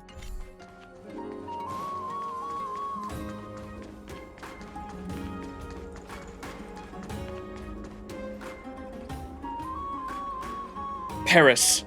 Paris, I hear you are planning to go into the battlefield. Is that true? Ah, so you already knew. I did, and I have already made my decision. Oh, wonderful. Then let's run away together. Let's fight together side by side. Oh? What? Fight side by side? No. Are you joking? I'll die on that battlefield. But I will protect you. I will abandon Castrum Kremnos and Nikodor and give all of my power to Akama. Use it as you please. I will become your greatest ally and share the weight of your duty and mission. Let us guard. That's enough, girl. Duty? Mission? I don't care about those things. Castrum Kremnos and Akama can disappear into the River of Souls with them for all I care. Girl, you are the only person that I care about in this entire city. No one else matters. Will you go with me? I... Hesitate no more. Let us search for Arcadia. We can escape strife and death and live a life of eternal romance.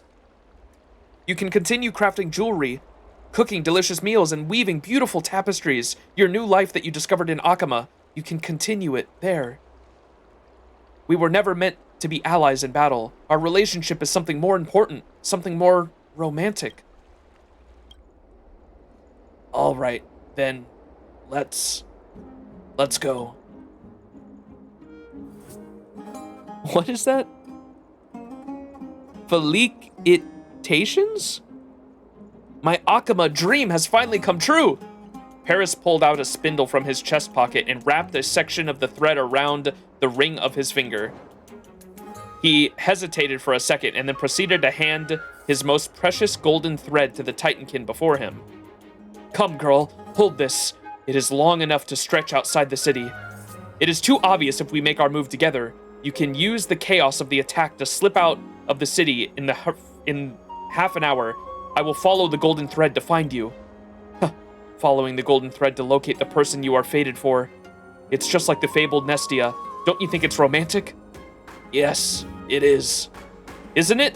Leave quickly while the hour of the curtain fall is still with us, and most people are still sleeping. I will come find you soon. Romance. I will never understand it.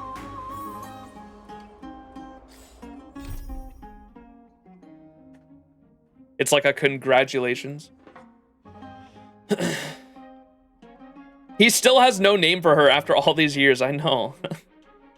Speak with Paris. Romance is seemingly powerless in the face of strife. Its brittle thread is unable to protect anything. This thread can still glow faintly in the darkness. Even if it is broken and withered, people can still appreciate its lingering beauty. Of course, to the one that appreciates this beauty, the thoughts of the thread are of no consequence at all. People always have a clear idea of what it is that they want in their hearts, but they are never able to say it out loud. They simply predict what each other hopes to receive and ends up speaking in riddles. Oh. Salutation. I'm saying salutations. Salutations, my savior. This all went smoothly thanks to you bearing witness. Not at all. This actually had nothing to do with me. Why did that seem a little off to me? She's always been the shy type. You know how it is. My savior, you don't wish to fight to the death with Nikador here either, do you? Why not come with us so that we can look after each other along the way? Me! They're going to Arcadia now, right? Let's go with him. Flee Akama with Paris. Romance is seemingly powerless in the face of strife. Its brittle thread is unable to protect anything. This thread can still glow faintly in the darkness. Even if it is broken and withered, people can still appreciate its lingering beauty. Tell me, when that broken thread breaks, do you think it reflects on the beauty of its own end? People regard victory in the pursuit of love as glory and failure as shame. People can do all sorts of strange things in order to achieve this victory.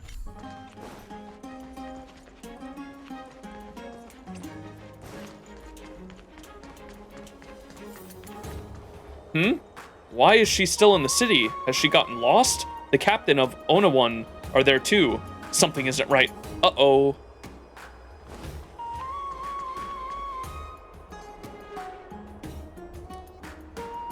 Paris says, "Girl, what is the meaning of all this?" Paris, help us! It can't be. Did you do this to Captain?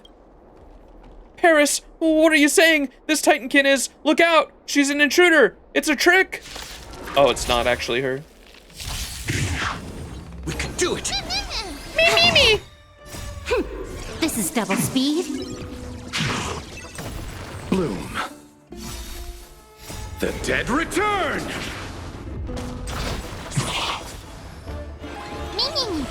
Wilt here.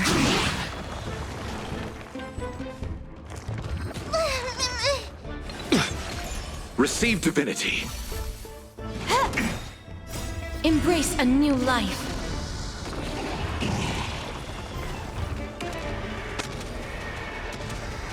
Dragon, go! True damage now, let's go. Phew, thank the heavens you are here, savior. But how did the soldiers of Castrum Kremnos get into the city? Isn't it obvious? This is all your fault! My fault? You allowed that wicked creature to step foot inside of Akama. You caused the city guards to lose their vigilance around Titankin, and now she has joined the team outside the gates to attack Akama. This is the creature that you saved. See how your kindness is repaid with vengeance and betrayal. Oh, did it take his... maybe not. Did it take his words of saying fucking both Castrum Kremnos and Akama could fall for all I care? Did it take those words literally and was like, okay, well, I guess they can just both fall. I'll help them fall. That girl, how could... No, we made a promise. Captain, we can settle the blame later. Your wounds are severe. Please save your wounds. Ugh, I must say this before Thanatos descends. I curse you two, vile scoundrels. You and your romance, your love... It is us that have sustained it with our blood and sacrifice, and now I have to pay for my life to protect you blind fools! I curse you to never again gain Yanis's guidance, to never again gain Orynyx's guidance, to face stern judgment at the hands of Talanton. May you never lay eyes on your godforsaken Nestia. The captain collapses in a pool of fresh blood, his chest once heaving with rage, now still. Captain! Captain! Elder, he has taken the hand of the shadow. Was this our fault? Is this only happening because we allowed the Titankin of Strife to enter our city? Calm down, this is not your fault. Yes. You just say yes. This is not your fault. No, that's not true. This is all fate's fault. It is fate that caused us to show kindness and mercy to the wrong person. It was fate that brought this dire ending on the captain. But how are we supposed to cast judgment on fate? The Titan that presides over judgment also sits atop its throne. Elder Onawan, I am sorry. I cannot take part in this judgment. I must go. Someone is waiting for me outside the city. You are going to desert us? You are going to flee with that Titankin that is attacking our city as we speak? Paris, you must not allow yourself to be bewitched by this bringer of calamity any longer. I have already allowed you to make one mistake. I cannot allow this to continue. But if you side with her, you will forever bear her sins. You will become a villain, hated by the people of Akama for all eternity. But furthermore, the garrison guards will all place the death of Philip on both of your heads. They may even bring you back to Akama and see that you receive the most brutal of judgment. But if I don't have her, who else will help me escape my terrifying duties and responsibilities? Who will believe my stories and go in search of Arcadia with me? Me. Paris, my hero, I am here for you. Why would you give the golden thread to a vile, evil creature like that and not return it to its original owner?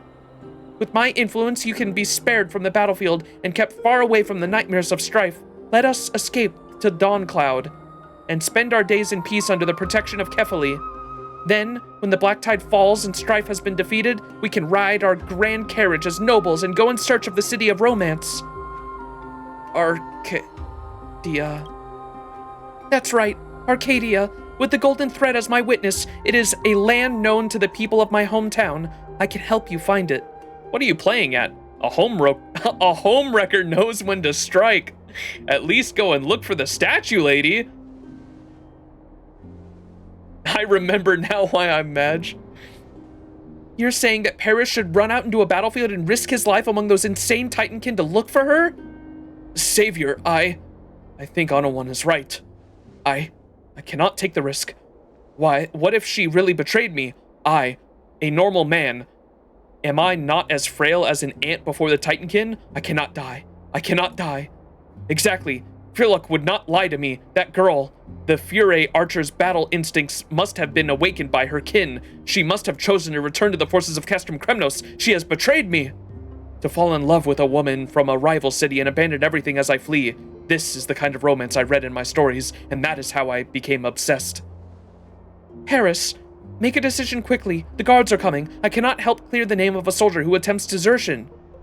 I cannot bear the blame of betrayal. Onawan, my lady, come and aid me.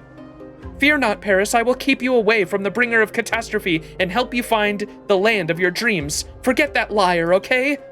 Thank you, Onawan. Thank you for saving me.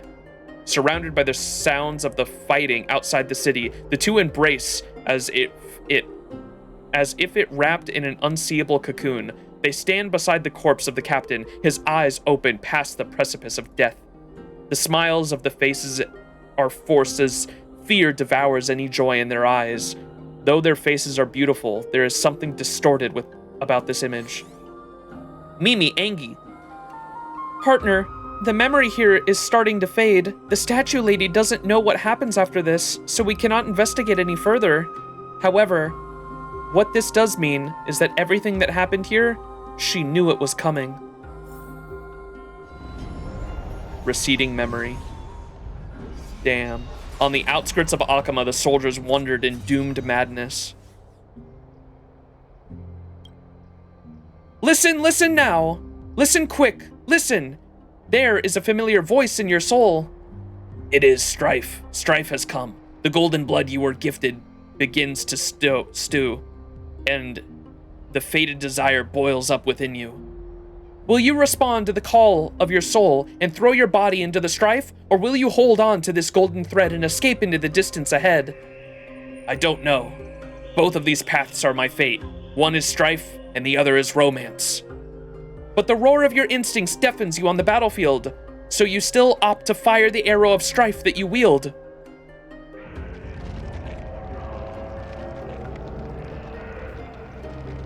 Your first prey is your very own kin. On the Kremnos army's front line, he gives you a salute, and yet you shoot through his heart. Your second prey is your own family. He climbs the walls under the cover of night to feast on the dead, so you take your aim and shatter his head. Number 3, number 4, number 5, you ceaselessly hurt your own kin without stopping for rest. Yet your bow never aimed at any citizen of Akama. It is the thin golden thread that still guides my hand. It will not allow my arrowheads to piece that fragile romance. You wait and help the garrison of Akama fight off a whole wave of assault, but the man you would travel with never comes. You wish to return to the city, but the garrison guards greet you as an enemy. As your body is covered in wounds dealt by both the army of the Holy City and that of Kremnos, you search for the kin that missed his appointment in a battlefield bereft of kin.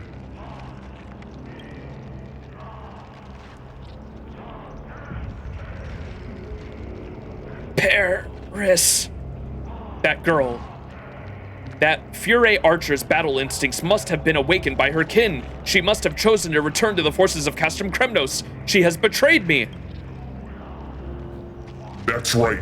You are a traitor. You betrayed Castrum Kremnos and your family, and then you set to abandon the holy city that saved you. You are exactly the traitor they made you. Fear not, though, Paris. I will protect you. I will keep you away from that bringer of catastrophe and help you find the land of your dreams.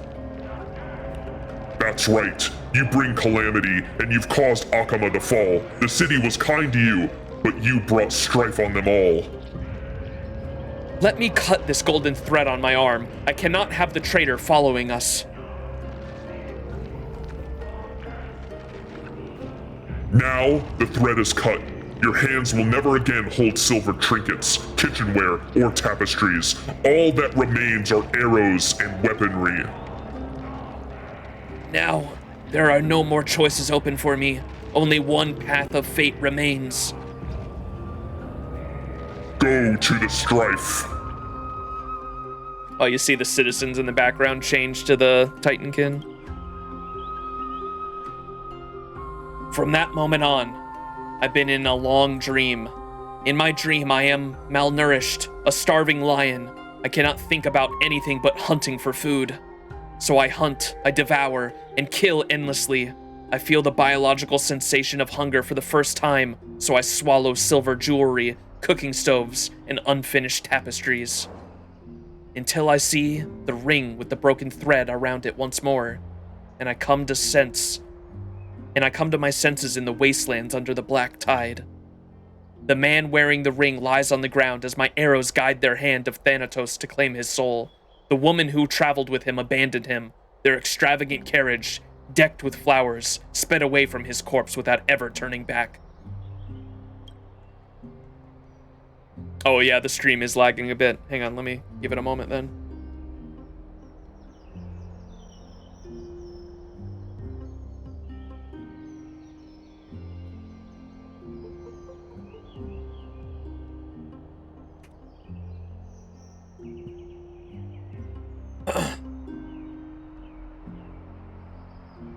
The golden thread is being cut.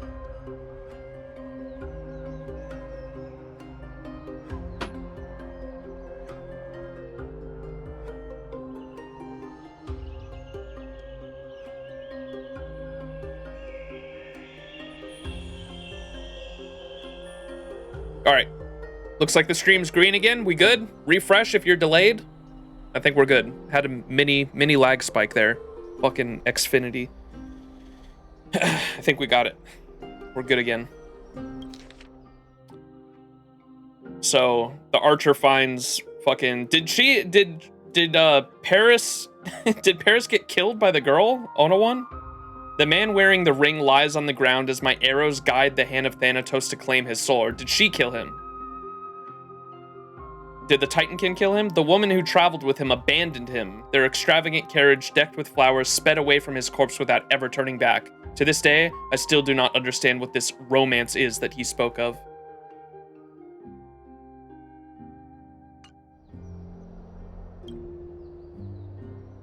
The divine works in mysterious ways, and they care not for what a mortal man prays. An expectation is impossible for one to make real. When we know not where we're going, our path is revealed. This is how it ends. Damn. Tragedy. Having witnessed the Fury Archer's memories, how would you describe this story? A tragedy? A misunderstanding? A lie? And the emotion in her voice when she pronounces those two names. Is it love? Is it hatred? Or simply confusion? Having explored this story to its end, you cannot find an answer for yourself. If the flowers on your body that he loves so... If the flowers on the body that he so loves were to wither, he would sprout wings and fly away. It does not matter what sweet words he'd said before, or how deep a promise he had made. Damn.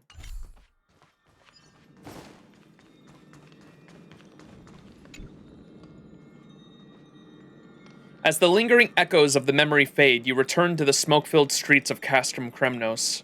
You've never found Arcadia, and Paris will never return, yet the nameless Titankin still lies before you, murmuring.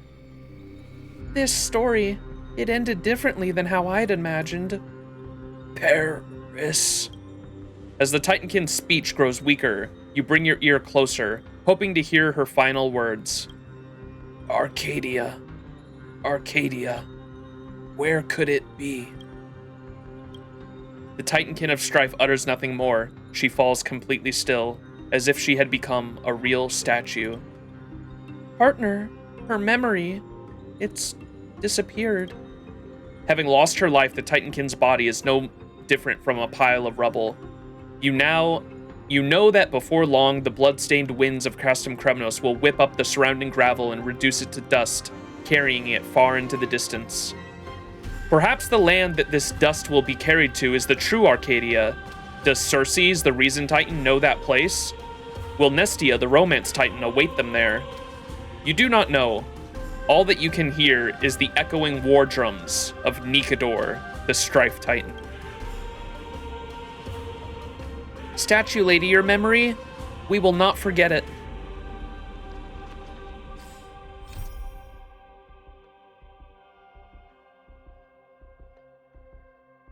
Having explored this story to its end, you still cannot find an answer for yourself. Love will not grace the unflowering and the withered, be it body or soul or anything else for that matter.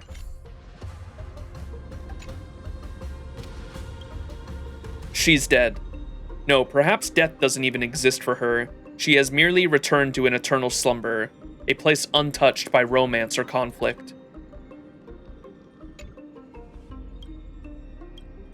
Sag.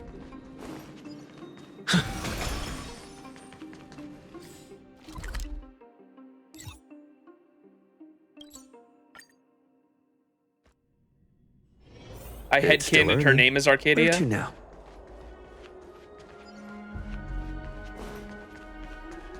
Can we kill Paris again? Aglaia, what the hell are you doing here? Lady Aglaia, please wait a moment. The hero from afar has already set forth. Ah, they have returned already. Hero, did you recover the treasure? Yes, this treasure truly is precious. I hope you will keep it safe, Lady Aglaia. This truly is a precious treasure. Thank you for your hard work, dear guest. I had never expected that this task would have fallen to you. Aglaia takes the offering from your hand and closes her eyes as she feels across every golden thread of the spindle. Captain Jason, I have unfortunate news. What is it?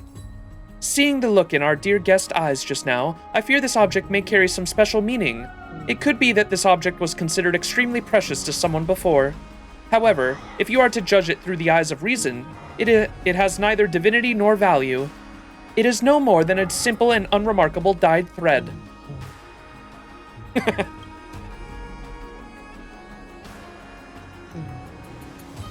Though it speaks not to another one's ear, I can hear it loud and clear. Beauty is in the beholder's eyes, and only those that believe it will see it shine. The threads of romance in the golden cocoon, a mystery known to only those attuned.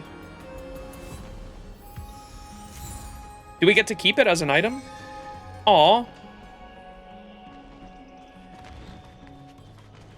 Adrilla! Aglaia always at the scene of the crime.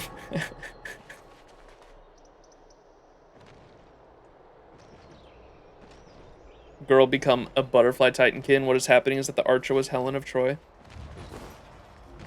I always dig the I always dig stories about like something viewed as like a monster or an enemy that like finds a way to go against its nature though. I really like the that was what the story with the back in the oh my gosh, what's it called? The War Dance. The War Dance event in that area had the story with the Borisin that was the Borisin that was trying to like they came from like a tribe of peaceful Borisin that were trying to go against their nature to like their nature for like bloodlust or something like that. And then the in Fate Grand Order Lost Belt 6, there's the remember how for any of my Fate viewers in chat, there was remember in Lost Belt 6 there was that group of fairies that had this they were the Beastmen fairies, and what was the leader of the Beastmen? What was that guy's name?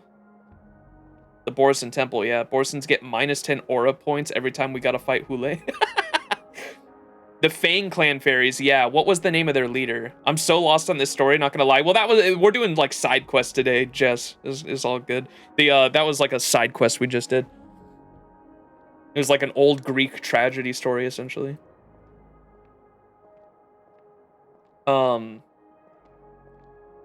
What the hell was the name of the leader of the Fang Clan fairies? Why am I spacing on his name? He had like one of the most badass boss fights in the game. Paris said, "Hear me out."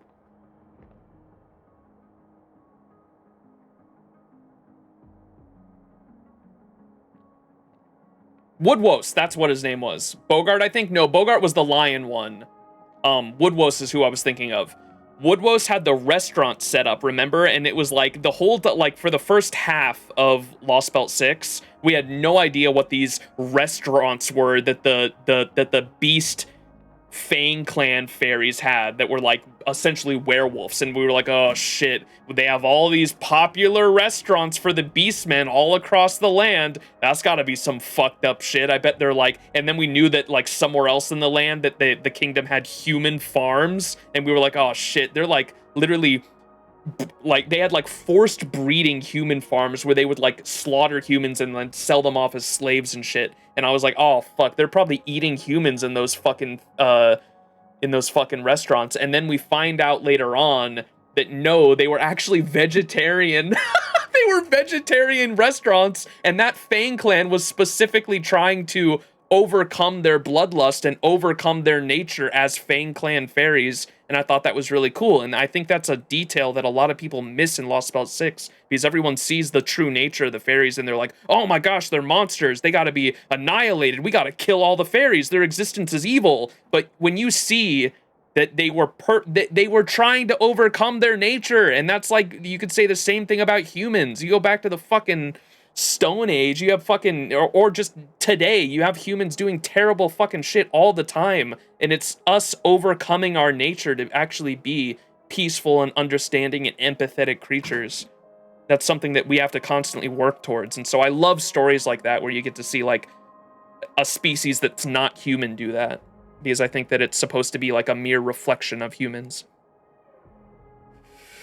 I didn't realize Max was live. Woot, yeah. Not too much longer. I don't know what else we're doing. We just finished the final side quest of 3.0, I believe. At least he's trying to be elegant. Fish them up from the River of Souls and beat them up. I'm always happy when people choose to be kind despite not being innate to them. Yeah. Is that why you like furries? Who the hell said that? How did you get that I like furries from that conversation? How are we liking Amphoreus so far? As I said in my 3.0 live streams, I think the world building is always the strongest. And I think, I don't know, like, I have critiques of the main story, but like it's still way too early. Like, we have gotten like little to no character development for the characters just yet, and I still don't know what the prophecy is. I still don't know what the overall world building is. It's too early to give you an actual opinion, I think. But if there's anything positive I can say about Amphoreus, it's the world building is really strong. But that's true for Honkai Star Rail in general. That's like one of the things that got me really into the game. Oh, there's My Day. I remember you guys saying that you saw My Day up on the rooftops earlier. How do we get over there?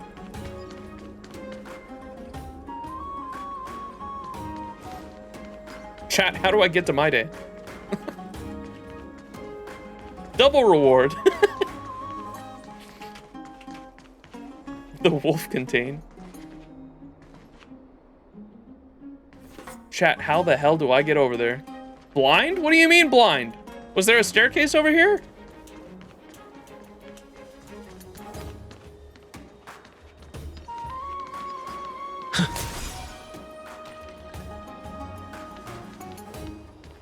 Walk over the tarp? Oh, okay, I see it. Jesus Christ, I am blind. Okay, you cannot blame me too much. Come on, man, that shit's like invisible. Fucking barely saw that shit.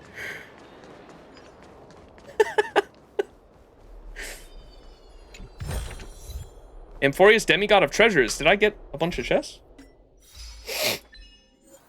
Open treasures 120 times in Amphoreus. God damn, we've been opening a lot. Lore! Don't mind me. King of Kremnos, Volume 1. Preface. A chronicle is a measure and record of time, while a national fortune book records the rise and fall of a nation. I, Ptolemy!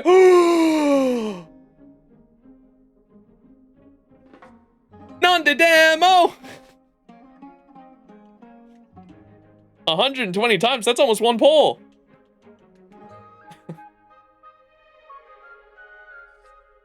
Alexander reference. I, Ptolemy, have studied most of the books in the archives of Castrum Kremnos. In the royal biographies, most are focused on praising the current rulers, filled with eulogistic words, yet short of insightful advice. To fill this gap, I have endeavored to trace the 2,500-year history of Castrum Kremnos, documenting the dynasty's rise and decline, and the great deeds of its rulers to preserve its enduring spirit and legacy of Nikador for future generations to come.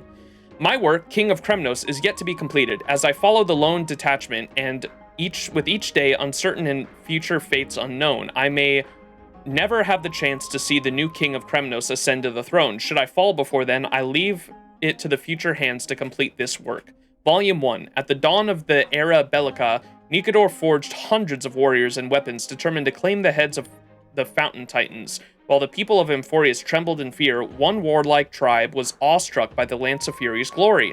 United under the light, they rallied to follow Nikador's path. The tribe leader was Gorgo, a warrior of unparalleled valor. Armed with a single shield and spear, they charged fearlessly into the hundreds of foes. When they returned triumphant, the enemy's commander head at their belt, their breastplate was shown unscathed.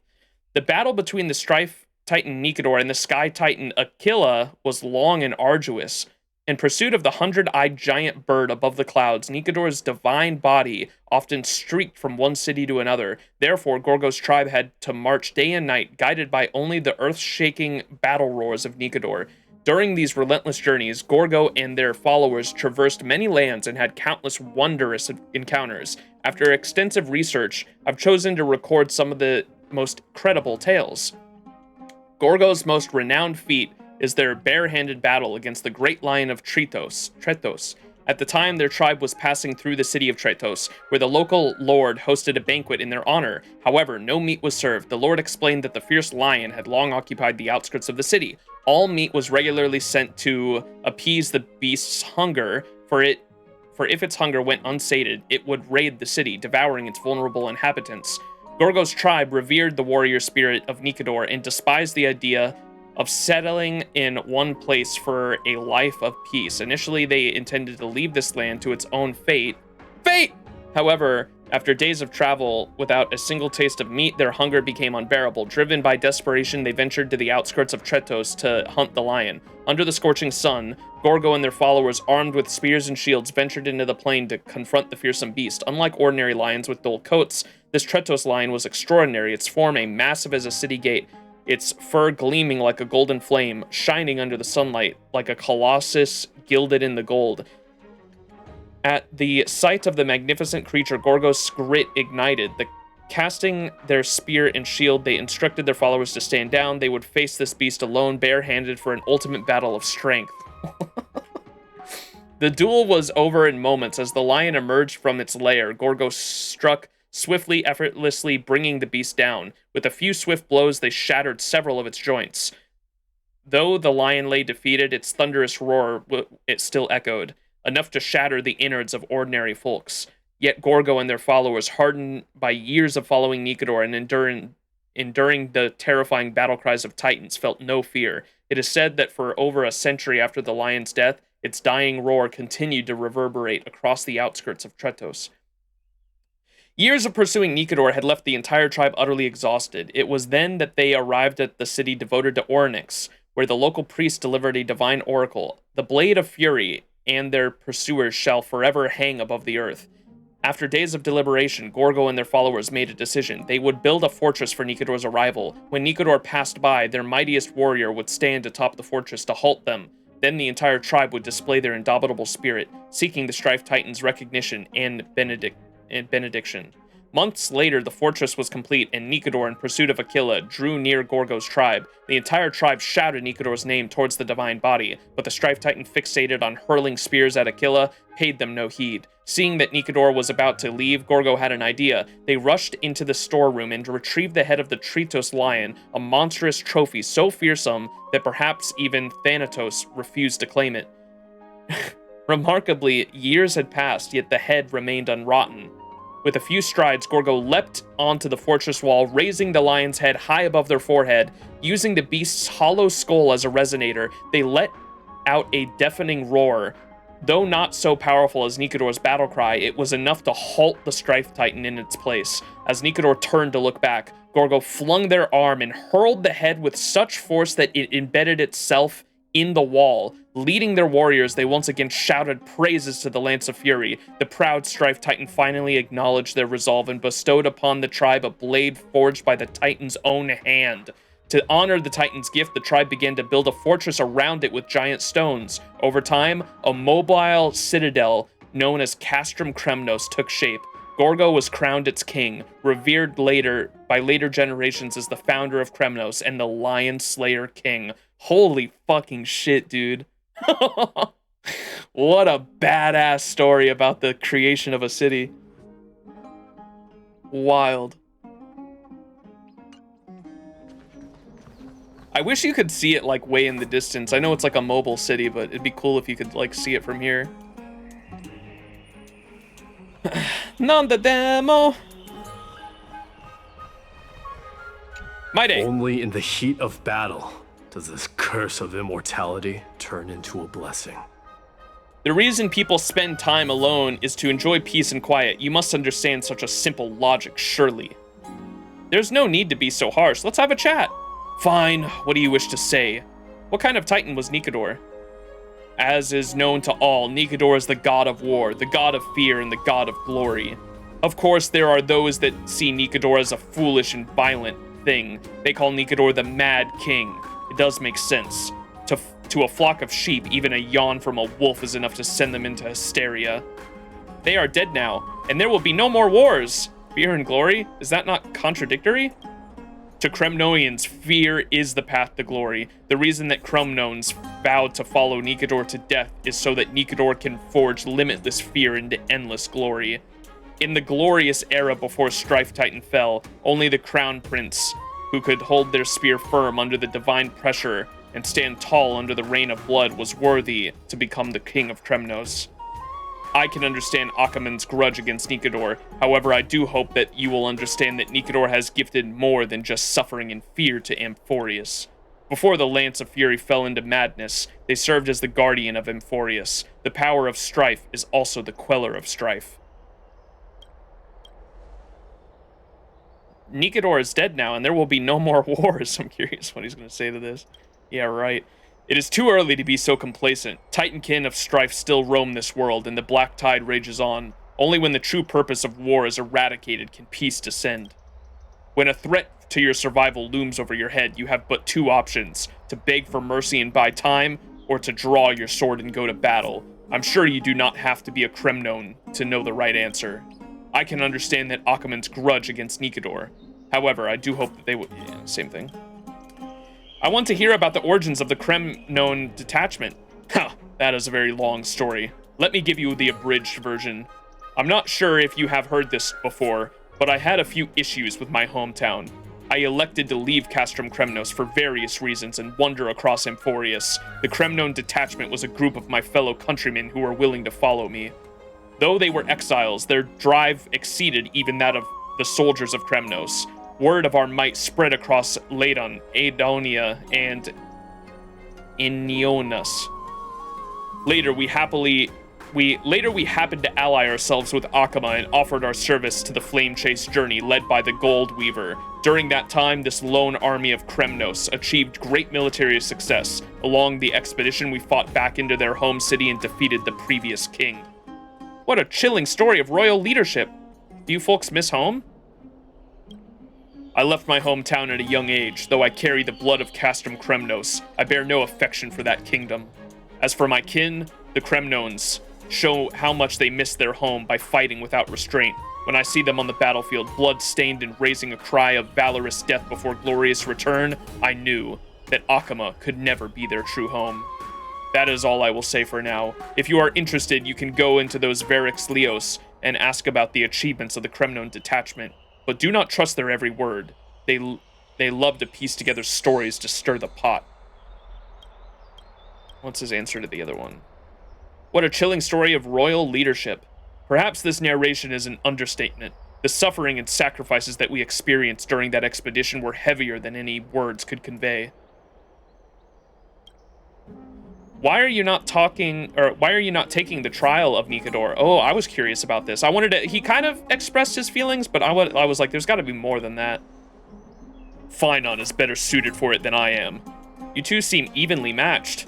It is not merely martial arts that decides who will bear the core flame of strife. Phynon, he is the flawless deliverer, and there is no greater candidate to inherit the divinity of Nikador.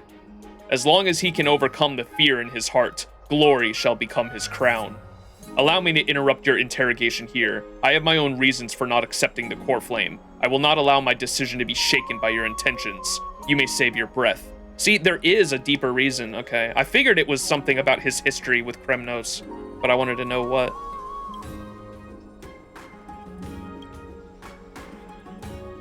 Are you scared that you would not pass the trial?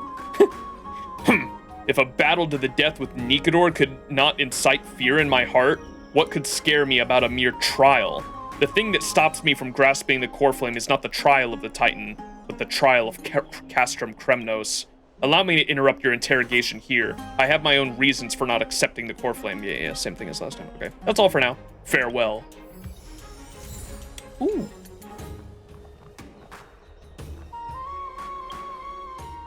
How many jades we got? enough for a pull just yet.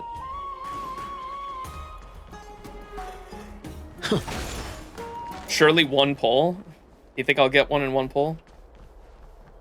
All right, Mira, for you. Time for vids? Probably. Do you guys want me to save, or should we save like the butterflies to do them like all at once at some point? Because I have to collect like literally all of the butterflies, right? That shit's gonna take way too long. I'm not doing that shit on stream, I don't think. But maybe I can like in my off time collect all the butterflies and then we can do them all in once in like one stream later on. If he gets her in one poll, I will be suing. All right, Fugi 2 right here.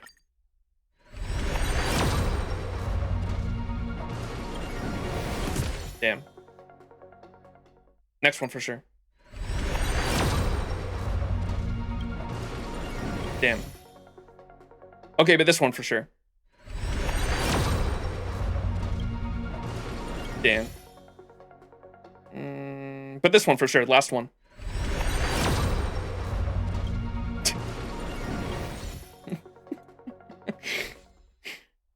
I need to have my chat fucking fuming. Mimi. Adonia is another real place named after Adonis, but it's hard to look up the myth because a rapper has that SEO. Damn. At the end of Amphoreus, do it all? It'll be like a walk down memory lane. Oh wait, we have the normal pulls we could do too. Hang on. I've got 30 of these. Look. What was the last, did we get, I can't remember the last time we did pulls on this. Oh, Jan King, back in November.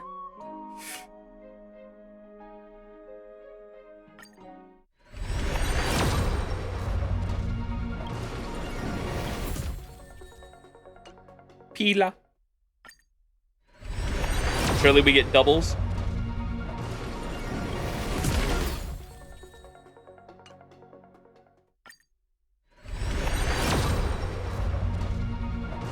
Double Jan King? Grandma! Alright, did we get 3 singles? Surely. Fugue right here.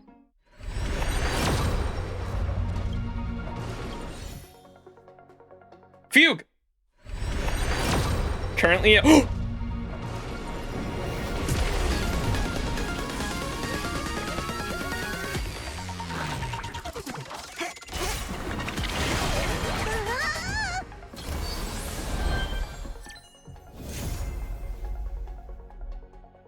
Wait! Zila! Alright, double. Back to back. Singles. Which? Finally. It has finally happened, chat. It has finally happened. Good news? I'll take it. One eye open, motherfucker. Molly is here. Yeah, I cannot wait to use Zila. Oh boy.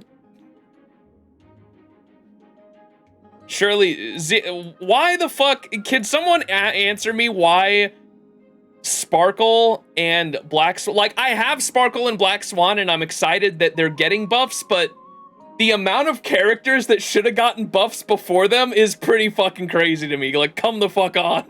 Come the fuck on. I imagine it's because they're gonna be, like, relevant in the story, and they want to buff characters that are gonna be relevant in the story, but... Go. Like, goddamn, come on.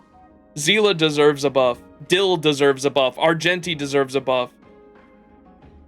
Dill buff could have had it all, I know. Zila and Dill found dead in a ditch. They're terrified to buff Zeal. She can still zero cycle with the right setups. Who's this new character? Oh man. Remember back in when I first started playing the game, I wanted to make like a mono Wildfire team. Man, I miss Wildfire.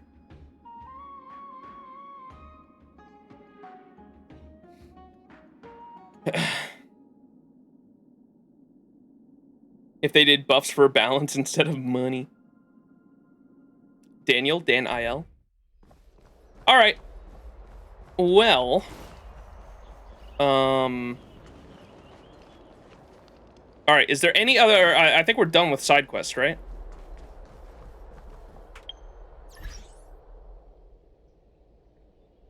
If they buff Zeal, it would be a spoiler because it must mean that the Antimatter Legion thawed out and we're attempting to finish the job. Got any more tickets? I don't think so. Unless you mean from the shop. No, we're out of tickets. I can see if I can get one more. No, I cannot. Okay, we're out. Out. Out, out, out. I've got one single Stellar Jade. How often do you see that shit, chat? One singular Stellar Jade. Did you find the tree? I did last stream. We found the tree for the memory. Weirdly, HSR is weird about buffs, like Honkai Impact 3 is with giving out Part 1 character DLC buffs. At least they're doing it, because to my knowledge, like, Hoyo has, like, notoriously not been very good at buffs, and it seems like they're getting better at them, at least. Like, they're... At least, like, we did finally get a second set of buffs in HSR, and I know that they just recently started buffing characters in ZZZ as well, and so, at the very least, we're finally getting them. I just wish that they happened a little bit more frequently, and that they also happen to the oldest characters that actually need them.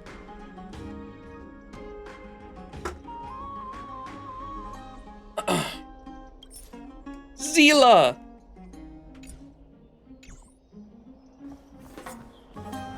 Alright, alright, I think it's time for videos. I think we did all the side quests.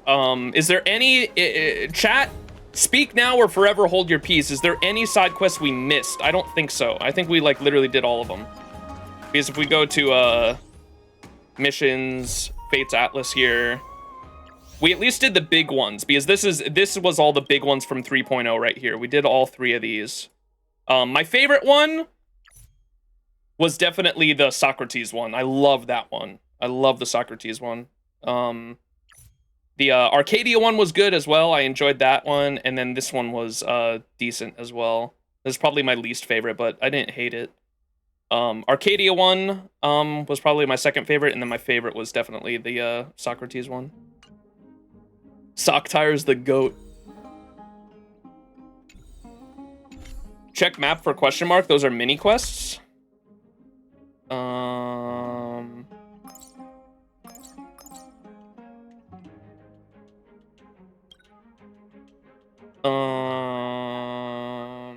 Oh, I had to go back to the Astral Express because I think I wanted to know if you could go to March's room and see her as an ice cube. And then I saw Welt and Himiko in here too, and I was like, can you talk to them? I haven't been in here for like over a year because I was scared to start the quest. How's my Trailblaze level, Pom Pom? Damn.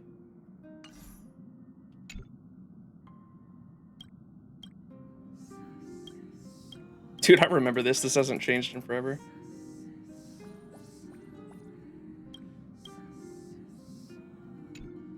With how long the Ampho quest has been, I haven't felt interested in doing the side quest. Yeah, I don't blame you. Yeah, with how fucking long it is.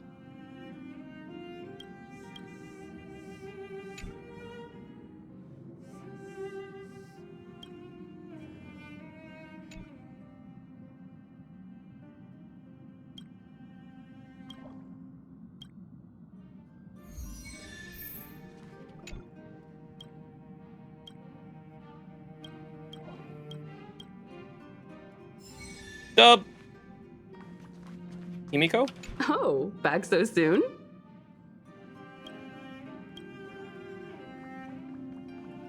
What the fuck? Wait, do people still visit the Express? Because I haven't done that in forever. Look at the guest book.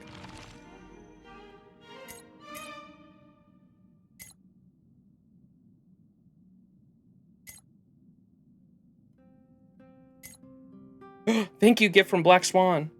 When you stand upon the earth, you are the countless manifestations of God. When you traverse the heavens, you are the God of countless manifestations. Set off once again, Akiavili. I will go with you.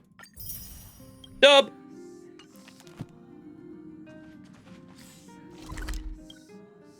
Okay.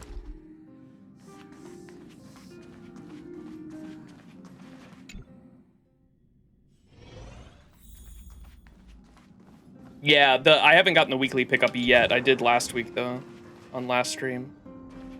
The hell is this? Dude, what? A collection of intelligence on the Xianzhou Lafu to Max. Is this from Dan Hong? To Max, as a fleet that sails eternally amidst the stars, the main body of the Xianzhou Alliance consists of 6 giant ships that encompass entire worlds. The Xianzhou Lafu you are about to head to is one of them. The other 5 are called the Yao King, Fenghu, Shuling, Yukui, and Juming, all containing sights of marvelous to the eyes. Information on the Xianzhou ships will not be very useful on this trip, and I will therefore skip them. This note will only talk about the Lafu. Once you board the Lafu, there is only one thing you must remember. You must not show any desire toward a long life or any admiration towards abundance, regardless of what you think or believe. And you must have seen the records of this in the databank. The Xianzhou residents do not look any different from the normal humans, but they are a long-life species that can live up to 1,000 years in truth. The Alliance constantly guards against any short-life species from pursuing the secrets of longevity, and the Xianzhou Cloud Knights ceaselessly hunt the undead abominations created by the abundance. As for other things, you will naturally learn once you board the Lafu. I wish you a safe return. My goat. My goat. Dan Hung. Supposed to read it after Belloag? Yeah, I kind of got that. Oh! A number of thin sheets of ice have shackled the unconscious March 7th to her bed. The once warm bedroom is now permeated with a bitter cold. The young girl lays silent and flawless in the ice, just as she did back when she was drifting through space. I was gonna say, that's why I had it on my schizo whiteboard that I showed early last stream. I had on it a little speech bubble with March in an ice cube that said, "Reject humanity, return to ice cube." Because I was like, it's like she's like literally reverting back to the form from when we found her originally, because I know she was in 6-phased ice originally, right? When they found her in space.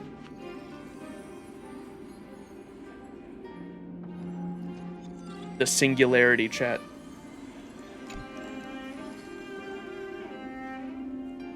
Curled up in the ice, the young girl remains silent with her eyes fixed shut. Although the ice is not cold to the touch, there is something particularly saddening about seeing a young girl who is normally so full of life fall into complete silence.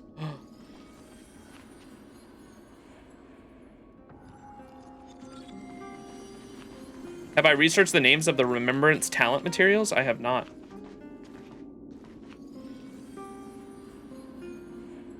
This is the start of Lost Part 1.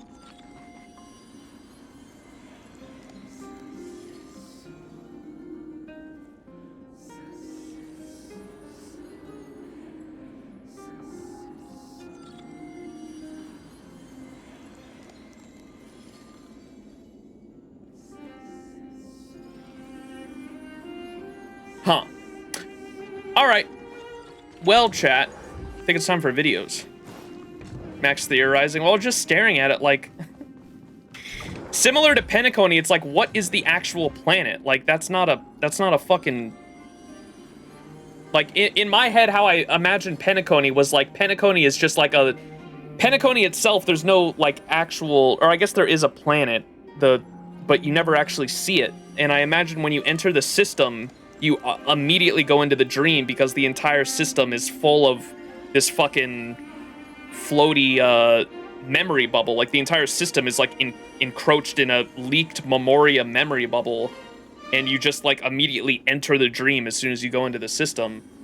But with Amphoreus, it's like there's not a planet there. That's why I've been calling it a singularity or a black hole this whole time, because I imagine that light at the center there is a black hole.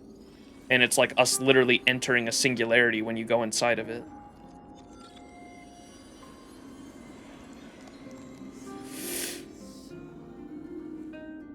I think you can zoom in. Well, I can like that, but it doesn't really give me a better angle.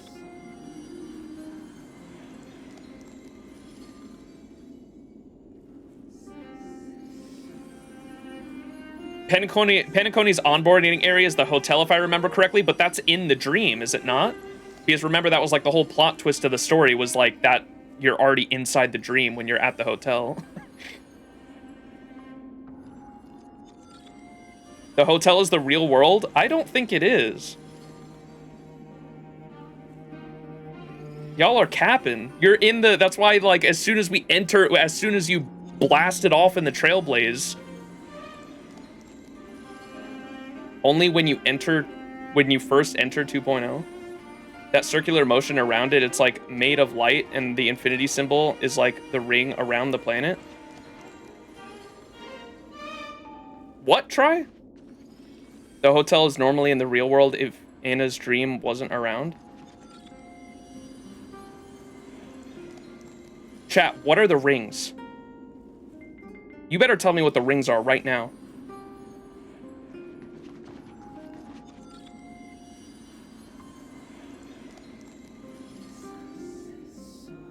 Morbius? Lord of the Rings?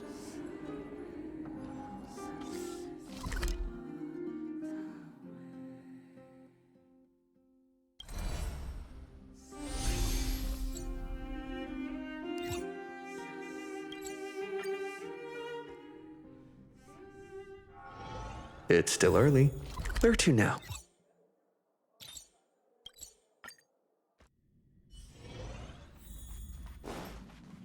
Chat, what are the rings? The rings!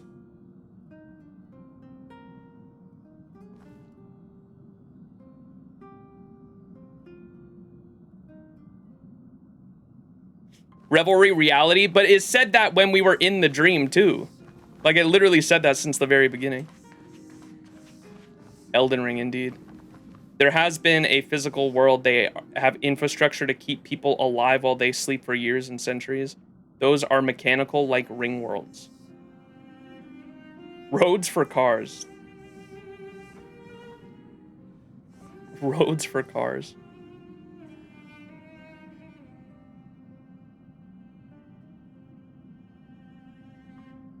It's like a mist all around it, too.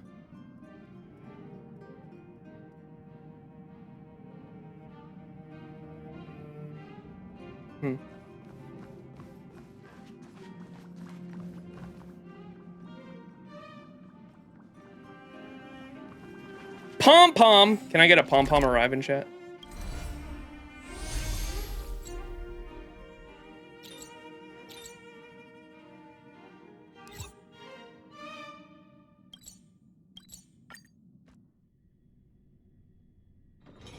It's still early. Where to now?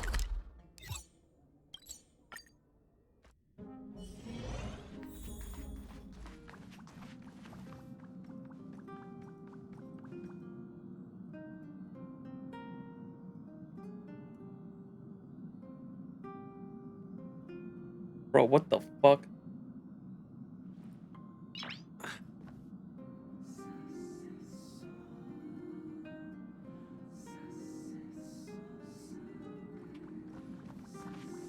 The space here is kind of pink. It is. They also said, I wanted to bring up that they mentioned that Amphoreus was hidden behind chaotic matter. I was like, Use photo mode? I don't think that's gonna help us too much. It's not it's not that detailed.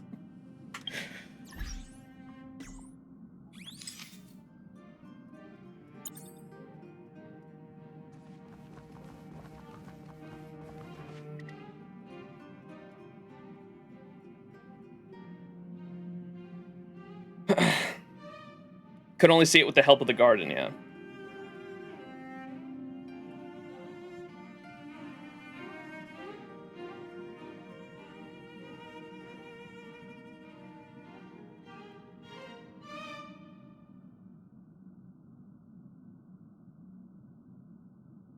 Do we have any, like, theoretical designs of, like, what it looks like when, like, two black holes collide?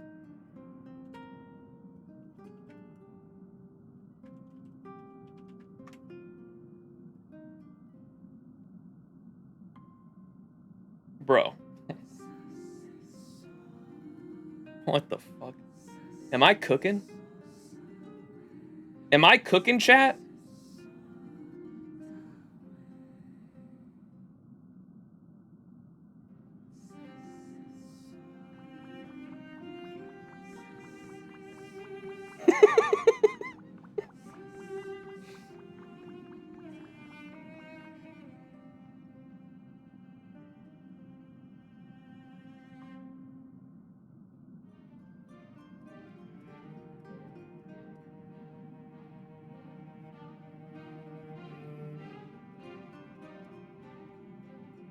Bro. Caught but cinema.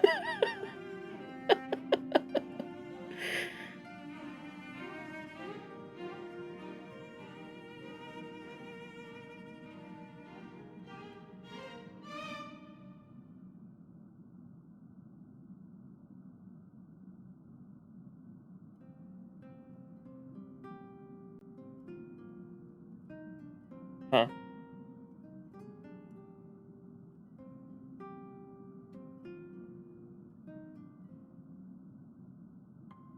Singularity of Memoria black hole? I don't know.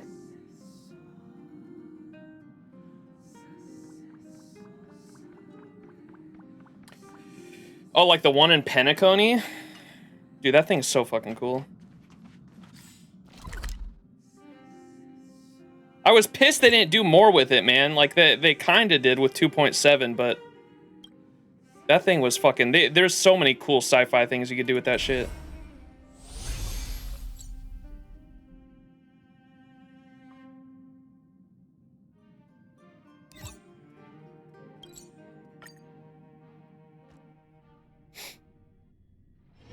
It's still early.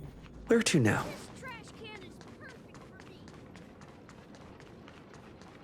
That shit?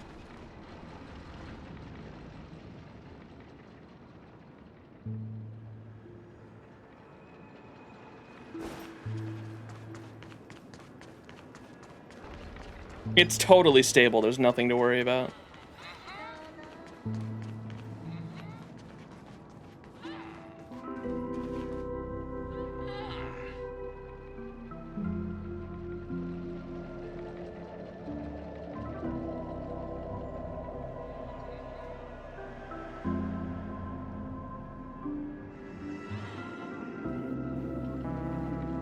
The rings!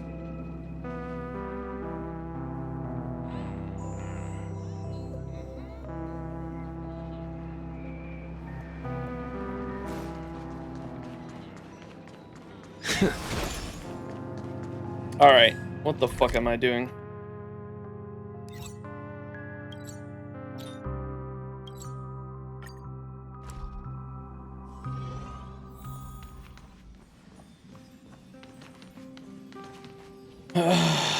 Alright, chat. Is it time for videos? I think there's either millions or billions of people in Penacony. It's rewind time! Alright, let's get into it.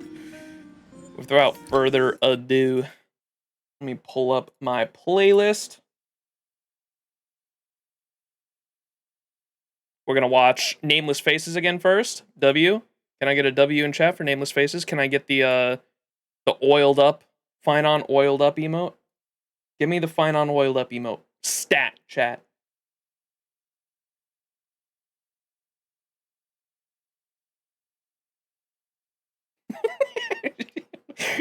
People not familiar are like, what? Yeah, there we go. There you go. You guys got it. Because we're watching Nameless Faces.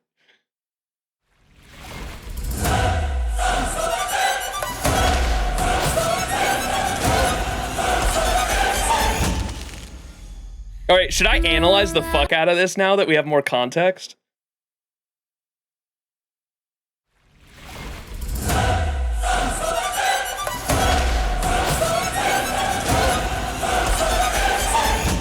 So obviously, probably Finon's future. I imagine he has to do with the prophecy now that it seems like everyone's like hyping him up to be like this chosen one or this deliverer. I still don't know what that means just yet. No spoilers in chat, please, but that's obviously something that's going to be important later on.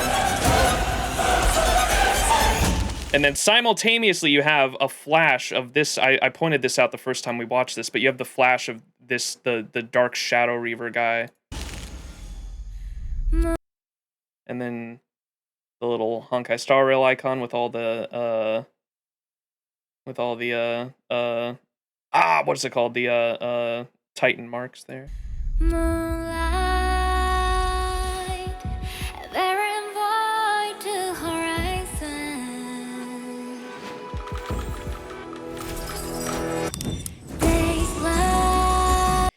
And I haven't pointed it out yet, but there's definitely been so many times where the Amphoreus icon shows up in the city, this infinity symbol, or everyone says, it's an 8, Max.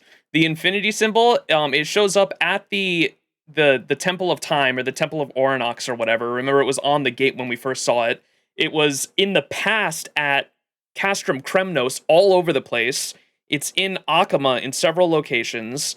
It's on their currency, their coins here. And I have to ask the question, how the fuck, if they've never left their fucking home, their home planet, if they don't know, if they're supposedly not supposed to know about life outside of their sky, outside of their system, how the fuck do they know, like, what their... It's either, it's a chicken or the egg situation, I think, because it's like, either someone came from outside and, like, showed them that symbol, and it's been, like, passed down through generation after generation for a long time, and they've just forgotten what it actually means, or what the meaning of it is, or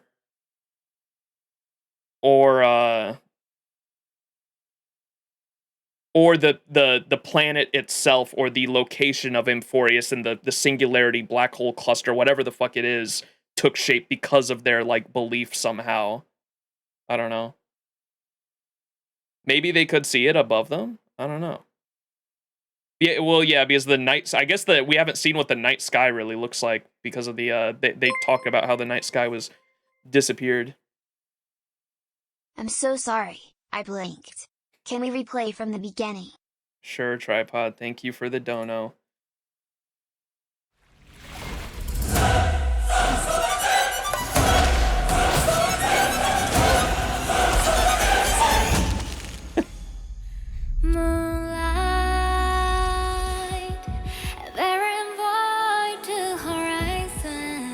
And the golden apple is a symbol of Greek mythology. Yes, I know, but it is also the resource in which you get AP in Fate Grand Order.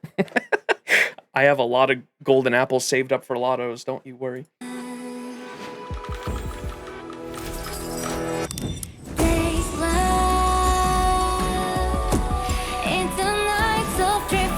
What was bro? I cannot wait to meet Anaxa, dude.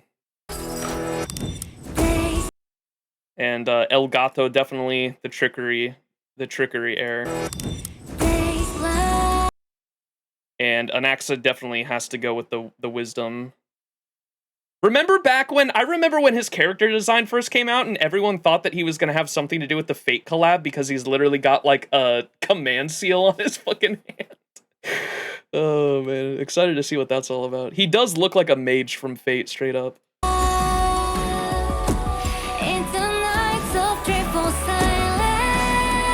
Dragon! You let me see thy heart was begun in the dark. And look, everyone's dead or defeated in battle. And then Mimi. Mimi!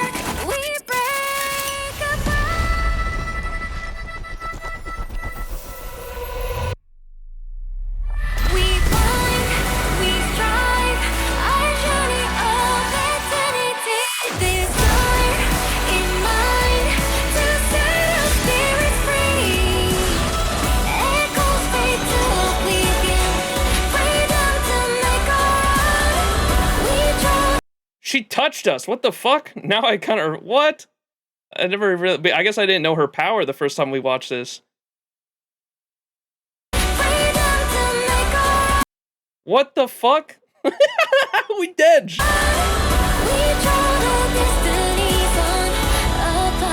Maybe there's gonna be some weird shit where, like, we're the only one that can actually be touched by her because we're from beyond the sky or some shit and we're, like, resistant to it. I don't know.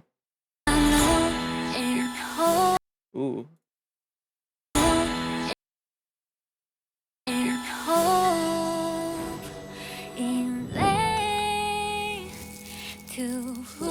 Ah, this was foreshadowing March getting frozen. Huh.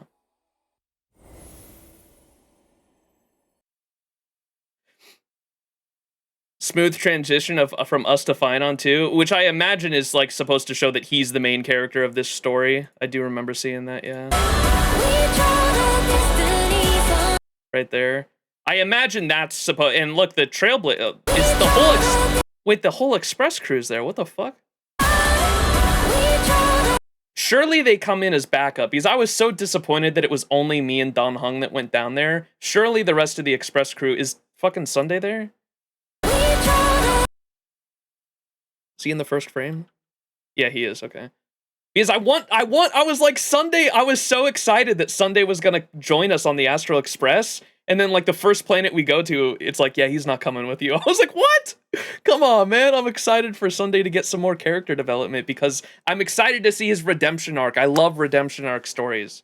And so I was excited to see where they were going to go with his story.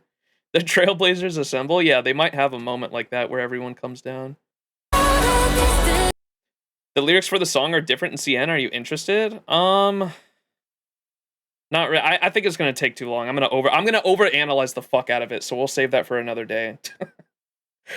I'm already overanalyzing the trailer when I probably shouldn't be.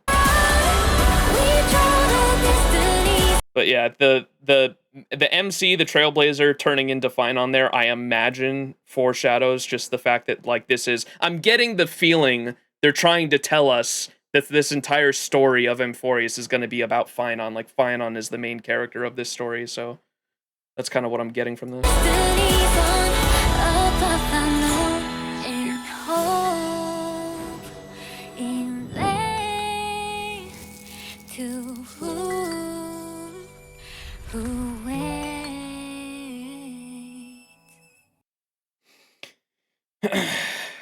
One more car towards Amphoreus? Fuck it, crash the whole Astral Express into it.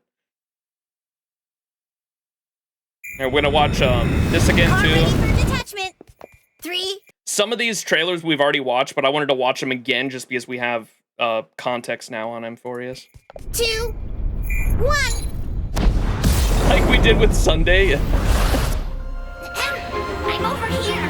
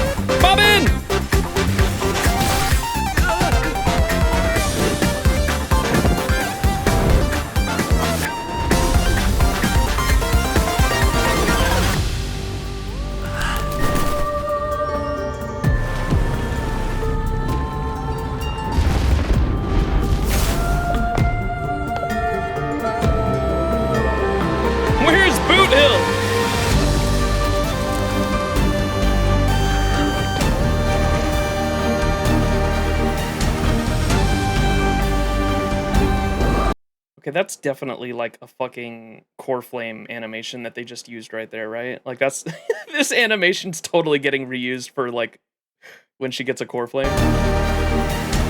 Come on. That's like 1-to-1 what a Core Flame animation would look like.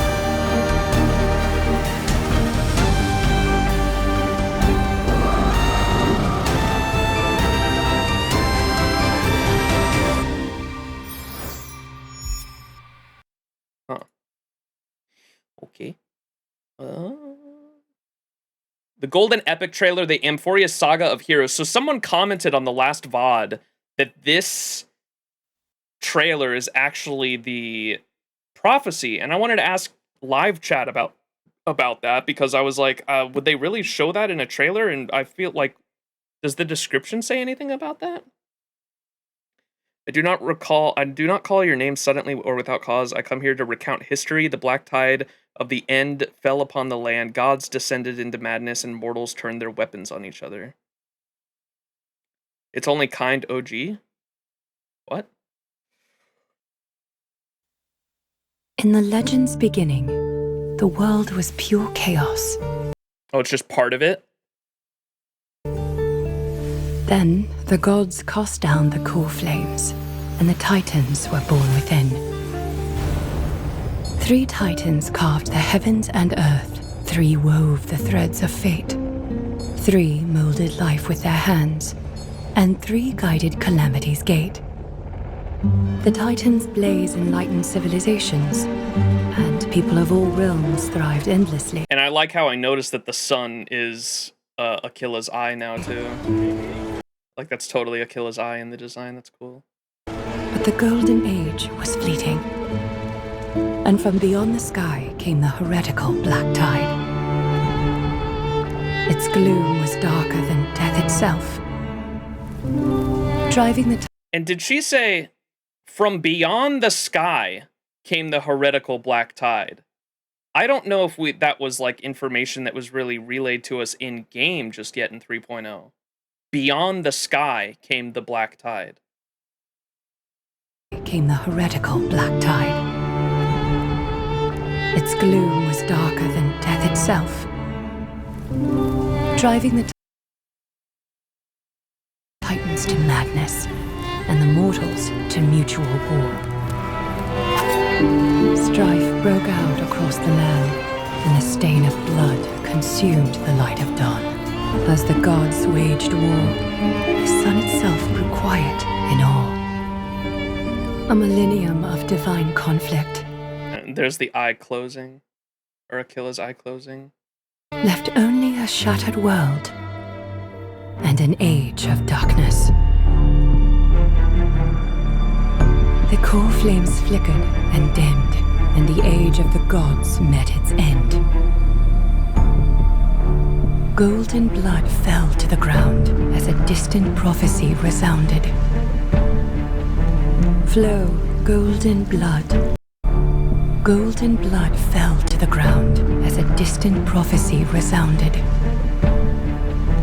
Flow, golden blood, flow.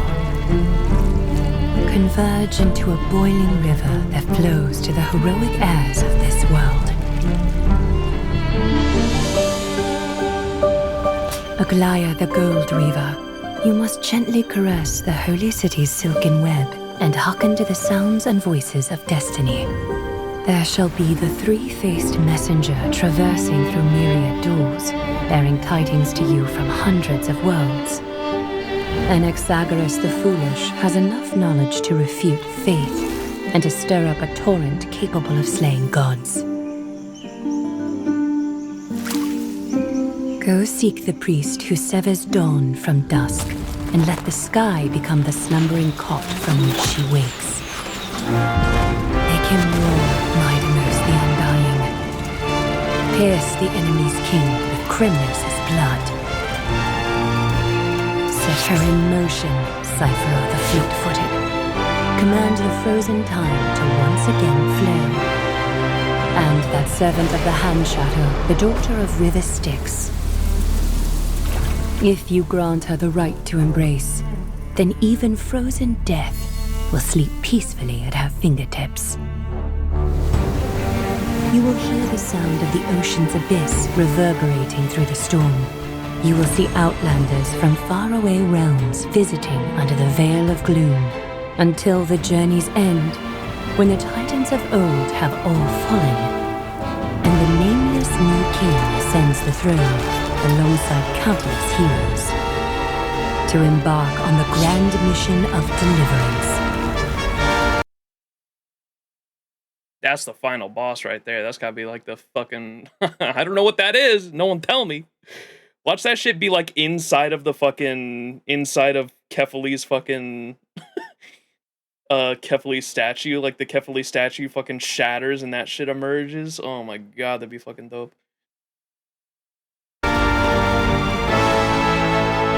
I gaze towards the distant future, where the sun shall etch the footprints of humanity. The children of humankind, known as the Chrysos heirs, shall pluck the gods' core flames, and once more uphold the world.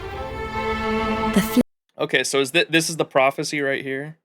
Towards the or I guess like the whole thing was from like this point onward, but what's this? What are the final words of the prophecy here? Grand mission mission of deliverance. So Ascends the throne. the nameless new king ascends the throne. Could that be us? Possibly, because we're nameless. And alongside countless heroes. Alongside countless heroes. To embark on the grand mission of deliverance, and they call Finon deliverance. the grand mission of deliverance. I gaze towards the distant future, where the sun shall etch the footprints of humanity. And that's like the old sun too, Akila's eye that like shut. I gaze towards the distant future where the sun shall etch the footprints of humanity. The children of humankind, known as the Chrysos As, shall pluck the god's core flames, and once more uphold the world. The flame chase is a journey of constant loss, among which even life itself holds little value. Therefore we cast even ourselves into the flame, only to inscribe the opening stroke in the poem of creation.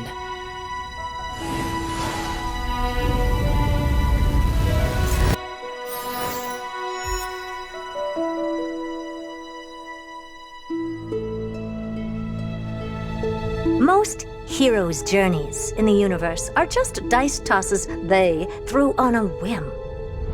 Will your answer be any different, Amphoreus? Of course, this will be a romantic story like none that has come before. You think so too, right? Ay. We need a Herda scheme emote, man. A Herda scheme. Herda scheming. Even now, Kefali continues to bear the dawn. In the beginning, there was light, and the Titans created the first heaven and earth. Then Kefali molded humans and made a calendar to mark the passage of time, giving birth to history. Humanity thrived in a golden age. Their countless cities covered the world, sometimes in harmony, sometimes in strife, till the horrific. What I wanted to know about Castrum Kremnos is they talked about how they built it around a volcano, but then how it constantly moved, and that shit had lava in it. So I wish we got to see more of Castrum Kremnos from like the outside. I want to see what that shit like actually looks like and how it moves, and how there's like lava in it. Is there a volcano like within the city and it's floating around, or does it like land on top of a volcano when it needs to refuel the lava, or what? Mythical black tide came from beyond the sky and swallowed. And there's that again. So the black tide is from outside the sky. So Amphoreus existed, and the black tide came from somewhere else. That's probably one of the three paths that have influenced it, I imagine. We pick up the volcano and move it over there. Countless cities covered the world, sometimes in harmony, sometimes in strife, till the heretical black tide came from beyond the sky and swallowed Amphoreus. Oh, the mighty Kefali lifted the dawn on their shoulders, and thanks to their protection, the holy city's walls stood tall. What if the Dawn device is one of Akila's eyes? Because like the Dawn device is... That one guy said that it pulsed differently too, which is, he said like this would completely shatter what they knew about the Dawn device, because they said the Dawn device is supposed to be a constant light that doesn't ever blink or shut off or anything, but he said he saw it pulsing. It pulses at different intervals and different light frequencies, which is fucking interesting. And we know Akila's eye was a sun. What if that's what if that's one of Akila's eyes? I don't know. That would be a big eyeball. It's a fucking Titan, dude. I don't know how fucking big that thing is.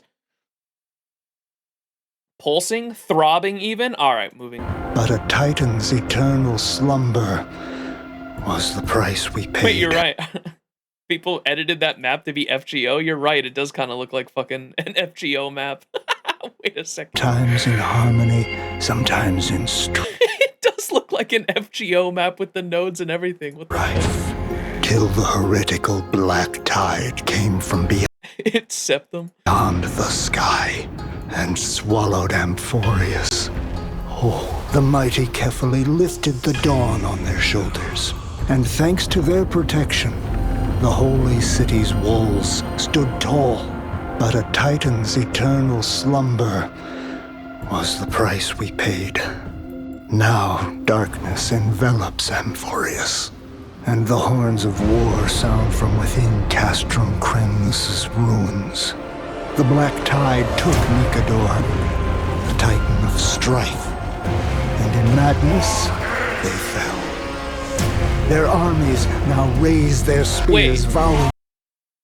That's where I felt like that thing was it looked familiar. It's the thing, it's the golden blood that manifested out of fucking Nikador's back, which is such a cool design. For those who don't know, like this thing coming out of Nikador's back in its second phase is like literally that's the golden blood that that's the golden blood of a titan literally coming out of the fucking back and manifesting as a thing that's actually alive, which is crazy. But look at the figure of this thing.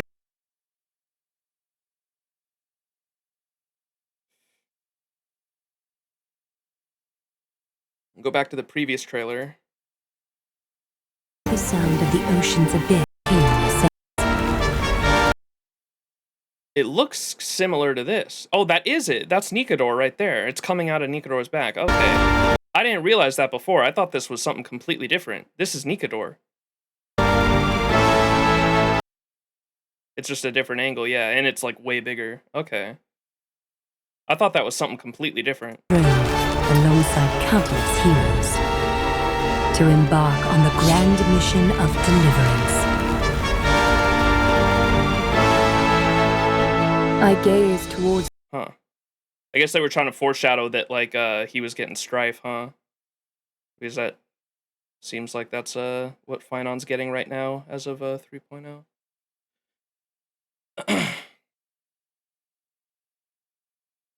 Even now, souls are the same, and in madness they fell. Their armies now raise their spears, vowing to set this broken world aflame. The messengers beg, hastening to the remaining cities for help, but receive only silence in return.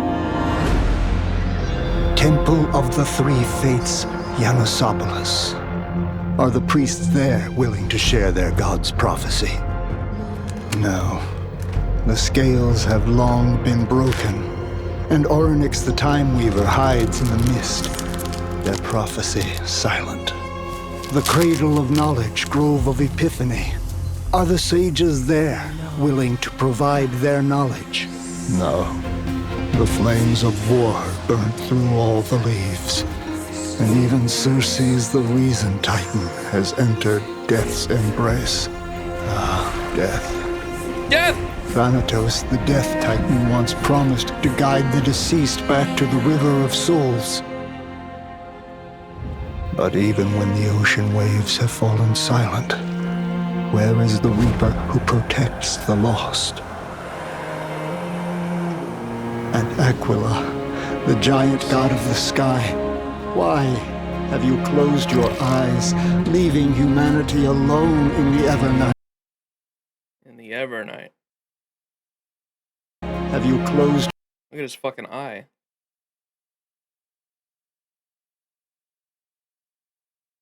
Where's the,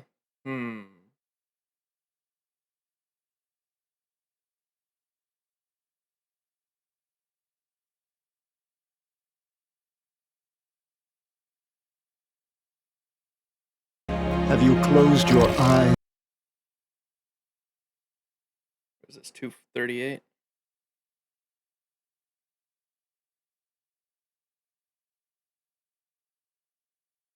Closed your eyes. Orb Nanda demo! God of the sky, why have you closed your eyes, leaving humanity alone in the Evernight?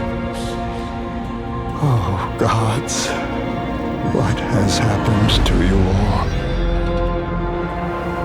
Even now, Kefali continues to bear the dawn, but the Holy City's walls will not stand eternal. The Age of Titans has fallen, and only heroes can bring hope. One day, the Nameless Deliverer will inherit the gods' core. Oh, Nameless Deliverer, huh? Interesting. And the way that our character turned into Phynon in the OP, Nameless Deliverer could refer to us or him, I guess. Okay. Flames and reform this broken world, just like that world bearer, Kefali.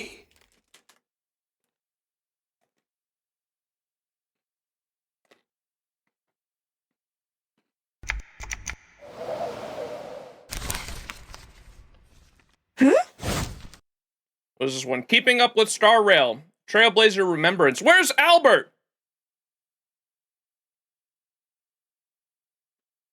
To whom this letter may reach, we eagerly need your help to complete a short-term project.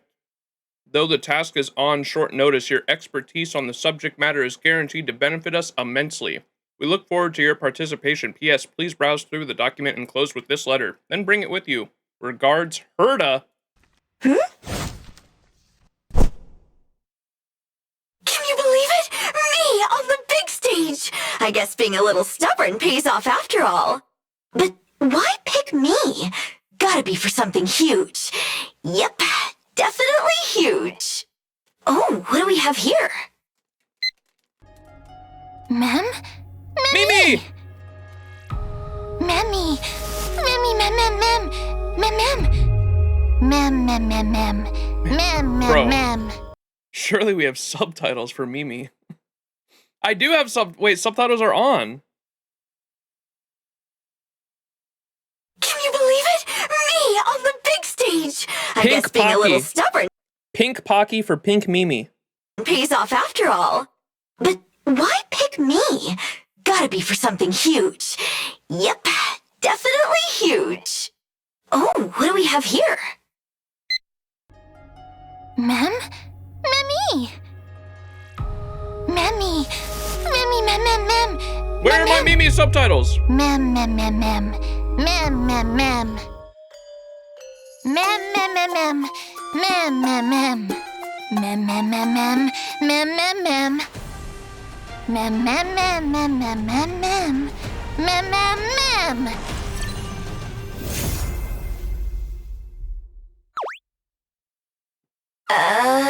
Are you lost, my friend? Oh, are you my special guest for today's segment on the Path of Remembrance and the Remembrance Trailblazer? What the dog doing? Memmy? Mimi? Well, maybe we should check today's guest list first. Let's see. Pink hair, soft and wavy. Memmy? Oh, so you must be Miss March 7th, our special guest. Yes. Memmy? So then, Miss Rappa? Memmy? Ah, Miss Fu Xuan. Mimi? Don't tell me you're Mr. Jiaocho. Memmy, memmy, mem! Aha, Miss Asta! Long time no see! You're more adorable than ever! Rappa in the big 2026. Who's Phynon try? I feel like we don't even... Is that like a Honkai Impact 3 character maybe? Oh, you're Mem! Welcome, welcome! So wonderful to have you here. Memmy, mem, mem. Can't understand a word. Here, please have some tea while you wait. Me, me, me. Me, me, me. Memmy, mem. Mimi. Memmy, mem. It's just misheard it. It's a bit difficult to communicate with today's guest. Question mark? I really struggle to understand what they're saying. Here, omnipotent translation screen. Take it. Oh, now we get subtitles? Hilarious. Thank you so much. This is a mass message. Do not reply. I'm busy and won't be around. Now I can understand you. Sorry to keep you waiting. Mem? Memmy. Thank you. Now, without further ado, let's dive into our exclusive tutorial. I call it Path of Remembrance Insider. In the upcoming trailblazing expedition, we'll meet new friends from the Path of Remembrance.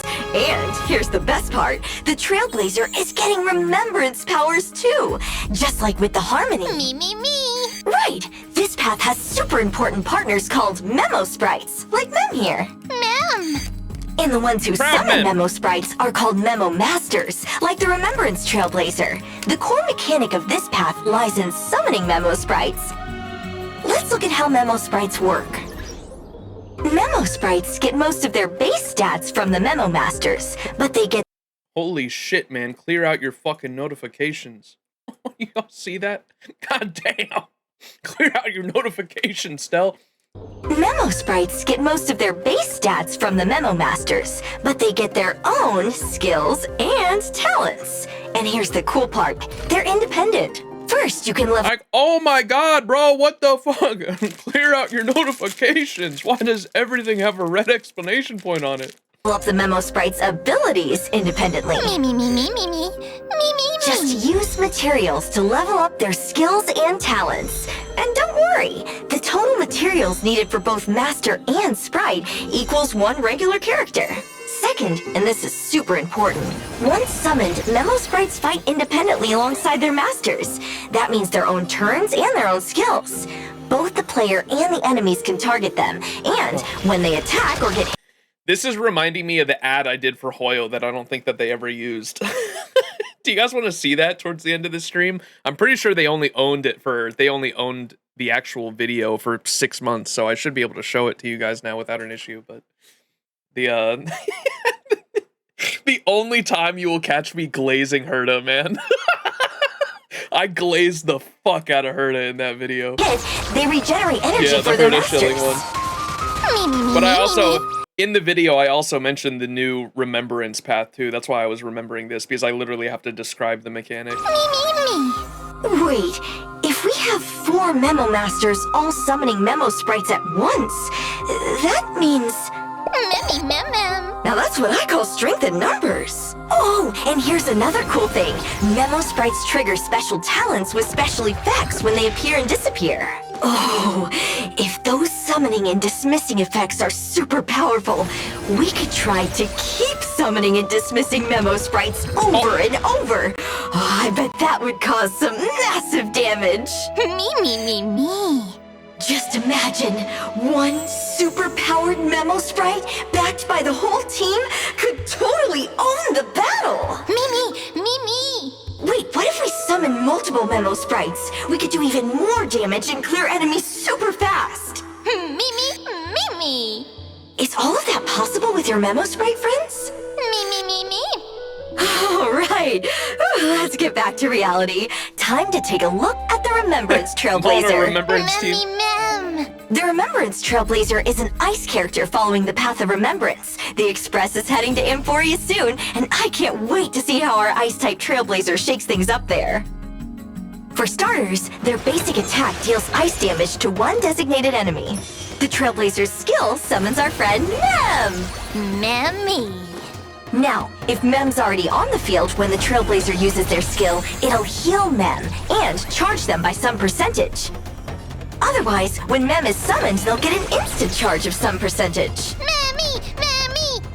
Mem has a fixed speed initially and HP based on the Trailblazer's max HP. While Mem's on the field, all allies get a crit damage boost based on Mem's own crit damage. When it's Mem's turn, they'll automatically attack, first hitting one random enemy multiple times with ice damage, then spreading it to all enemies. At full charge, Mem immediately takes action with a new ability. This ability advances one designated ally's action and applies Mem's support. The ally with Mem's support can deal an additional amount of true damage to the enemy, equal to a portion of their original damage. What's this true damage about?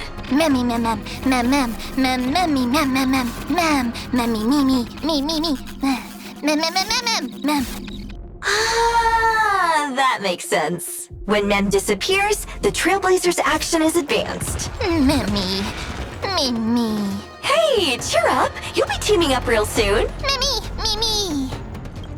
The Trailblazer uses their ultimate, summons Mem with a certain percentage of charge, and Mem immediately strikes all enemies with ice damage based on Mem's attack. Every time a certain amount of energy is regenerated across all allies, Mem gains minor charge with it. With certain traces unlocked, target allies with Mem's support deal more true damage. This true damage increase is based on their max energy, up to a limit. During exploration, the Trailblazers' technique creates a special dimension that stops time for enemies. After entering battle with time-stopped enemies, their actions are delayed, and all of them take ice damage based on the Trailblazers' attack. Oh, and the Trailblazers' time-stop technique works on special objects in Amphoreus too. So, as our first Remembrance character, Remembrance Trailblazer's biggest feature is helping teammates deal true damage. The core strategy is to charge up Mem to activate their Memo Sprite skill, providing allies with Mem support, which advances one ally's action and deals true damage for extra oomph from the team. Now that we've covered all that, let's see this dynamic duo in battle. Yo! Natasha in the big 2026? The Trailblazer uses their skill, summoning Mem to the battle. Thanks to unlocked traces, the Trailblazer's action advances at the start of combat, and Mem additionally gains a certain percentage of charge on their first appearance. The enemy target attacks, hitting Mem, but this gives the Trailblazer energy and charges Mem up. Then, Natasha jumps in and heals Mem with her skill. Go, Natasha, Here go! comes Herta's skill, and check it out! The Trailblazer's talent charges Mem up even more. Now at full charge, Mem acts immediately, advancing Herta's actions with Mem's support. Herta strikes again with her skill plus a follow-up attack. And with Mem's support active, these two attacks? Wow! Look at all that true damage! There they go, trading hits until... Yes! Herta and the Trailblazer are fully charged! Here it comes! The Trailblazer's ultimate sends Mem on an all-out attack! Then, bam! Herta's ultimate drops that giant diamond, smashing the enemy with added true damage! And that's all she wrote! Mimi! Mem, you're amazing! That fight would have taken ages without you! Mimi. Thanks again, Mem. We'll make sure you get home safe after the show. Mimi.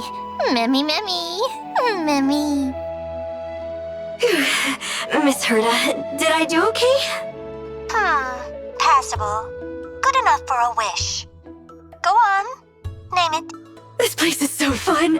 Could Mr. Albert visit Amphoreus too, please? Fine.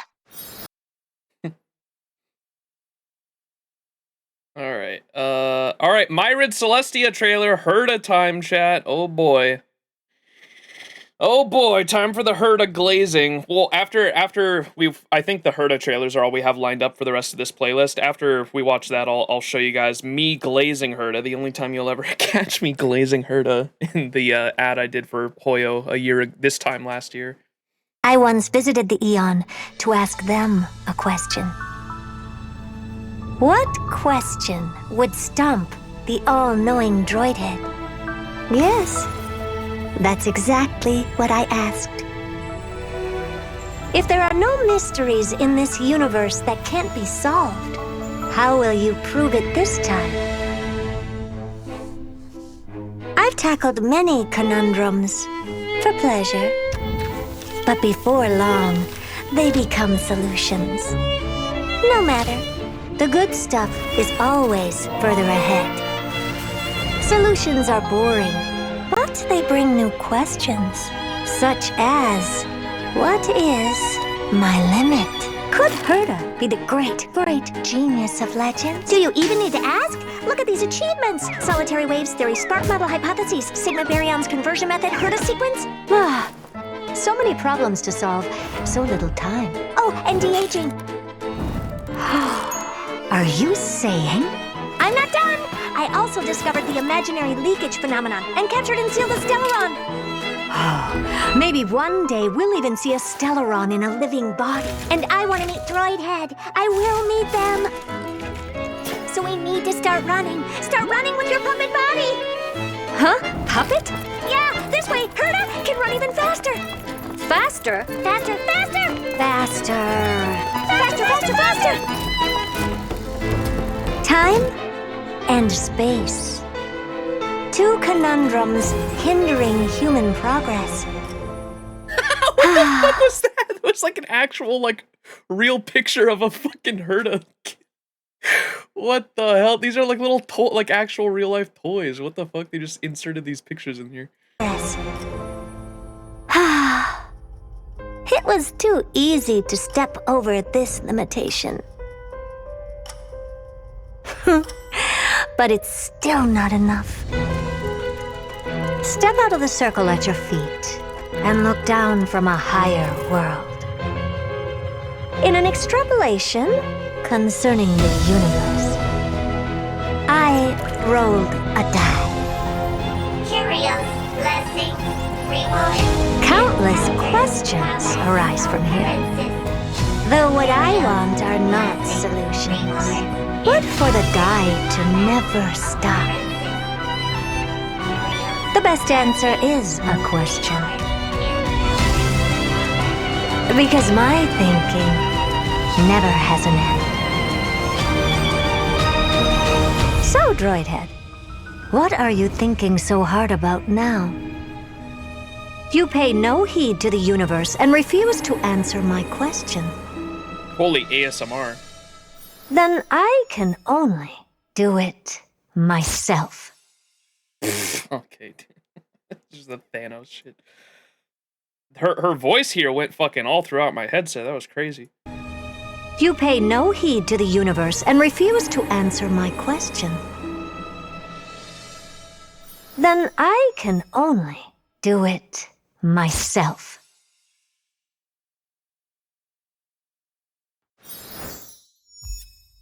Some fucking Thanos shit.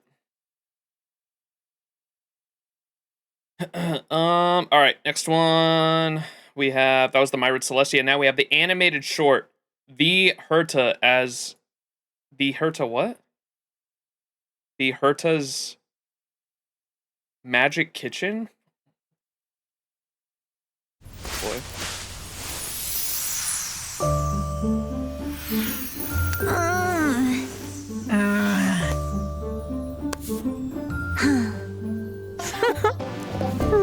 Seems like it's not going well. All the more reason to prepare a big present. Let's go. Remember to bring that new magic tome with you.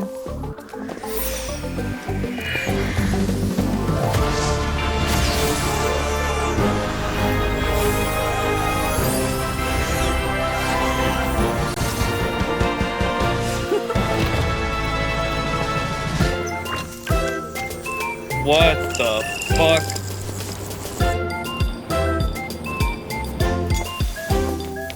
Let me see. This is the magic that makes cakes delicious? Easy peasy.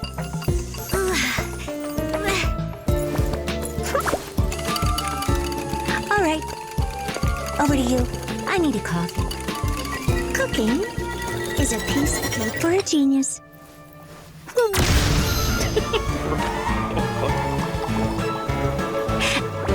Everything under control. Oh! Curios! Warning! Warning!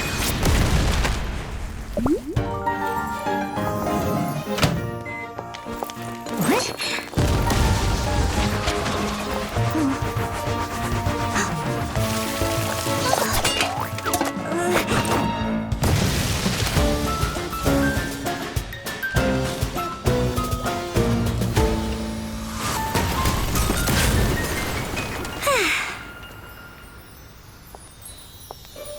All done.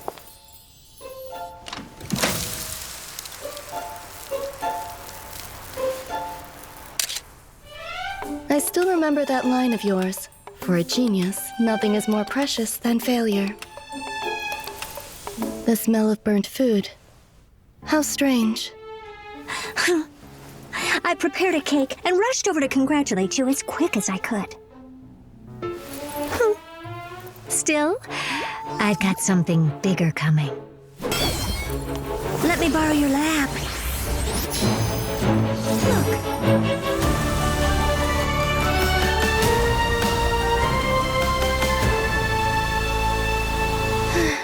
How flamboyant. I prefer the smaller one. That's odd. Since when did you develop good taste? Damn. I envy both of them there. Do not the cat. All right. The Herta character trailer, Geniuses in the Universe.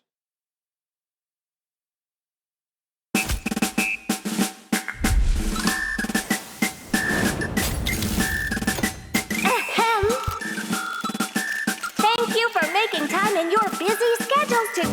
This program is sponsored by the Marketing Development Department, Technology Department, and the Strategic Investment Department of the Interastral Peace Corporation in cooperation with the History Fictionologists. Wait a second. The fuck you mean with cooperation with the History Fictionologists?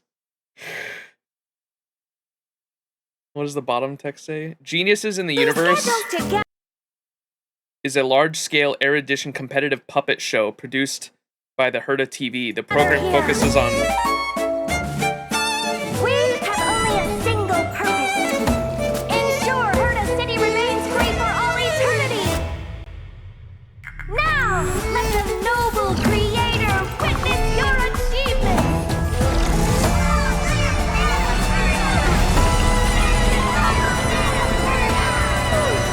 Let's begin. Centralization. What was that? Simulated Universe 777, centralized system. The boss is the only standard. The core issue defined the core program. The specifics of the situation depend on the context. What's that symbol on top of the head? Herta City Cosmic Centralization Plan, campaign number 1.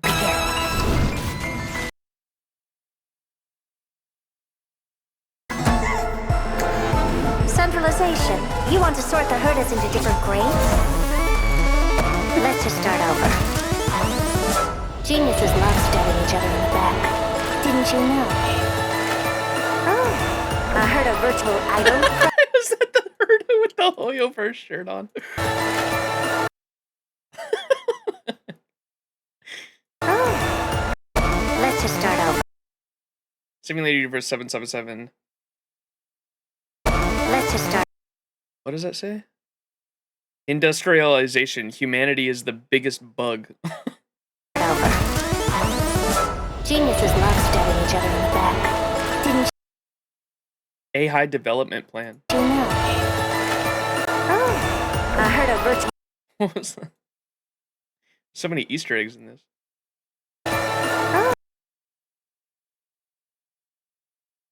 Hit coin issuance plan?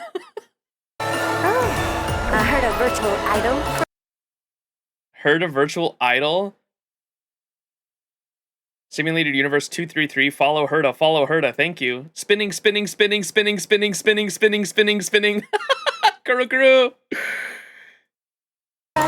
This thing's really lasted 10 Ember Eras. This thing really lasted 10 Amber Eras. Simulated Universe 233, money is precious, idols are more valuable. For Herta's sake, both are needed. Like me, young, beautiful, with sound personality, where else could you find someone like me except in the mirror? Maybe by optimizing it. No copyright? Next! In this circus now! Everyone! That Madame Herta is a fake! Fake? Really? Haven't any of you noticed? Her style is totally different from ours! It's true!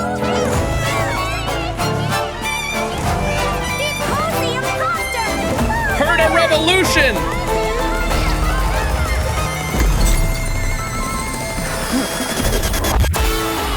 This story isn't as dull as I expected.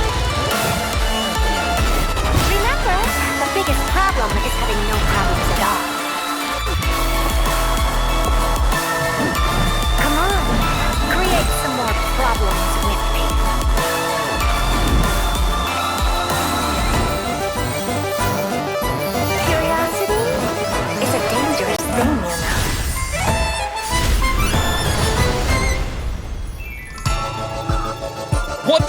first Sunday.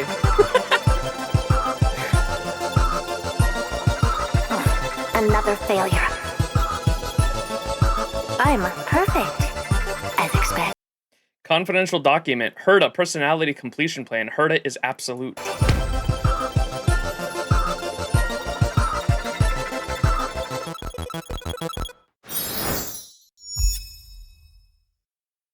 Wow. This is the most Max has ever smiled at Herda. I gotta laugh at the jokes. I always like little Easter eggs like that the devs put in. Keeping up with Star. Alright, let's watch how Herda works. To her, the changing world is but a canvas to master, and the unknown is merely a matter of time. But there lies a question even she, with all her intellect, cannot solve. The emanator of erudition, number 83 of the Genius Society, solver of the solitary waves theory, founder of the simulated universe, and master of the Herda space station. The ultimate mystery lies in how one person could embody such monumental accomplishments. Whoa! And what kind of extraordinary beauty could render even these accomplishments pale in comparison.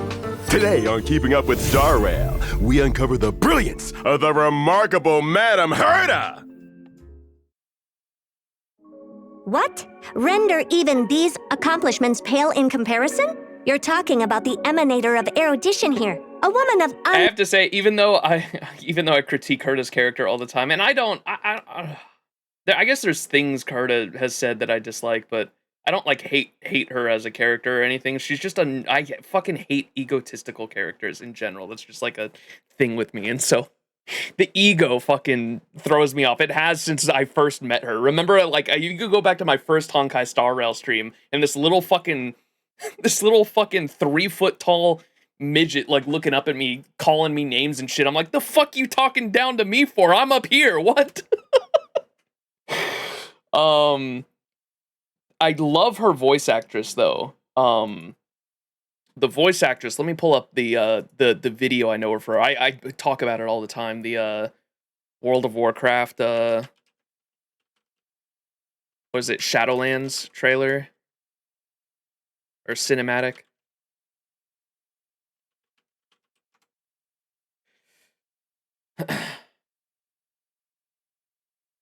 But like this is her voice actress right here.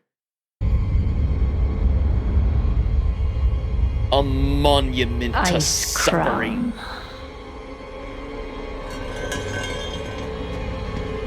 A monument to our suffering.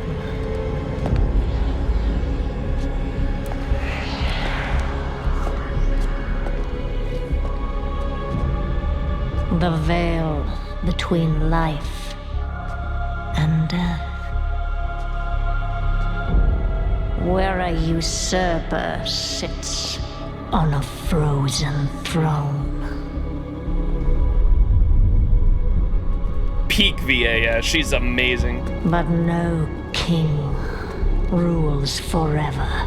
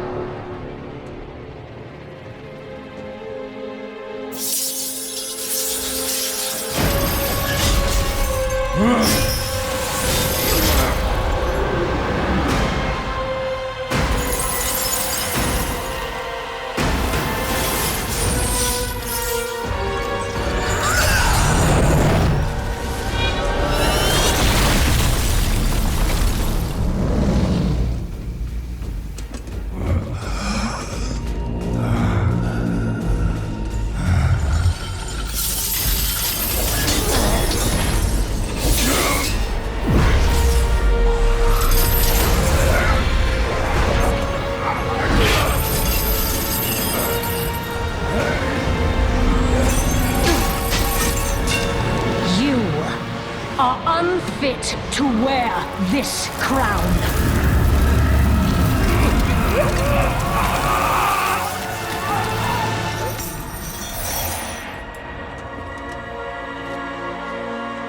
To wield so much power. That power will be your prison. This world is a prison.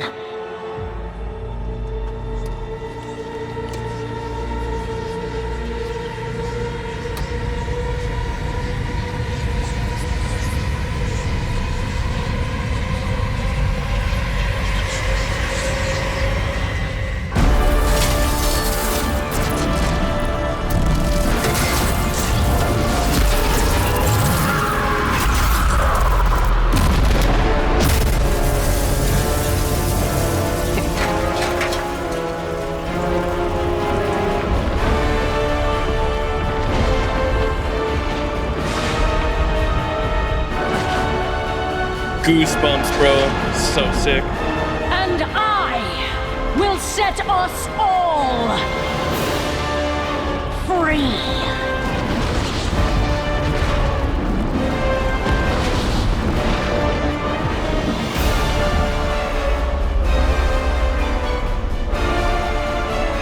Yeah, pretty fucking sick. But that's Herta's VA. And I didn't actually know that until Big Herta, because Big Herta has like Sylvanas' voice, her pitch. Small Herta, I never realized. It wasn't until Big Herta that I was like, wait a second, I recognize that voice. But you said, which one was it? The, Battle for Azeroth? That cinematic where she yells, "For the Horde!" I'll just skip right to it though, since I don't think she talks throughout this trailer, does she?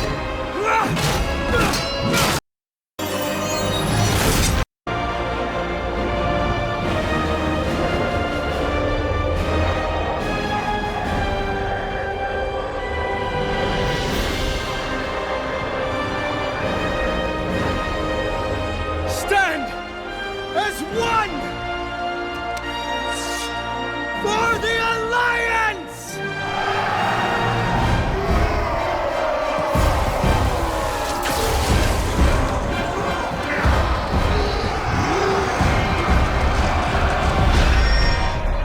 Wait, did I pass it? Fuck, I passed it, didn't I?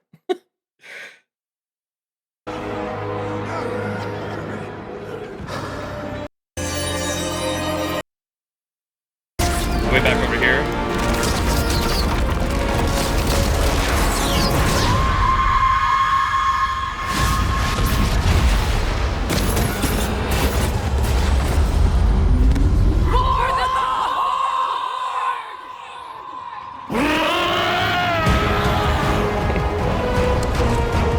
Yeah, she's sick.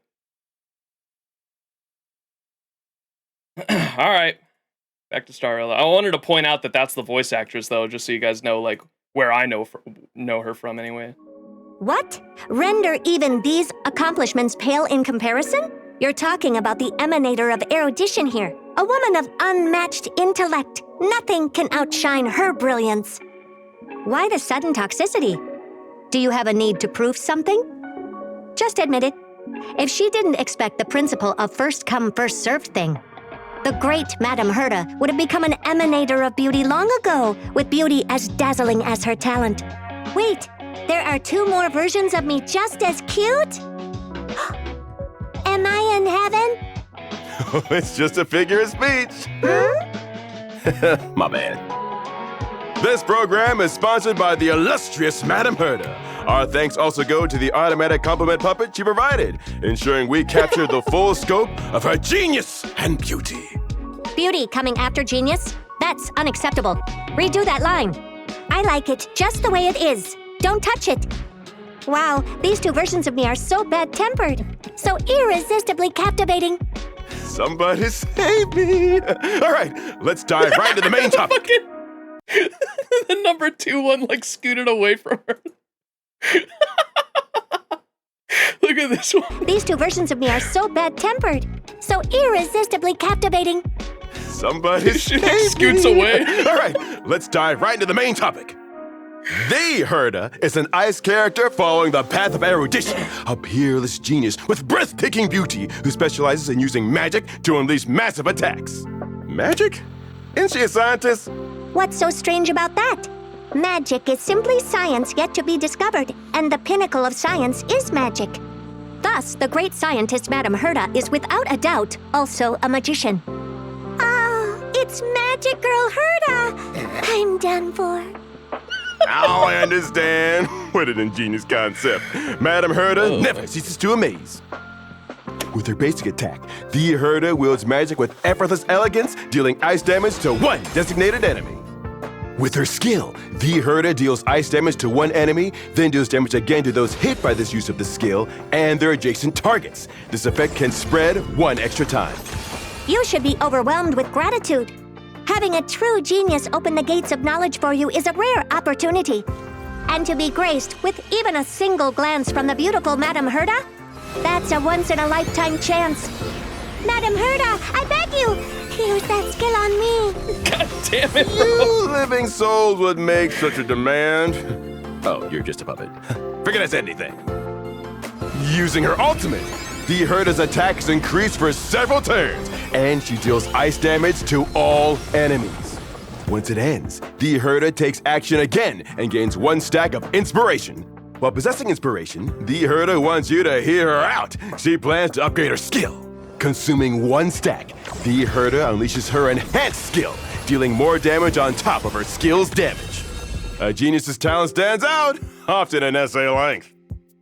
When an enemy enters battle or becomes the primary target of the Herda's skill or enhanced skill, they are afflicted with interpretation. At the start of each wave, she applies multiple interpretation stacks on one random target, prioritizing elite or rare enemies. Based on the number of interpretation stacks on the primary target, the Herda's enhanced skill does higher damage to both the primary target and other enemies. If there are at least 2 erudition characters in the team, the damage multiplier of the enhanced skill is increased further. Intelligent people naturally get twice the results with half the effort. When an enemy leaves the field or is defeated, interpretation is transferred to another target, prioritizing elite or rare enemies. After unlocking the trace Aloofly Honest, ally attacks apply one interpretation stack to every enemy hit. Additionally, each target hit in an attack restores a fixed amount of energy to the Herda. If the target has full interpretation stacks when she uses her enhanced skill, she'll do more damage until the skill ends. After unlocking the trace Message from Beyond the Veil, if there are at least 2 characters following the path of erudition in the team when entering battle, the entire team's crit damage is increased. Furthermore, the effects of the trace Aloofly Honest are enhanced, adding a guaranteed minimum target count for targets hit per attack, enabling the Herda to regenerate energy faster. The target with the highest number of interpretation stacks will receive additional interpretation when attacked by an ally. If the target is attacked by a character following the path of erudition, they will receive additional interpretation. So this is the question. Targeting her enhanced skill on the enemy with the most interpretation stacks optimizes its single target and AoE damage potential. But if the enemy with the highest interpretation stacks is a small fry, wouldn't you be wasting all that ammunition? In response, the kind and beautiful Madame Herda offers a solution only a genius could think up. Ah, that's right. The Herda's ultimate rearranges interpretation stacks among all enemies, ensuring higher stacks are directed toward elite or rare targets. This ensures the enhanced skill can be used to its full potential.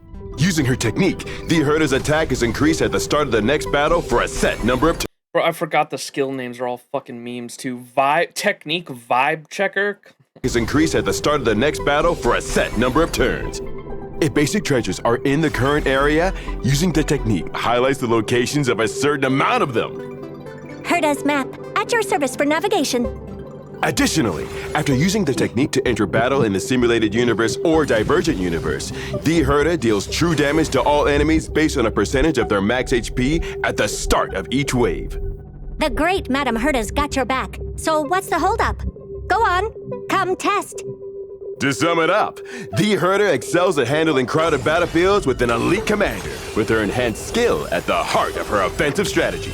Working alongside teammates skilled at AoEs applies more interpretation on the enemies. By eliminating minions or using her ultimate, the Herda can quickly stack interpretation on formidable foes, increasing the damage her enhanced skill deals to them and others. Alright, let's dive into a real battle and experience the magic firsthand. In this battle, Madame Herda is teaming up with lead researcher Asta and one of her puppets. Special conditions detected. Activating remote puppet automatic praise mode. Madame Herda is a peerless gem. Madame Herda is an unrivaled genius. Madame Herda is an inimitable beauty. Thanks to her talent, the enemies enter combat with multiple stacks of interpretation.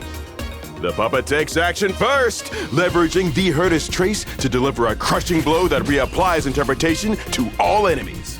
As this hit is from a character following the path of erudition, enemies obtain more stacks of interpretation. Next, the Herda and Asta step in, using their skills to deal damage and apply more interpretation stacks. Thanks to Herda's trace, Asta's attack also regenerates energy for the Herda. Now, following the ultimate, let's join Madame Herda in analyzing whether anyone can withstand this earth-shattering blow. Obviously they can't.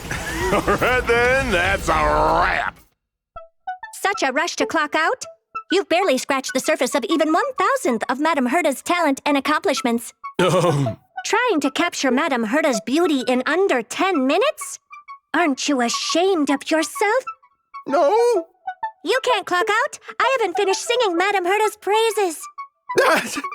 I'm not rushing to clock out, but the production team sets a hard runtime. If I could work under the great Madame Herda, forget about clocking out.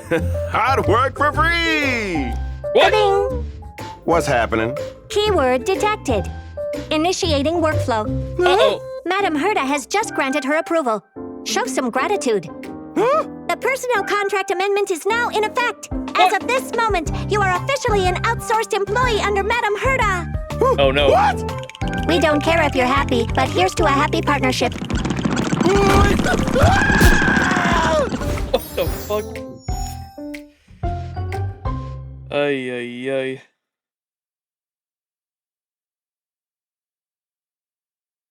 Alright, now we have the Mythology opening trailer, Song of the Divine Silence. This came out right around the time Aglaya did, so it would have been like, what, halfway through 3.0, I assume? The Eternal Land. Amphoreus. A world where three paths intersect.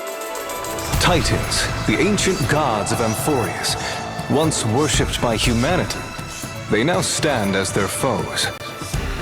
That prosperity burst like a dewdrop. A black tide swallowed the world, inundating it in blood. Save Akima! The Mad King Nikador has returned! Look! There's strife and conflict everywhere! A war in the name of the gods lifted the curtains to turmoil. There are mortals who fight against fate, even in this hopelessly bleak era. Even gods can bleed! You and I will eventually step off the stage. For if death cannot be avoided, I wish it could contain beauty more plentiful.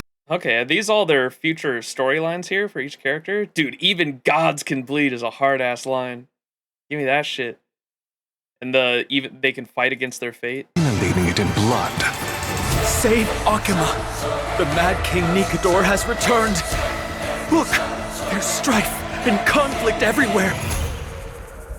A war in the name of the gods lifted the curtains to turmoil. There are mortals who fight against fate. Against fate, even in this hopelessly bleak era. Even gods can bleed! You and I will eventually step off the stage. For if death cannot be avoided, I wish it could contain beauty more plentiful. Stand down or die. Treeby, see you tomorrow. When you have a chance to make a choice, make one that you know you won't regret. Stand with me and become heroes! W. Yeah, I'm excited to experience the rest of it. That seems all cool. Fate! Alright, Aglaya trailer. Oh boy.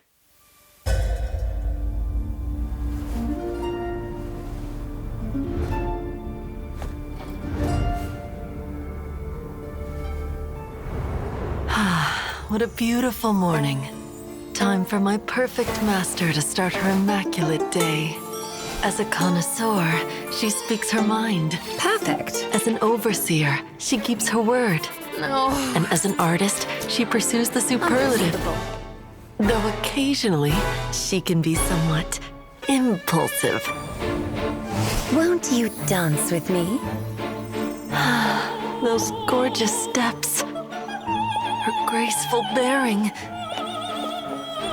Yet some insensitive brute always seeks to interrupt the irreplaceable moment. No matter, of course. My master has everything under control.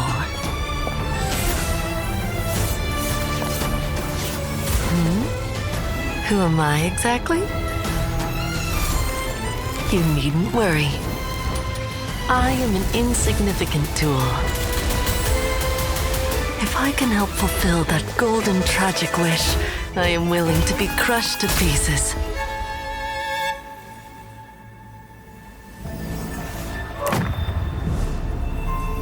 Adorned in splendor, bathe in gold. Time to cut fate's thread. Die for me, garment maker. As you wish.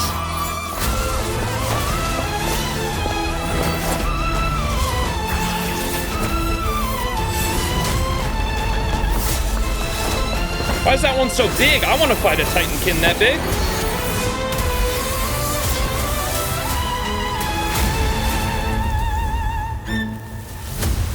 Nameless soldier. This city is the bed where we are laid to rest.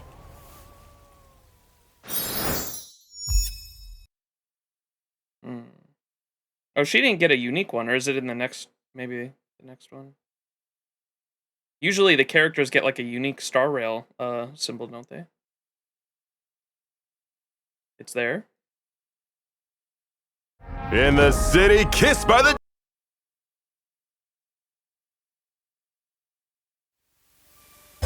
Was it at the beginning? Where we... What? Before that? Oh, was there one before that that I missed? Oh, I did miss it. My bad. Nameless soldier. Oh, the thread caught on fire. You see that? Is that subtle foreshadowing, perhaps? Nameless soldier.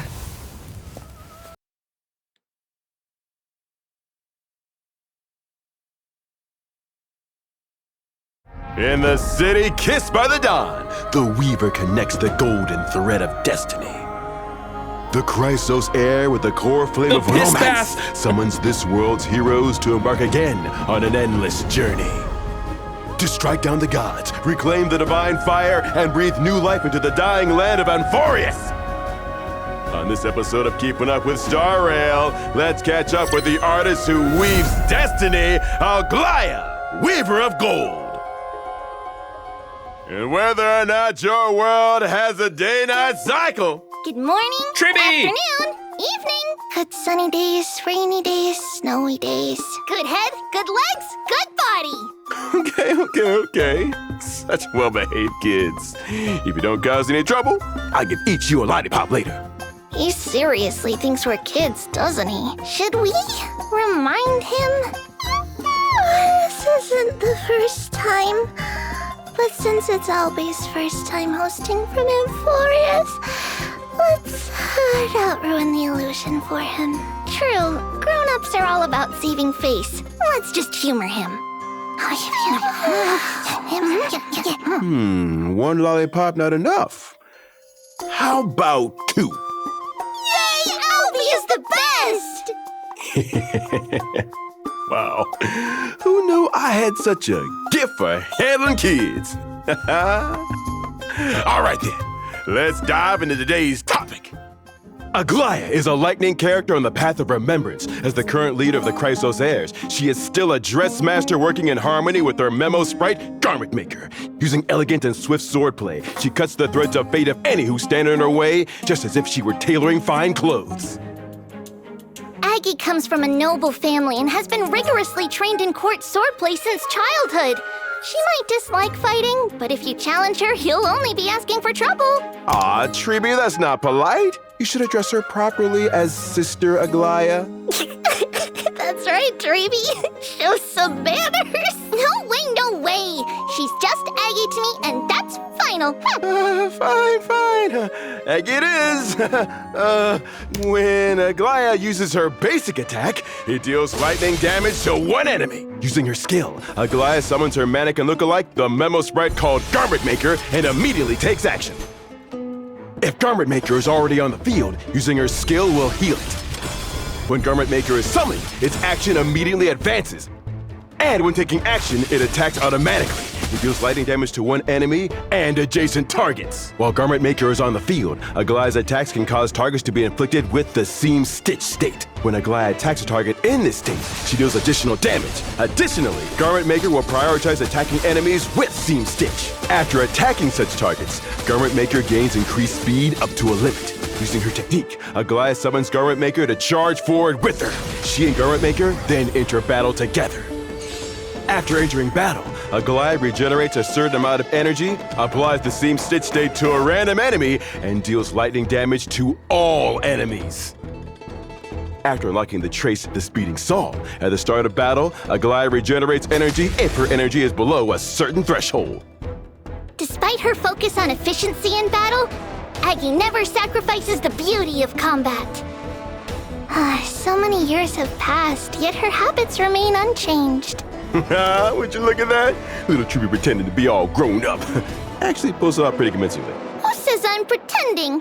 When using her ultimate, this artist and her partner perform a magnificent yet deadly waltz.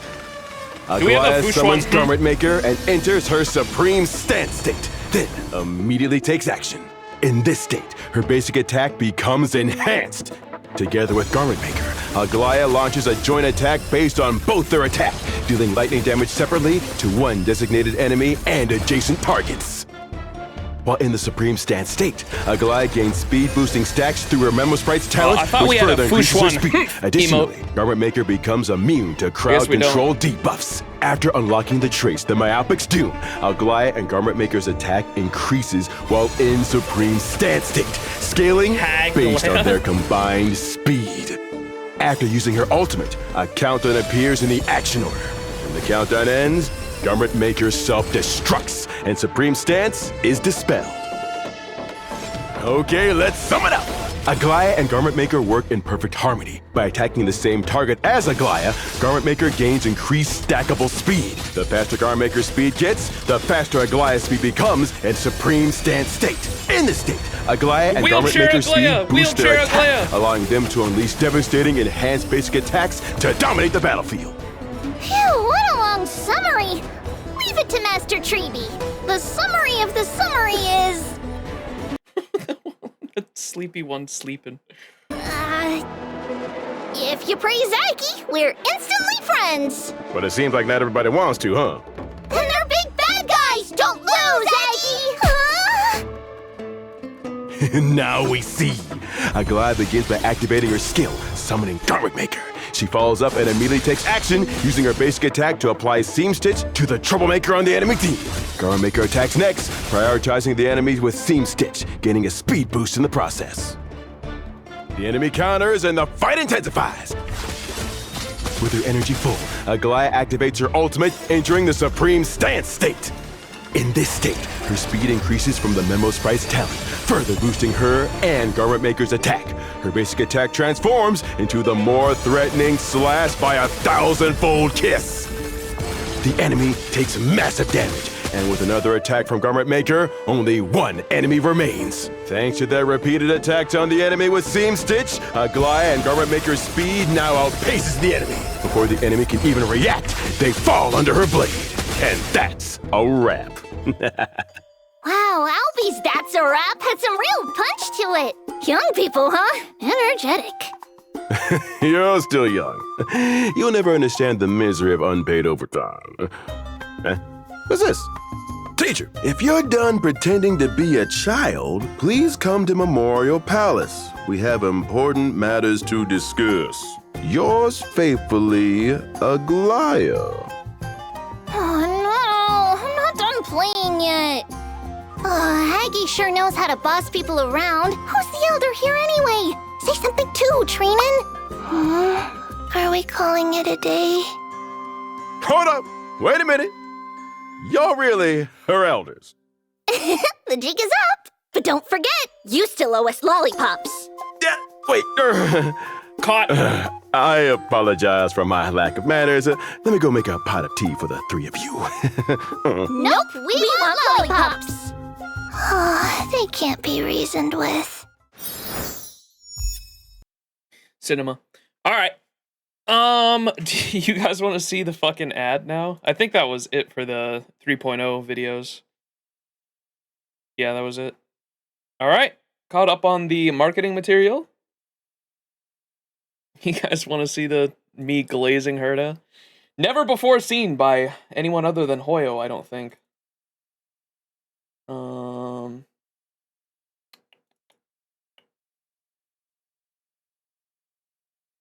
Wait, what ad's the ad I did for 3.0 for Hoyoverse?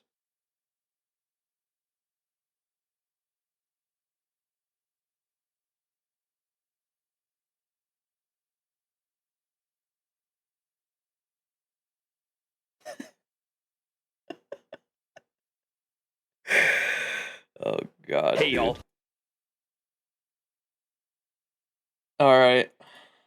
Here we go. So for those who don't know, this is an ad I did for Hoyoverse. I believe under contract they owned it for 6 months, so they shouldn't own it anymore, so I'm able to show you guys. But a year ago when 3.0 came out, Hoyoverse contracted me to do an ad. I don't believe they ever used this. Unless, I don't, like, if anyone had seen it, they would have told me, and I didn't get anyone telling me that they saw this ad. So Hoyo paid me to do this ad, and I did it, and I don't think they ever actually ended up using it, but, and I used the sponsorship money for Boot Hill polls, so they just got the money back anyway. But Hoyoverse, if you want to contract me again to make an ad, I'll do it. I'll do it. You're probably getting the money back anyway, so good investment, I think.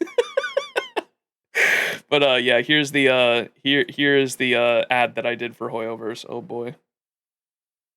Hey y'all, Honkai Star Rails 3.0 update just went live, and if you're watching this video, you are incredibly lucky because the game is giving away 80 free pulls and a free 5-star character if you download from this video. In the new story, we'll actually be visiting a brand new world called Amphoreus, where a mysterious civilization inspired by Mediterranean mythology is on the brink of collapse. Our main cast will be traveling to this land never before reached in an epic journey to save the crumbling world. We're also finally getting the highly anticipated 5-star character, the Herta, who embodies the image of a genius unbound by the typical rules of reality. In combat, she is excellent for team building AoE damage, and she has the unique ability to reveal nearby hidden chests on your minimap. We're also getting a brand new path to the game for the first time ever. The Remembrance Path is an all-new type of playstyle where characters can actually summon memo sprites that act as additional characters on your team. And all players actually get access to this via your main character unlocking the path, so download now and give it a try.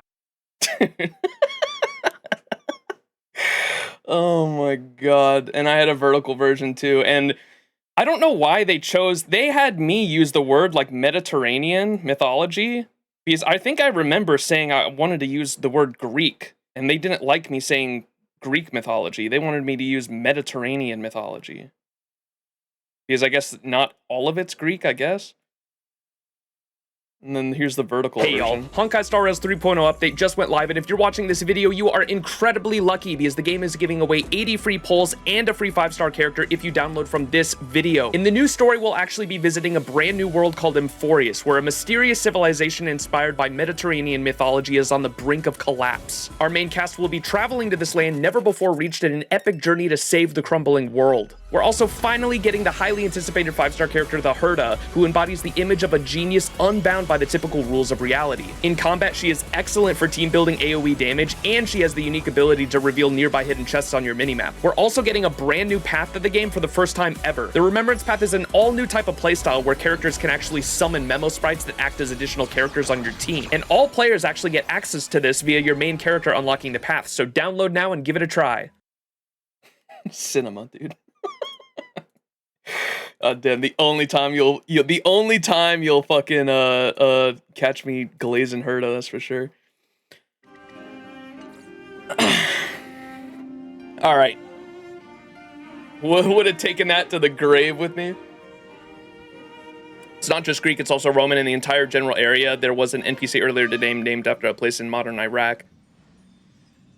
Blood acting like he knows what he's talking about. Here's Saber glazing Herda. What is this?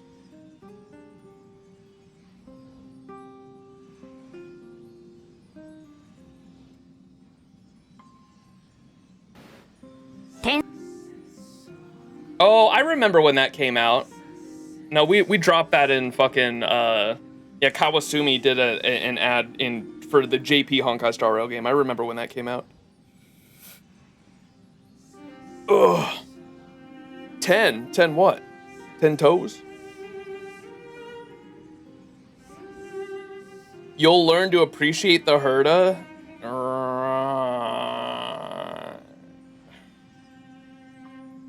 Did I watch this? It's an anniversary from last year.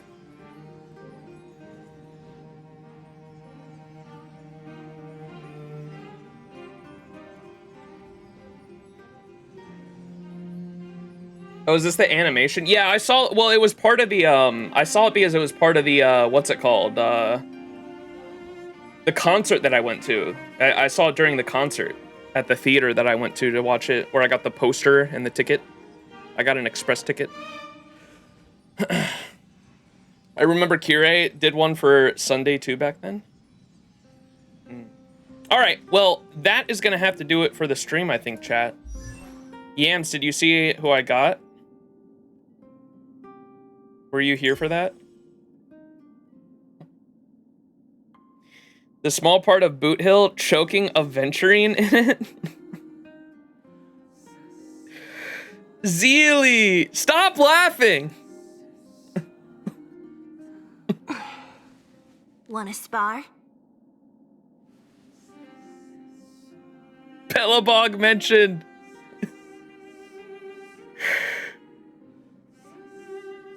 I still need her to complete my hunt collection. Go.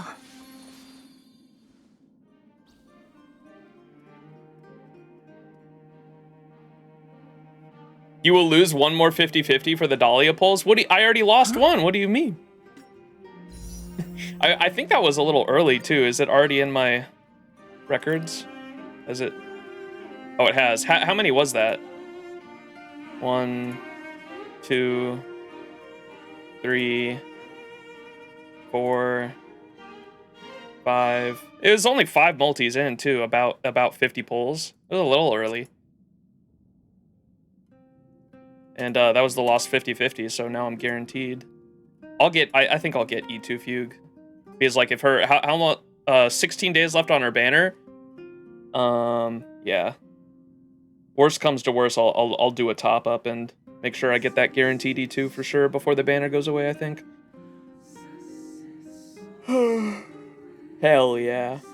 Hell yeah, chat. Can I get a hell yeah in chat? You got 2? What do you mean I got 2? Someone make him pull for Aggie next phase? No, why? What the fuck? At least 5 more weeks worth of waiting? Tisk tisk, you got 2 Dahlia? Oh, you mean I have to lose, so you're saying, okay, I thought you meant in the next poll, I'd lose a 50-50, like somehow I'd lose a 2 50-50s in a row, or like my guaranteed would not be guaranteed, I thought is what you were saying. You mean the 50-50 after this one, I have to lose. I'd be all right with that, honestly, yeah, with how insane my luck has been lately. Is your Fugue already E1? Yeah. It's been E1 since the, this is her second rerun, technically? I think on her first rerun. On her first rerun, I got E1. Because I rolled just for her and her light cone on her initial banner. On her rerun, I got E1. And then this is the second rerun, and so I wanted to get E2 to make my break team even stronger, keep Boot Hill more relevant, and eventually I do want to get Rappa to be able to have an A. I don't have enough, like, I know everyone's like, Max, what do you mean you need Rappa? I want Rappa because, one, I have all of her supports, and two,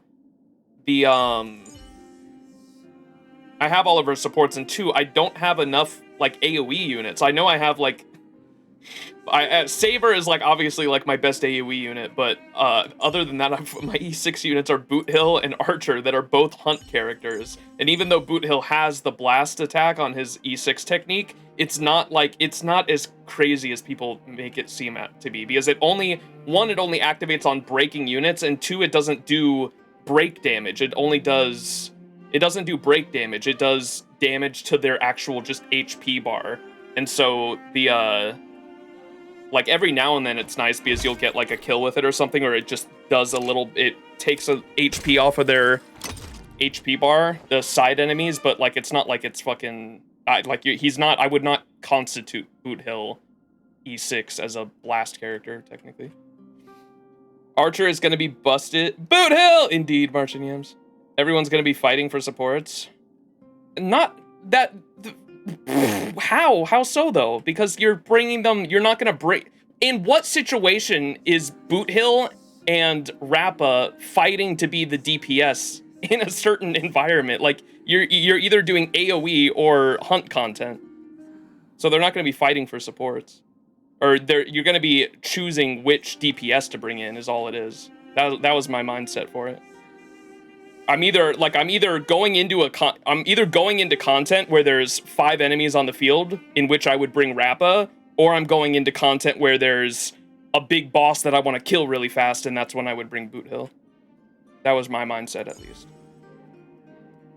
Saber's good all around for everything. I love my Saber. Archer, goated. I'm excited to see what the next patch when what's her name, Sparkle gets her buff. I'm excited to see what that's about. And then who else was it? Black Swan as well. Black Swan's getting a buff too, right? Mama. Is DOT back?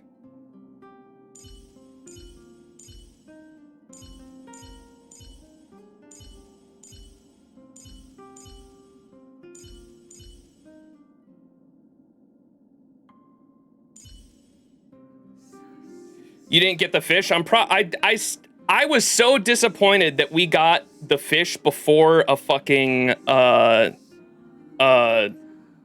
what's it called?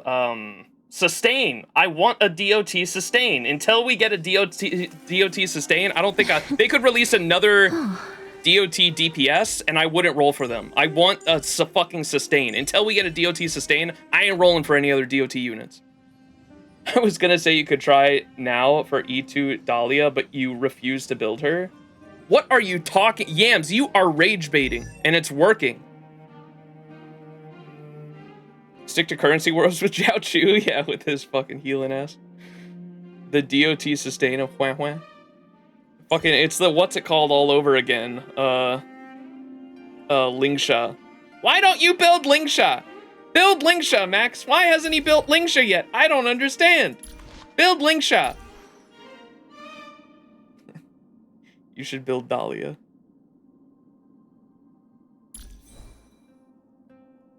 I did put some relics on her.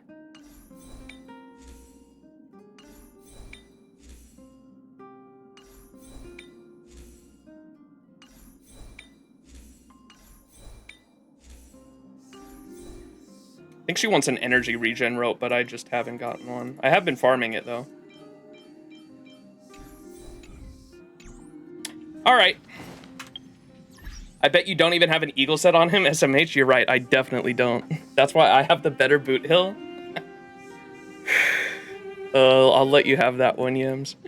All right, chat. Thanks for hanging, everybody, though. I got to go to Costco and then get some sleep before work, so I'm going to hop off now. Thank you all so much for watching. If you're watching on YouTube, please be sure to leave a big fat thumbs up on the video and a comment down below. Engagement helps the video out a lot and helps out my channel. It's a free way to support the channel. So if you want to support the channel in a free way, leave a like on the video, leave a comment down below. It really helps me out, and I appreciate it.